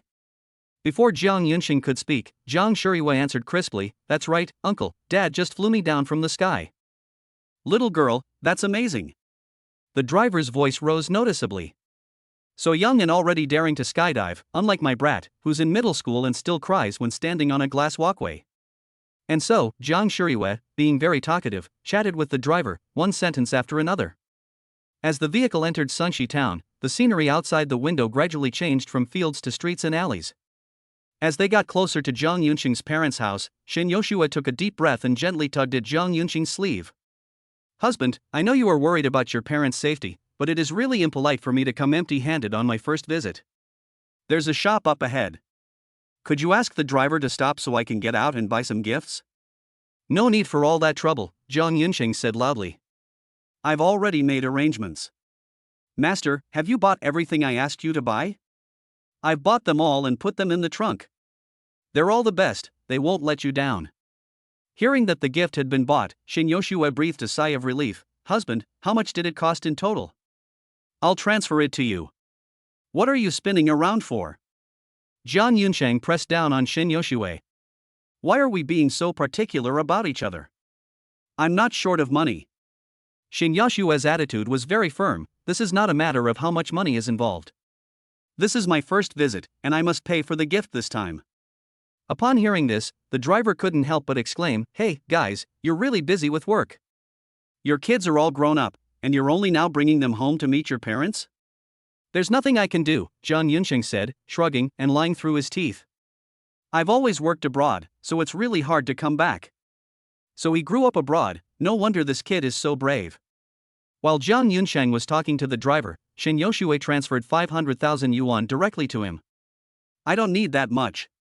Jiang Yunsheng stepped back, then picked up Shen Yoshue's phone and transferred 10,000 yuan to himself. Shen Yoshue frowned deeply. Husband, isn't 10,000 yuan too little? That is quite a lot, Jiang Yunsheng counted. 2 bottles of mutai, a pack of Zhonghua cigarettes, a box of American ginseng, plus a silk scarf. This is the most luxurious setup in our town. If you don't believe me, ask the driver. That's right. This young lady must be from a big city. In our small town, it's already the highest level of courtesy to receive such a gift from one's in-laws on the first meeting. The driver didn't want to see such a happy family of 3 quarrel, so he took the initiative to explain, I know your family is very wealthy, but there are many unspoken rules when it comes to gift giving. Chapter 58 Children's innocent words reveal the truth. If you give something more expensive, it won't be a gift anymore, it will be the woman showing off her wealth and challenging the man. Shen Yoshue was aware of this, but she didn't expect that in Jiang Yunsheng's hometown, gifts worth more than 10,000 yuan were not acceptable. You should know that the bags she usually carried were worth more than that. Jiang Yunsheng sensed the awkward atmosphere and deliberately teased, only an ugly daughter-in-law is afraid to meet her in-laws. My parents are too happy to let me see you, my wife, you're so beautiful. Xiaoye, isn't mom the most beautiful woman you've ever seen? Jiang Shiyue nodded earnestly, mom is the most beautiful. Children don't lie, honey. Don't be nervous, just treat this as a normal family gathering. After being comforted by Jiang Yunsheng, Xin Yoshua calmed down and was no longer so nervous. A few minutes later, the ride-hailing car stopped in front of Dawei's grocery store. Brother, we're here. The driver got out of the car, opened the trunk, and took out the gifts he had bought. The invoices are all inside. Please check them to see if they're correct. Jiang Yunsheng quickly checked the items. The items are fine, thank you for your help, master. No trouble at all, the driver waved his hand. If there's nothing else, I'll be going now. Okay, goodbye, master. Jiang Shiyue imitated Jiang Yunsheng, calling out in a clear voice, goodbye, uncle. After the ride-hailing car left, Xin Yoshua handed Jiang Shiyue to Jiang Yunsheng, took the gift from him, and led him into the general store. Jiang Yunsheng's mother, Fang Lan, was tidying up the shelves when Jiang Shiyue saw her. Her eyes lit up, and she shook off Jiang Yunsheng, running and shouting, Grandma! Grandma! I'm back! Although Fang Lan was prepared, when a delicate, soft, and adorable little dumpling rushed over, hugged her leg, and sweetly called her grandma, Fang Lan still felt her heart melt. Hello, Auntie, Xin Yoshua said, taking several steps forward with the gift in her hands. I am Jiang Yunsheng's wife. I apologize for the intrusion, but this is a small token of my appreciation. Fang Lan was initially worried that her son might have been caught in a honey trap or was raising someone else's child. But when she saw Xin Yoshua's face, which was even more beautiful than that of a big star, coupled with her aristocratic air, Fang Lan suddenly felt that her own child was not good enough for her. Since you're already here, why bring so many gifts? Fang Lan quickly accepted the gift, then rolled her eyes at Jiang Yunsheng. Son, you brought your wife back without telling me beforehand. You only called me when you were almost there. I haven't prepared anything. How are we going to have lunch? Jiang Yunsheng volunteered to do the work. I'll do it. I'm just worried that you'll get tired, Mom. You're going to cook? Fang Lan glared at him, but the smile and satisfaction in her eyes were impossible to hide. With someone like you who can't even tell the difference between sugar and salt, I wouldn't dare eat the food you make. Your dad is tending the vegetable garden in the backyard. While it's still early, you two should hurry to the supermarket and buy some meat. I'm going to cook a big meal to properly entertain my daughter-in-law and my little granddaughter. Jiang Yunsheng didn't argue with his mother. He quickly went to the backyard and saw his father, Jiang Dawei, and was completely relieved. After all, with Jiang Yunsheng's current cultivation level and his special talent for malicious perception, as long as he is by his parents' side, no one can harm his family.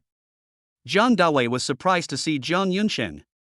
He put down his hoe and quickly walked over. Son, aren't you at school right now? Why did you suddenly come back? Dad, I'm a senior in college this year, and I'm going to do an internship. As for why I came back.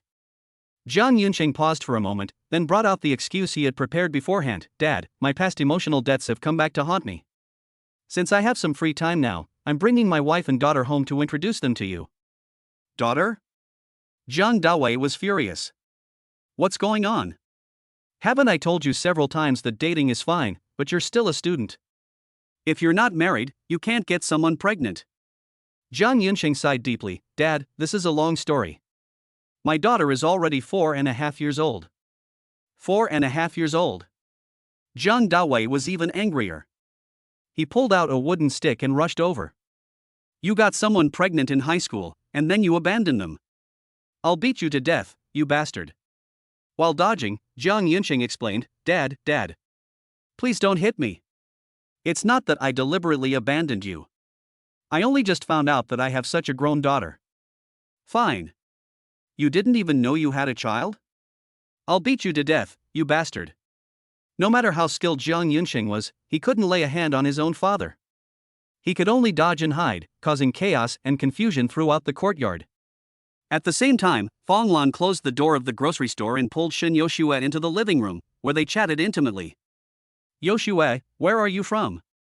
What do your parents do? When did you fall for this rascal of mine? Xin Yoshua answered seriously, following the advice she had discussed with Jiang Yunsheng.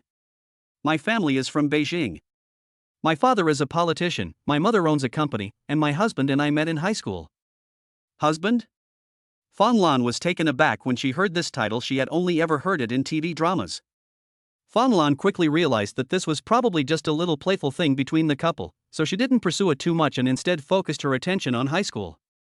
Fan Lan went to the school to hold parent-teacher meetings for Jiang Yunqing more than once. She was very certain that there was absolutely no girl as pretty as him in Jiang Yunqing's school.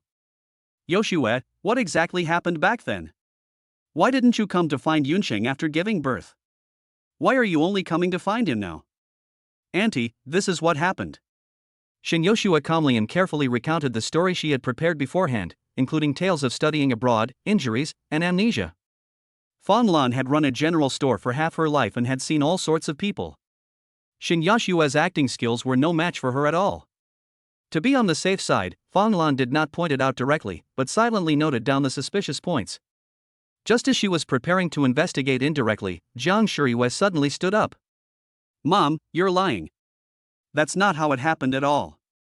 Mom and Dad were together after I was born. And Mom wasn't hit by a car. Why are you lying to Grandma? Shin Yoshua looked extremely embarrassed. To ease the tension and get to the bottom of things, Fan Lan quickly stood up and tried to smooth things over. Children speak without thinking, children speak without thinking. Yoshua, please continue? How did you find my son after you regained your memories? Sigh.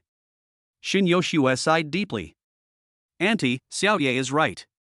I lied to you before. The truth was so bizarre that we were worried you wouldn't be able to accept it. Fan Lan smiled and poured Shin Yoshua a glass of water. Yoshua, this shop has been open for over 30 years. I've encountered all kinds of customers. I'm pretty easygoing. Just tell me directly. Shin Yoshua first picked up her water glass, took a big gulp, and suppressed her surging thoughts. Then, under Fan Lan's gaze, Shin Yoshua slowly spoke. Chapter 59, Transferring 100 million yuan to parents. Xiaoya isn't from this era. She traveled back from the future. Fan Lan's expression froze. Yoshua, what did you say? I didn't hear you clearly. Could you say it again? Shin Yoshua did not repeat herself, but instead pulled Jiang Shiriyue to her side. Xiaoya, tell Grandma how you got here. Grandma. Jiang Shiriyue tried her best to put on a serious face. My dad led me to a door that was shining brightly and told me that if I went inside, I would see younger versions of my mom, dad, grandpa, and grandma. But they want to play a game with Xiaoya. Xiaoya has to produce a paternity test result for them to recognize her. Shin Yoshua cooperated fully, taking out a paternity test result from her bag and handing it over. Auntie, if you don't believe me, you can choose a hospital, and we'll take Xiaoya there together to do a paternity test. Fan Lan took the paternity test results and quickly flipped through them. When she saw that it stated at the end that Jiang Yunqing and Jiang Shiriyue were biologically related as father and daughter, she couldn't help but believe it to some extent. But reason told her that this was too absurd, so Fan Lan did not continue to question Shin Yoshua and Jiang Shiriyue. Instead, she shouted at the top of her lungs towards the backyard. Yun Shan! Jiang Yunshang! Get your ass over here right now! The greatest terror in the world is hearing your mother call you by your full name. Jiang Yunqing couldn't care less about continuing his chase game with his father. He used all his agility to quickly change direction and rush into the living room. Mom, what's wrong? Jiang Yunsheng, your wife and child have already confessed everything. Now explain to me where your daughter came from? Jiang Yunsheng looked up at Shin Yoshua and saw her apologetic expression. Knowing that the matter had been exposed, he stopped struggling and honestly confessed. Mom, Yoshua is right. Xiaoye did come from the future. I didn't mean to hide it. I was just worried that you wouldn't be able to accept it, or that I might accidentally let it slip. I originally planned to wait until you got to know Xiaoye better, then bring you to the capital before telling you this news. Jiang Dawei, holding a stick high, ran in after him, but upon hearing this, he froze instantly. Ha? Son, are you obsessed with reading novels? How could anyone time travel in the real world? Dad, Jiang Yunsheng sighed, I don't believe it either, but Xiaoye is indeed my child. When I was in high school, I had never even heard of Yoshua's name. If Xiaoya hadn't traveled from the future, I really couldn't think of any other possibility. Jiang Dawei stammered, well, isn't there in vitro fertilization? Even if you don't know the person, you can still get someone pregnant. Dad. John Yunsheng walked over and took Shin Yoshue's hand. Yoshue is the eldest daughter of the Shin family. The Shin family is a large family with trillions of assets. She has to have a physical examination every year. It's impossible for her to do IVF. Jiang Dawei accurately grasped the key phrase and exclaimed anxiously, "Trillion-dollar assets. Son, you didn't marry into the family, did you?" "A mere trillions of assets," Jiang Yunsheng said dismissively. "I'm just too lazy to make money. Give me a year, and I can easily make 1 trillion, let alone 10 trillion. Jiang Dawei realized that Jiang Yunsheng had no intention of marrying into the family and that the family line would not end. He then waved his hand and teased, "Son, stop bragging. Your mother and I give you living expenses every month." "I just hadn't discovered my talent before," Jiang Yunsheng said, taking out his phone, opening his bank account and handing it over. "I bought a few stocks recently and easily made $2 billion. Jiang Dawei took the phone and stared at the long string of zeros on the account balance, his eyes blurring from counting them. Fong Lan leaned over and glanced at it. "Really? Jiang Yunsheng, you didn't Photoshop a screenshot to fool us, did you?" Without wasting any words, Jiang Yunsheng opened the transfer app and, using his top-tier bank VIP privileges, transferred 100 million yuan to each of his parents. "Your bank account has received 100 million yuan. Your account ending in 6845 has just received a transfer of 100 million yuan. Your current balance is 102,324.7 yuan. Fong Lan and Jiang Dawei were startled. They both took out their phones and were stunned to see the text message that the bank had just sent them. Jiang Dawei frantically tried to transfer the money back. Fong Lan simply shoved the phone at him. "Son, why did you suddenly transfer so much money? Transfer it back quickly, or I'll be in trouble if I lose it." Jiang Yunsheng didn't answer Fong Lan's phone. Instead, he looked at Jiang Dawei and laughed, "Dad, don't waste your time. You have a regular account, and there's a daily limit on transfers. It's impossible to transfer it back. It's just 200 million. If I lose it, it's gone. I can just go to the stock market and get it back in a few minutes. No matter how easily you make money, you can't just spend it recklessly." The two tried and found that there was indeed no way to transfer the money back. "All right, your dad and I will save this money for you, and you can use it when you get married." Fong Lan carefully placed the phone on the table and brought the topic back on track. "Son, no matter how much money you make, it doesn't prove that your daughter came from the future. Tell me and your dad the whole story, including what happened during this time." "Good." Jiang Yunsheng began by recounting the events that had occurred since Jiang Shuriwei suddenly hugged his leg and called him dad after class, concealing the system. Finally, Jiang Yunsheng repeated himself very sincerely. "Mom and Dad, I really didn't mean to hide it. It's just that this matter is too bizarre. Moreover, once the news that Xiaoye is a time traveler is leaked, it will definitely attract the attention of other people. I am not strong enough right now to guarantee her safety." After hearing the whole story, Fong Lan and Jiang Dawei were 90% convinced that Jiang Shuriwei was a time traveler from the future. "Son, you've thought this through very well. Your dad's mouth is indeed prone to letting things slip," Fong Lan said, giving Jiang Dawei a big eye roll. Jiang Dawei wasn't angry. Instead, he scratched his head sheepishly and said, "I don't know what's going on. Sometimes, even when I haven't said anything, those old guys seem to know what I'm thinking. Honey, now that I know, what should we do about this?" Fong Lan thought for a moment, then pulled Jiang Yunsheng aside. "Son, you said you invested in one of your roommate's movies. Can the content of the movie still be changed now?" "Sure, Mom, what's up?" "Then how about this?" Fong Lan said seriously. "You change the movie to say that my daughter comes from the future, and spend more money to promote it properly. That way, if your dad and I accidentally let it slip, we'll say we're promoting the movie. If Xiaoye keeps calling me from the future, everyone will just think that she's just a kid who's too immersed in the role and can't distinguish between the movie and reality." Upon hearing this, Jiang Yunsheng's eyes lit up instantly, and he gave Fong Lan a thumbs up. Chapter 60. Jiang Yunsheng and Shin Yoshua officially register their marriage. Old ginger is spicier. "Mom, how come I didn't think of that?" "Wait a minute, I'll call Lao Lu right now and ask him to revise the script." Jiang Yunsheng took out his phone, told Lu Mingyuan about his new request, thought for a moment, and then called Li Ziqian. "Chiefly, something came up, so it's inconvenient for us to have dinner tonight. My daughter insisted on being the lead actress, so the movie title was changed to My Daughter Comes from the Future, and my roommate is still giving her guidance. Please trouble Chiefly to arrange for someone to help spread the word." Li Ziqian readily agreed, no problem. Mr. Jiang, I'll arrange it right away. As for the specific details, should I contact your roommate directly? Jiang Yunqing's first thought was that Lu Mingyuan was just an ordinary person, and he probably couldn't outsmart Li Ziqian, that old fox. No, Jiang Yunqing quickly adjusted his mindset. Now that Li Ziqian needed his help, he could take this opportunity to test Li Ziqian's sincerity. If Li Ziqian dared to make any underhanded moves, there were many people in the capital who could replace the Chen family, and the Li family was not the only option. No problem, I'll tell him, you can contact him directly. After saying that, Jiang Yunqing hung up the phone and immediately typed a message, which he sent to Lu Mingyuan via WeChat. After resolving Jiang Shiyue's identity issue, Fong Lan suddenly steered the conversation in another direction. Son, you and Yoshua have such a big child now, have you gotten your marriage certificate yet? Shin Yoshua blushed instantly upon hearing the word marriage certificate. Jiang Yunqing honestly replied, the time was too tight, and we haven't had time to get the marriage certificate yet. How can this be? You're already living with Yoshua, and your child is all grown up. How can you let a girl follow you around without any status or recognition? Fong Lan walked over and took Shin Yoshua's hand. Girl, did you bring your ID card? Shin Yoshua was too shy and her brain was overloaded.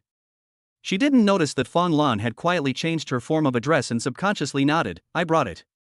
That's good, let's go. Fong Lan stood up, pulled Shin Yoshua and walked outside. Now you don't need a household registration book to get married. Let's go to the Civil Affairs Bureau first and get our marriage certificate.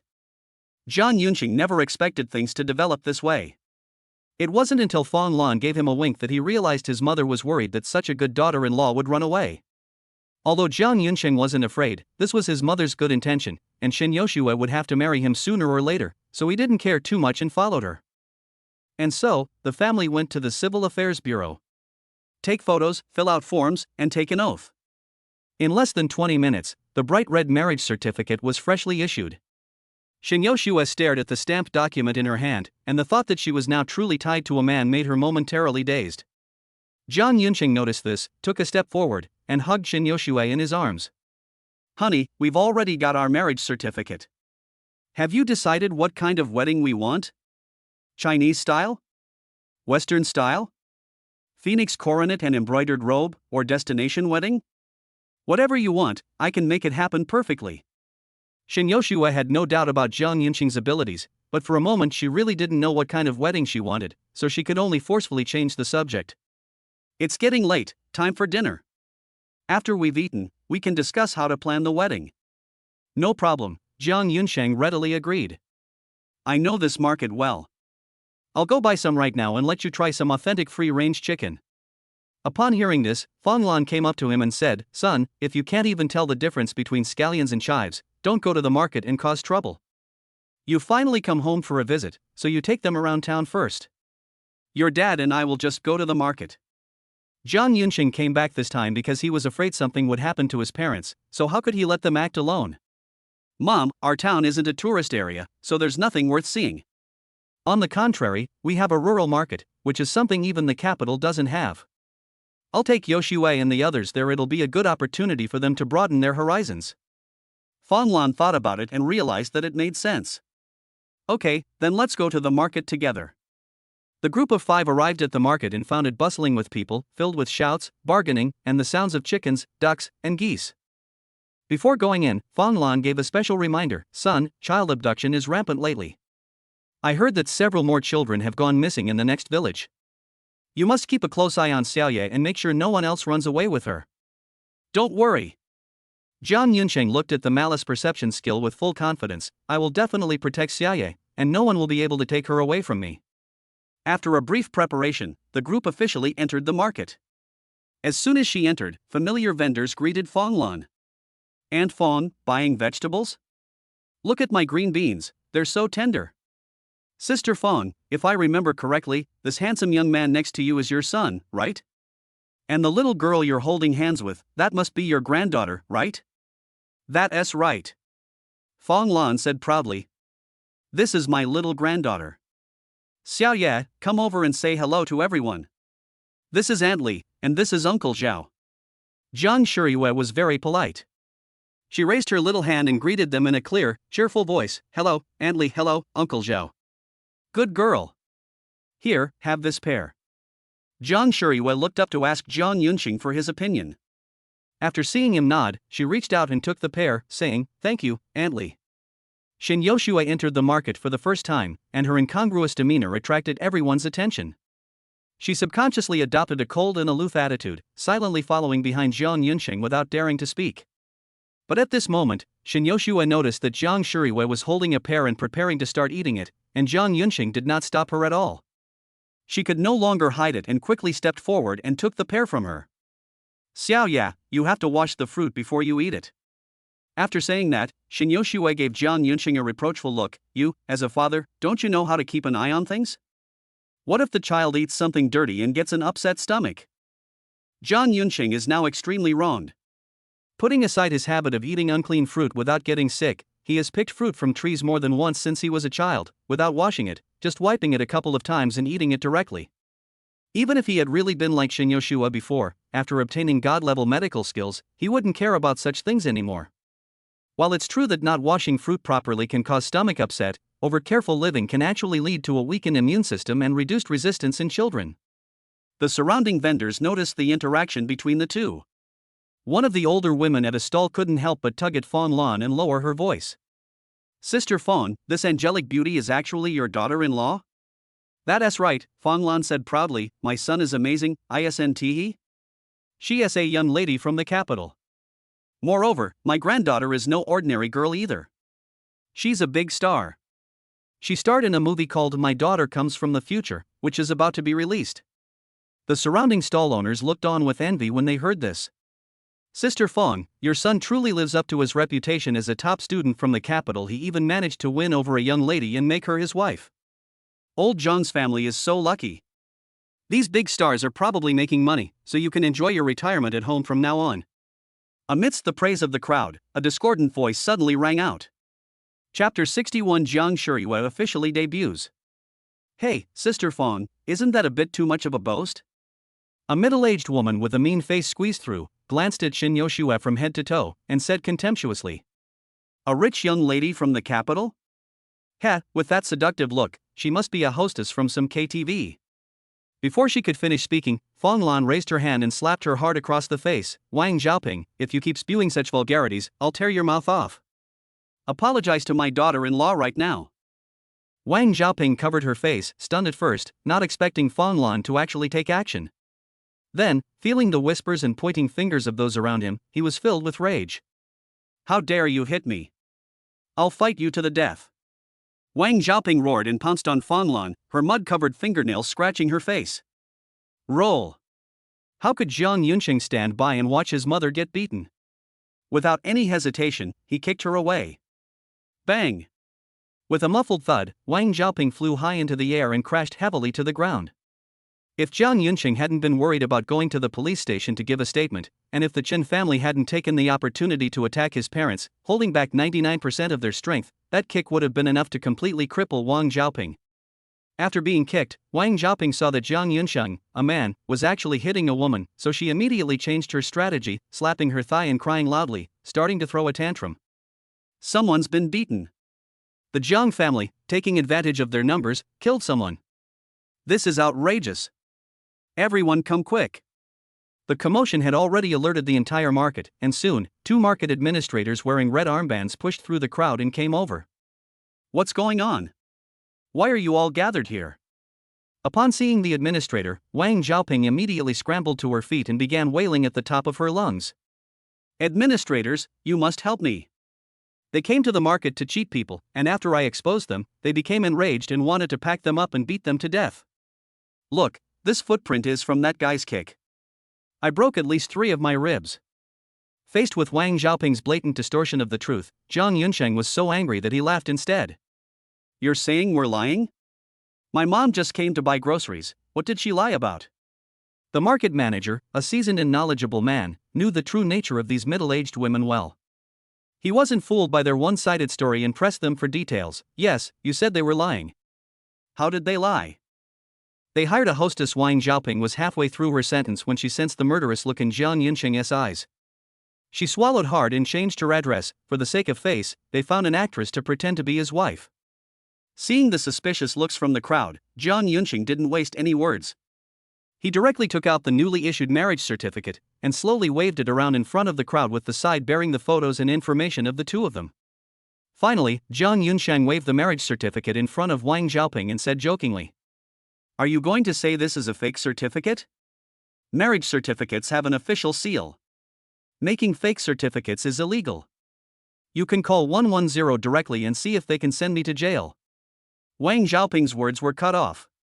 Her eyes darted around quickly, and she quickly changed her tone, pointing at Jiang Shirihua, who was being protected in Shen Yashua's arms, and said urgently, "Even if you two really got married, it doesn't cover up the fact that you're a bunch of liars. Your mother deliberately said that this little girl is a big star, but I've never seen this little girl on TV. You guys deliberately pretended to be big stars to scam money." Upon hearing this, the onlookers looked at Jiang Yunqing's family with more suspicion, as they had indeed never seen such a child star before. Fan Lan was about to explain that the movie was still in the planning stages when a young stall owner next to her, who was engrossed in scrolling through short videos, suddenly stood up. "Look everyone! This little girl looks exactly like Aunt Fang's granddaughter." Everyone's curiosity was piqued, and they crowded around to see. On the phone screen, a beautifully crafted movie trailer was playing. As a portal of light opened, a delicate and adorable little face appeared in front of the camera, with a line of large characters written next to it. "Dad, hello. I'm your daughter, and I come from the future." As the camera zoomed out, several well-known award-winning actors and actresses appeared one after another, expressing their anticipation for the film and stating that they would be participating in it. Finally, director Lu Mingyuan came out and announced that My Daughter Comes from the Future, a sci-fi family epic with an investment of 2 billion yuan, will be released in theaters during the Spring Festival and will be enjoyed by everyone. With Andy Lau and Chung Ying-tung both involved in this movie, Xiaoye is actually the lead actress. So, Xiaoye isn't just a big star, she's the most popular star. A 2 billion investment. As the lead actress, Xiaoye should earn at least 100 million from this one scene. The market was in complete uproar. Everyone was stunned by the commotion. Jiang Yunqing noticed that Wang Xiaoping was trying to slip away. He had no intention of letting this trash who insulted his family get away with it, so he grabbed her. "Don't rush off. Didn't you say my daughter isn't a big star, and that we're impersonating her to scam money?" Others chimed in, "Aunt Wang, you really overestimate yourself. Others have acted in movies with investments of 2 billion yuan, why would they care about your paltry sums?" "Exactly, it's because of the heart that everything looks dirty." Faced with the crowd's sarcasm, Wang Xiaoping's face turned pale and then red, and finally she retorted, "Don't be fooled by them. If she were really that rich, why would she come to the vegetable market to buy groceries? Rich people go to those big imported supermarkets." Jiang Yunqing stepped forward. "What do you mean by that? You think everything imported is better, and the moon is always rounder in foreign countries. My uncle and aunt watched me grow up. They sell food that they grow themselves, without many pesticides and fertilizers. It's healthy and fresh. In other countries, this would be considered green and organic food, and you can't buy it even if you have money. I've been studying in the capital for so long, and all I've been craving is this. I specially brought my wife and daughter here to eat, so what? Did I step on your tail, you Western-worshipping dog?" The vendors at the market were deeply moved to hear Jiang Yunqing's high praise for their vegetables, and they all came out to support him. "Young man Jiang is right. What's wrong with our vegetables? They're green and healthy. It's much better than those imported vegetables that are sprayed with pesticides and hormones, look fresh and juicy, but actually have no nutritional value at all. So what if I have money? Does having money mean I can't eat farm-style food? What kind of logic is that?" Faced with the onslaught of the crowd, Wang Xiaoping could no longer hold on. With her head down, she squeezed out of the crowd amidst a chorus of boos and fled in disarray. Just as she was about to leave the market, Jiang Yunqing picked up a leaf and threw it with the speed of a flower petal, hitting her hard on the knee. Wang Xiaoping's legs went weak and she fell to the ground, her mouth hitting a rock. With a scream, all her yellow teeth broke off. After giving the outspoken old man a small lesson, Jiang Yunqing ignored him and turned to look at the two market administrators. Chapter 62, First time signing autographs for fans. Comrades, now that things are clear, if there's nothing else, let's continue our stroll through the market. No, wait a minute. One of the market managers suddenly pulled out a notebook used for developing the code and handed it over along with a ballpoint pen. My daughter really likes your daughter, could you ask her to sign something for me? Zhang Yunsheng gave him a deep look. As expected of someone from the system, his mind worked really fast. The news of Zhang Shuriwei becoming a big star had just been released, and his daughter had never even heard of it. How could she possibly be a fan of hers?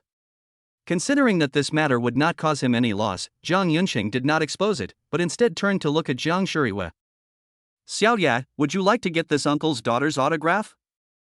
I need an autograph. I need an autograph. Children can be vain too. Zhang Shuriwei snatched the pen and wrote her name very carefully in the notebook. Here you go, uncle, it's finished. The market manager took the notebook, his emotions overflowing. Thank you, big star. My daughter will be so happy to see this autograph. With the market administrator taking the lead, others followed suit and asked for autographs. Zhang Shuriwei was very happy, raising her little head and signing autographs one by one. Seeing the crowd pushing forward, Zhang Yunsheng casually picked up a megaphone from a nearby stall and shouted. Everyone line up, one by one. If anyone tries to cut in line, we won't sign. Nobody was stupid, nobody wanted to miss out on a big star's autograph. So they immediately dispersed and lined up obediently as instructed. At first, Zhang Shuriwei was very serious about signing her name, writing more than 20 names. However, her enthusiasm gradually faded, and she changed from Zhang Shuriwei to Xiaoye. Soon, Xiaoye found writing troublesome and switched to drawing a small moon pattern. Xin Yoshue felt sorry for her daughter. Xiaoye, if you're tired of writing, then don't write anymore. There are so many people, you can't finish writing about them all. No, Mom, Zhang Shuriwei said very seriously, they are all my fans, and I can't let them down. Zhang Yunsheng held Zhang Shuriwei's small hand. Well said, Daddy will help, let's sign together. Along the way, some people tried to take advantage of the situation and get more signatures, but Zhang Yunsheng directly exposed them, and they left in a sorry state. Sanxi town is just a small town, with only a little over 100 stalls in the vegetable market. Even including the customers who came to sign their names at the end, there were only a little over 300 people. Zhang Shuyue's signature was just a crescent moon. She signed very quickly, and with Zhang Yunsheng's help, she completed all the signatures in less than 20 minutes. Xin Yoshue handed over a cute thermos. Xiaoya, are you tired? Do you still want to be a big star? Zhang Shuriwei took the water bottle, bit the straw, took a big gulp, and her eyes sparkled. I'm a little tired, but when I think that they are all my fans, I'm not tired at all. Husband, Xin Yoshue glanced at Zhang Yunsheng reproachfully, you're just spoiling her. Once she becomes even more famous, everyone will be her fan, and it will be really troublesome for her to go out. What's the trouble? Just change your clothes and put on some makeup so they won't recognize you. As he spoke, Zhang Yunsheng opened the system and found that after completing the achievement of signing autographs for fans by celebrities 3 times, he now had 120 skill points. With a thought, he found the disguise skill. Ding! 5 skill points consumed. Congratulations, host. Your disguise skills have been successfully upgraded to God level, and you have also awakened the special talent, Thousand Faces Transformation. You can create special human skin masks that, when worn, directly alter a person's demeanor. After the signing was completed, Fong Lan led Zhang Yunsheng and his group to officially begin their large-scale shopping spree. Sister Fong, please take this bundle of greens. They're homegrown and haven't been sprayed with any pesticides. Brother Jiang, the pig was just slaughtered this morning, these ribs are the freshest, take them home and make some soup for the kids. The crowd was incredibly enthusiastic, stuffing the best ingredients into their arms while simultaneously giving them a look that threatened to provoke anyone who tried to pay. I can't accept this. Fong Lan declined verbally, but deftly packed all the items away. After buying all the ingredients, before leaving, someone asked them when Zhang Yunsheng would hold his wedding so they could attend the banquet. Fong Lan and Zhang Yunsheng exchanged a glance and said in a deep voice. Yunsheng and the others were not old enough before, so they couldn't get their certificates. Now they are old enough, and Yunsheng will be graduating from university soon. We're having our wedding soon, and everyone is welcome to come and celebrate. I'll definitely be there. I absolutely must be there. I watched Yunsheng grow up, so I'll definitely give him a big red envelope then. Zhang Yunsheng and his group returned home with bags and bags of groceries. Zhang Yunsheng rolled up his sleeves and said, Dad, Mom, you two rest for a while and play with Xiaoya. I'll cook today and show you your son's cooking skills. Go away, Fong Lan pushed Zhang Yunsheng out of the kitchen. With your inability to distinguish between sugar and salt, don't waste the ingredients. Go to the living room and play with your wife and kids. Mom, my wife, and the others are fine with Dad by their side. I'll help you out. Fang Lan said with a look of disgust. With your dad's attitude of not being able to say a word even if you hit him 3 times, he's not as good as Xiao Bai. At least Xiao Bai knows how to bark a couple of times. Xiao Bai is a pure white Chinese rural dog owned by Jiang Yunsheng. Ha? Jiang Yunsheng raised an eyebrow. Mom, I had forgotten about Xiao Bai. It used to be the first thing to greet me when I came home. Little White just gave birth to a litter of pups and they're incubating in the backyard. Be careful when you go over there later, don't touch the pups, or they might bite you. Little White has the best temper, how could it possibly bite me? Seeing his mother's firm attitude, Jiang Yunsheng had no choice but to give up the opportunity to show off his cooking skills. However, before leaving, Jiang Yunsheng pretended to organize the ingredients and secretly used his special talent to raise the quality of all the ingredients to the highest level. After returning to the living room, Jiang Yunsheng waved to Xin Yoshua and Jiang Shuriwa, wife, Xiaoye, come on, Dad will take you to see the place where I grew up. Jiang Yunsheng led the two into his room first, saying, look, this is where Dad lived when he was a child. Jiang Shuriwa was first attracted by a basketball on the ground that had deflated due to a puncture, and she skipped over to pick it up. I used to be good at basketball and thought about playing in the professional league, but unfortunately, I didn't have enough talent and I couldn't beat those beasts on the basketball team at all, so I had to give up in the end. Xin Yoshua recalled Jiang Yunsheng's display of the Wudong ladder cloud leap and chuckled, husband, I think it's not that you can't beat them, it's that they're too weak. It's not fun fighting them. No, Jiang Yunsheng waved his hand. Back then, I hadn't met my master yet, and I hadn't learned martial arts, so I really couldn't beat him. Just as the two were talking, Jiang Shuriwei patted the basketball twice and found that it was flat and limp. Jiang Shuriwei tilted her head and thought for a moment, then threw down the basketball, climbed onto the chair with both hands and feet, looked at the corner of the table, and shouted in a childish voice as if she had discovered a new continent.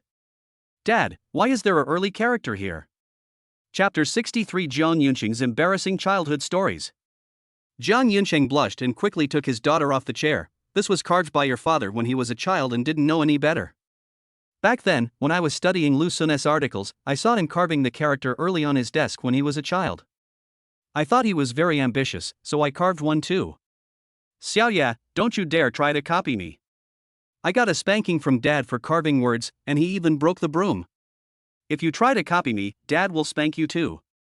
Jiang Shuriwei quickly covered her bottom with her little hands and shook her head like a rattle drum. No, Xiaoya doesn't want Daddy to spank her. Xin Yoshua was somewhat puzzled. Husband, although the carving is not good, it shows your desire to learn. It was really too much for your uncle to hang you up and beat you. Well, Jiang Yunsheng's face grew even more grim, and his tone became noticeably weaker. I'm a very loyal person. To prevent other classmates from falling behind, I took the initiative to carve the character early on their desks. Upon hearing this, Xin Yoshua could no longer contain herself and burst out laughing. My lord, you've caused such a huge mess, and your uncle only broke a broom. That shows how much he loves you. Jiang Yunsheng quickly changed the subject, pointing to the yellowed certificates on the wall, and said proudly, although I was a bit naughty when I was a child, my grades were excellent. I developed in all aspects of morality, intelligence, physical education, aesthetics and labor, and I was awarded the title of 3 good student every year. Jiang Shuriwei didn't understand what a good student meant, but she could hear the pride in Jiang Yunsheng's tone. She was very supportive, tilted her head back, and said with bright, sparkling eyes, Daddy is so amazing. It's nothing special. Jiang Yunsheng waved his hand and looked at Xin Yoshua. Wife, what awards did you receive when you were little? Xin Yoshua said earnestly, I don't have many certificates, I mostly have trophies, like those from piano competitions, hosting competitions, and debate competitions. Jiang Shuriwei clapped her hands enthusiastically. Wow, Mom is even more amazing. No, Xin Yoshua gently shook her head. Xiaoya, it's not that Mom is more capable, but that Mama's family is richer. We can find famous teachers to tutor us and we can participate in all kinds of competitions. Dad is smarter than Mom. If he were as rich as Mom, able to hire famous tutors and participate in various competitions from a young age, Dad would only win more trophies. Jiang Yunsheng was deeply moved that Xin Yoshua would defend him, and after giving her a big hug, he said in a deep voice. Xiaoya, what Mom said is only partly correct. You can't win trophies just by finding famous teachers to tutor you and participating in various competitions. The most important thing is your own hard work.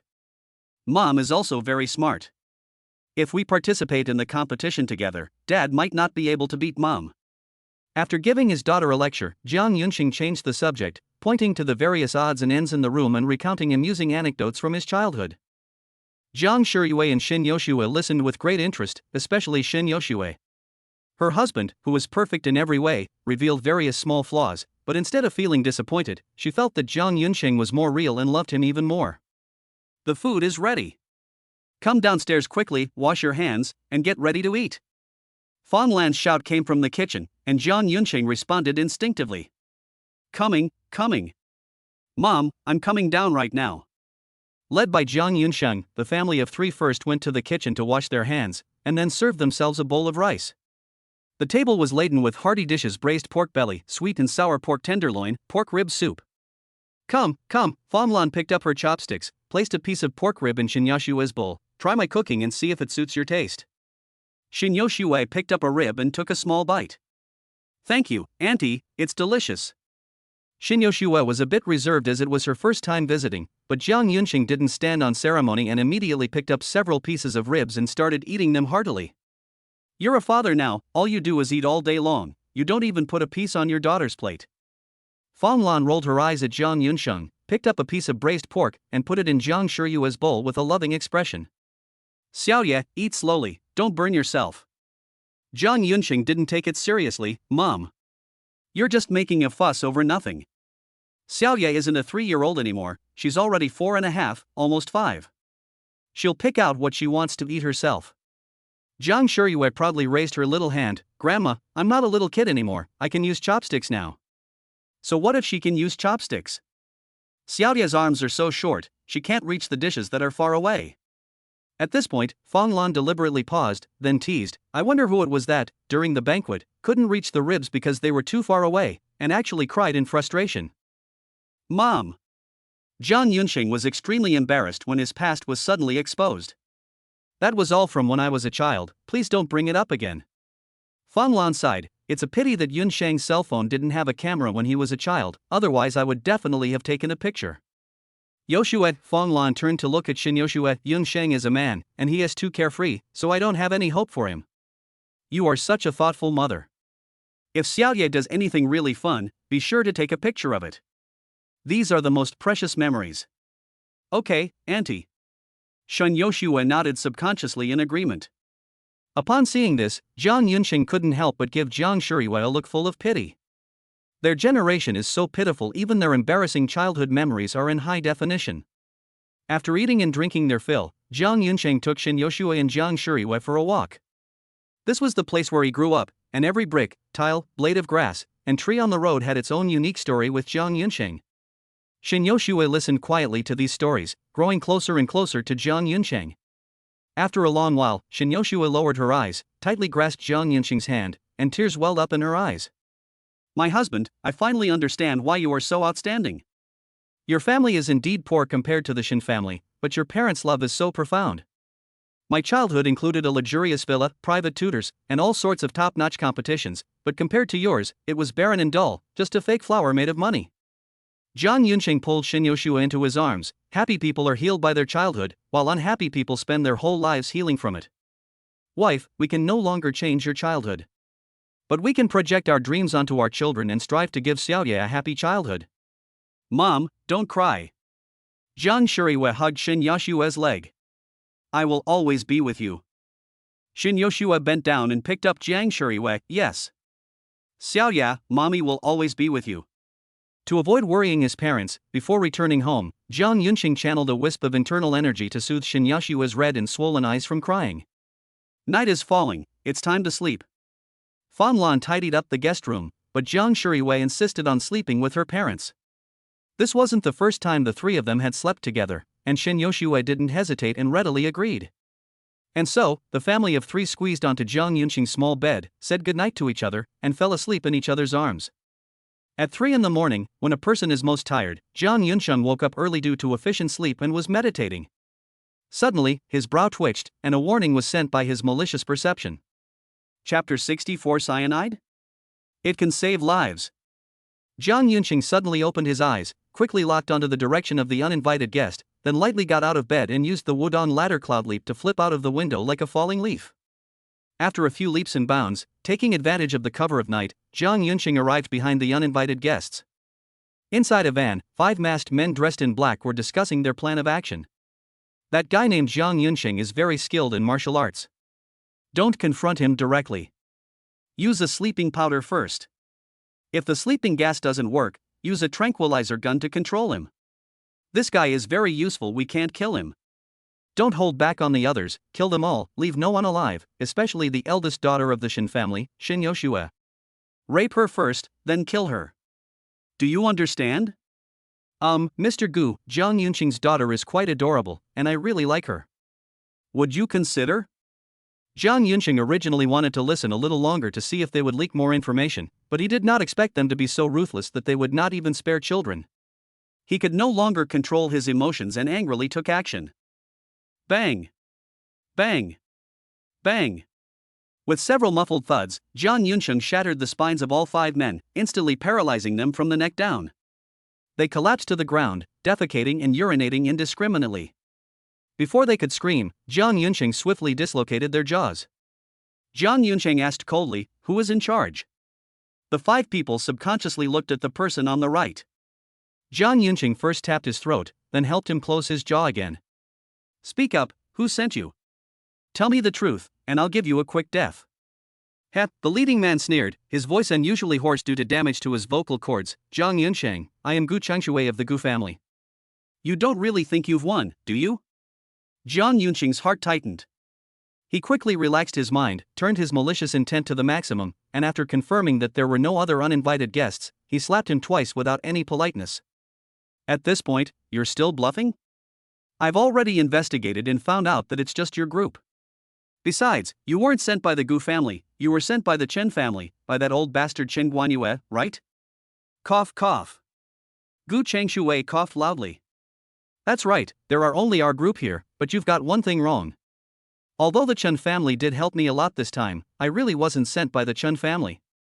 If you kill Shin Yoshua, the Shin family will definitely clash with the Gu family for revenge.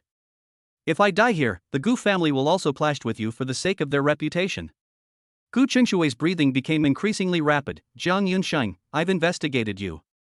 Your background seems very ordinary, but the strength you've revealed is beyond human capabilities. If the Gu family dares to attack you, they will suffer severe damage at best, and may even disappear entirely at worst. But if he doesn't take action against you, he's going against the family tradition. He's watching his family die at the hands of outsiders without daring to avenge them. In that case, the family will fall apart due to internal strife." Jiang Yunsheng said slowly, raising a finger, "You have a good idea, but have you forgotten one thing? All of this is based on the premise that you are already dead. I only crippled your cervical vertebrae, leaving you paralyzed from the neck down. You're far from being dead." "Ha ha ha ha."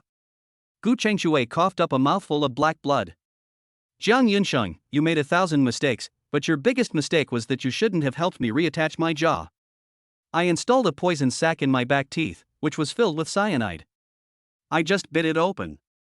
You really think I didn't see your little tricks? You want to die? It's not that easy." Jiang Yunsheng flipped his wrist and took out 3 silver needles from somewhere. Immediately afterwards, Jiang Yunsheng lightly tapped his fingers and used the plucking leaves and flying flowers technique to simultaneously pierce 3 silver needles into Gu Chengshui's heart, forcibly protecting his heart meridian. Jiang Yunsheng did not detoxify him, but instead helped him regain sensation below the neck. Of course, it was just sensation, he still couldn't control it. Gu Chengshui was in excruciating pain all over his body from the deadly poison. After enduring it for several minutes, he was completely stunned to find that he was still alive. "Impossible, absolutely impossible. I ingested cyanide. This stuff is incurable." Seeing that he had already lost his mind, Jiang Yunsheng gave up the interrogation, took off the pendant from his neck, waved it in front of his eyes, and used hypnosis again. "Speak. Who are you? Why did you kill my whole family? I am Gu Chengshui. I'm not here to kill you. I'm here to remove that good-for-nothing Gu Chengqian from his position as the heir to the Gu family." A twisted sense of pleasure appeared on Gu Chengshui's face as he roared, "I am clearly 10 times more capable than him, so why should I be deprived of my inheritance rights just because my mother was a mistress and I am an illegitimate child?" Jiang Yunsheng, too lazy to concern himself with these family feuds, quickly changed the subject. "Gu Chengshui, what role did the Chun family play in this matter, and what kind of help did they provide you?" The information about you was all given to me by the Chun family, and it was also the Chen family who helped me get from the capital to this remote town in such a short time. The manpower, vehicles, and weapons used to capture you were all provided by the Chun family as a favor. After asking for some more details, Zhang Yunsheng flicked his wrist and dislocated Gu Chengshui's jaw again. He then took out his phone and dialed Gu Chengqian's number. The phone rang only twice before Gu Chengqian answered. "Hello, brother Jiang? Is there something important you need so late?" Zhang Yunsheng didn't waste any words and went straight to the point, coldly saying, "Gu Chengqian, your younger brother Gu Chengshui, has been bewitched by the Chun family and has led people to my hometown, intending to kill my entire family and force me to confront the Shin family and the Gu family." Zhang Yunsheng briefly explained the whole story. After a brief silence on the other end of the phone, Gu Chengqian's apologetic voice came through. "Brother Jiang, I'm sorry, it's all my fault for not disciplining you properly and causing you trouble. Please keep an eye on that beast for now. I'll immediately request an emergency flight and personally bring people over to handle it. Don't worry, I will definitely give you a satisfactory explanation for this matter." Considering that the Gu family could also be considered victims in this matter, Zhang Yunsheng did not make things too difficult for them. Thank you." After hanging up the phone, Zhang Yunsheng drove the van to a secluded grove of trees, locked the doors, leaving only a few vents to ensure they wouldn't suffocate, and returned to the bedroom to continue his meditation. The next morning, the aroma of millet porridge wafted through Dawei's grocery store. Zhang Yunsheng and his family were sitting around the table eating breakfast when they suddenly heard a knock on the door. "Brother Jiang, I am Gu Chengqian. I've come to find you." Zhang Yunsheng put down his bowl, walked over and opened the door, only to find that the usually impeccably dressed and debonair young master of the Gu family was now in a very disheveled state. Chapter 65, A Chaotic Battle Among the Four Great Families, Imminent. Gu Chengqian's flight jacket was splattered with mud, and his trousers were covered in mud. Although he had obviously washed himself, he still smelled terrible. Zhang Yunsheng asked instinctively, "Gu Chengqian, what's going on?" "Oh, don't even mention it." Gu Chengqian waved his hand, forcing out an awkward laugh. "The visibility was so poor at night. I thought it was a paved road because it was all dark, but it turned out to be a muddy ditch." Mentioning the muddy pond, Zhang Yunsheng instantly realized that he had suggested skydiving in the rice paddies, which made him extremely embarrassed. "It's all my fault. I forgot to tell you beforehand. Yesterday, when I was skydiving, Yoshue almost fell into that mud pit." "How can you say that?" Gu Chengqian shook his head vigorously. "It's because I lack skydiving experience. The bodyguards who jumped with me didn't fall into the mud." Hearing that others were also skydiving, Zhang Yunsheng frowned slightly. "Gu Chengqian, since you're not alone, why don't you change your clothes? Are you trying to gain sympathy by playing the victim?" After Gu Chengqian's little scheme was seen through, he pounced on her, saying, "Brother Jiang, how could I be deliberately playing the victim? I swear I absolutely fell into the mud by accident. But when I think of my nominal younger brother, who almost killed Brother Zhang's family, my heart aches. I rushed to your house without even changing my clothes, afraid that if I was a moment too late, I wouldn't be able to see you again." Zhang Yunsheng finally understood. It was true that Gu Chengqian accidentally jumped into the mud pit, and it was also true that he used the mud pit to play the victim. Seeing a wealthy young master abandon his image and act pitiful and ugly, Zhang Yunsheng's dislike for the Gu family because of Gu Chengshui dissipated by most. "Alright, stop acting." Zhang Yunsheng shoved him away. "We're eating right now. I won't invite you in because you smell so bad. Let's go find your brother and settle this matter once and for all." Gu Chengqian nodded slightly and readily agreed, "Okay." Leaving Gu Chengqian waiting outside, Zhang Yunsheng returned to the living room. "Mom and Dad, wife, a friend of mine needs to see me, so I have to go out for a bit. You guys keep eating, I'll be right back." Fang Lan looked at Zhang Yunsheng's half-eaten steamed bun and said with displeasure, "What's the matter? Why are you in such a hurry? Why don't you invite your friends in first, have something to eat before you leave?" Zhang Yunsheng picked up a steamed bun, threw it into his mouth, and muttered, "Mom, things are urgent, I don't have time to eat, I'm leaving now." After Zhang Yunsheng left in a hurry, Fang Lan looked at Shin Yoshua and said, "Yunsheng is just like that, please bear with him." "Auntie, don't worry, I'm not angry." Shin Yoshua was very understanding. "My husband is a man, so naturally he should prioritize his career." Zhang Yunsheng led Gu Chengqian to a secluded grove outside the town. He opened the back door of the van, and a stench hit them. The 5 people, including Gu Chengshui, were huddled together, their lower bodies soaked in feces and urine due to incontinence.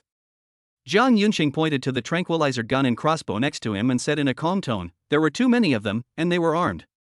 I couldn't hold back, so I had to cripple them all. You don't have any objections, do you?" "No, no." Gu Chengqian shook his head vigorously. "Those who kill will be killed in return. Since they have already made their move, Brother Jiang, you are already giving the Gu family a lot of face by sparing their lives." Jiang Yunqing said in a deep voice, "Since that's the case, I won't waste any more words. Gu Chengqian, how does the Gu family plan to handle this matter? I need a clear explanation." "Brother Jiang, the Gu family's mismanagement has led to this disaster. I know you need more than a simple apology. This is the 60% share transfer agreement for Longting International Securities." Without hesitation, Gu Chengqian took out a document from his pocket and handed it to Jiang Yunqing with both hands. "All the formalities have been completed. Once you sign your name, it will be yours. At the same time, the Gu family guarantees that for the remaining 40% of the shares, we will only enjoy dividends and will absolutely not interfere with any internal decisions of the company. Longting International Securities is the undisputed giant in China's financial sector, with a market value of over 300 billion. 60%, that's at least 180 billion. All of Jiang Yunqing's wealth combined is not even a fraction of this amount." Jiang Yunqing glanced at it, but instead of rushing to accept it, he smiled knowingly. "Gu Chengqian, isn't this gift a bit too much?" "It's not heavy, it's not heavy." Gu Chengqian quickly explained, his tone very sincere. "Brother Jiang, if it weren't for your exceptional skills, if that scoundrel Gu Chengshui had succeeded, the Gu family would have inevitably gone to war with the Shin family. At that time, even if it doesn't result in mutual destruction, the Gu family's losses will far exceed 200 billion. Moreover, Brother Jiang," Gu Chengqian paused for a moment, "we won T lose out by handing Longting over to you. With your investment skills, even though we only have 40% of the shares left, our returns will only be higher." Seeing his apprehensive appearance, Jiang Yunqing couldn't help but tease him casually. "Ha, the Gu family is going to treat me like a free laborer." Gu Chengqian quickly explained, "Brother Jiang, please don't misunderstand. We are just angel investors at most. How could we possibly treat you as a free employee? Alright, enough nonsense. If you dare to give it to me, I dare to take it." Jiang Yunqing grabbed the heavy agreement, didn't even glance at it, flipped to the last page, and signed his name on it. "Gu Chengqian, your brother, you can handle it yourself. If there's nothing else, I'll be leaving now." "Wait a minute," Gu Chengqian said urgently. "Brother Jiang, the Chen family has instigated my brother to attack your family, especially your wife Shin Yoshue. This has seriously crossed the line and broken the rules of the circle. Next, the Shin family, the Gu family, and the Yi family will join forces to crush the Chen family. The Li family, one of the original 4 major families, has already formed an alliance with you and is your representative. Brother Jiang, will you be handling this personally, or will you have the Li family do it for you?" Jiang Yunqing didn't even turn his head. "Since they dared to lay a hand on my family, I will naturally avenge them myself. Tell the Li family that if they want to return to the ranks of the 4 great families, they just need to honestly complete the 3 tasks I assigned. They don't need to interfere with such trivial matters." Gu Chengqian said in a deep voice, "Okay, Brother Jiang, I understand. I'll personally go and explain things to the Li family later." The power struggle at the level of the 4 major families is definitely not like that of street thugs who just draw their knives and start fighting. Both sides are rapidly mobilizing resources, issuing countless instructions, activating a vast network of relationships, and causing huge sums of money to flow wildly. Suddenly, a storm seemed to be brewing in the capital, and the atmosphere grew increasingly tense. Although Jiang Yunqing was in a remote town, he was the one who fired the first shot. Chapter 66: The Jiang Family, Initial Establishment. Jiang Yunqing used his godlike hacking skills to write a small but deadly intelligence software. He named the software TrueWords, and its effect was very simple. It would publicly disclose all the illegal and criminal activities that the Chen family had done over the years, including insider trading, illegal fundraising, tax evasion, hiring hitmen, and forcing women into prostitution. In an instant, the scandals involving the Chen family topped the trending lists on major social media platforms, sparking heated discussions among netizens. After the Chen family tried various methods but failed to remove these trending topics, they resorted to diverting netizens' attention and diverting their criticism. Chen Guanyue gritted his teeth and simply released the dirt on the other 3 major families, along with a whole bunch of dirt on celebrities. As a result, netizens were so overwhelmed with gossip that discussions about the Chen family plummeted and continued to decline. Jiang Yunqing noticed this, but he did not continue to make a move. Instead, he handed the battlefield over to the three major families of Shin, Gai, and Yi. Because Jiang Yunqing now has something more important to do. Even a hero needs three helpers. With so many businesses under his control, Jiang Yunqing couldn't manage them all even with 8 hands. He had to find a way to cultivate some of his own talent. Among many relationships, blood ties are not the strongest bond, but they are undoubtedly the most convenient and largest force that he can mobilize in a short period of time. Jiang Yunqing contacted his grandfather, Jiang Yuanchao, directly, briefly explained his needs, and asked him to call his family over so he could bring his wife and children to visit. Sanxi town is very small, and what happened at the vegetable market that afternoon had already spread throughout the entire town. Hearing Jiang Yunqing say this, Jiang Yuanchao was very happy. Great. Your uncle contacted me earlier, hoping you could help arrange a job for his son. I'll call your uncle and them right away. To get others to obey, the first thing to do is to demonstrate strength. Instead of going directly to his grandfather's house, Jiang Yunqing first led his men to the town's only commercial district and went on a shopping spree. More than 3 hours later, Jiang Yunqing and his family of 5 arrived at the Jiang family's old house. The front door was wide open, and Jiang Yunqing went straight into the living room, only to find that not only his eldest uncle and his younger uncle's family were there, but even his second aunt, who had already married out, had come. Grandpa Jiang Yuanchao was the first to stand up from his chair and quickly came forward. Yunsheng, Yoshue, you're finally back. Come in quickly. Grandpa, Jiang Yunsheng greeted him. Grandma Li Xiulan followed over, first taking Shen Yashua's hand with loving eyes. You must be Yunsheng's wife, right? You're so polite. It's a blessing from our Jiang family ancestors that Yunsheng was able to marry you. Then, Li Xiulan reached out and patted Jiang Shiyua's head. Oh my. This must be my great-granddaughter, right? Look at her, so pretty. Shin Yoshua wanted to respond, but for a moment she didn't know how to address her. Jiang Yunqing noticed this and stepped in to smooth things over. Grandpa, Grandma, uncles and aunts, this is my wife, Shin Yoshue. This is our daughter, Jiang Shiyue. Although we have already registered our marriage, we haven't had a wedding ceremony yet, and we haven't paid the change of address fee, a traditional Chinese custom of addressing someone by their name for the time being. Yunsheng is right, Li Xiulan said first, we can't let such a well-behaved girl suffer. The others echoed her sentiments. Shin Yoshue was deeply moved. She gritted her teeth and gently tugged at Jiang Yunqing's sleeve. Yunsheng, I don't care about this little change of address fee, let's just change our address directly. Jiang Yunsheng lowered his voice and replied, Wife, it's just a title, you really don't need to force yourself. No, I won't force you, Shin Yoshua gently shook her head. Now that I'm married to you, I'll have to change how I address you sooner or later. In that case, you can just shout along with me in a bit. Jiang Yunsheng began to introduce them one by one. Yoshua, this is our grandfather, Jiang Yuanchao. This is our grandmother, Li Xiulan. Shen Yoshue, holding Xiaoya's hand, bowed slightly and said, Hello, Grandpa. Hello, Grandma. This is my uncle, Jiang Dadong, and next to him is my aunt, Wang Saisha. Uncle, Aunt, Shin Yoshue greeted politely. Uncle Jiang Dadong smiled and nodded repeatedly, while Aunt Wang Saisha responded warmly, Oh. Good child, don't be so polite. Jiang Yunsheng then pointed to a young brother and sister next to him. These are my uncle's 2 children. The older one is called Jiang Ling, and the younger one is called Jiang Lei. Jiang Ling, 21 years old, waved excitedly and jumped around, saying, Sister Yoshue. I'm Jiang Ling.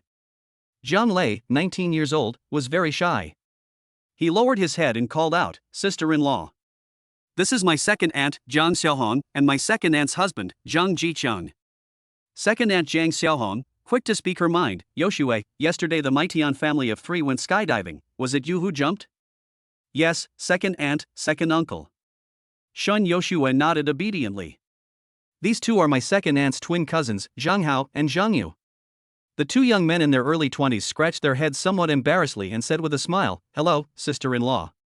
This is my uncle Jiang Dehua, and my aunt Zhou Xiuli.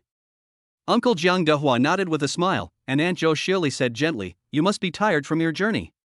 Finally, Jiang Yunqing's gaze fell on the little girl with pigtails next to his uncle, and his tone softened unconsciously. This is my uncle's daughter, Jiang Mengmeng, who is 7 years old this year. Jiang Mengmeng was very shy when she first met a stranger, and she hid behind her mother without saying a word. Seeing this, Shin Yoshua gently nudged Jiang Shiyue, Xiaoye, come over and say hello to your sister. Jiang Shiyue wasn't shy at all. She ran over, stood in front of her, and called out in a clear voice, "Hello, sister." Jiang Mengmeng cautiously peeked out, "Hello." Jiang Yunqing first took out his phone and sent a message, then spoke again. "Grandpa and Grandma, and all my uncles and aunts, I've been quite lucky lately and have made a little money. My parents have been very fortunate to have been taken care of by everyone while I was studying away from home all these years. To express my gratitude, I prepared a small gift for everyone." As soon as he finished speaking, the staff of the commercial street filed in, carrying gifts of all sizes, and soon filled the entire courtyard to the brim. Massage chairs, mink coats, high-end skincare products, and designer handbags. There are also mountains of famous cigarettes and liquors, high-end health products, and imported fruit gift boxes. Everyone stared in disbelief, and Aunt Zhang Xiaohong couldn't help but ask, "Yunsheng, aren't you spending too much money by buying so many things?" Jiang Yunqing didn't take it seriously. "Second aunt, this is just a small gift. To thank you for taking care of our family over the years, I have also prepared a big gift for you." As he spoke, Jiang Yunqing took out a stack of documents from his bag and handed them out one by one, starting with his uncle. Chapter 67 Blank Agreement. The entire clan joins the battle. The group took the document, looked down, and found it to be an employment agreement. Strangely, the salary column says annual salary of 1 million, but the job title column is completely empty. The group exchanged glances, and Jiang Dadong, the eldest son, spoke up first. "Yun Shang, what does this mean? It only says how much money is paid, but doesn't specify what kind of work it is." Jiang Yunshang spoke slowly and deliberately, "Uncle, don't be in a hurry. The reason the position is vacant is because I don't know what you really want, or what level you are capable of. In the capital, I own a large kindergarten, 2 financial companies, a film crew, and I am also preparing to open a pharmacy and build a large agricultural base. Uncles, aunts, cousins, you can choose any position here according to your interests and abilities. Don't worry about not being capable enough. I can afford to lose. As long as you want to do it, even if it's general manager or even CEO, I can give you a chance." At this point, Jiang Yunqing paused for a moment and then added a sentence. "Of course, if you want to go out and try your luck, if you want to start your own business, each of you will have 10 million in startup capital. Spend it as you like, don't be afraid of failure, I'll cover for you." After Jiang Yunqing finished speaking, the entire living room fell silent, with only his increasingly heavy breathing remaining. $1 million annual salary, any job you want, 10 million in startup capital, spend it however you like without fear of losing. For these people who grew up in small towns, this was completely beyond their capacity to cope. Seeing that his emotions were about to spiral out of control, Jiang Yuanchao coughed forcefully. Cough, cough. Everyone instinctively looked up, and Jiang Yuanchao glared at them, saying in a deep voice, "Yun Sheng is a capable and sentimental young man. He wants to help everyone move up the ranks together. You can only eat what you're capable of. You must know your own limitations. You didn't even get into university. If I really gave you a general manager position or some C-level executive, could you really handle it?" As soon as the old man finished speaking, his wife, Li Xiulan, chimed in. "Yun Shang, we watched him grow up. Now that he is successful, he hasn't forgotten us. This is a blessing for our Zheng family. But that's precisely why we, as his own family, have to think about him even more, and not just be greedy for money and benefits." Li Xiulan looked around with kind eyes and said softly, "Everyone should think carefully about what they are good at and what they like. We are a family, so we must work together and think in the same direction to make our lives better and better." With the two of them speaking in unison, the crowd gradually calmed down and began to seriously consider whether to start their own business or work for a company. "If I were to start my own business, what industry should I choose? If I were to work for someone else, what position should I choose?" Seeing this scene, Xin Yoshua couldn't help but sigh. With old Master Jiang as the pillar of stability, the Jiang family would continue to prosper even without Jiang Yunsheng. After some thought, Aunt Jiang Xiaohong spoke first. "Yun Sheng, if I'm not mistaken, you built this kindergarten specifically for your daughter, right?" Jiang Yunsheng nodded gently. "That's right, what's wrong, second aunt?" "Yun Sheng, you invested in the kindergarten, and Xiaoyu is your daughter. They definitely won't dare to discipline her. And children this age are easily spoiled." Jiang Xiaohong said earnestly, "I'm not very capable, I'm just an ordinary kindergarten teacher. I can't help with anything else, but I can definitely help discipline the children at your kindergarten." Immediately afterwards, Jiang Xiaohong pushed out her twin sons. "Zhang Hao and Zhang Yu, you two are just like you studied farming in college. I'm planning to have them help out at your agricultural base. It's related to their majors, and they can learn something useful along the way. As for your second aunt's husband, he is a primary school teacher. Since there is no corresponding position for him on your side, just let him stay where he is and not move. That won't do. Zhang Yunsheng refused decisively. My second aunt and uncle have such a good relationship. How can I let my second aunt help me take care of my daughter, causing you and your second uncle to live apart? I just haven't had time to build the primary school yet. Since my second uncle is a primary school teacher with so many years of teaching experience, he must know very well what a good primary school should look like. Second uncle, I'm planning to invest 1 billion yuan to build a primary school. Could you please give me some guidance? What should a good primary school look like? How large should it be? What kind of teaching equipment should it be equipped with? Upon hearing this, not only Zhang Jiqiang was stunned, but everyone present was shocked by Zhang Yunsheng's grand gesture. Zhang Jiqiang stammered, "Yes, 1 billion. That's way too much. Second uncle, I've already invested nearly 1 billion yuan in this kindergarten. Primary school lasts 6 years, twice as long as kindergarten. The billion yuan is just the initial investment. We'll definitely need to increase the budget later." Zhang Yunsheng noticed that many people were suspicious. Too lazy to waste words, he took out his phone, brought up the account balance interface of the bank app, and handed it to his second uncle, Zhang Jiqiang. Zhang Jiqiang instinctively took the phone, his eyes landing on the long, dazzling string of zeros on the screen: ones, tens, hundreds, thousands, 10,000s, hundreds of thousands, millions, tens of millions, hundreds of millions. Billions. Zhang Jiqiang gasped, unable to believe his eyes. Seeing his son-in-law's strong reaction, Zhang Yuanshao couldn't help but curiously peek over and saw the long string of zeros, at which point he gasped in shock. Then, Zhang Yuanshao snatched the phone and shoved it into Zhang Yunsheng's arms, sternly warning, "Yunsheng, put it away. Don't you know you shouldn't flaunt your wealth?" "Grandpa, don't worry. The saying 'don't flaunt your wealth' applies to ordinary people. After Yoshua and I get married, no matter what I do, I won't be able to hide it anymore." Faced with Zhang Yuanshao's puzzled gaze, Zhang Yunsheng slowly spoke. "Today, I would like to formally introduce you to Xin Yoshua, my wife.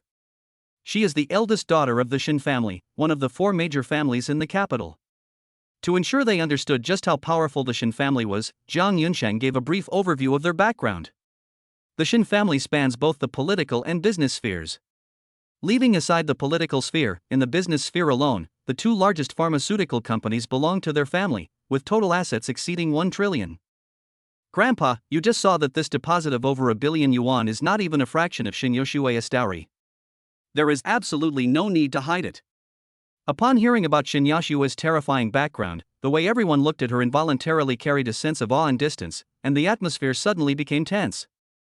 Zhang Yunsheng keenly noticed this, cleared his throat, and spoke again. Chapter 68: Building a Primary School Ahead of Schedule. Don't be nervous, everyone. These big families are very particular about matching social status when it comes to marriage. 6 years ago, I wasn't capable enough and could only watch helplessly as Yoshua, pregnant with my child, was sent abroad. But now I have enough strength and confidence to stand on equal footing with the Xin family. Otherwise, I would not have been able to register my marriage with her and let my daughter officially recognize her ancestors. Don't forget, Xiaodia's real name is Jiang Shuriwe, and she takes my surname. Xin Yoshua cooperated perfectly, walked up to Zhang Yunsheng, gently took his arm, and struck a submissive pose to demonstrate her position in the family. Zhang Yunsheng's mother, Fang Lan, knew very well that what Zhang Yunsheng said was all false, but in order to prevent more people from knowing that her granddaughter had traveled from the future, she agreed with him. Go back a few generations, we were all peasants toiling in the soil, no one was any more noble than anyone else. Yunsheng and Yoshua have already registered their marriage, now we are family, so let us not stand on ceremony, just be ourselves. Brother-in-law, have you made up your mind? Do you want to come and help? Zhang Jiqiang was still hesitant when his second aunt, Zhang Xiaohong, gave him a push. Old Zhang, haven't you always said that the current education in schools is completely destroying children's creativity? Now, Yunsheng has given you a chance to do your best, why don't you cherish it? Zhang Jiqiang took a deep breath, his expression becoming increasingly resolute. Yunsheng, since you put it that way, I won't hold back anymore. To be honest, after being a teacher for over 10 years, many of the rules and regulations are indeed frustrating. We keep saying that we should develop morally, intellectually, physically, aesthetically, and practically, but the reality is that resources are limited and the pressure of assessment is high. Many ideas simply cannot be put into practice, and in the end, we often still revolve around scores. As he spoke, Zhang Jiqiang's speech became faster and faster, and his expression became noticeably agitated. I can't guarantee that we'll actually make a profit, nor can I guarantee that your child will get into a prestigious university. But I can guarantee that every child in the school will grow up healthy and strong, and truly achieve all-round development in morality, intelligence, physical fitness, aesthetics, and labor. Good. Jiang Yunsheng raised his voice as well. Just for your spirit, uncle-in-law, this primary school is entrusted to you. Seeing that their second sister's family had made their choice and received such strong support from Jiang Yunsheng, their uncle Jiang Dahua and Aunt Zhou Shelley exchanged a glance and took a big step forward together. Jiang Yunsheng noticed their actions and asked with a smile, "Uncle, what are you going to do? Start your own business, or join my company?" Jiang Dahua didn't directly say what he wanted to do, but instead asked Jiang Yunsheng a question first. "Yunsheng, did you open this pharmacy to make money, or to treat and save lives?" Jiang Yunsheng replied without hesitation, "Of course, it's for treating patients and saving lives." "In that case, Yunsheng, you would never allow counterfeit or substandard medicines to be sold in pharmacies, would you? Even though that would be more profitable."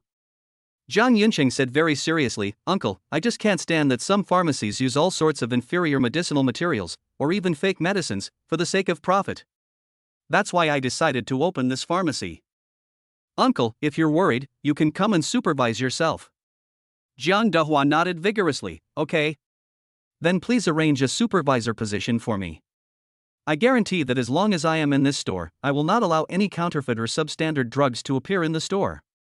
"Supervision alone is not enough," Jiang Yunsheng said in a deep voice. This pharmacy was still under construction. "How about this, uncle? I'll give you 2 billion yuan, and you can be the store manager. From choosing the location of the pharmacy to purchasing all the medicinal materials, everything is decided by you alone, fundamentally eliminating counterfeit and substandard drugs." "No. No. No." Jiang Dahua waved his hands repeatedly. "I have never received so much money before. Moreover, I am just an ordinary traditional Chinese medicine doctor. I can only treat patients and distinguish the age and efficacy of medicinal herbs. I don't know where to buy so many medicinal herbs, let alone how to manage such a large pharmacy." Jiang Yunsheng didn't give him a chance to refuse. "Uncle, you can learn if you don't know how. Nobody knows everything from the start. As for management and channels, that's easy to solve. I'll give you a phone number later. It's someone from a headhunting company. Just tell him your specific requirements. Whether it's management or procurement channels, as long as you have money, you can find relevant professionals to help you solve these problems." "But..." Jiang Yunsheng gave Jiang Dahua no chance to refuse and directly steered the conversation to his uncle, Jiang Dadong. "Uncle, now we're just waiting for you. What are your thoughts? Will you join my company, or start your own business?" Jiang Dadong rubbed his hands together and revealed a simple and honest smile. "Yunsheng, your uncle knows you mean well, but your grandfather is old and can't be left alone, so your aunt and I won't go out. You should make arrangements for Sister Ling and Xiaolei. They're young, they should go out and explore." Jiang Yunsheng's gaze then fell on Jiang Ling and Jiang Lei. Cousin, what are you trying to do?" Jiang Ling, with her lively personality, spoke first. "I want to be a star. A big star." "No problem, but..." Jiang Yunsheng paused for a moment. "The word celebrity sounds nice, but in the eyes of real capital, they are just actors. Like Xiaoya, it's fine to make a few movies for fun, but there's no need to treat it as a job. How about this? I'll acquire a small entertainment company first, and you can go in and pick 2 promising young stars to be their agents for a few months, so you can see what the entertainment industry is really like. If you want to experience filming during this process, just tell the director and ask him to arrange a few small roles for you to play and have some fun. Once you truly understand the operating rules of this industry, if you still want to be a big star, I will arrange top directors and the best scripts for you, and do my best to make you famous." Upon hearing Jiang Yunsheng's meticulous arrangements, Jiang Ling nodded repeatedly like a chick pecking at rice. "Cousin, I'll listen to you. I'll start as an agent." Jiang Yunsheng smiled slightly and looked at his cousin Jiang Lei. "Xiaolei, what do you want to do?" Jiang Lei isn't very bright and didn't get into high school. He went to a vocational school to learn car repair and now works at a car repair shop in town. Jiang Lei looked up at Jiang Yunsheng, his eyes filled with trepidation, and stammered, "Brother Yunsheng, I'm very interested in finance, and I want to make money, but I'm not very smart. Can I go to a financial company to learn? Of course, Jiang Yunqing gently patted Jiang Lei's shoulder, encouraging him, Xiao Lei, don't underestimate yourself. In the financial field, sometimes the smarter you are, the more miserable you are. Xiao Lei, do you have a driver's license? Jiang Lei nodded vigorously, yes, yes. A driver's license is enough. Right now, I mainly manage the financial company. You'll be my assistant, and I'll personally teach you how to manage a large financial company. Jiang Lei was stunned for several seconds, not expecting Jiang Yunqing to personally teach him, before bowing deeply at his parents' prompting. Thank you, Brother Yunsheng, thank you, Brother Yunsheng. I will definitely work hard and study diligently. We're all family, no need to be so polite. Jiang Yunqing was very happy to arrange jobs for the whole family. Just as he was about to say a few polite words, Shin Yoshua suddenly stood up and said loudly. Chapter 69 The Zhou Family, the Local Tyrant. Dear elders, it's best to plan ahead for some things. Given the Jiang family's current status and position, the number of people coming to visit will only increase in the future, but not everyone is qualified, nor does everyone have the courage to come directly to visit. In a typical large family, a restaurant or tea house would be specially designed as a channel for receiving guests in such situations. Everyone else has a job now, only you, uncle, have stayed, Shin Yoshua said, looking at Jiang Dadong. Which one are you more interested in, the restaurant or the tea house? Jiang Dadong was very flustered and waved his hands repeatedly. Niece-in-law, you said it yourself, this is for the future. We're just starting now, there's no need to spend so much money. Jiang Yunsheng understood Shin Yoshua's meaning, stepped forward, and explained on her behalf. Uncle, you still don't have a good enough understanding of my current status. Putting aside everything else, just the fact that I am the son-in-law of the Shin family means that people who want to visit me will be overwhelmed. They didn't come before because I wasn't home yet, and they couldn't gauge my attitude towards you. Once I arrange for my second aunt and the others to be assigned to various departments and the news is spread, the number of forces coming to visit will be terrifying. After all, Jiang Yunsheng paused, a slight smile appearing on his face. I may not remember who has visited, but I already know who hasn't. But Jiang Dadong hesitated, but was interrupted by the old man Jiang Yuanqiao as soon as he opened his mouth. Alright, Dadong, stop talking nonsense. Just listen to Yunsheng. His wife grew up in a prominent family and knows these things much better than you do. Restaurant or tea house, which do you want? Since the old man had spoken, Jiang Dadong dared not refuse any longer and could only obediently nod in agreement. Then, let's go to a restaurant. Not many people in our small town drink tea, so a tea house would be too wasteful. A restaurant is more practical. Okay, it's settled then. Jiang Yunsheng made the decision immediately. We don't have anything else to do today, so let us go to town for a meal. While we're at it, let us find a restaurant that is suitable and buy it. With that, Jiang Yunsheng and his family arrived in the town center in a large procession. Not far along, deep in Jiang Dadong's alley, at a small restaurant with a for sale sign, someone called out, Yunsheng, I think that place is pretty good. It's a bit out of the way, but the prices are definitely cheaper. Jiang Yunsheng glanced at it briefly and said in a deep voice, Uncle, this will be the face of our Jiang family from now on. Do you really think such a small shop is appropriate? And this one? The uncle pointed to a hot pot restaurant for sale at a low price at the entrance of the commercial street. This shop is quite big. Not enough, uncle. We should either not open at all, or we should open the biggest one. Jiang Yunsheng looked around and his gaze settled on the most impressive 6-story building in the center of the commercial street, with a huge sign hanging on it, Sanxi Hotel. I think this one is perfect. Let's go ask the shop owner how much they'd be willing to sell it for. Jiang Dadong's expression changed drastically. He quickly caught up and said urgently, Yunsheng. You can't do that. That's the Zhou family's property. I know you're very capable now, but even a powerful dragon can't suppress a local snake. The Zhou family is the largest family in Sanxi town, with connections in both the legal and illegal worlds, and is considered the local bigwigs. Jiang Yunsheng looked back and saw that the others also looked worried. He sighed and offered an explanation. The plan that even a powerful dragon can't suppress a local snake is indeed correct, but uncle, don't forget that I grew up here, and the Jiang family's ancestral graves are also here.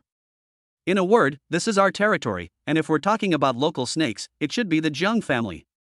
As for the Zhou family, I just checked and found that although they have a few minor issues, they don't have any fundamental problems, and they haven't taken any lives.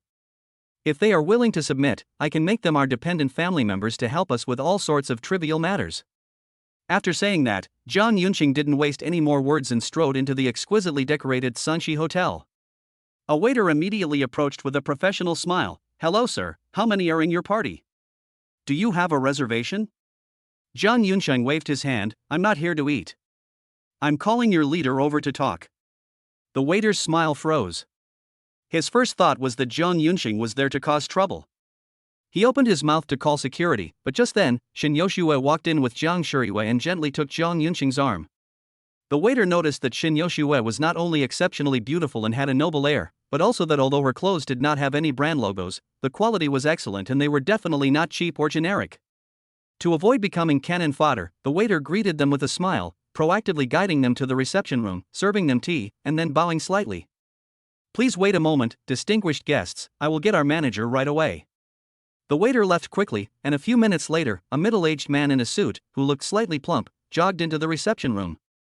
"I am the manager of this store. My surname is Wang. May I ask how I can help you?" Jiang Yunqing glanced at him indifferently. "Manager? You're not high enough in rank to make decisions. Let someone who can actually take charge come out." Manager Wang's smile froze, then he became even more humble. "Sir, our store manager is indeed not here today, but please rest assured, I can handle most of the store's affairs." "Manager Wang," Jiang Yunqing interrupted directly, saying coldly, "your store manager can't make this decision either. Call the person in charge from the Zhou family over." Upon hearing this, Manager Wang's face darkened completely. He subconsciously glanced at the door, fearing that someone was there to cause trouble and disrupt the event. Jiang Yunqing noticed the change in his expression and chuckled. "Don't rush, I'm not here to cause trouble. On the contrary, I have a big business deal that I'd like to discuss with the Zhou family." Manager Wang really couldn't figure out Jiang Yunqing's background, but seeing his confident demeanor, he hesitated for a long time before deciding to take a gamble. "Please wait a moment, I'll contact them right away." After saying that, Manager Wang turned around hurriedly and ran back to his office as fast as he could, explaining the whole story to the store manager in detail. The store manager didn't dare to accept the report either, he could only report it according to regulations. After being relayed through multiple layers, a full 20 minutes passed before the Zhou family received the message. Zhou Xingyu, the only son of the Zhou family, was young and impetuous. After hearing the report from his subordinates, he was filled with rage. "Dad, what is Jiang Yunqing anyway? He's just a live-in son-in-law. How dare he be so arrogant and provoke us on our turf? If it weren't for Miss Shin's sake, I would have taken some men over there right now and crippled both of his legs." "Shut up!" Zhou Deguai, the current head of the Zhou family, slammed his fist on the table. "You keep calling yourself a live-in son-in-law, but have you ever seen a live-in son-in-law whose children take the father's surname?" Zhou Xingyu didn't take it seriously. "She's just a little girl now, maybe she's some bastard from outside. The Shin family didn't want her, so they made her take Jiang Yunqing's surname." Hearing this, Zhou Degui became even angrier and threw out a large stack of photos. Chapter 71 billion, to buy your whole family. "Fool, you keep calling him a live-in son-in-law. Look at Shin Yashua's attitude towards Jiang Yunsheng. Who is the mastermind and who is the vassal? Dad, don't be fooled. It's just that Miss Shin is well-mannered and is giving him some face in public." "Miss Shin is well-mannered, so is the eldest son of the Gu family also well-mannered?" Zhou Deguai laughed angrily. "This morning, the eldest son of the Gu family visited the Jiang family, although we don't know what they talked about. But the neighbors saw it clearly. The eldest son of the Gu family only chatted with Jiang Yunqing for a few words and did not go in to find the eldest daughter of the Shin family." "So what?" Zhou Xingyu said dismissively. "Maybe the eldest young master of the Gu family also likes Shin Yoshue. He came to find Jiang Yunqing this time to force him to leave." Zhou Wei curled his lip in disdain. "Dad, don't take him too seriously. I think he's just lucky. He has a good-looking face and caught the eye of Miss Shin." Seeing that his son was unyielding, Zhou Degui was so angry that his fingers trembled. As one of the 4 major families in the capital, what kind of men hasn't Miss Shin seen? How could she fall in love with a man just because of his face? Even if we take a step back and assume she really fell in love with him, she could keep him as a kept woman. How could she possibly have given birth to such a big child for him and then get married to him? Dad, that's the problem. Zhou Xingyu said urgently, the child is so grown up now, and there was never any news about her before. Maybe Jiang Yunqing took advantage of the young Miss Shin to trick her into bed, and then she had a child and was forced to marry him. Zhou Degui was utterly desperate, as the eldest daughter of the Shin family, Shin Yoshua, let alone having one daughter, even if she had already given birth to 10 children and was already in her 40s or 50s, would still have plenty of men willing to marry her. How could I possibly be forced to marry a man over such a trivial matter? Fine, you stay home and don't run around. I'll go to the restaurant myself and meet this guy to see what he's up to. Zhou Xingyu outwardly agreed, but in reality, he had already begun to plot how to expose Jiang Yunqing's true colors. Zhou Degui, accompanied by several subordinates, rushed at Sanchi Hotel as quickly as possible. He entered the reception room with only a secretary and greeted everyone very warmly. Mr. Jiang, Ms. Shin, and several friends of the Jiang family, I am Zhou Degui, the actual controlling shareholder of Sanchi Hotel. I'm so sorry, this person is getting old and tends to sleep in. He took a short nap at noon and kept you all waiting. As the saying goes, you can't hit a smiling face. Jiang Yunqing casually said politely, good things come to those who wait. It's good that Mr. Zhou is here. I have a small business deal that I'd like to discuss with you.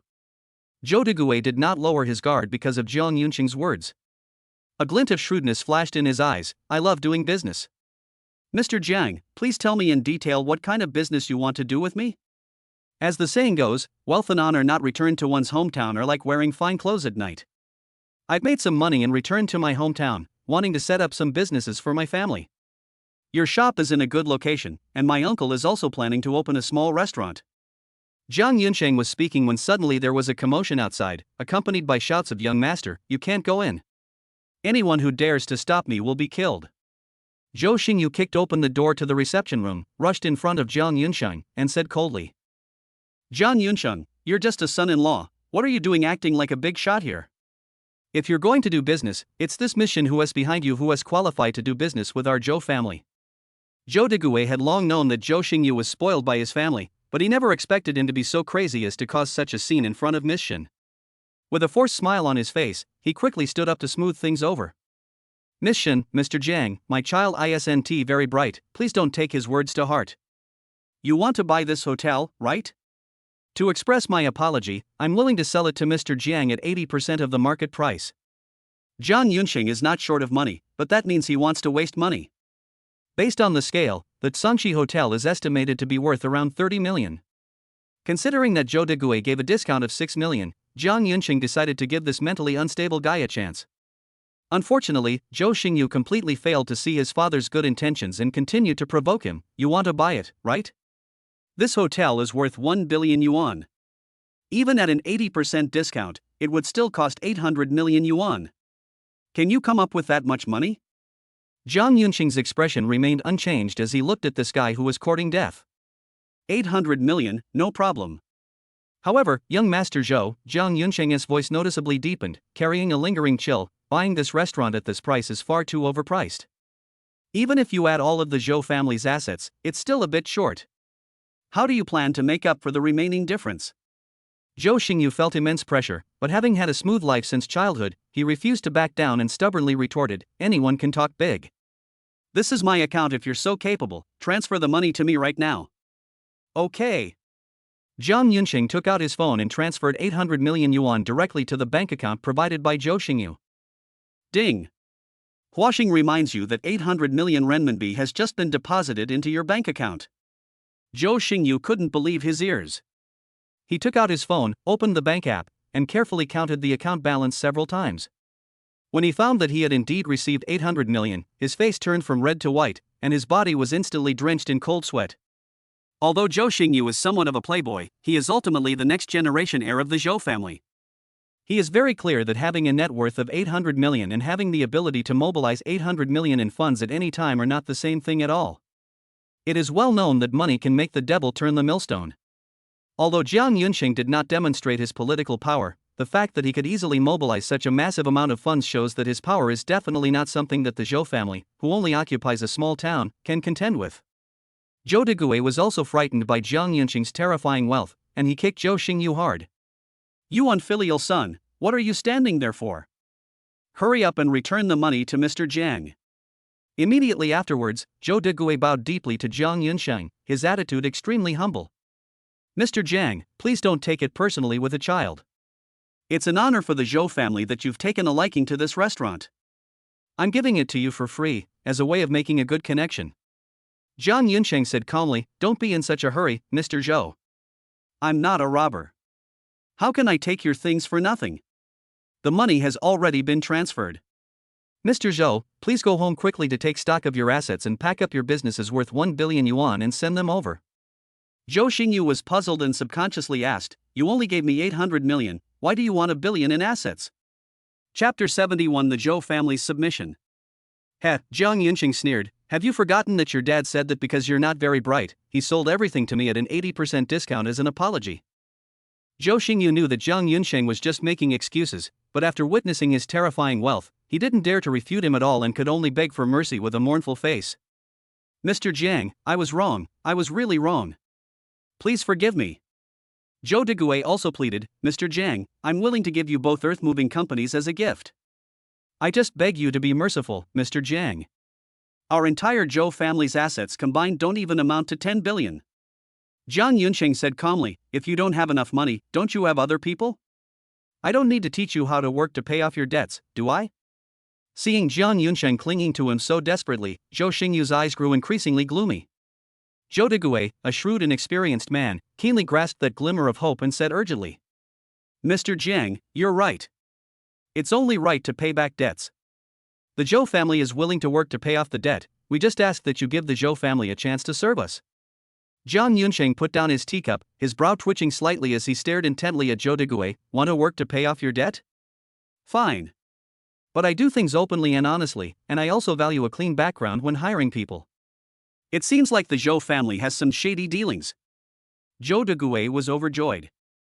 Although Jiang Yunsheng was giving him a warning, he was also pointing out the last way out for the Zhou family. Without the slightest hesitation, Zhou Deguai said urgently, Mr. Jiang, rest assured, I will go back and clean house right now. I will pay all the taxes owed immediately, and I will immediately take the guy who should be sent to the police station to turn himself in. Zhou Xingyu finally realized what was happening, gritted his teeth, and knelt down. Mr. Jiang, when I said I would break your legs, I was just bluffing. Although I am a bit of a playboy, my hands are clean and I have no blood on my hands. I'm willing to turn myself in, I'm willing to go to jail, please, give the Zhou family a chance. The reception room was silent, and everyone's attention was focused on Jiang Yunsheng, waiting for him to make his final decision. Jiang Yunsheng took a leisurely sip of tea and looked at Zhou Deguai, since Mr. Zhou is willing to do good, I can't stop him. From now on, you will work for me. Zhou Deguai breathed a sigh of relief, thank you, Mr. Jiang. I will do my best to serve you in the future.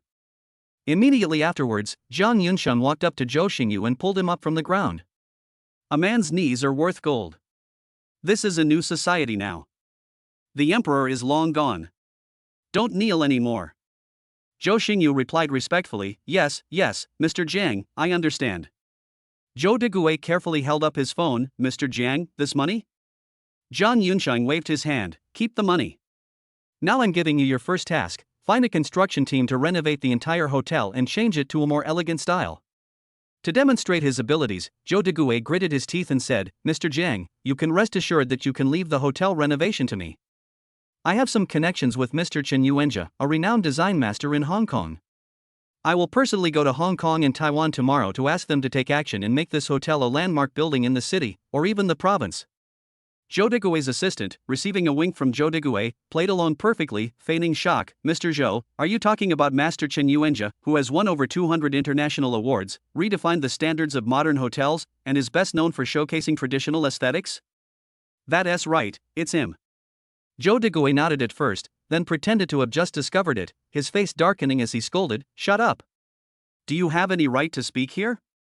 The assistant immediately bowed and apologized repeatedly. I'm sorry, Mr. Zhou is right to reprimand me. I was too talkative. Jiang Yunsheng saw through it at a glance. Zhou Deguai was using his assistant to showcase the Zhou family's connections and resources. This wasn't boasting, but rather a way of expressing his fear of being abandoned.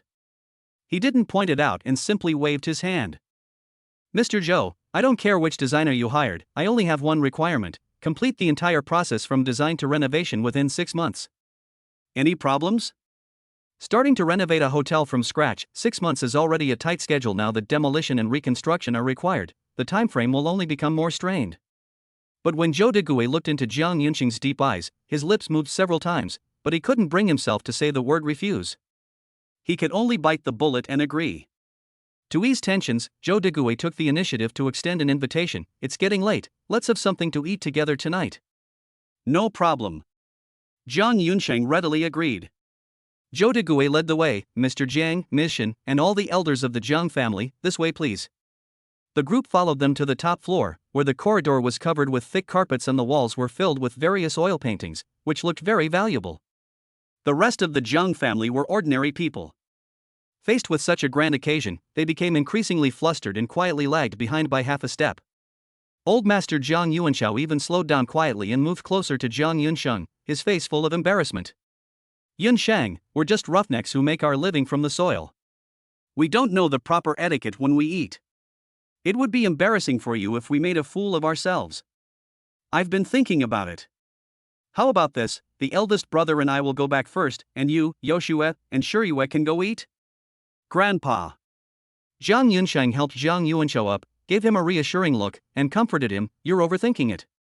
The so-called etiquette is all set by the higher-ups and learned by the lower-ups. We are the hosts for this dinner, so we are the ones who follow the rules. At this point, Jiang Yunsheng paused for a moment and raised his voice slightly. Grandpa, Grandma, uncles, aunts, just treat it as a regular family dinner. Eat as you normally would and don't worry about table manners. Shin Yoshua quickly stepped forward and used herself as an example.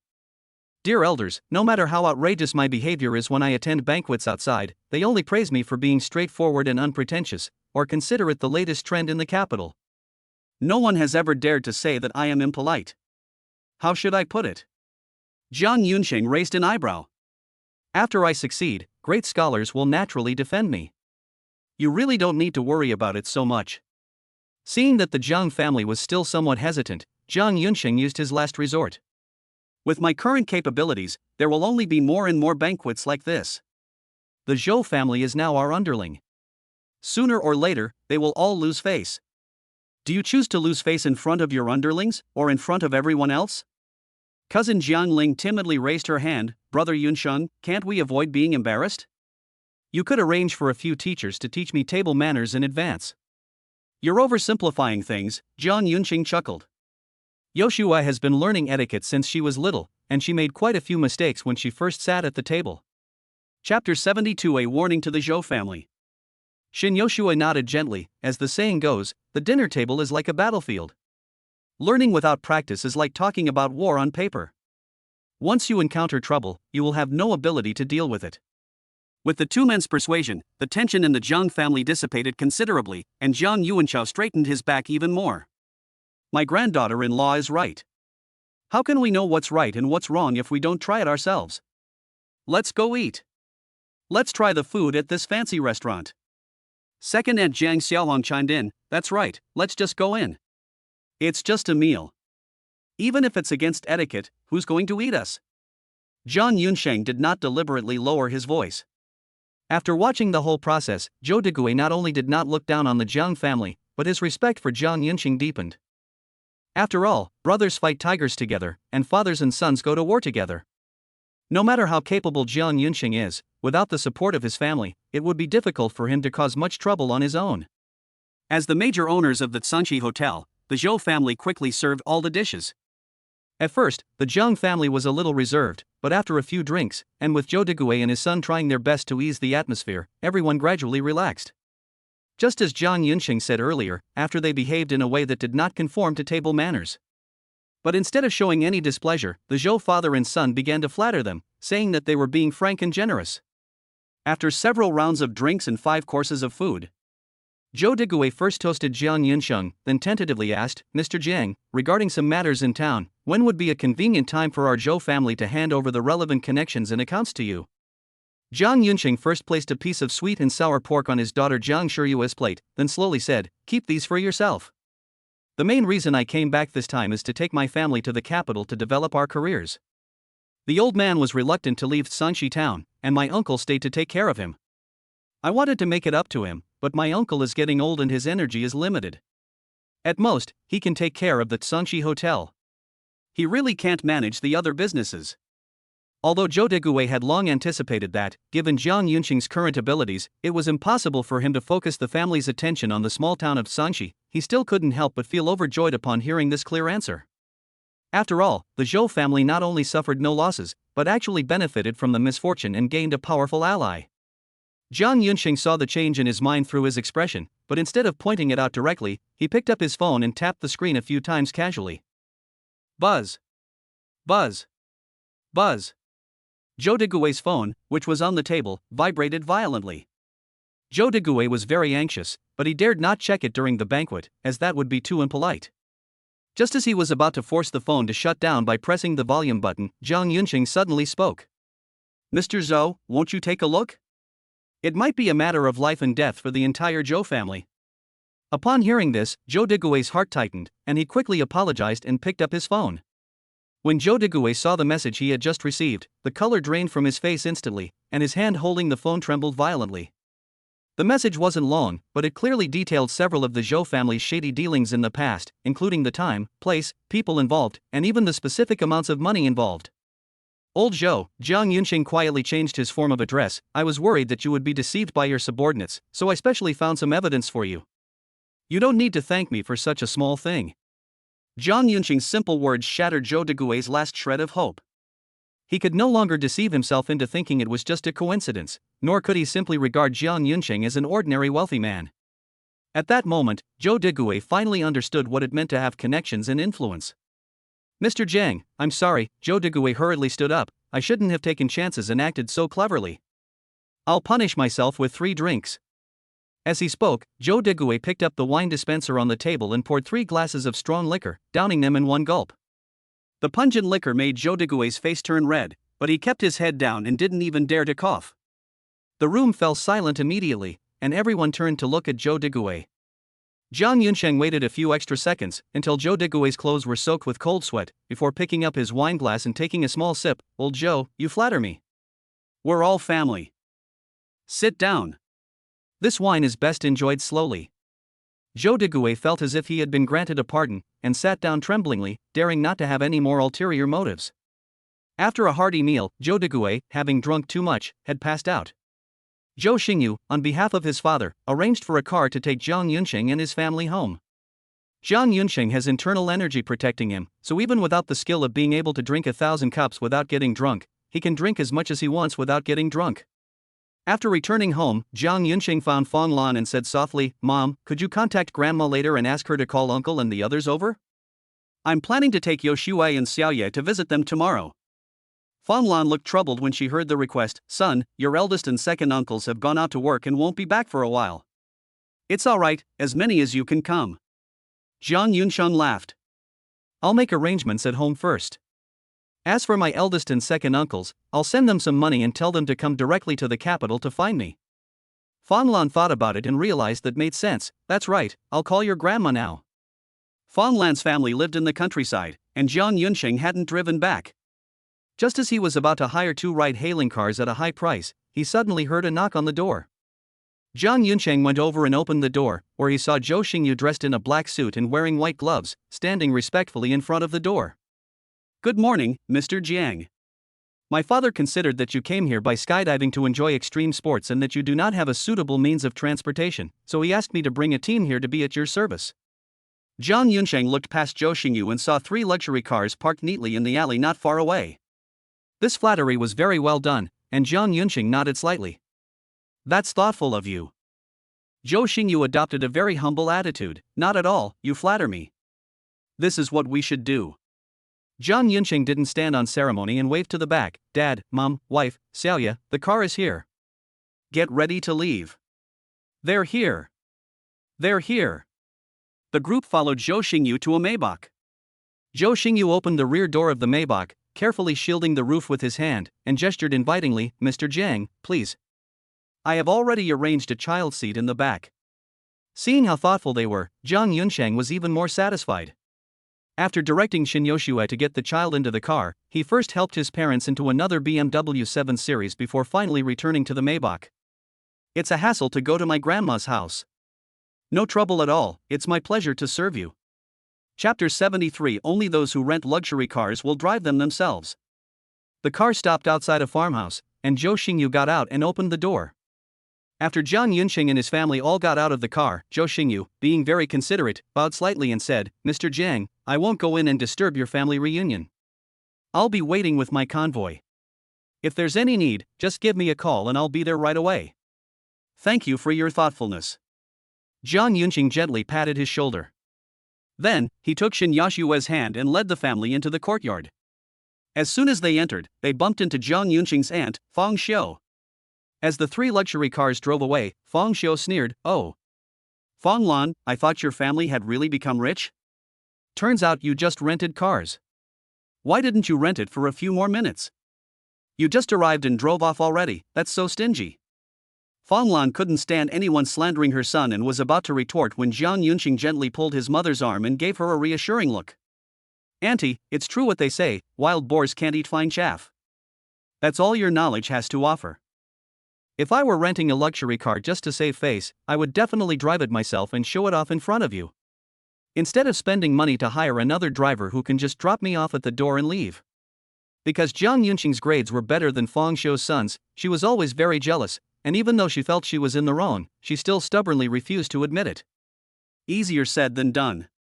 You say all these luxury cars are yours, but if you're so capable, call them over here again. Okay. Jiang Yunqing readily agreed, took out his phone, and dialed Zhou Xingyu's number.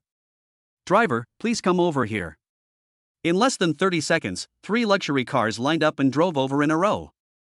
Zhou Xingyu got out of the car and jogged over to Jiang Yunqing, bowing slightly with extreme humility. "Mr. Jiang, what can I do for you?"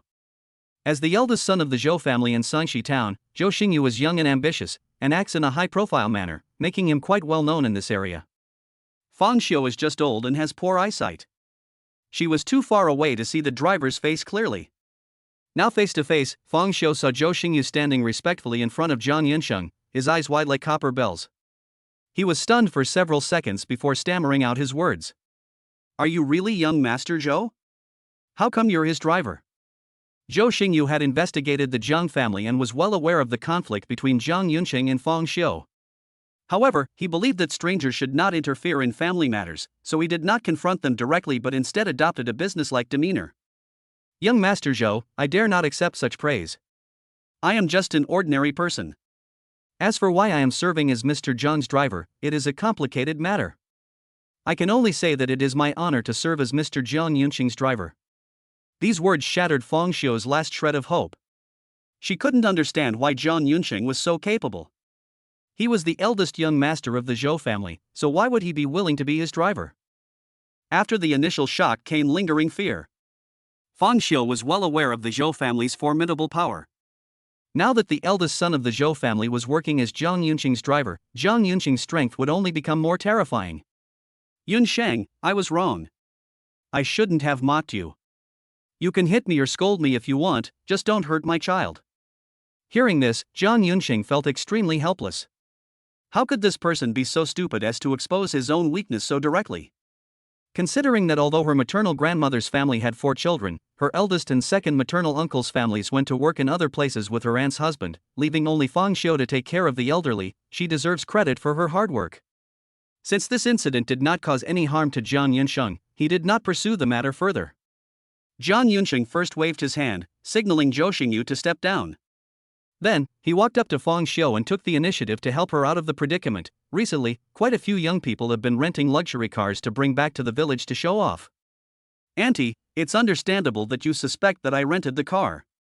Hearing that Jiang Yunqing didn't blame her, Fang Xiu breathed a sigh of relief and walked up to Fang Lan. "Sister, come in quickly. Mom knew you were coming, so she got up very early and prepared a good meal." Jiang Yunqing followed him inside, passing through the old wooden door, and saw a modeled 8 immortal table laden with chicken, duck, fish, and meat, with a sprightly old man arranging the dishes. She is Zhao Guifan, Jiang Yunqing's maternal grandmother. Fang Lan quickly went over, helped Zhao Guifan up, and shouted into her ear, "Mom, your grandson, his wife, and your great-granddaughter have come to see you." Zhao Guifan looked up and saw Jiang Yunqing's family. She was very happy and walked over shakily. "It's good that you're here.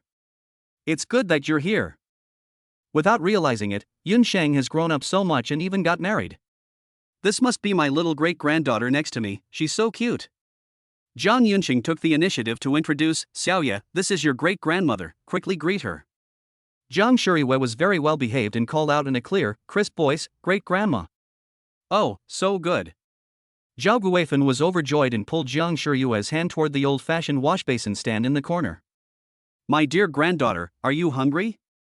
Go wash your hands quickly, it's time to eat." Fang Lan smiled and said, "Mom, I'll wash the child's hands." "You're so old, you should spend more time chatting with the child instead of doing all this." "No rush, no rush. I'm happier than anything that you could come. Wash your hands, then eat." The dishes on this table were mainly prepared by Fang Xiu. Although the ingredients were very fresh, and the chicken and duck were even freshly slaughtered, she was just an ordinary rural woman with limited cooking skills, so the taste was not very good. Jiang Yunqing and Xin Yoshua, being adults, didn't care, but Jiang Shuriwei, no matter how sensible she was still a child. She ate a little bit and then stopped. Jiang Yunqing frowned slightly, just about to give her a lecture, when Zhao Guifan spoke up first. "If the child doesn't like it, then he doesn't have to eat it. I have some snacks here, Axiu, go to the cupboard and get them for me." "Good." Soon, Fang Xiu brought over an old-fashioned tin box. Zhao Guifan carefully opened it, took out a peach shortbread wrapped in oil paper, and handed it to Jiang Shuriwei, her eyes full of affection. "My dear granddaughter, come here, your great-grandmother will give you something delicious. This is peach shortbread, it smells so good." Because her parents taught her not to eat food from strangers, and Zhao Guifan, whom she had just met, was also a stranger in Jiang Shuriwei's eyes.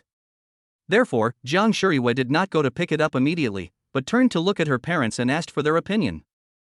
"Xiaoye," Jiang Yunsheng smiled gently, "great-grandma is our family. You can rest assured to accept what she gives us. Don't forget to say thank you." Jiang Shuriwei then reached out her little hand and took the peach shortbread, saying in a clear, crisp voice, "Thank you, great-grandma. Good girl, so good girl." Zhao Guifan smiled broadly as she watched her great-granddaughter take the snack. After a warm and friendly interaction, everyone had eaten and drunk their fill. Jiang Yunsheng put down his chopsticks and revealed his ultimate goal for this trip. Chapter 74 1 Yuan Cafeteria. "Grandma, your grandson is really successful now. He owns several big companies and makes a lot of money. Now he needs some of his own people, so I'm planning to invite my eldest uncle and second uncle to come and help. Mom, Yunsheng has really made something of himself this time." Fang Xiu chimed in, "You still remember the Zhou family, right? The most powerful Zhou family in Sangxi town. The eldest son of the Zhou family is currently serving as Yun Sheng's driver." Zhao Guifan's withered hand grasped Jiang Yunsheng's hand, her eyes were moist, and her voice was choked with emotion. "Yun Sheng, you've become so capable, yet you still think of your uncles and want to help them out. On their behalf, Grandma thanks you." Jiang Yunsheng grasped Zhao Guifan's hand in return, his attitude very sincere. "Grandma, please don't say that. We are family, connected by blood, it's only right that we help each other." The others chimed in, making Zhao Guifan laugh like a child, her eyes practically closed. Although he knew there was a very high probability that he would be rejected like his grandparents, Jiang Yunsheng still asked the question just to be on the safe side. "Grandma, it's not very convenient for you to live in the village. I have several houses in the capital. The food and drinks there are good, and it's close to the hospital. Please pack your things, and let us go back together." "No, thank you," Zhao Guifan said with a hint of nostalgia in her eyes. "They say fallen leaves return to their roots. I'm already buried up to my neck, so I won't bother you by going around making a fuss." Zhao Guifan paused for a moment. "Besides, your grandfather is buried at the entrance of the village. If I'm gone, he'll be so lonely in the ground." Hearing this, Jiang Yunsheng stopped trying to persuade him and got up to help clean up the leftover food. Xin Yoshua also stood up to help. Xin Yoshua found the trash can and was about to pour in a plate of stewed chicken that was almost finished and only had a little soup left when Fang Xiu suddenly reached out and stopped her. "Don't pour it out, don't pour it out. It's such good chicken soup, and there's still plenty of oil in it. It's perfect for making noodles." Xin Yoshua was very puzzled. "Auntie, even if there is a refrigerator, these leftovers won't be fresh after being left overnight. You and Grandma are so old, eating leftovers can easily cause stomach upset." It's nothing," Fang Xiu said nonchalantly. "We country folk don't have such delicate stomachs. We've been eating like this for years. I'm considered lucky. There are many elderly people in the village who have no one to take care of them. They just cook a big pot of mixed stew and eat like that for a week. Respect the elderly as you would your own parents, and care for the young as you would your own children." Jiang Yunsheng felt very sad when he heard that these elderly people were eating leftovers. After returning home in glory this time, Jiang Yunsheng originally planned to do some charity work, such as repairing bridges and roads, to accumulate some good karma for himself.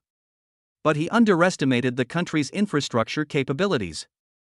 Whether it was a village or a town, there were wide roads, and the old bridges had long been replaced with sturdy cement bridges. Upon hearing Fang Xiu's words, Jiang Yunsheng's heart stirred, and he suddenly had a bold idea. Wife, Jiang Yunsheng pulled Xin Yoshue to a corner and whispered, "What do you think about me building a public canteen to provide these elderly people in the countryside with 3 meals a day for free?" After thinking it over carefully, Xin Yoshue said in a deep voice, "Husband, your idea is good, but people's hearts are unpredictable. Giving it away for free may very well attract a lot of unnecessary trouble. To be on the safe side, it's better to accept some money." Jiang Yunsheng possessed God-level psychological skills, and he understood the complexity of human nature even better. At this moment, he realized, "Wife, you're right. I was thinking too simply. How about this? Let's call it the 1 yuan cafeteria. A meal costs 1 yuan, and you can get a discount if you subscribe for a month." Xin Yoshue was a little worried. "Husband, isn't 1 yuan too cheap? What if other villages come and take advantage of us?" "Wife, you're overthinking it," Jiang Yunsheng sighed. "Working in the fields all year round is not as good as working in a factory for a month. All the young people in the village have already left.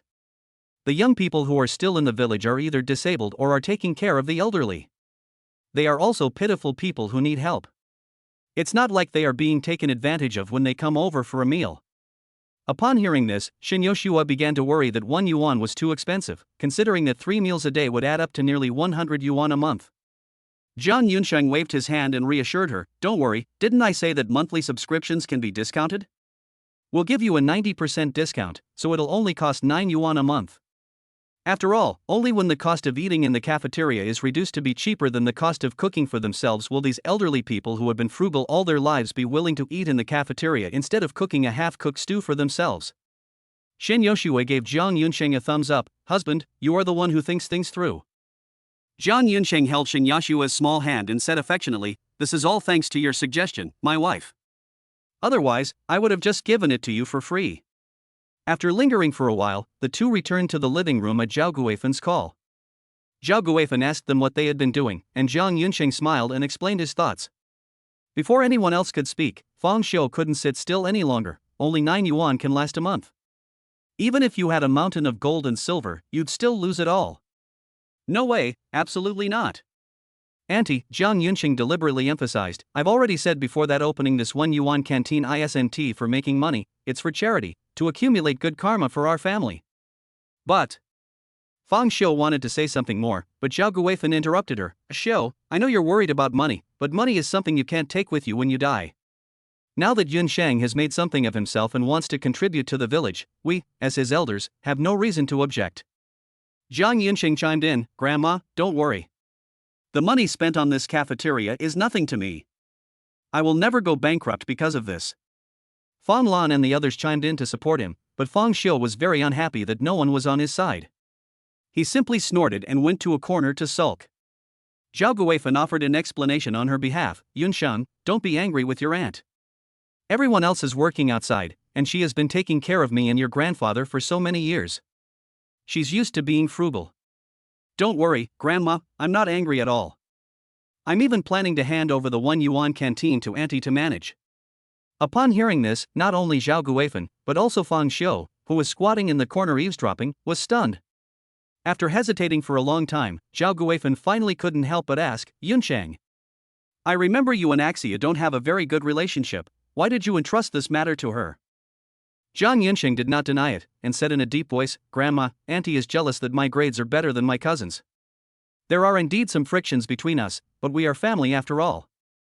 A few idle words are nothing, and they can't cause me any harm. I didn't take it to heart.